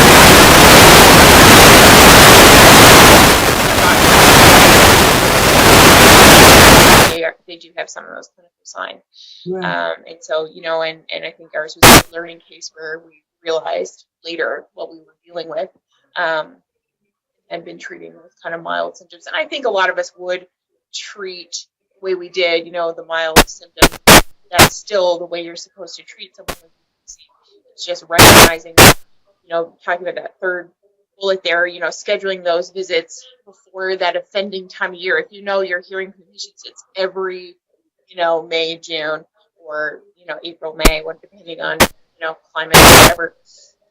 You know, if you know that that's the offending time of the year, try to be proactive and see those patients mid-March or something like that. I know a pediatric ophthalmologist in Canada says, oh yeah, you see those patients at the Ides of March because he is getting ready for that impending time when he's going to be struggling with that. So because I believe in the one column or one airway feature of these atopic diseases, from the lungs to the nose to the eyes, I often have these children just using plain saline sprays in their noses without the offending, because what goes down can also go up. So well, we have lots of nice sort of home palliative remedies, but again, that's symptomatic. But for the true control of the immunopathogenic disease, the cyclosporin is the key. Yeah, definitely. Yeah, so I mean, I never mentioned, but yes, we've had it approved in Canada for a little bit longer, so that's why I have had the opportunity to use it. Excellent. So, yeah, it's been super helpful, and yeah, always just that little bit of peace of mind that that we're using something that's specific for VKC in that situation. So yeah, Adam, I don't know if there's questions. Yeah, absolutely. Well, thanks, guys. Let me pull up some questions here and get going. You know, I'm sure there's a million here that we can try to answer here. So, the first question, I guess, I'll ask you guys a more general one. So, you know, right out in the beginning, you guys spoke about how the symptoms are fairly non-specific. This could be like the Great Pretender. It can look like a bunch of stuff. So for the doctor who maybe hasn't been on the lookout before and will be on the lookout now, what sort of diagnostic testing might you do when you have the patient in the chair? So flipping the lids, looking at the lids, that we can't state enough. So yeah, I'm so glad when Sue said it, I was like, yes, and over here. So, you know, that's really, really key, because if you're seeing the papillae involvement on the top lids, as well as bottom lids, you know, that's significant, like something's happening in that eye. So we need to recognize it. And I find for myself, I'm a little more concerned if I see it on top lid than if I pull down and see the lumpiness at the bottom. I don't know, that's kind of how I feel. The other thing I would add, Adam, which is not typical of your garden variety seasonal allergic conjunctivitis, is to use diagnostic dyes, because you don't, I'll use the word, almost never see corneal or conjunctival staining with seasonal allergic conjunctivitis, but you will see it with this due to those papilla, and also due to the inflammatory response. So you also have to look at the limbus very carefully. So we're used to seeing chemosis and injection of the conjunctiva, but you have to also look at the limbal vessels that are deeper into the cornea. If those are starting to dilate, I'm then concerned that there's a greater immune response occurring. So exactly what Claire said, flip the lids first, look for papilla follicles, and then you want to use your fluorescein staining, as well as a careful inspection of the limbus. Yeah, bump that mag up if you've got to really look at that limbus, what's happening. Yep. And after you've made the diagnosis, if you have a patient who's kind of mild, right? So some of the cases that you showed us are pretty severe, right? In your slides. But if you have a patient who's mild and you've made the diagnosis properly, what would you do for treatment? So I think I would still start fairly palliatively, but I'm going to be on that person a little bit more. You know, I'm going to be making sure I pre-appoint that person, maybe do a check-in phone call, maybe even if they're coming to see me early spring, starting to see some, I'm going to book them out a couple of weeks out or a month out and sort of see what's happening here. Are these treatments working? So I think it's about, you're still going to use those palliative sort of treatments, so the cold compresses, the like cold tears, avoiding the allergens, maybe starting the allergist process, get them seen to. What do you think, Sue? Yeah, I would start with mast cell stabilizer antihistamine combinations right away. It's clear that you move the treatment regimen, you want to narrow it, you want to get, you know, you want to almost treat a level 0 with a level 1 treatment, because you want to get on top of it. Once this cascade starts rolling, it can kind of get out of hand very, very quickly. So I would, you know, just as Claire said, start with the palliative stuff, the preventative stuff, but get them on a mast cell stabilizer antihistamine. What's interesting, a lot of the first and second generation mast cell stabilizers actually work better than some of the newer ones for this, which is kind of an interesting thing. We don't know why, but that's maybe because it has more stabilization effect than antihistamine effect. So you're getting it earlier in the cascade. And, you know, I wouldn't let this get too out of control because cyclosporin is such, I'll use the word safe drop. I wouldn't hesitate to put somebody on it, you know, very, very early in the treatment process. Yep, absolutely. And you know, you mentioned that this can spiral out of control. This is a really good question that someone had. So when you have the patient in the chair, how do you educate them about this, right? Because they're thinking, oh, I have an allergy, who cares, right? But this can be vision threatening. And you know, this is probably something they've never heard of, right? I'm sure many ODs actually probably don't think about this at first either. So how do you actually get that across to the patient that this is really something not to mess around with? Well, I think, yeah, and I was going to say, I was like, I think by telling them that you're, you know, that you have a concern, that you are monitoring this for a purpose. I think, again, by maybe pre-appointing them out or stating like how important it is that they follow up care with you, they'll recognize like, oh, this is not just my garden variety allergy, or I hear typing. You can say to them, it's not everybody suffers from allergy like you do, and this is unique to you, and you need to make sure that this doesn't spiral out of control, because it could. yeah, I would, if, you know, look, it's a child and you have the parent. So you want to talk to the child first and the parent as well. And I would explain to the child that, you know, caution against rubbing. That is key because that's what breaks the membranes of those mast cells. So no rubbing. If they feel the urge to itch, get a drop in. So anytime they want to itch, put a drop. But to let them know that if it gets out of control, they may not be able to go to this, you know, go swimming or play basketball or spend as much time on the computer. You want to kind of bring it home to what they like to do and tell them it may interrupt their pleasurable activities. So that's how I always work with children. You know, to the parent, I would do exactly what Claire says and say, make sure you bring Johnny in and make sure I need to look at him and maybe show a picture of one of these slides of what that inside of the lid could look like if we didn't treat this aggressively. Right. And question here, a more complicated case, patient wearing contact lenses. Hyacinths are my favorite. How do you deal with this, flower. and what kind of lens do you try to push them to if they're going to try to keep wearing their lenses? So a daily contact lens for sure. Right, it has to be a daily. You want to work with a lens that doesn't move too much, because understand that those papilla are going to cause that lens to jump. So you're going to fit it a little tighter. Steve so and that I it protects and the Paul cornea and doesn't rub. can take it if you want. If you just want to take your laptop and sit and watch there are some tech people support, that, because I know you won't be able to leave not that so much alone. now with the newer lenses, but some of the silicone hydrogel lenses can be a little bit less. But I mean, if you're in pain, I mean, look at the chat. We've had nothing for more than an hour. I will stick with a HEMA-based lens or a very low modulus lens for these patients. The other thing, just for stiff, like this, don't look at gift horse. You want a really thin edge. You don't want any mechanical irritation to those lids.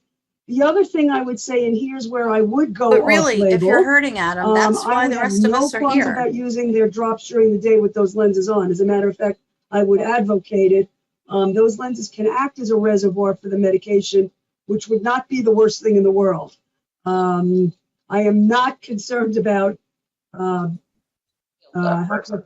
preservatives in a case like this, lens that's being thrown away. I'm more concerned about getting the drops in and having the kids see during the day. Of course, I would prefer them to wear their glasses, but the way you phrased the question, Adam, that would be my answer.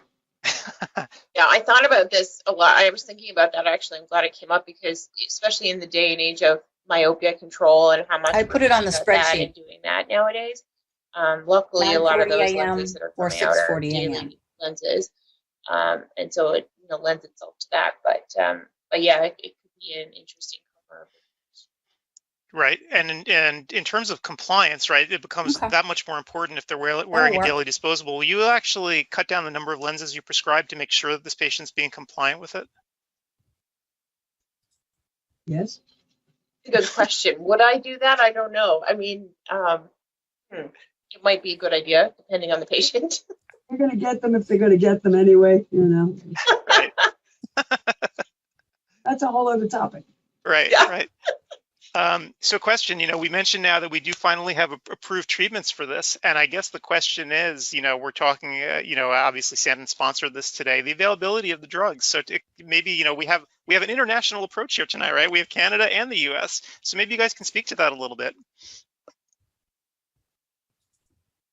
So the drug will be available. It has been approved. It's not available yet. We are anxiously awaiting it. I know Claire has had the privilege of working with it. I have Greetings not. and salutations. But that's I have my shelf dusted off for it. Yeah, ours got approved just before pandemic life, and really I've only using it clinically for 6 months or so. And we're back. Hello, everybody. How's everybody doing? Well, I just finished the last of my birthday gifts from you. Really? Yeah, the lox. The whitefish is gone. Now the lox are being eaten. Wow. And I destroyed my hand opening the case. Oh my God, that doesn't look good, Paul. No, that looks terrible. The chip stuff, they pack it so tight that it's almost impossible to open. Wow. However, I'm okay. Jeez. Well, happy belated. I didn't realize that you had a birthday. Pardon me? I said happy belated. I didn't realize that you had a birthday. Thank you. I don't count them anymore, so Well, we do. So I got him some bagels and stuff from New York. Had it flown in since the bagels here are substandard. So we finished up the bagels, and the cream cheese is almost gone. Now the lox is just about there, but really was wonderful. Yeah, Yummy, yummy. New York does have a monopoly on certain things. Well, I told you, I discovered the pastrami place downtown in Portland, but business is so bad in Portland that this restaurant closes on weekends. So well, the downtown area, I mean, it never was really a place where people would go on weekends other than to go to the theater. So a lot of the downtown restaurants do close. So it was not. And the bookstore. Well, so that's in the Pearl, so that's a little trendier, right? So that's a different neighborhood. But yeah, I know the place Paul is talking about. It's sort of in this district where no one wants to go on the weekend, kind of businessy. There's like the federal building is there. Oh yeah, that's always a dead area. I mean, it's like there's just nothing fun there, so I can see why it closes on weekends. And the restaurants seem to be moving to where we live. Yeah, that's true. There is sort of the shift to the suburbs here, just because, again, a lot of the businesses haven't come back downtown. Like I know Amazon still hasn't reopened their offices. I think Microsoft's offices are still closed or opening next month. So it's just dead. Downtown is just dead. So, yeah. What is there a secret about making a bagel? It's got to be just water, flour. Why can't they do it elsewhere in the country except for New York and Florida for that reason? Yeah, it's weird, isn't it? Yeah, it's hard to get a good bagel. I mean, there are a few bakeries here that make decent ones, but it's not the same. You got to boil them first in water. It's several steps. You just don't bake the bagels. You got to boil the thing in water first, then put them in the oven. I don't know. So I just saw a recipe for it, and I was thinking of trying them because honestly, they didn't look that difficult. Yeah, but you can't get the salt and the egg and all the fancy types. Yeah, everything bagels. There's some magic about it. I don't know, because we have a water bagel place, or we did on McAdam, Dad, down towards the city. But it's just the bagels were not the same, so whatever. Well, you can get the everything bagel spice and then put that on top. Yep. Maybe I'll do my next CEwire lecture on it. So as we're talking here, so during our little break, we had about, I want to say that there were 3 tech issues that people had that they emailed me about. So they sent an email to support. And those were related to credits not coming through from people who had dropouts where their internet died. We had another one about the multiple tabs thing where it was popping up that message, and that's going to be fixed tonight. But for the most part, it's been super duper quiet, and things seem to be working. Take it. I am going to take it all day. So the other thing that I don't think many people are aware of, and Gretchen, I don't even think you were aware of this. and I sent you a link the other day talking about our video problems that we had because we were too successful. So people don't realize, like, the question is, how do you transmit this much video, right? And it's not the easiest thing in the world when you have, whatever it was, 2,000 people in 3 tracks doing high def video.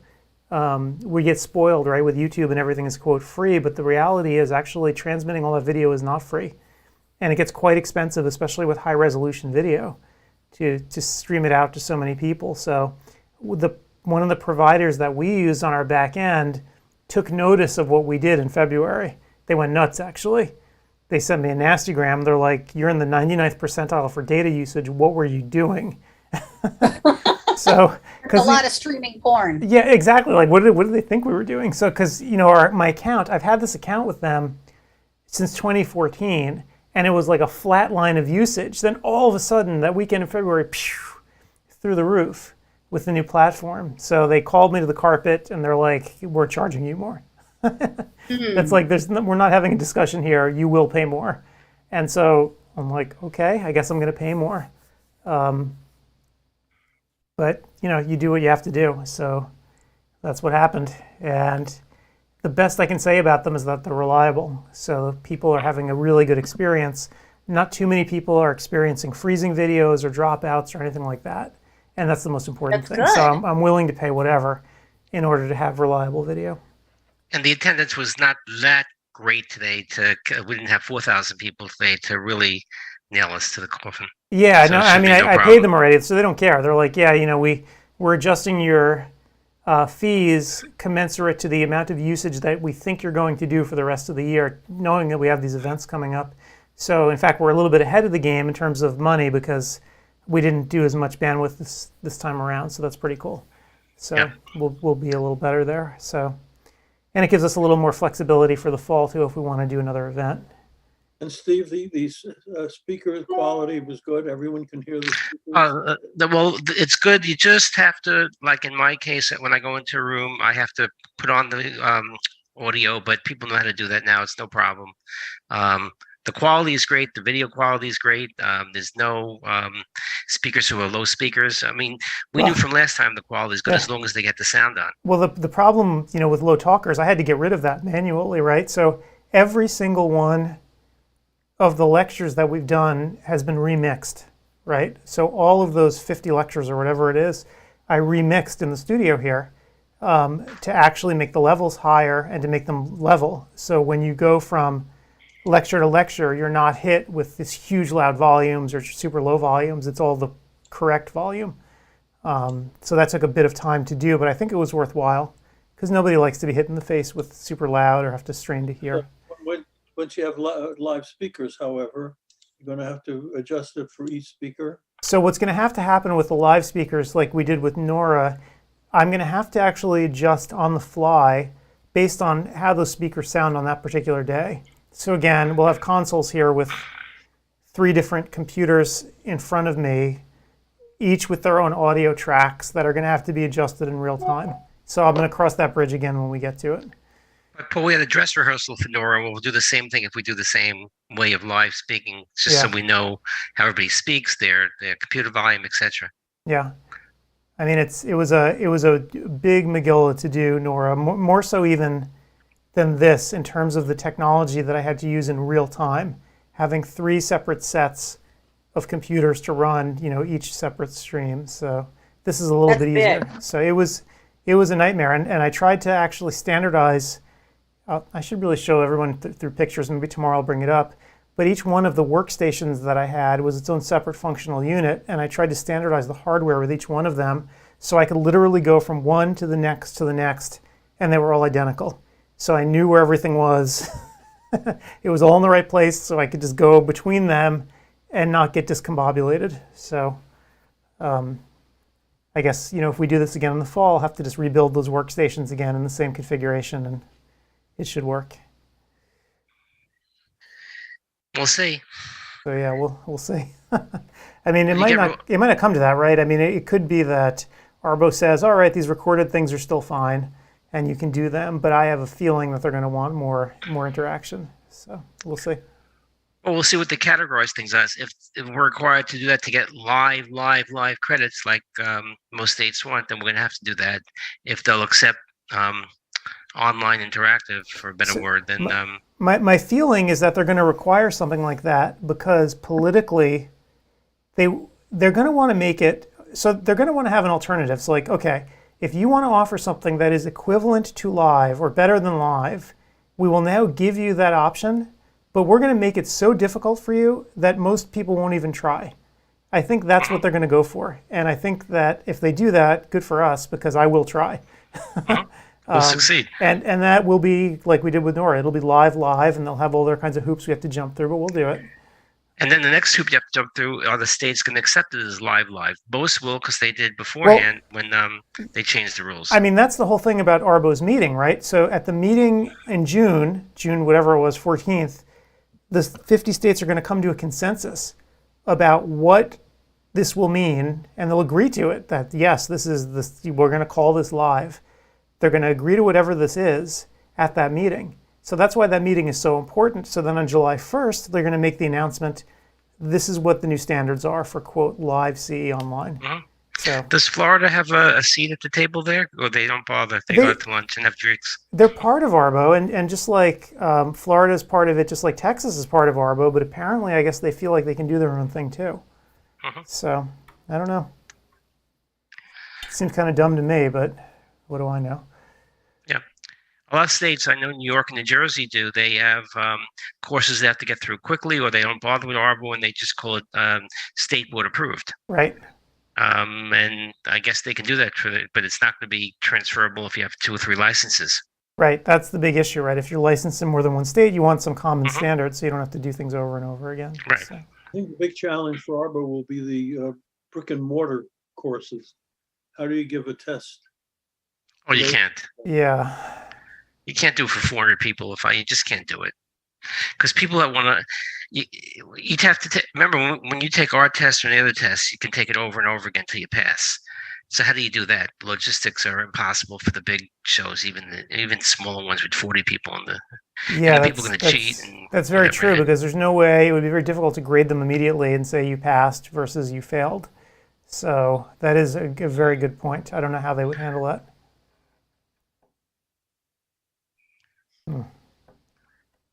Maybe there's technology where you can press a button on your phone and stuff and give answers, and they give 5 simple questions or something like that. That could very well be that if you do a lecture, you have to set something up in some sort of system where they then go to a page where the questions are already sitting there and the person's logged in with their OE tracker number. So yeah, there could be something like that for sure.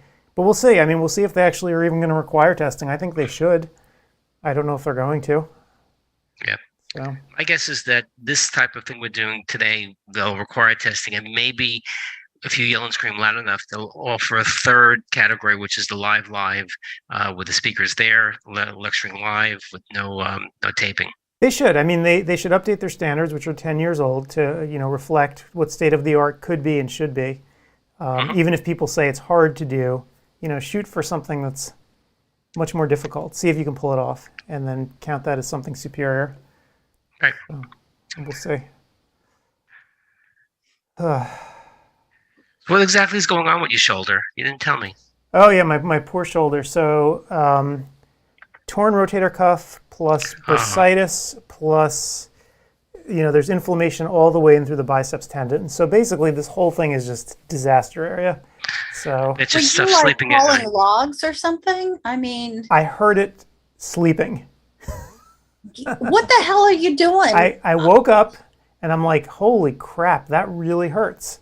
And sure enough, there was its tear. In fact, the ortho was telling me, they're like, look, this happens to a lot of people your age. Things just fall apart.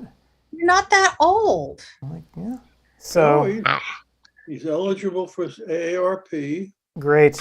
Did you register? And no, I did not. I'm not joining the AARP. Me neither. I'm with you. I didn't do it either. No, I'm not. Some good discounts at hotels and I think having a Better than lobbying. AAA? I think that the lobbying group for old people Yeah, is just both. has been poisonous towards younger folks, and so I want nothing to do with it. Truly. I bet it's hard sleeping though. That's when it really hurts the most. Yeah, so sleeping's been difficult, and it's just been a whole challenge. So it's now shot full of good steroids, and hopefully by tomorrow it'll start feeling better. We'll see. Yeah. Maybe I not. hope so. You can buy these over-the-counter products: Aspirin cream, Voltaren, Oh, ointment. I have them all. I mean, I even have the good stuff over here, like real painkillers, but I'm not going to get involved with that unless I really get desperate. So, yeah. So Voltaren didn't touch this. No. So, yeah. I have a problem with rotator cuff for 20 years, and I guess it's partially torn, but it never gets worse, never gets better. I just I go to the gym a lot, and I just stay clear of certain exercises. Right. So they call it a non-surgical tear. So it's non-surgical until it isn't. Yeah, until it isn't. So we'll see how it goes. Oh well. So meanwhile, how many people are actually in classes right now? I haven't been paying attention. Well, the classes just ended. Let's just see. There's room 3 has 295. I'll tell you right now as we go. It's in between classes, and room 2 has 270. People are just waiting. And room 1 has 377. And wow. Again, it ended. So people are just waiting. But people aren't leaving the room. So there's about 1,000 if I add it up quickly, maybe a little bit less.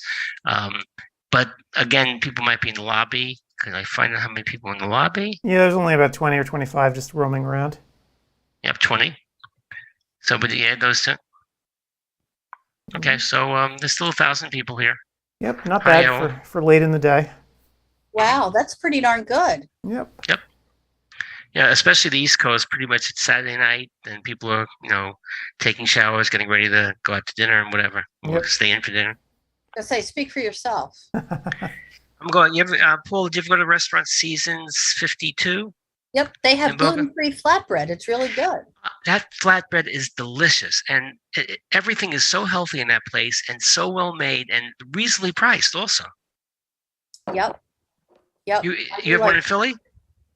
We had one in Philly, and I was just in one in Bridgewater a couple of weeks ago. Okay, so ours, but I'm sure the prices are pretty much all the same. Yeah, it's not horrendous. Yeah, $20 for, I think I had trout for $21 like that, and with the flatbread, that melts in your mouth. Yep. Yeah, I do dig that myself. The only trouble is in Florida, it's so crowded. You get there for reservations at, let's say, 8 o'clock, and you get seated at 8:20, 8:30. It's just people are, and they don't really time people. In New Jersey, you have an hour and 45 minutes. They start, like rushing you to get out so they can have 2 or 3 turnovers. Let's face it, all these restaurants cost so much money. They're trying to pack it in as much as they can. Yep. So you really have literally an hour and 45 minutes? Is that like a thing, or is that just what you've noticed? No, one restaurant in New Jersey tells you have an hour and 45 minutes. So you have to time. If you plan to get dessert, you better order it when you order your meal or something like that. Oh, wow. They're really rushing you. They want to get 3. They want to start at 5:30 and get 3 turnovers. Yeah, I get that, but still. You don't have to go there. Okay, so meanwhile, it looks like in room 1, Ben Cassell is going to be starting up again, right? With COVID lecture.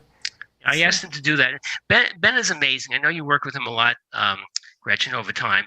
But I figured we wanted a lecture on COVID, anterior, posterior segment. I didn't have anybody who was an expert. I asked Ben, can you do it in like 5 seconds? He said, sure. And he put together a great lecture. He's just a jack of all trades and a master of all. I wonder if he's using my picture because I asked him to write up a piece I had an eye exam in December 2020, I think it was.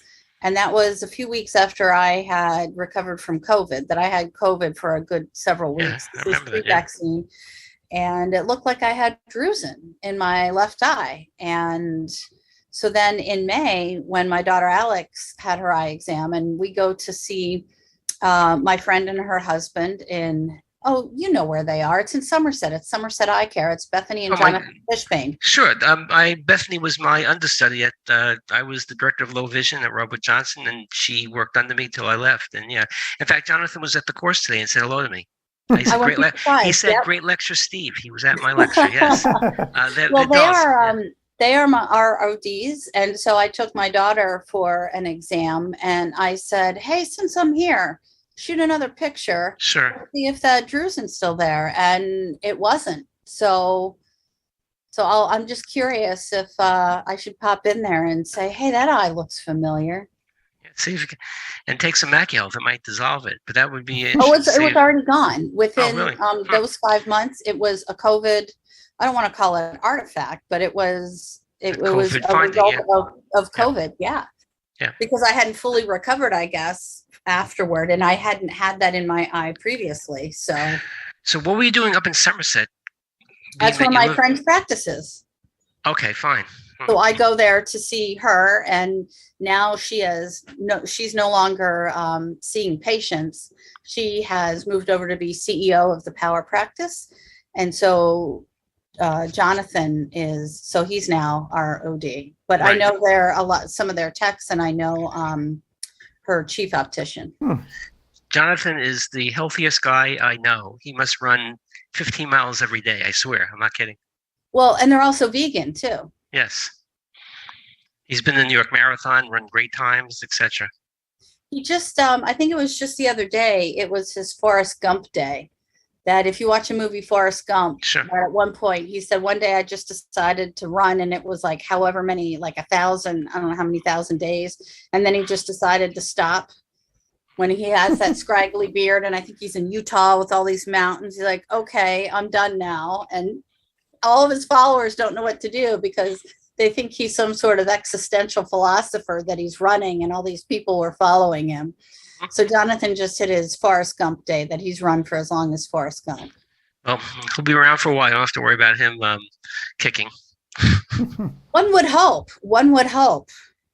Because sometimes you see people who are so healthy and then weird stuff, So I am hoping that Jonathan will be around for a good amount of time to come. The famous one is James Fix. Do you know who he was? James Fix wrote the book on running and running my way, etc. And again, like a stick, skinny, and he died in his early 50s of a heart attack. Yeah, see?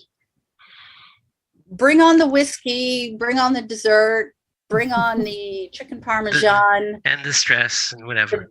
The bagels and lox that Paul is enjoying. With cream cheese. And cream cheese. Speaking of cream cheese, and we're talking about food, Adam, feel free to shut us up at any time if this is not where you want to go. I have the best cheesecake recipe, and it has only a few ingredients. It's got cream cheese, eggs, sugar. I put in some vanilla and a little bit of sour cream. A Basque style cheesecake. And you do make it in a springform pan. There is no crust, which is good for me, being gluten-free. And you get these big pieces of parchment paper and put it in the bottom. And so when you bake it for like half an hour at 500 degrees. So the parchment paper looks all charred, but I'll tell you that cheesecake is so freaking good. I've made it twice now. And so I was just thinking of cream cheese and thought of this wonderful cheesecake.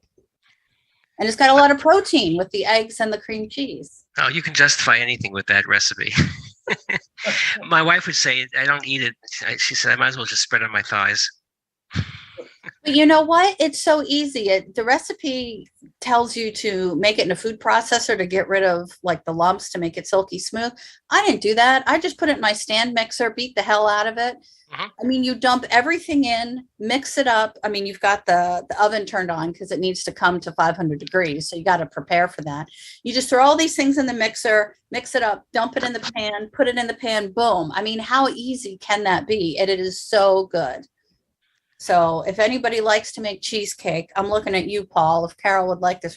The Carol whom I've never met and I think is a figment of your and Adam's imagination. Oh, she's quite real. I think she needs to make a cameo on camera soon because maybe in May you convince her right after Mother's Day. Yeah. Well, Gretchen, I am hoping to get you back out here once all the stupidity dies, and maybe we could even do a conference when the weather doesn't totally suck here. That would be fabulous. Because 6 months out of the year, or 8 months out of the year even, it's nice here, right? But then there's just the rainy season comes, and it's the worst place in the world. It's well, like, it's the worst. we need a winery visit too, because we course. talked about that the one time and it fell apart because everybody was sick. Yeah, I mean, winery visits, right? I mean, I live like right on the edge of. Yes, visits. Yeah, so. And so maybe you need to prove to me that your mother does exist, because so far I'm not buying it from either one of you. All right, so that's for sure. You got to come out here and do stuff. So. Is this when the weather starts getting nice there? Not really. So usually it's by June-ish is when the rain really stops. Adam is exaggerating. What happens? We're about a month ahead of the East Coast, so you have daffodils blooming. The fruit trees are but blossom. it's raining. We're starting to, but it's raining constantly. It's the most depressing place in the world. It's just endless rain. But you don't have to water the lawn. So yeah, I mean it's a trade-off. I guess you're right. It does make things green, but for those of us who hate overcast days, this place is just. I keep telling Meredith, like, once Reed's out of school, I want a house in Arizona to go to from October through April. Arizona, but it's so. I mean, what a huge difference from very or even Bend, right? Like even Central Oregon, Bend, which is the high desert. Like anything, just get me out of here. I need to be able to see blue skies, because it's just great place would be Sedona, because that's a little bit more temperate and really nice place. Yeah, that's where Rich Whitland lives. One of our lecturers. Yeah. Oh, really? Yep. Yeah. Of course, Arizona, I don't think I could deal with it now that the time got all screwed up. Like, I didn't even think about what we did with Art Epstein here. And Rich also, hopefully he doesn't, Well, one would think that those who live in those states recognize the challenges because they live there. I mean, I didn't know that until, it was some years ago, but I mean, who thinks of what states don't have daylight savings time? Unless you live there, you really don't know or don't really think about it. So I think the onus is on the person who lives there to make sure you've got your time straight. But I will concede, fair point, it is a complete pain in the ass. So I think you either get with a program or don't, because that's got to be a mess to try and remember, like, oh, is it daylight savings time or not? Because it doesn't apply to you there. So you don't really keep track. So I can totally get how somebody would make an error there. I mean, I would be late or early all the time. Well, the government has stopped this stupidity in a year. Well, not yet. I mean, it hasn't fully passed. And so I think it passed the Senate, has to go to the House, and then Biden has to sign it. But even if all that happens, it won't start until next year. Right. Well, if it passes the Senate 100%, I don't think it's a political thing. I don't think it's political either, but between now and when the House looks at it, anybody can slap a rider or something else on there, and people vote on more than just whatever the main bill is. So it can be derailed for any number of reasons that are not political or have anything to do with daylight savings time itself. The pork or something they put in, whatever state wants. Yep. So 6 months of the year they're on the right time, and 6 months, because they stay on standard time, and 6 months they're not on the right time. Is that how it works, Arizona? Correct. You'd be in even bigger trouble, Adam. You couldn't remember where you were going or at what time. Yeah. I mean, I just look down at my watch and hope that it actually has the correct time synced up, and that's all I do. And I have like the different time zones on here. So. Well, yeah. I mean, once we all started using cell phones, it would connect to the satellite, and it automatically is correct. I mean, that's what I go by. If my cell phone tells me what time it is, and if that's wrong, then we're all in trouble. Yep. Gretchen, I have a question. You're the only COVID survivor I know. What does that mean? And here's the question: Are you more or less careful going out now, since you've suffered through it? I would say I am less careful than before, because for a while we did have a bit of immunity, and then we had Delta, and then we have Omicron, but now we also have vaccines, and my whole family, well, not that there's many of us, there's 3. So my husband and my daughter are also COVID survivors. I had it the worst. And I would swear that my daughter and I had it over the holidays too, because we felt like utter crap. We canceled the holidays here. We didn't do anything because we didn't want to get people sick, even if it was just a bad cold. I still didn't want to spread that to anybody.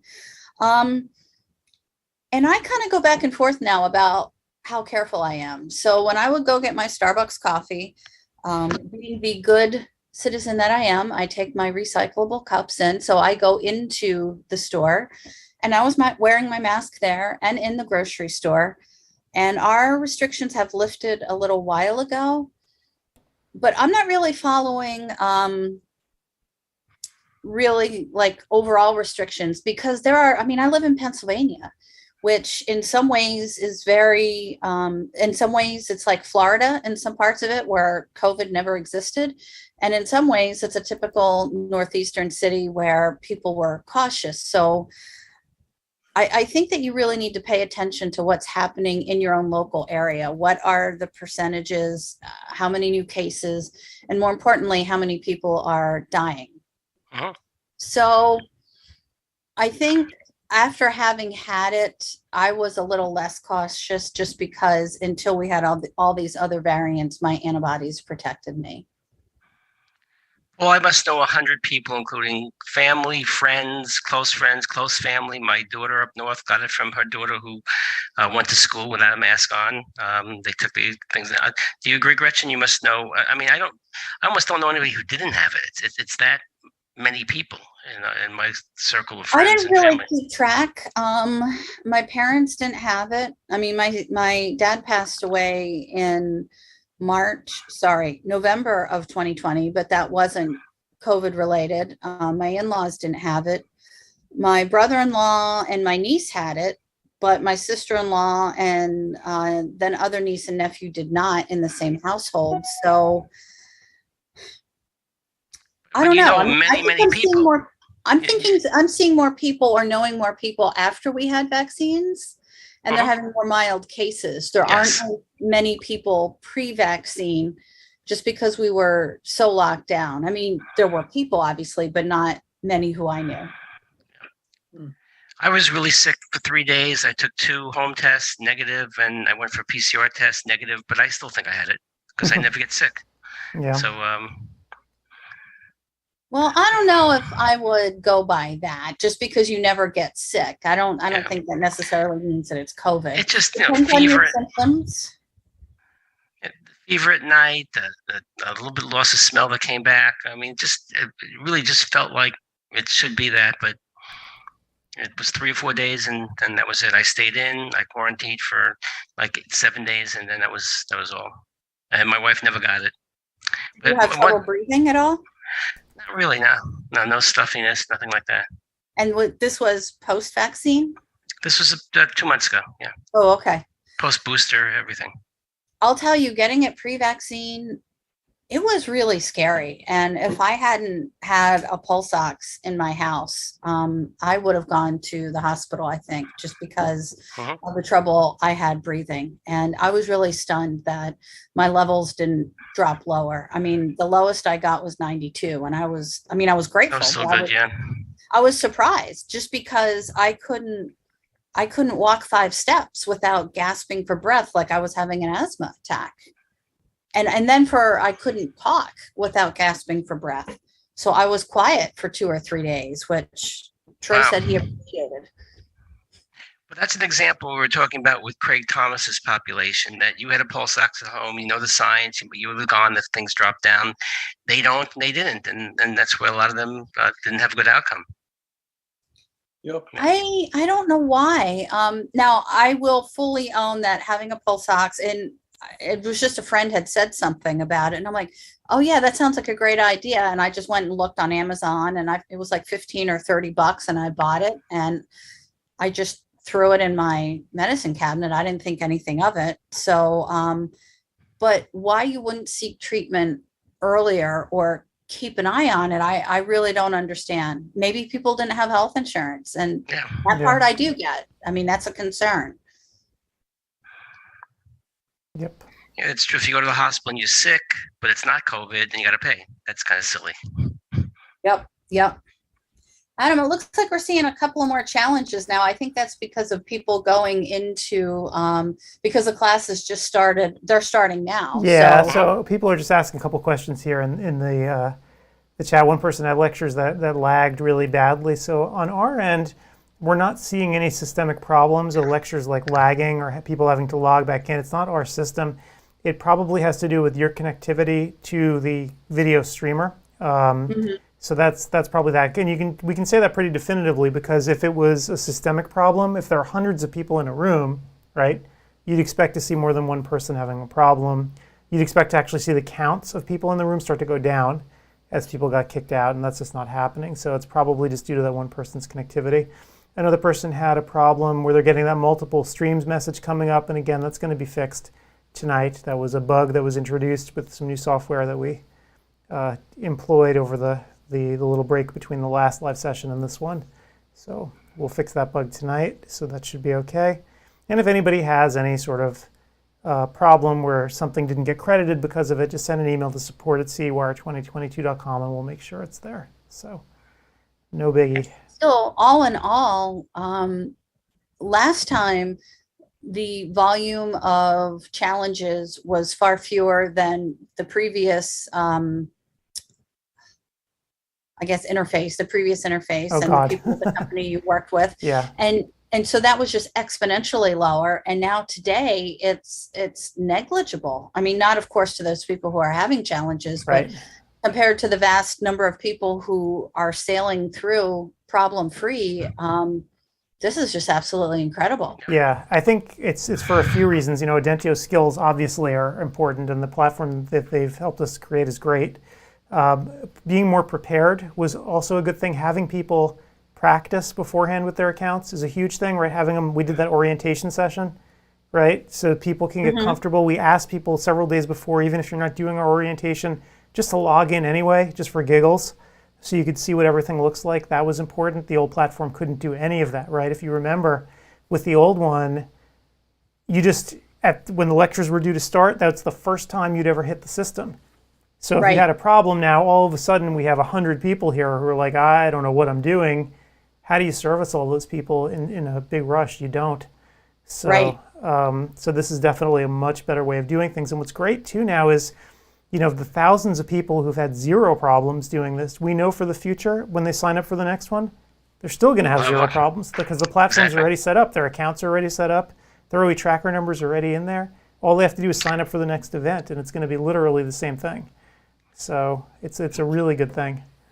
Just think of the journey that you and us, for that matter, started when we decided to alleviate ourselves at the last platform, and the risk we took, and you didn't know where it was going to go. I mean, yeah, it was actually, it was a scary thing to do. And in fact, the straw that broke the camel's back was my wife, actually. She's like, just rip the goddamn Band-Aid off and do it. That's what she said. She's tired of hearing you bitch about it, Adam. Yeah, exactly. She's like, I'm tired of hearing about it. And I'm like, okay, we'll do it. I'll rip that Band-Aid off. But understand, one, it's going to be expensive. And two, it's going to be a huge amount of work. Like, you know, she's never actually, you know, built something like this. She has no idea. So I had to really impress upon her, like, this is a huge risk, could go wrong in a million different ways. And, oh, by the way, it's going to take up all my time. But yeah, if I rip the Band-Aid off, you don't get to bitch that I spend time on it or spend money on it. Right. And what so does the competition do? What's that? What's the competition do? There are other vendors that are doing just about what we're doing.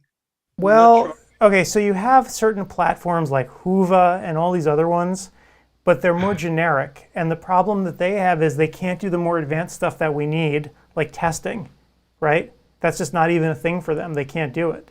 So you're not going to find too many companies like us that are doing both the live stuff and the on-demand stuff with the same lectures, because it's too challenging to do with the software. They might do one or the other. They will not do both. Or if they do the live stuff, they'll just do one track. They'll just have one track that goes for a few hours a day and call it quits after that. They won't try something like multiple parallel tracks. It's just too hard. You don't remember, Paul, but we interviewed a lot of companies and we had meetings with them, and they would yes us to death. And when we got to the quiz, we got to the transcripts, they would hem and haw, and you got the feeling that they really couldn't do it and we couldn't take the chance. At least Adam knew Audencio from ODwire, and he could believe what they would say. we got very lucky with Audentio that they happened to be building a live streaming product right about the time when I needed something. So I knew that they had the base stuff that could actually do the streaming part of it. What we had to build was everything else around it to make the platform complete. But I trusted them to build it. I didn't trust someone like Huva, who they were telling us whatever we wanted to hear. And I'm like, this is a load of crap. This is not going to work. Because once you get to it and they can't do it, you're screwed. Yeah. And we didn't want to Right. take that Yeah. chance. Then what the hell do we do? Then Yep. you're in. Then you have to cancel the conference, give everybody their money back, and go into a hole and die. Yep. So yeah, I mean, it would have been really awful. So yeah, we were very fortunate. Exams separate the men from the boys, right? The exams it's a huge deal. And in fact, coming up, if Arbo is going to actually not only require exams, but also live stuff like live, that's going to be another huge problem for people. The exam part's going to get rid of most competition. They can't do it. Yeah. They're going to have to develop something. But the live plus exam is going to be a nightmare for them. It wasn't only the exams, Paul. It's the fact that you had to give somebody credit for it and tag that person with the credit to their OD tracker number. So they just didn't have that capability. Right. And so remember, it's not just passing the exam, too. It's passing the exam plus proving that the person was there. Right? There's two things that you have to do. You prove that someone's there and pass an exam, that they watched a whole thing. And those two things are complicated when you have systems that are functionally separate from each other, right?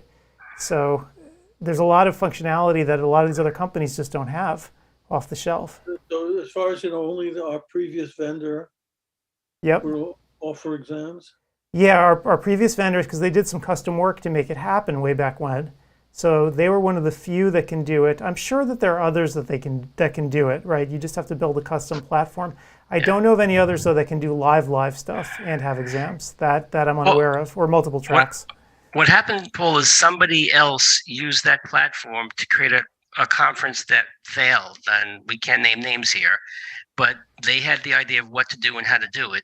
And that platform was already in place, which we tweaked a little bit, but they were able to satisfy our needs. But we kind of researched who did something that didn't work out, but they had everything built to make it work. And that platform, unfortunately, was hot garbage. So, and I can say it now. And it worked enough to get us to where we needed to be, but it was held together with duct tape. I mean, the technology was ancient.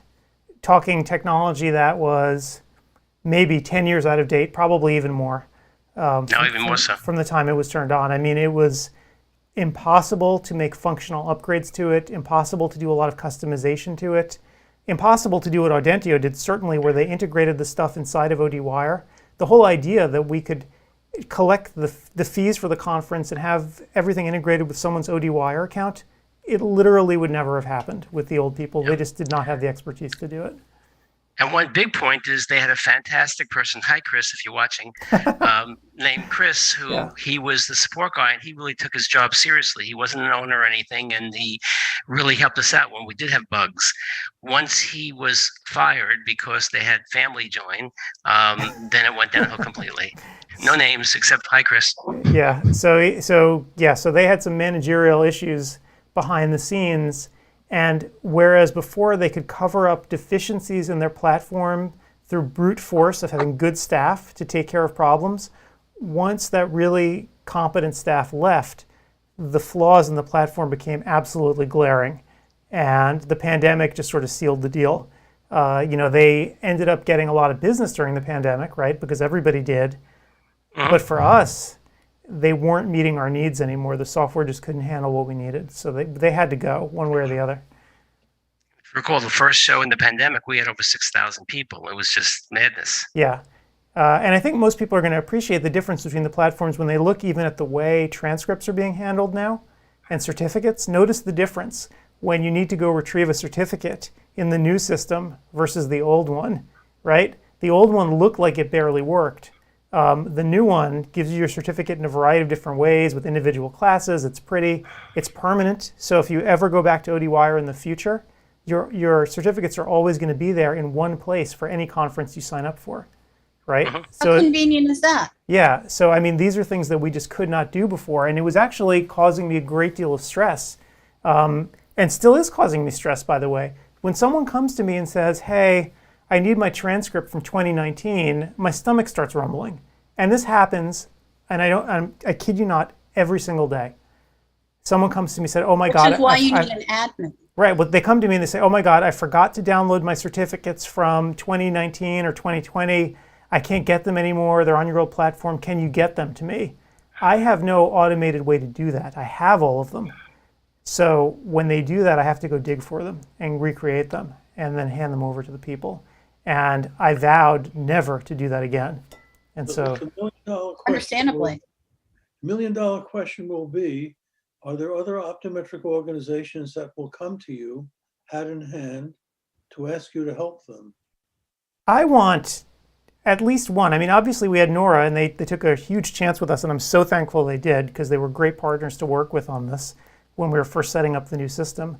But I wonder, you know, you look at guys like, I don't want to name names, Ben Chudner, but you have organizations now with huge numbers of doctors who do need education. Wouldn't it be great if they could set up their own little backbone with us, right? To give their doctors education. Why not? And a lot of them have national meetings. You've been called out. Yeah. Yep.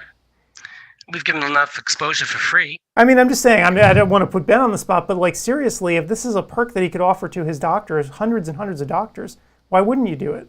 You know that your doctors are going to be, you know, asking to go to these educational events anyway.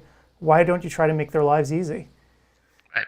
And not everybody wants to go to a national meeting and leave their practice, and they don't want them to leave their practice because he wants them to perform and make money for them. Right. So that's right. So I could see groups like that. I'm more than happy to talk to any state association. I mean, if my own state here, Oregon, wanted to do something, you know, I would jump at it in a second, right, to help them out. Mm-hmm.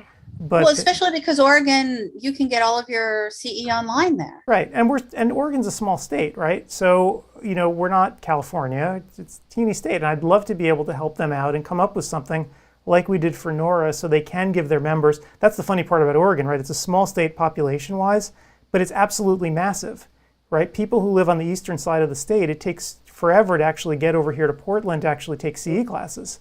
So if you live in I don't know, LeGrand, it takes an entire 2 days or whatever to get out here to take a CE class. So, you know, you'd think they'd want something like this. It's still covered wagon, or they have roads now? Barely. So yeah, so it's the kind of thing where I'd love to have the smaller states work with us to do something like that, but they haven't approached me, so I don't know. Well, hopefully California will be one that they're allowing all courses to be live now. I don't know if they'll change in July, but we'll see. Washington State the same way, right? Everything can be, you know, online too. So we have on the West Coast, they should want to do something like this. And obviously the associations have their own problems, right? They want to keep their little meetings because it draws people in and they're revenue generators. But I sort of feel like with the way things are going, we have to be able to come to some sort of an agreement or some sort of mutually beneficial thing that we could do where they could keep a lot of their revenue, but still offer people stuff online. Uh-huh. So Nora's going live this autumn. Yep, and best of luck to them. So it's. Oh, so we're not going to have them? Gary's not. No, because Nora's actually going back in person again. Okay, good. So, but maybe they need an online component. So he was talking about that, about maybe doing something hybrid, but he hasn't gotten back to me about it. I don't know if they have the funds to do it or what the deal is, but we'll see. He hasn't really talked to me about it since the last NORA conference. So. Okay. Yeah. But depending on the changes in the laws, Gretchen, we hopefully will be doing something in October, November, December. Right. I mean, you can imagine that if the laws do change and you need live stuff, NORA could have us on site actually, you know, installing crap onto people's computers who are giving talks and in real time broadcasting them and offering testing on the platform or something strange like that. That would require, you know, much more, it's a much more involved thing to do, but it's something that we're capable of doing if we want to put the effort in. By the way, I just popped into Ben's class just to see what was happening. He's got 315 people. I asked him if he plans to use my ocular images, and he said it's coming. Wow. Nice. Do you get a royalty for that or anything? You really should. You should. If we want to be absolutely technically on the nose, it's copyright violation because the images now belong to Optometry Times because we published it there. Ooh. Because I said we needed something for retina one month, and I said, hey, so I've got this image, and now I just got the follow-up that shows nothing. Would you write me some bullshit on that? And he did, and it actually wasn't bullshit. It was interesting. Well, I'll make sure not to tell Chris, so I'll keep my mouth shut. He wouldn't care. That's not his area of the business. Yeah. Oh boy. Speaking of copyrights, I did a little talk for Old Township. A PT guy, a doctor of physical therapy, interviewed me. He was my patient. It was fine. I guess he put it on YouTube, and just this week he got a notice from a company. He apparently, when I was talking about LASIK, he pulled a 3D video from this company, and the logo is still on it. And this is now 10 years later, and they wanted him to pay royalties or whatever. And he actually begged them. He said, "Look, 1,000 people have seen this over 10 years. It's not something big. Can we keep it up for educational purposes?" And they said, "Sure, no problem." Nice. So, well, so with the logo on it, I mean, you really that was stupid. Yeah. Doing that. That's just, you can't fix stupid there. So a lot of what's happening too, though, is you get caught in these traps, these automated AI traps. So for instance, Laura Perryman's lectures, as you know, typically have music in them. You actually can't post any of her lectures to anything like YouTube ever, because their automated bots will actually scan her stuff and issue you a copyright strike straight away. And you'll get a nastygram from Warner Music. And how do I know this? Because I received one. So, speak from experience. That was the first and last time I will ever host one of her things on YouTube. So you got to be really careful with things like recorded music. That's why also I don't know if anyone's noticed, but like before each lecture plays, there's a countdown timer with a piano piece that plays before it. Have you noticed that? You can do it tomorrow if you haven't heard it. Before each piece, there's a 60-second countdown timer where people can get oriented, and a piano piece plays on it. And that's actually Reed playing the piano, because I needed a piece of music, and I'm like, I need something that can go for 1 minute, that's kind of peaceful, that won't annoy people.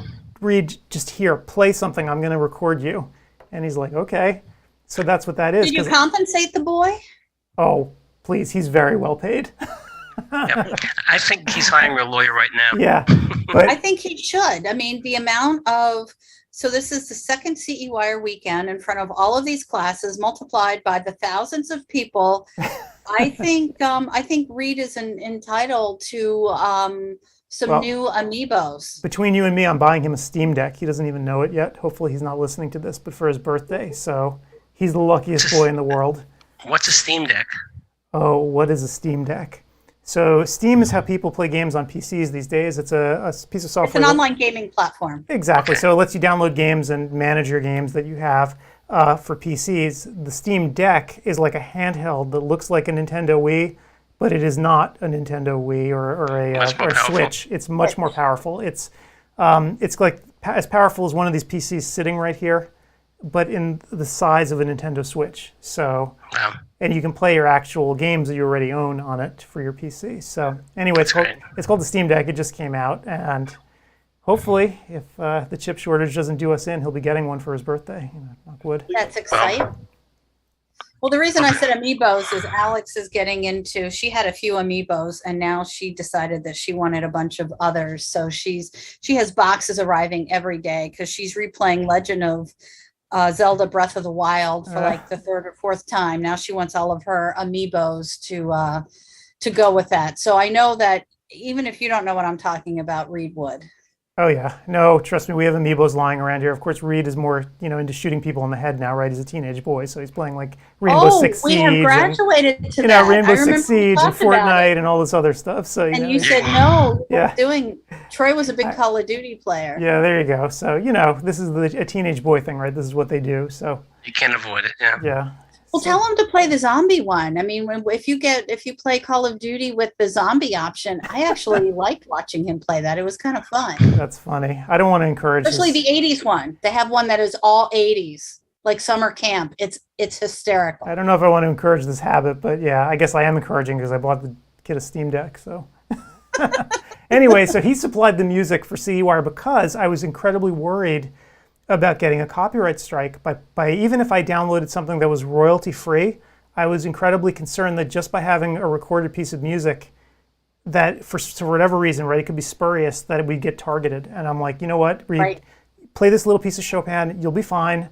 And Chopin's been dead for a long time. It's all good. And won't sue. we'll be fine. He's not suing anybody, so it's all good. What would you have done had your child not been a piano player? I would have been in trouble. I don't know what kind of stuff I would have used there. I would have started You would singing. have gotten Like out the kazoo. yeah, Yep. I think Paul would have written a piece of music for 60 seconds. You could do that, Paul. there you go. Paul, you're a composer? Oh, No, he's actually decomposing now. Sick It was burn. too easy. Sick Sick burn. burn. Steve, you lie to me. I am crushed. By the way, in 2000, my daughter built me a website, and on the security page, she put a lock, and she took it off of some site, and we get a bill for $50,000 from a place that I thought was bogus called Getty Imaging. Mhm. Getty Imaging is not bogus. I know that now. Yeah. And my daughter was in law school, and she said, here's $1,000 check, and this absolves me from any other responsibility on the back of the check, and they cashed it. So I had to pay. It was Yeah. and it was just a picture of a lock. Yep. Yep. Yeah, you got to be super. Stock art is, they check up on that stuff. Absolutely. Yeah. Even way back 20 years ago, they could find it. It's amazing. That's Yeah, what, so no, if they you- don't find it. Bots do. It isn't a human finding it. It is a bot. Right. So if you look at any artwork that we use on ODwire or CEwire or anything that I draw up for marketing materials, it's always royalty-free stuff that I download or I pay a fee before I use it every single time for exactly that reason. Like I want to make sure we're 100% kosher because I don't need someone coming to me 10 years later saying, oh, you used that. So, yeah. Yep. Yep. My backgrounds I use for this is off of websites that allow you to download certain amounts for free, and then you have to pay for it. Yep. For backgrounds for Zoom. So they're letting you do that. Yeah. So anyway, let me actually, what time is it here? It's almost 3. Oh, so it's almost time for me to actually get out of here because that last hour I was going to launch, maybe, we have another webinar here, or we can use Clark Chang's old lecture maybe from about when it was infectious keratitis. That might be an interesting one that we haven't seen in a while. That's always good. So maybe I'll launch that one. Or I could even do our museum trip again, Gretchen, since everyone loves watching it. So. I am always a fan of that. I love that. And I hope the Well, museum yeah. has survived. I haven't been back there. I don't know. Well, maybe whenever I come back out, then we need to go visit again. We should. We should. I mean, I can't Because imagine. Pat will have new things. I would hope so. And I can't imagine they would have shut it down because it doesn't look like it costs that much to run, right? I mean, it isn't a strip mall. So who knows? But yeah, so why don't I play that to get us out of here today? And then tomorrow we'll be back. I think a couple of people do want to actually come on the air and talk in the afternoon. So that might be Oh, good. good. Because I've been striking out. I've texted Scott Halsworth might be coming tomorrow. Bill Townsend might be coming tomorrow, but I don't have anybody locked in. So Richard Yeah. Holm is also, he just hasn't given me the time. who? Richard Holm, HOM. Yeah, Okay. so he might I be. have nobody yet. So just keep the spreadsheet updated and I'll do the same if you have someone. And yeah, hopefully we'll get a few more peeps in here. But I think we did well with who we had today. That was nice. Yeah. Always get Craig Thomas or Michael Wilson and just say, how you doing? And just go away for 2 hours. Right.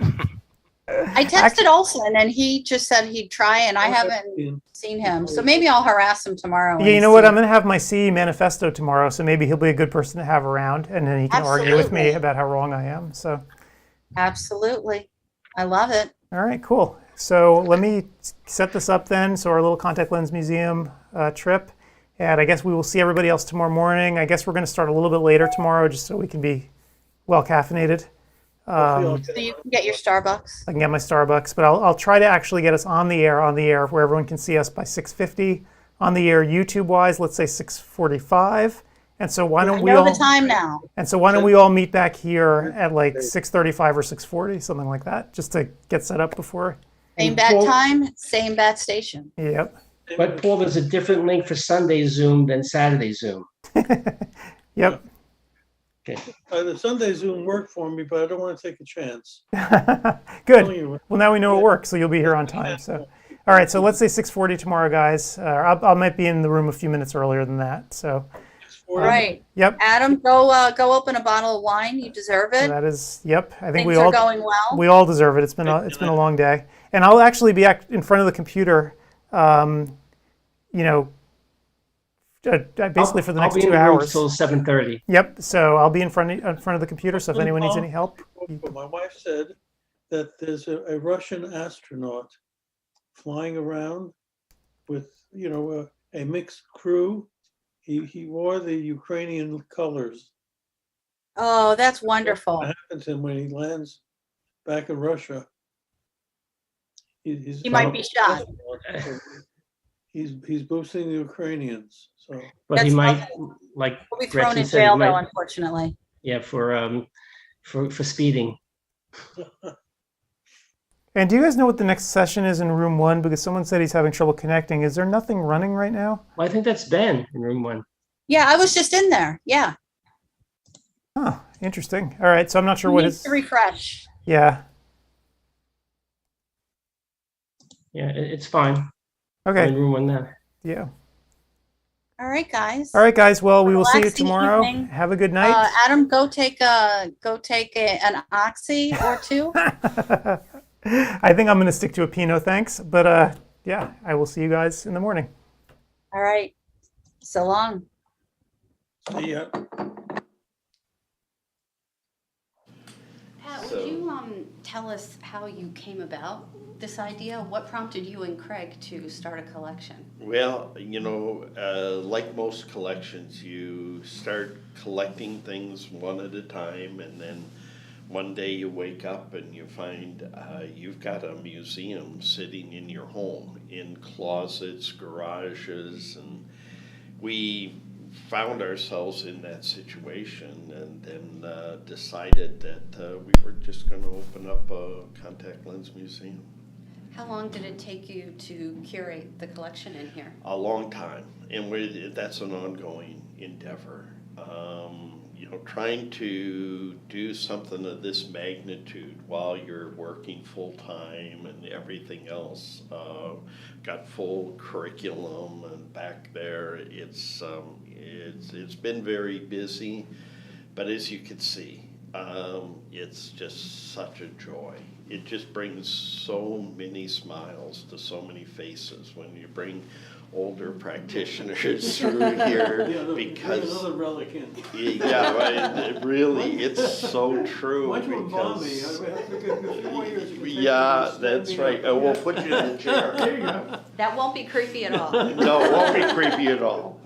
But no, you're so right. It's just so many memories then come back to all of us that were touched by contact lenses. You know, it's when you think about how contact lenses have changed so many people's lives and changed their lives. All those keratoconus patients, irregular cornea patients. It's humbling, you know, to be a part of having this history. So we felt that, Adam was one of the younger patients. Where did you get your lenses? You were 9 years old? 9 years old.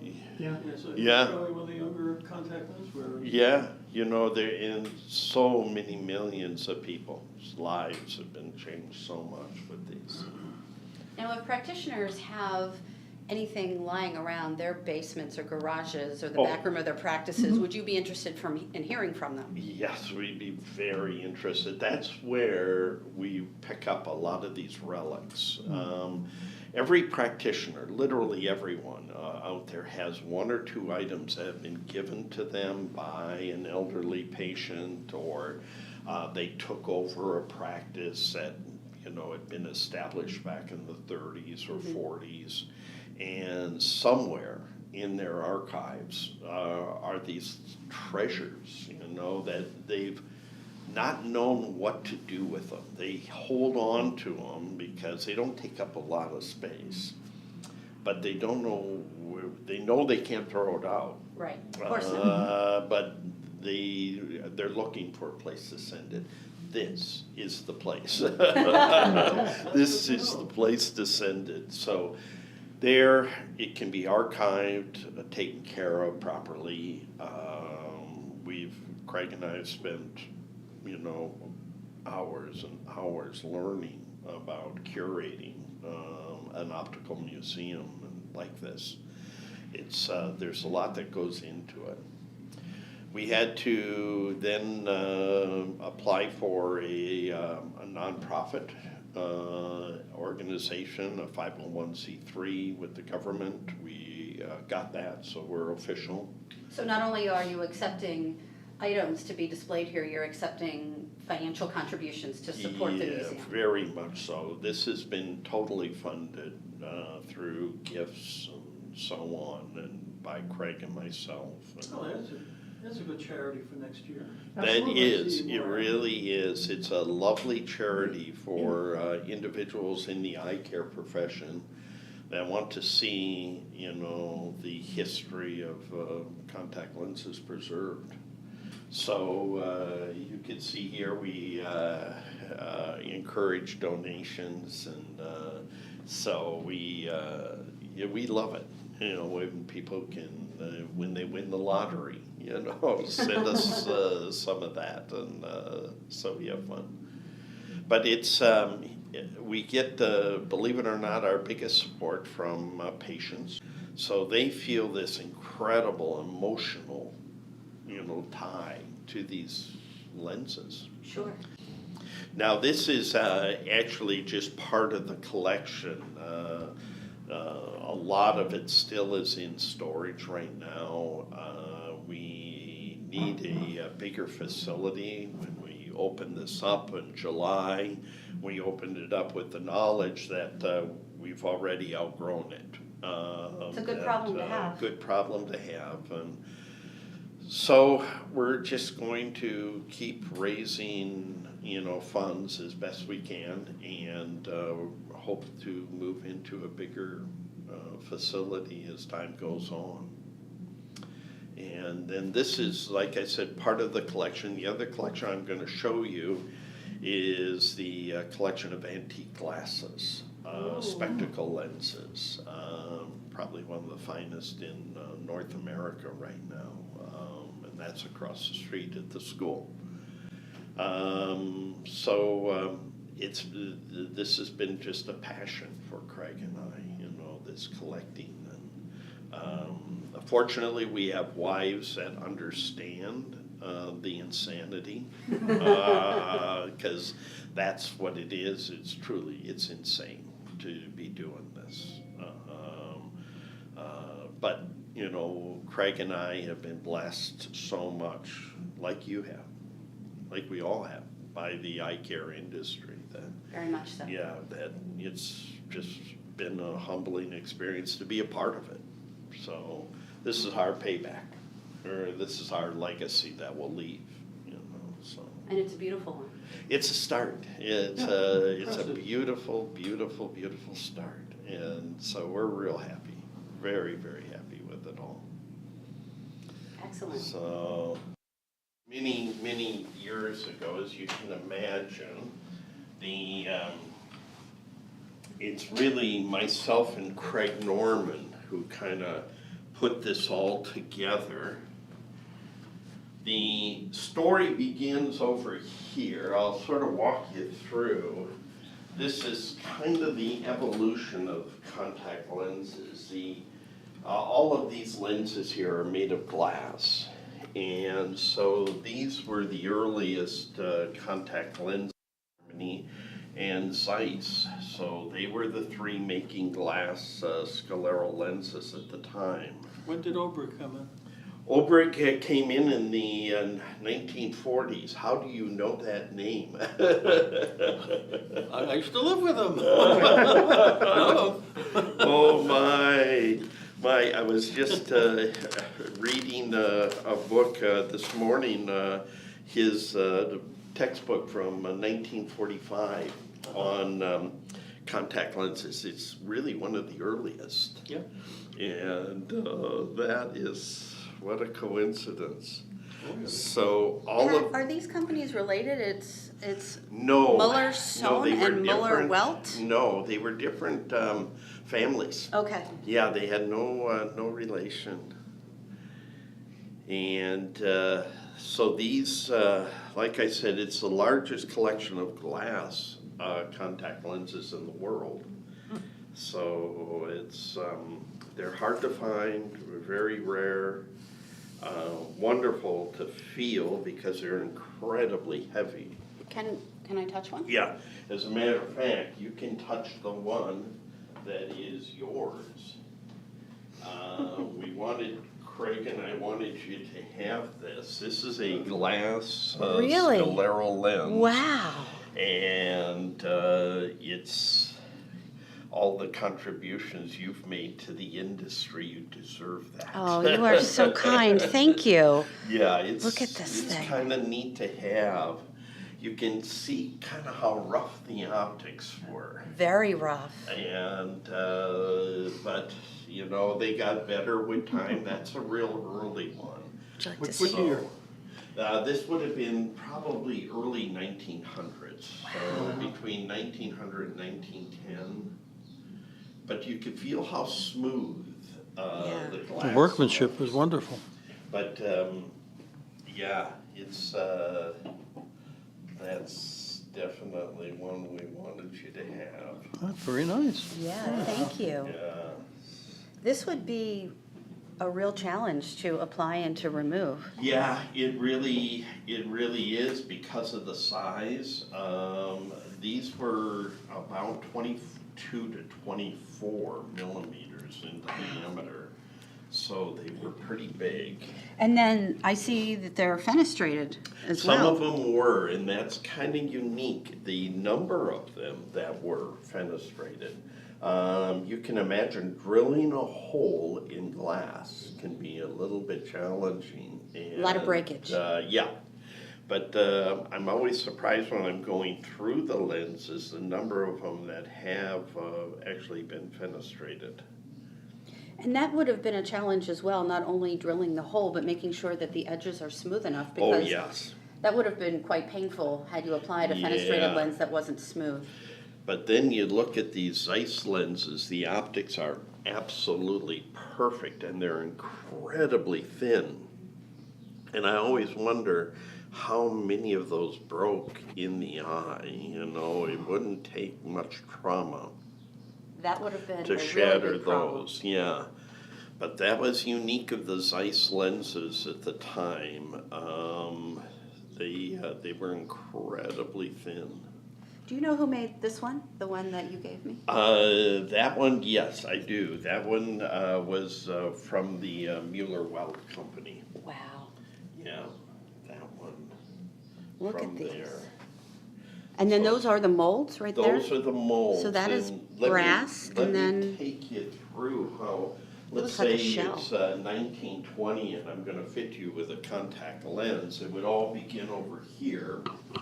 May I sit in the chair? Yes, please. Okay. You sit in the chair again. That's where I sit. You know, I get comfortable in here. And now the molding process began by just simply mixing this compound. It's called moldite. And we would mix it in one of these containers. And then it would be placed into a syringe.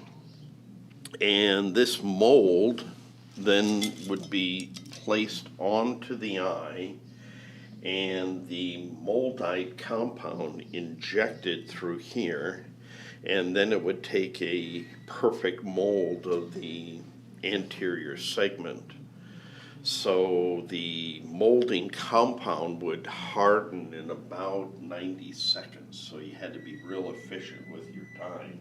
You had to load this, inject it, and be pretty efficient. So you have to do that on a board exam, right? Absolutely. 1950s. Jeez. And then what happened next was when you had that beautiful mold, you would mix this next compound called cast stone. And that cast stone then was just like a concrete, but incredibly fine, powdery concrete. And then you would let it harden and then you would have this beautiful impression of the eye. Now, back in the day, before World War II, a second mold would have to be made of brass. And the reason for that is that when the lens was actually turned into a contact lens, it was made of glass, and the glass would just simply, the heat of the glass would destroy the moldite, so it had to be turned into a brass mold. Then it was taken over here, and this is probably the highlight of the museum, in the fact that we have the only remaining glass contact lens making apparatus in the world. This is Really? it. This is the only one left. Does it work? If you It wanted works. to create a lens, Oh, you yeah. could? Yeah, we've had it fired up, and you could see we've destroyed part of the table from the firing it up, and it makes a lot of pops and noises. And now there was this vise was on the stand. We don't know what its function was, but it must have had some function. The problem with this instrument is that nowhere can we find anything written on how to manufacture the contact lens or how they were manufactured. So we're having to piece it together little by little. Now, If I push this, is something going to happen? Yeah, Oh, push it. Push it? Yeah, push both of them. This one. Oh my And God. it still works. That's the amazing thing. We fired up these motors, and they were still working. This is incredible. So, now, the way it worked was you attach the mold, the brass mold of the shape of the eye here. Top two, I think. Perfect. Now, that bottom, yeah, no, you got it. You got them both. Good. And what would happen is you had natural gas and oxygen that were mixed together. Those were, it wasn't propane. Propane hadn't been invented yet, so they actually used natural gas back in that day. And so the gases were then mixed up here to the appropriate concentration, and these valves controlled the amount of oxygen versus the amount of natural gas. It looks like it's a very non-precise process. Exactly, very non-precise. Then they had these 2x2 wafers of glass that were set right here. And then this was just simply brought around once the glass had been molten, and this just brought down and an impression made of the contact lens. And that's the mold right there. That's the mold. So you would of the swap eye. that out depending upon the Yeah. patient you're creating this for. And then in this little container, when I got the instrument, it was just filled up to about here with asbestos. Oh, excellent. So that made it all complete. So then you would bring it back here, drop this mold, and because it was flaming hot from being in contact with the glass, and it would fall into the asbestos where it would be cooled. And now with these little tools here, the residual glass would be broken away. And then you saw over here how the edges were rounded, and then the power placed on the front of the lens with this. Now, the only thing we can think of here is that this was actually operated by hand to oscillate the application of the power on the front side of the lens. That's all we can actually kind of surmise. We don't know how else it was driven. And but everything came with the unit. It was intact. And it's actually from, of all places, Perth, Australia. Don Ezekiel. Yeah, Don Ezekiel. And if anybody would have something like this, it would be him. It'd be him. And you'll see as you go through the museum, many of the pieces are from Don's collection. And it was probably the largest in the world. And he gave it all to us. So we're really super fortunate to have that. And he got his basement back. I'm sorry? He got his basement back. Yes, he had his garage. He had it in his laboratory, but when he sold the laboratory, it moved into his garage. So he was kind of grateful, but again, sad to see it all go away. And but to have the only one remaining, now this is for this. A mechanical tool then, nothing to do with creating the contact lens. No, just strictly for changing out the gas. If you wanted to, is there gas in there? Could you make one? No, we keep the live ones in my garage at home, but these are actually empty. And So you have filled ones if you wanted to? yes. I mean, I don't know that I'd put asbestos there, but you could create a glass lens? We're the only ones in the world that can make glass contact lenses if you need one. Have you tried it? Oh, yeah, we've tried it, and it's incredible. Just, there's a lot of experimentation, getting the temperature right, getting just the exact amount of natural gas and the exact amount of oxygen. But you could see that it would be very easy to accomplish. Now, when PMMA came along, things changed rather dramatically, because now it was possible to just simply use the mold itself rather than turning it into a brass mold. And what was used at that time then were these PMMA wafers. That's actual PMMA? Yeah. I thought it was cardboard. No, it has this protective coating on it, and you just peel this away, and then there's this beautiful piece of acrylic plastic. Wow. For scleral lenses. That's really cool. Very cool. And now, it didn't take any temperature at all to melt that.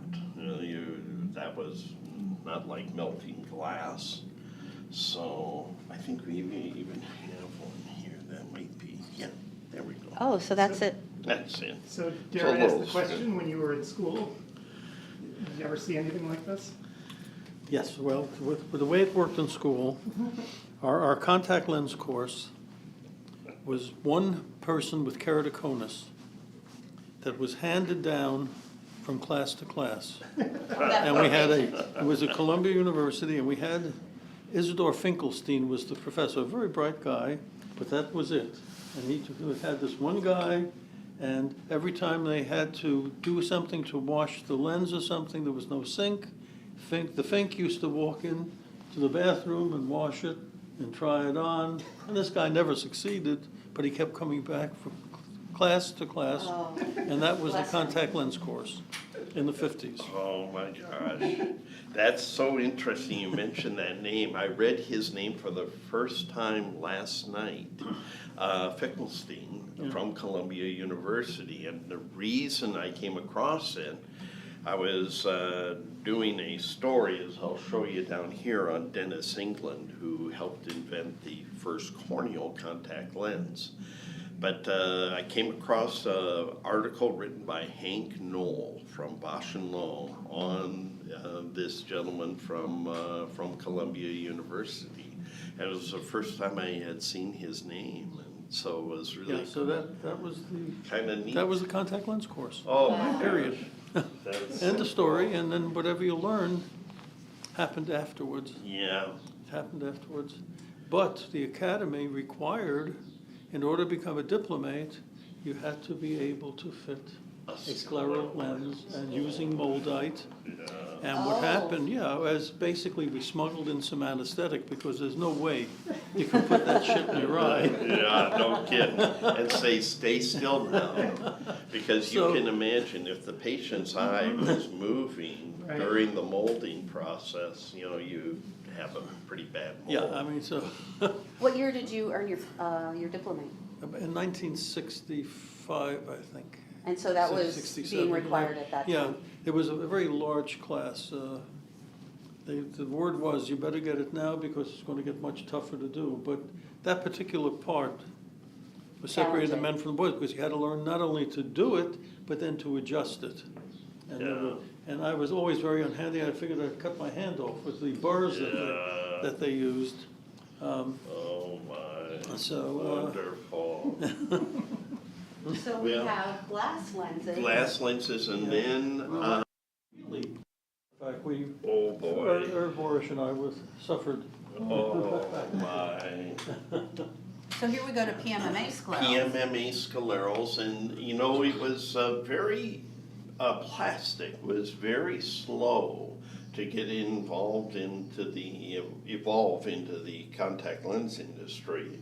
It was only after World War II that plastic really did replace glass. Yeah, that was as from World the Air War II. Force. Huh. The plastic first started on airplanes.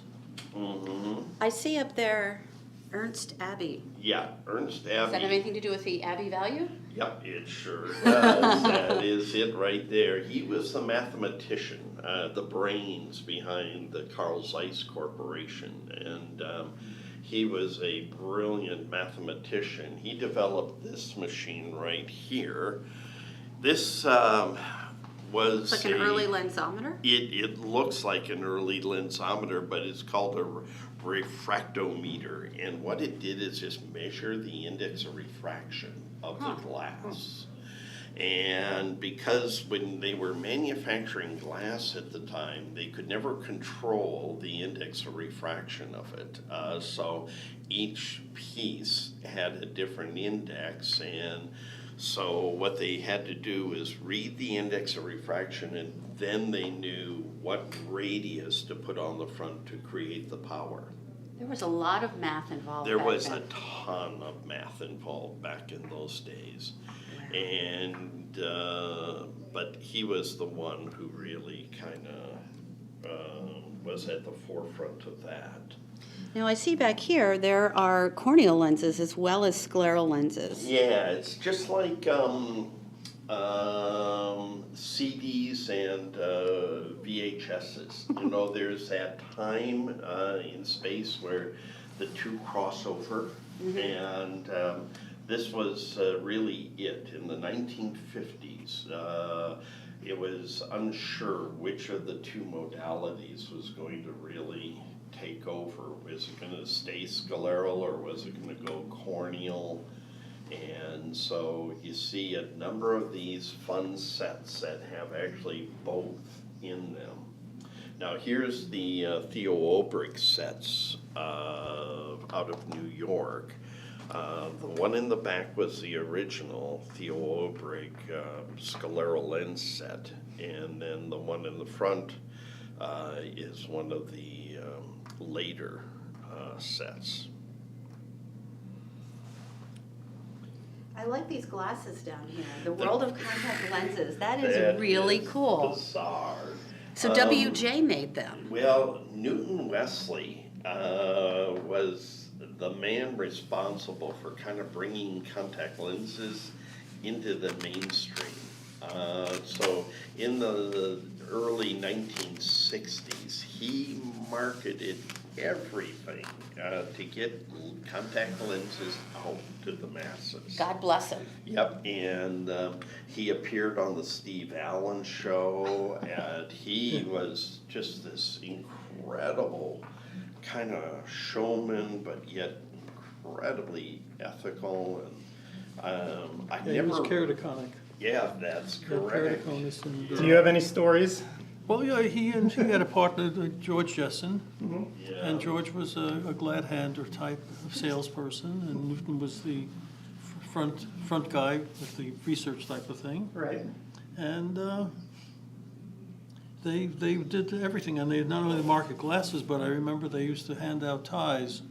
Oh, I've got Christmas. one. It says contact lenses on it. Yes, I'm so funny you should make that. You're the only one I've ever known right there from the Newton Wesley Company, and but he was just this incredible marketer. Yes. And it was just so cool what he was able to do.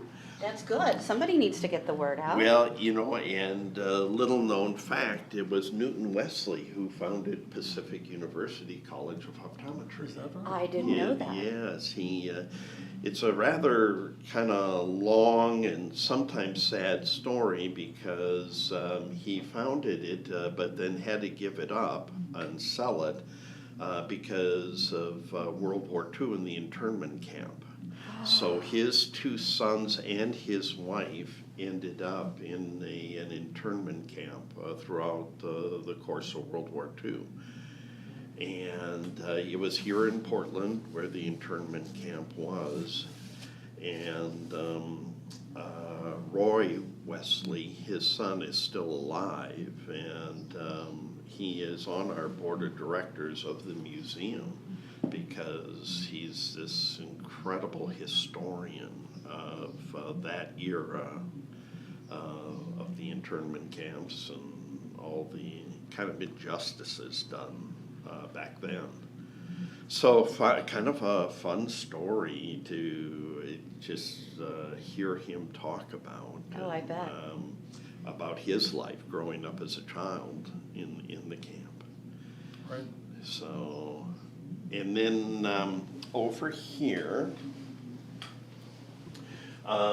we have a couple other items. One is the Micon. This was the first commercially available contact lens solution that went into the back of a scleral contact lens. What is Micon? And, you know, it's, I'm not sure, I think it's a sodium bicarbonate system. What does it say there? I looked it up. 2% there we go. sodium. You were Yeah, right. I was. Sodium bicarbonate solution. So where did the name Micon come from? Now, that I don't know. It was manufactured by House of Vision in Chicago. House of Vision. House of Vision, yes. It sounds like a sketchy place. It does. It's like a haunted place. Now, next to it here is another one of those Wesley Jessen things. This was a research lens. And patients were losing their lenses pretty easily when they switched to corneal. So what they did is they impregnated the contact lens with little graphite particles. And then you would just pick it up with a magnet or find it. Are you kidding me? Yeah, so it was a magnetic contact lens. And that's what it's actually stuck to, is the magnet right there. Oh my Did gosh. that affect vision by having that into the plastic? It's sort of like putting fenestrations in the lens. They never really affected acuity very much, and just a clever idea. So, but they never marketed it or anything, but it's just kind of cool to have A one of magnetic their... lens. Wow. Some patients Magnetic. may like to have that option available to them. Oh gosh, I thought it was so clever, you know, but it just shows you, you know, you've got a problem, you know, this is how we're gonna fix it. Who was the optician that brought I forgot his name, that made the corneal lens popular? What was Oh, Kevin Toohey? Toohey, yeah. Yes, The Toohey lens. Kevin That was Toohey. the first one. We've got some of his early things over here as we evolve from... It took lids of steel to adapt to those. That's for sure. Then we went from the scalerals into the... Oh, we have a TUI contact lens fitting record back there. Yes. Now that's kind of interesting. That's Robert Ryan. Now, Is that I a HIPAA don't- violation, Pat? Yeah, it's a definite HIPAA violation. Now, he was a famous actor. Oh, sure. Back in the 50s, and Another famous person that's was Ronald Reagan. Ronald He was highly Reagan. myopic. Yep. He wore contact lenses. Wore contact lenses. So we have some pretty interesting things. Oh, so here's the little scandal, I guess, with Dennis England. He applied for the first U.S. patent. In 1945, I've got the original patent. Craig, I've got a Xerox copy, but Craig has contacted the patent office, and we're going to see if we can get the original patent, that patent application. And Kevin Toohey preceded him. Yeah. Oh, no, sorry. Followed. Okay. He followed him by 2 years, 1 month. Was 2 years later, Kevin Toohey took out his patent, or applied for his patent. That was in the 50s, I think. Yeah, 1950. And then Bill Feinblum also got involved with scleral lenses. Yeah, and there's Bill's diagnostic set. Yeah, You'll notice those green lenses there, and apparently someone told me that those were actually developed for treatment of an nystagmus. Now, Did it work? That I have no idea. I didn't know why it would work. Again, I wish Bill was still alive, and You know, I've got there's a Yiddish questions. expression, it worked like a Teutenbankus, like a leech on a dead person. Yeah. So did you know Feinblum? Oh, sure. Oh, yeah, we used to work together. He was the man. Yeah, he was, Bill, what happened towards the end, he couldn't handle the contact lenses, so he referred to us. But he was a tremendous promoter, and his main specialty was low vision. Yeah. And he was able to get his face on Life magazine. Yeah. And he ended up having a tremendous practice on Park Avenue. And again, the low vision didn't work. But but people kept coming in. I've got that Life magazine with that's his story, the Feinblum story. It's actually one of the really earliest He knew how to promote. publications. Yeah. He was, well, actually, there's a direct link between Bill promoting and me. Afterwards, so I shouldn't knock him. This machine, the Compumatic. Yeah, it's the only one I've ever seen. It again, another WJ product from the 1960s, and you turn those dials and it would you would build your contact lens. Each one of those dials put on a different radius of curvature. Wow. So you design both the anterior and posterior surface of the lens with that little, they call it computer, but it's just roller device. And a very, very cool thing. But Did you ever use one? no, never used one. It's the only one I've ever seen. And, Those tinted lenses are also very interesting. yeah, those are from England. Change your Yeah, eye color. yeah, Caprice PMMA We had lenses. Oh, God. Somebody needed his eye color changed. Yeah. I forgot his name already. Well, I recognize something down George there. Siegel, Oh, the actor, yeah. So George he came in, you know, Siegel. he was young and he had to play an Arab. He had blue eyes. So he had to play an Arab in some sort of film he was in. So Columbia Pictures sent him in. He was in New York in those days. So we had to give him one of those lenses. So I gave him the lenses and I gave him a bottle of anesthetic. When you're shooting, because he suffered with those, they were thick and they were terrible. Oh, so you had to have dark eyes for the shoot. Did you see the movie afterward? No. No. Maybe it didn't even come out, I don't know. Yeah, it could be. Who knows, many of Maybe them don't make it. I see a bottle of Playa-Gel down there. I haven't Yeah, heard Oh my gosh. that name in a long time. Yes, Playa-Gel, and the ones behind it, the yellow ones are called LC65. They were big items back in the 60s for PMMA. And what happened in the 50s and early 60s, these lenses were very thick. And somebody came up with the idea of what if we fenestrate them? And they put 4 little holes in, and they called it the vent air contact lens. Yeah. So vent air, and then became a marketer for the thing. They did a tremendous amount of advertising, and they ended up with offices all over the country. Wow. They were Ventair was one of them. There was one other company from Chicago that also. Yeah, there was a Spirovent. Spirovent had one. And You just happen to have some of it right here. yes, yes. Here's an original TUI brochure. And let's see, I don't know if I have my Ventair out there. See, No, I guess I don't. After that, the lenses were so thick that the people were terribly uncomfortable, and that's when I went into practice. And Ted, my partner, worked for Ventair down the street. Oh, boy. And he sent people over to me, and then we came up with the bright idea. Says, hey, if they're so uncomfortable with thick, why don't we make a thinner lens? Oh boy. So we formed a company called Micro Thin Contact Lenses, and we got one Orthodox Jew to work in Brooklyn in a lab, and he was the micro thin maven. He was the one that did it, and we had a thinner lens, and because we had a thinner lens, we were able to succeed where Ventair failed. So we built up a very large PMMA practice in those years. How did Ventair feel about Ted? They didn't know that he worked for us, and then after that, he left there because the practice got big enough that we were able to. Now, over in this cabinet is the early evolution of soft lenses. Soft lenses were developed by that gentleman there, Otto Wichterle, in Prague, Czechoslovakia. He started working on the material in the early 1960s. He actually started producing contact lenses in 1966, and those were the first soft lenses. They were called SPOFA, S-P-O-F-A, SPOFA lenses.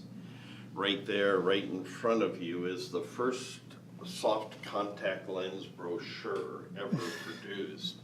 That was in 1965.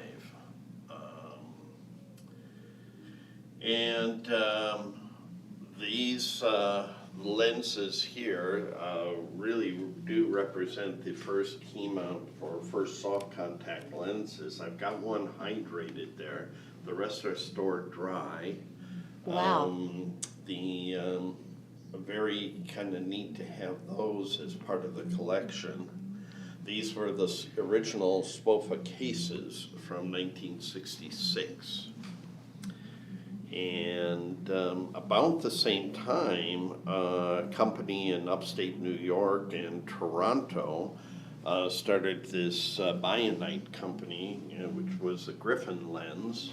Oh, I've never heard of that. Yeah, that was the high water content lens. It had about a 55% water, but you see it goes back to that same time frame as the Otto Wichterle lenses. Oh, and there it says they were purchased by AO. Yep. And then became SoftCon. Yep, and then became SoftCon, exactly. And then B&L marketed them very differently. They had salespeople, and the first sales manager insisted that all their salespeople come in dark suits. So they were very, very formal, very unique, very businesslike. Yeah. With the Bausch & Lomb lens. And now we're into salt tablets and heat units. Salt tablets and then heat units. This is the scepter unit. Range of the scepter units. The first one you see right here was the original Bausch & Lomb one, 1971. The FDA had no idea on how to disinfect these soft contact lenses, so this is what Bausch & Lomb came up with. If you look kind of closely, that heater unit there was actually a baby bottle warmer. They purchased them from Gerber Baby Food Company and then modified the top lid to hold a contact lens case. So you filled that up. You remember the distilled water that you put in there and push a button. And actually, it was a marvelous way to sterilize lenses because after that, the cold sterilization came in, but unfortunately, they put thimerosal into the solution. And that was this one right here. This was the first. And the red eyes started. Red eyes started big time. So you'll love these names here, Paul. The normal, flexol, and preflex. That will resonate with you. Those are just so cool. Alcon Swirl Cleaner. Yes. That sounds like toilet cleaner. Well, it does sound like Sorry, it. Alcon. The aseptor unit was something that the patients had individually. However, the office had very large units. Right. So you could Oh, right sterilize down the here. lenses, there they are. I remember And those glass vials, cut my that fingers on them. particular one ended up with a short circuit over a weekend, and our office burned down. Oh, no. Oh, boy. The staff Yeah. forgot to turn it off before they left. They lost So many we had an a office fire. with that unit. Wow. And That was when you met me at the door, said, Dad, you can sleep late tomorrow. And I came back from the lecture. so, you know, this was, you'll notice that a lot of different cleaning systems were developed because at the time, we had to make soft lenses last a year. Right. They were replaced on a yearly basis, so a lot of heroic things were developed to try to extend the length of time. Matter of fact, we had one scheme. We met the developer, a woman who developed the contraceptive sponge. You remember Seinfeld Spongeworthy? Right. It was a contraceptive sponge. I remember that. And it was FDA approved, and it had the ability that if you would rub a contact lens on it, you could clean it. And we say, this is what we're gonna do. So how did somebody come up with that concept that this is a contraceptive sponge? I'm going to put my contact lens on there. I mean, where did that come from? Say what? I mean, who would think of that? And the chemicals, because it was a spermicide, Yeah, right? So, I mean, wonder what the chemicals would do to the lens. We started dealing with this crazy woman who had some company in Europe and Germany, and it cost us at least 6 figures by the time we figured out it's not going to work, and then she conned us, and so that another scheme. Okay, so I'm glad to hear that that You was. talk about my West Indian land, that was even worse. But so that actually nobody ever really did that. So she No, took we you for a just- ride. Okay, I'm Yeah, glad to hear that. absolutely, I mean, not that you were taken for a No, ride. no, I'm not I- glad, I but that have- nobody I was have been cleaning their taken for lenses many on a rides. contraceptive That was sponge. only, that was only one of the many rides.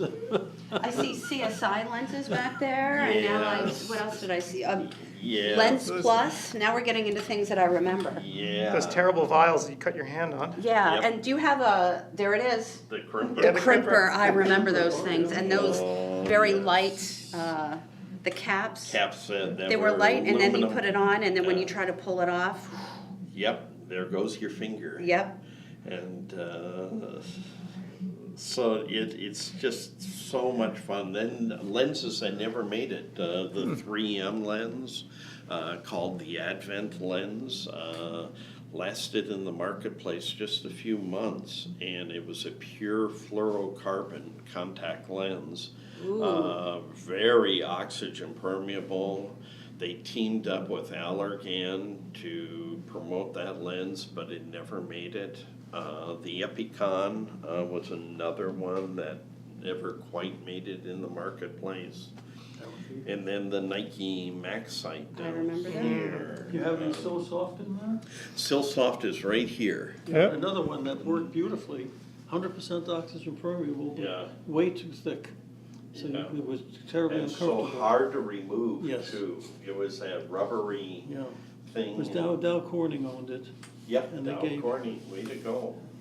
Man, can this ask has Joe. gotta be weird for you. Yeah. All these things I coming live- back and Yep. just, you wonder where all that garbage is being stored. You know, I always ask myself, where Well, is are it you being kidding? stored? I mean, I've got these Gilbert and Sullivan operettas up here that. Oh, my. You know, Oh, so, that's, yeah. but I can't remember what happened to them yesterday. Yeah, me either. That's the truth.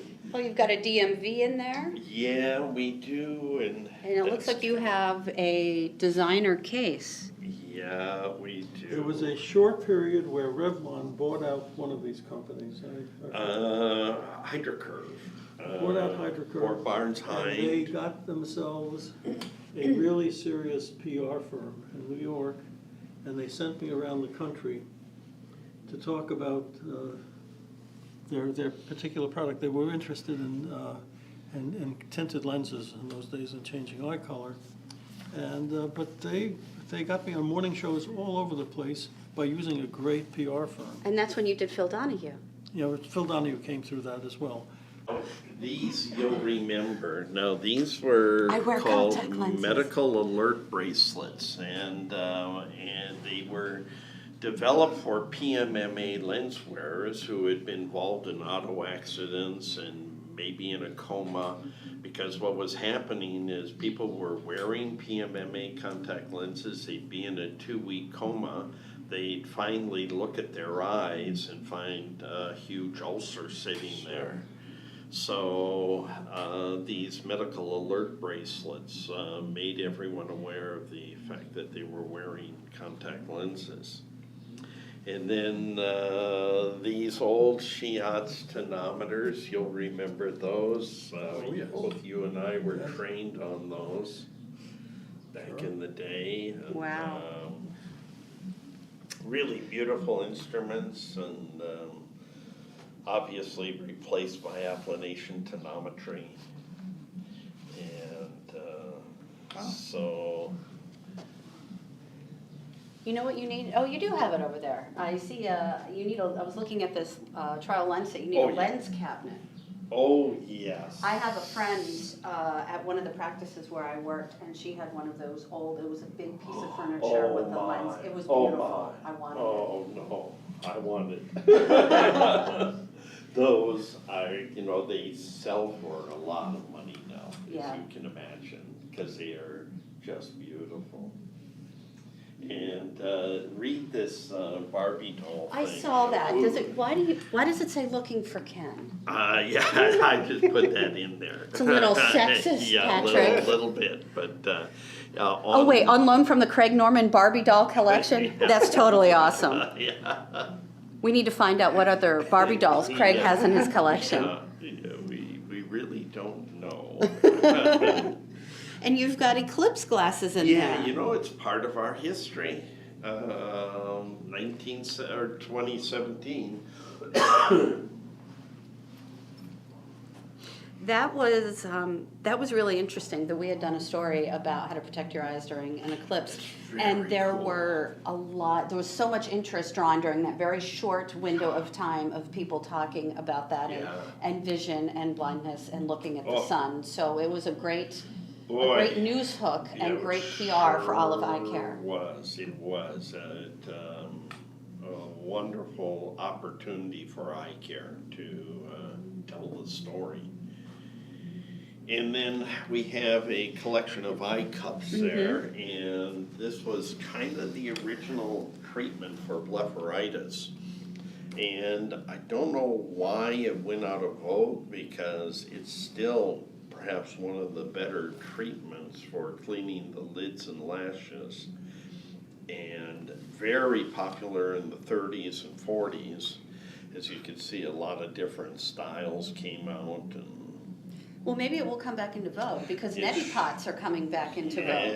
Yeah. Similar concept. Yep, exactly. I mean, that looks like patent medicine, though. What is that, McElroy's lotion? What is that?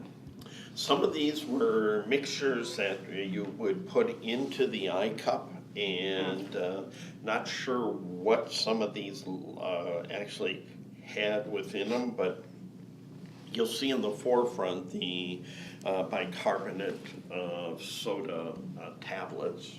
That's what was usually used. Baking soda? Yeah. And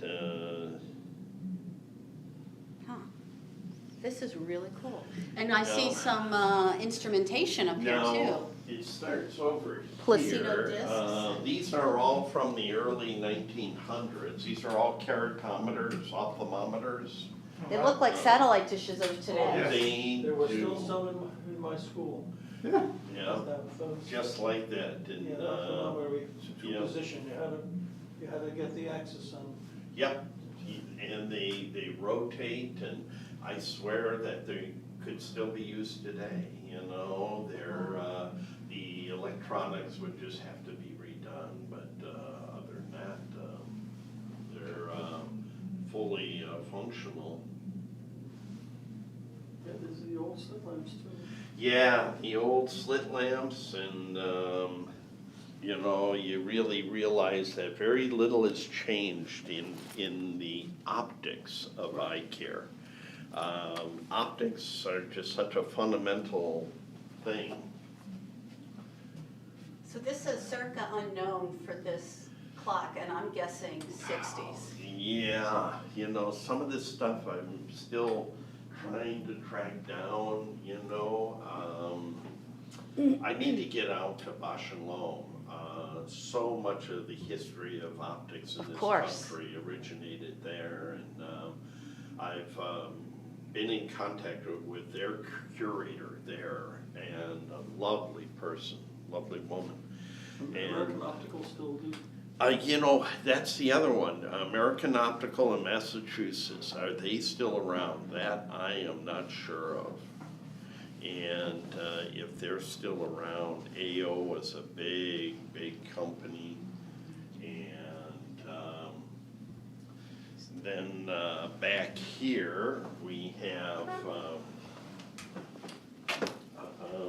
some interesting things. One, this is our little humble library.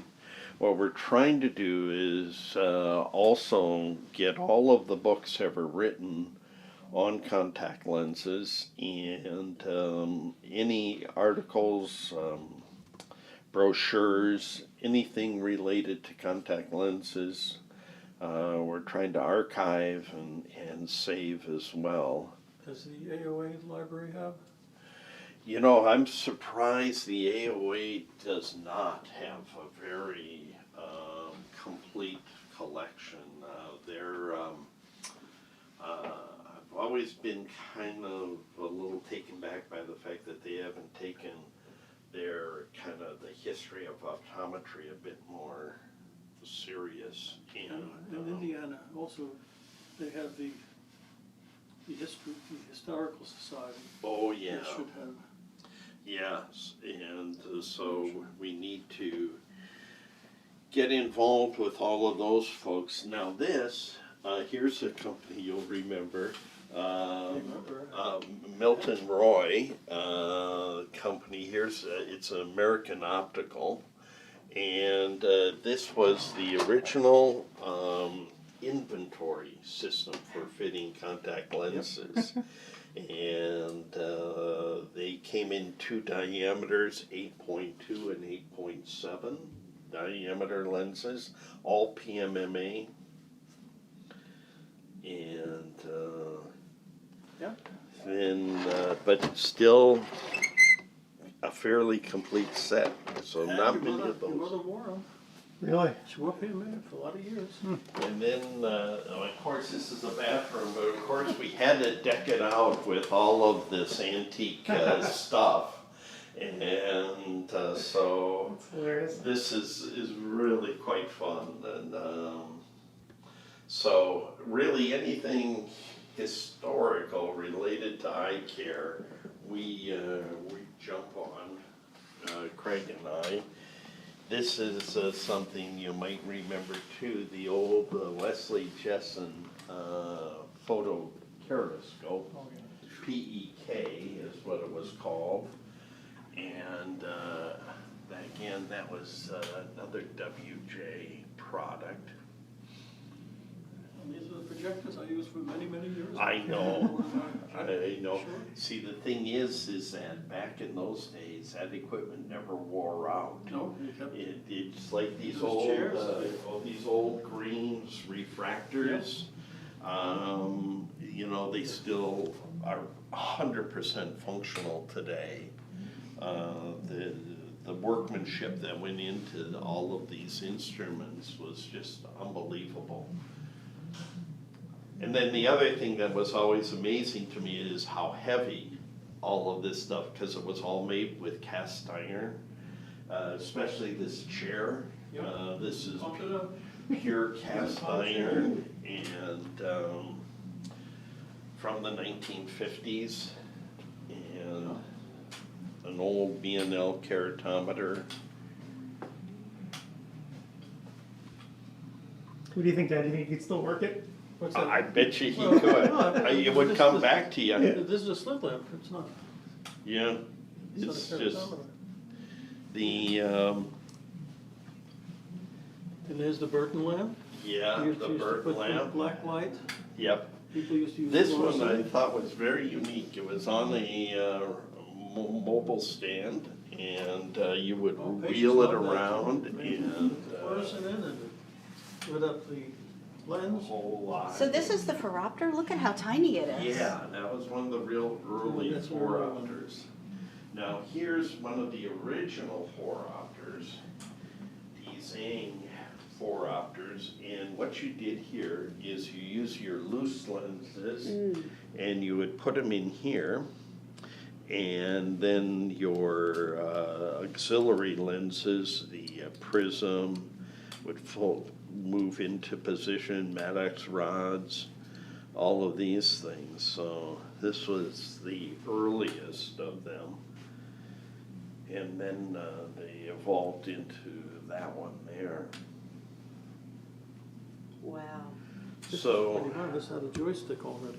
yeah, So this is a Yeah. newer model. that's a newer 1950 Zeiss. Newer. So yeah, Newer. newer, That's what I had. 1950. As a matter of fact, most optometrists didn't use one. I remember Yes. when I was in the 60s, I joined the, they put me on the committee, the contact lens committee. There were very few people that limited their practice, so even though I was very young, they put me on there. And basically there was a problem because opticians in those days were the leaders in contact lens fitting, you know, and delivery. But the optometrist said, no, they didn't like that idea. I said, well, you know, one thing you could do is make it the state of the art that everyone has to have a slit lamp examination when they wear contact lenses. And then the AOA in their wisdom says, we can't do that because many of our members don't have a slit lamp and you'll estrange them. So not only didn't they have sinks in their exam rooms to wash their hands, they didn't have a slit lamp to examine eyes. But people survived. Yeah, they made it somehow. Goes back. Hey, hi. Hi, how are you? Hi. See you tomorrow. You betcha. Sounds good. I love it. So is this yours or is this the school's? No, this is mine. Mine and Craig's. Completely. And, now the story here begins actually in all places, China. China was the first country to produce spectacle lenses. And these are some of those early spectacles. Many of them are made of tortoiseshell, and some made of brass. They found their way to Europe, and they think through the adventures of Marco Polo, that he actually then kind of brought back the concept. So they were introduced in the late 1200s. So Marco Polo brought the concept of eyeglasses, spectacles, in addition to spaghetti. To spaghetti, there you go. And both have had a big impact.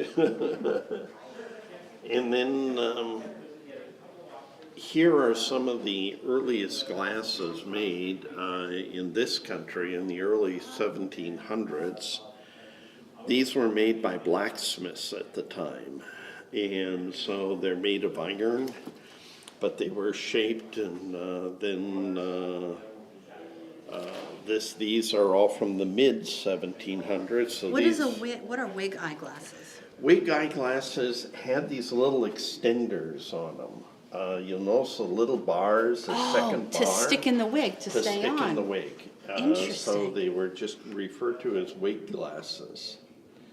And then in the late 1700s were these models that were available. So we're moving away from the entire round shape. We've got some rectangular shape. Yep, we oval. sure do. Interesting. So even then, we're getting into different lens shapes. Yep.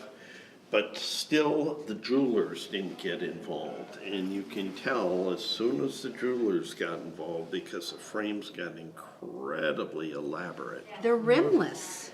Yeah, that they rimless? were rimless, but Wow. they were glass. They're all glass. Plastic hadn't come about until the 1920s.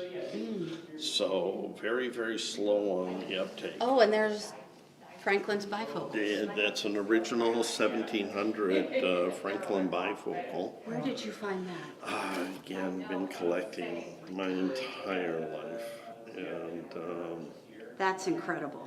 yeah, yep. The only thing that I miss about these glasses, and same thing with the context, you just wish they could talk. Oh, of And course. just tell us your history and tell us where you've been. Would be just so absolutely fascinating. And then what happened then, pince nez, and then the Oxford frames, very similar. The Oxford frame used a little spring to hold the glasses on the eyes. And then it was in the 1920s that plastic first got introduced. Tortoise. And Horn rim. tortoise, and beautiful, beautiful.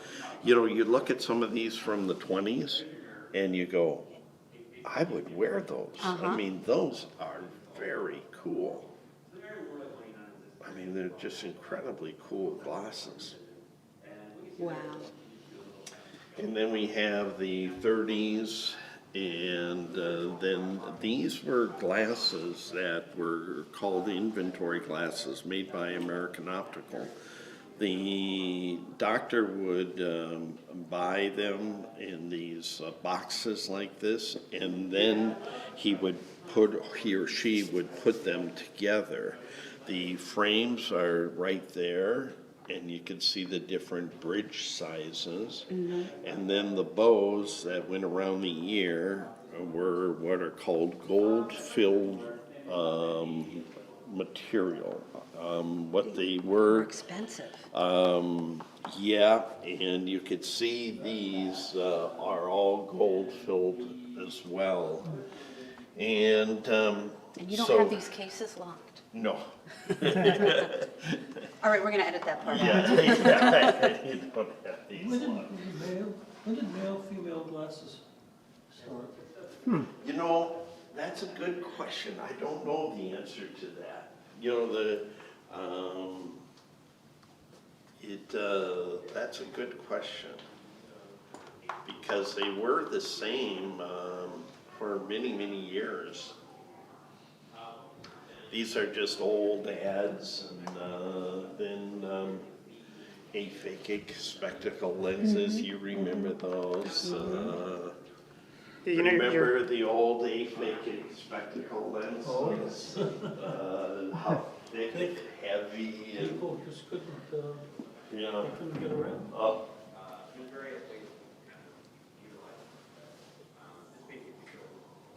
So here are some of the old optics books.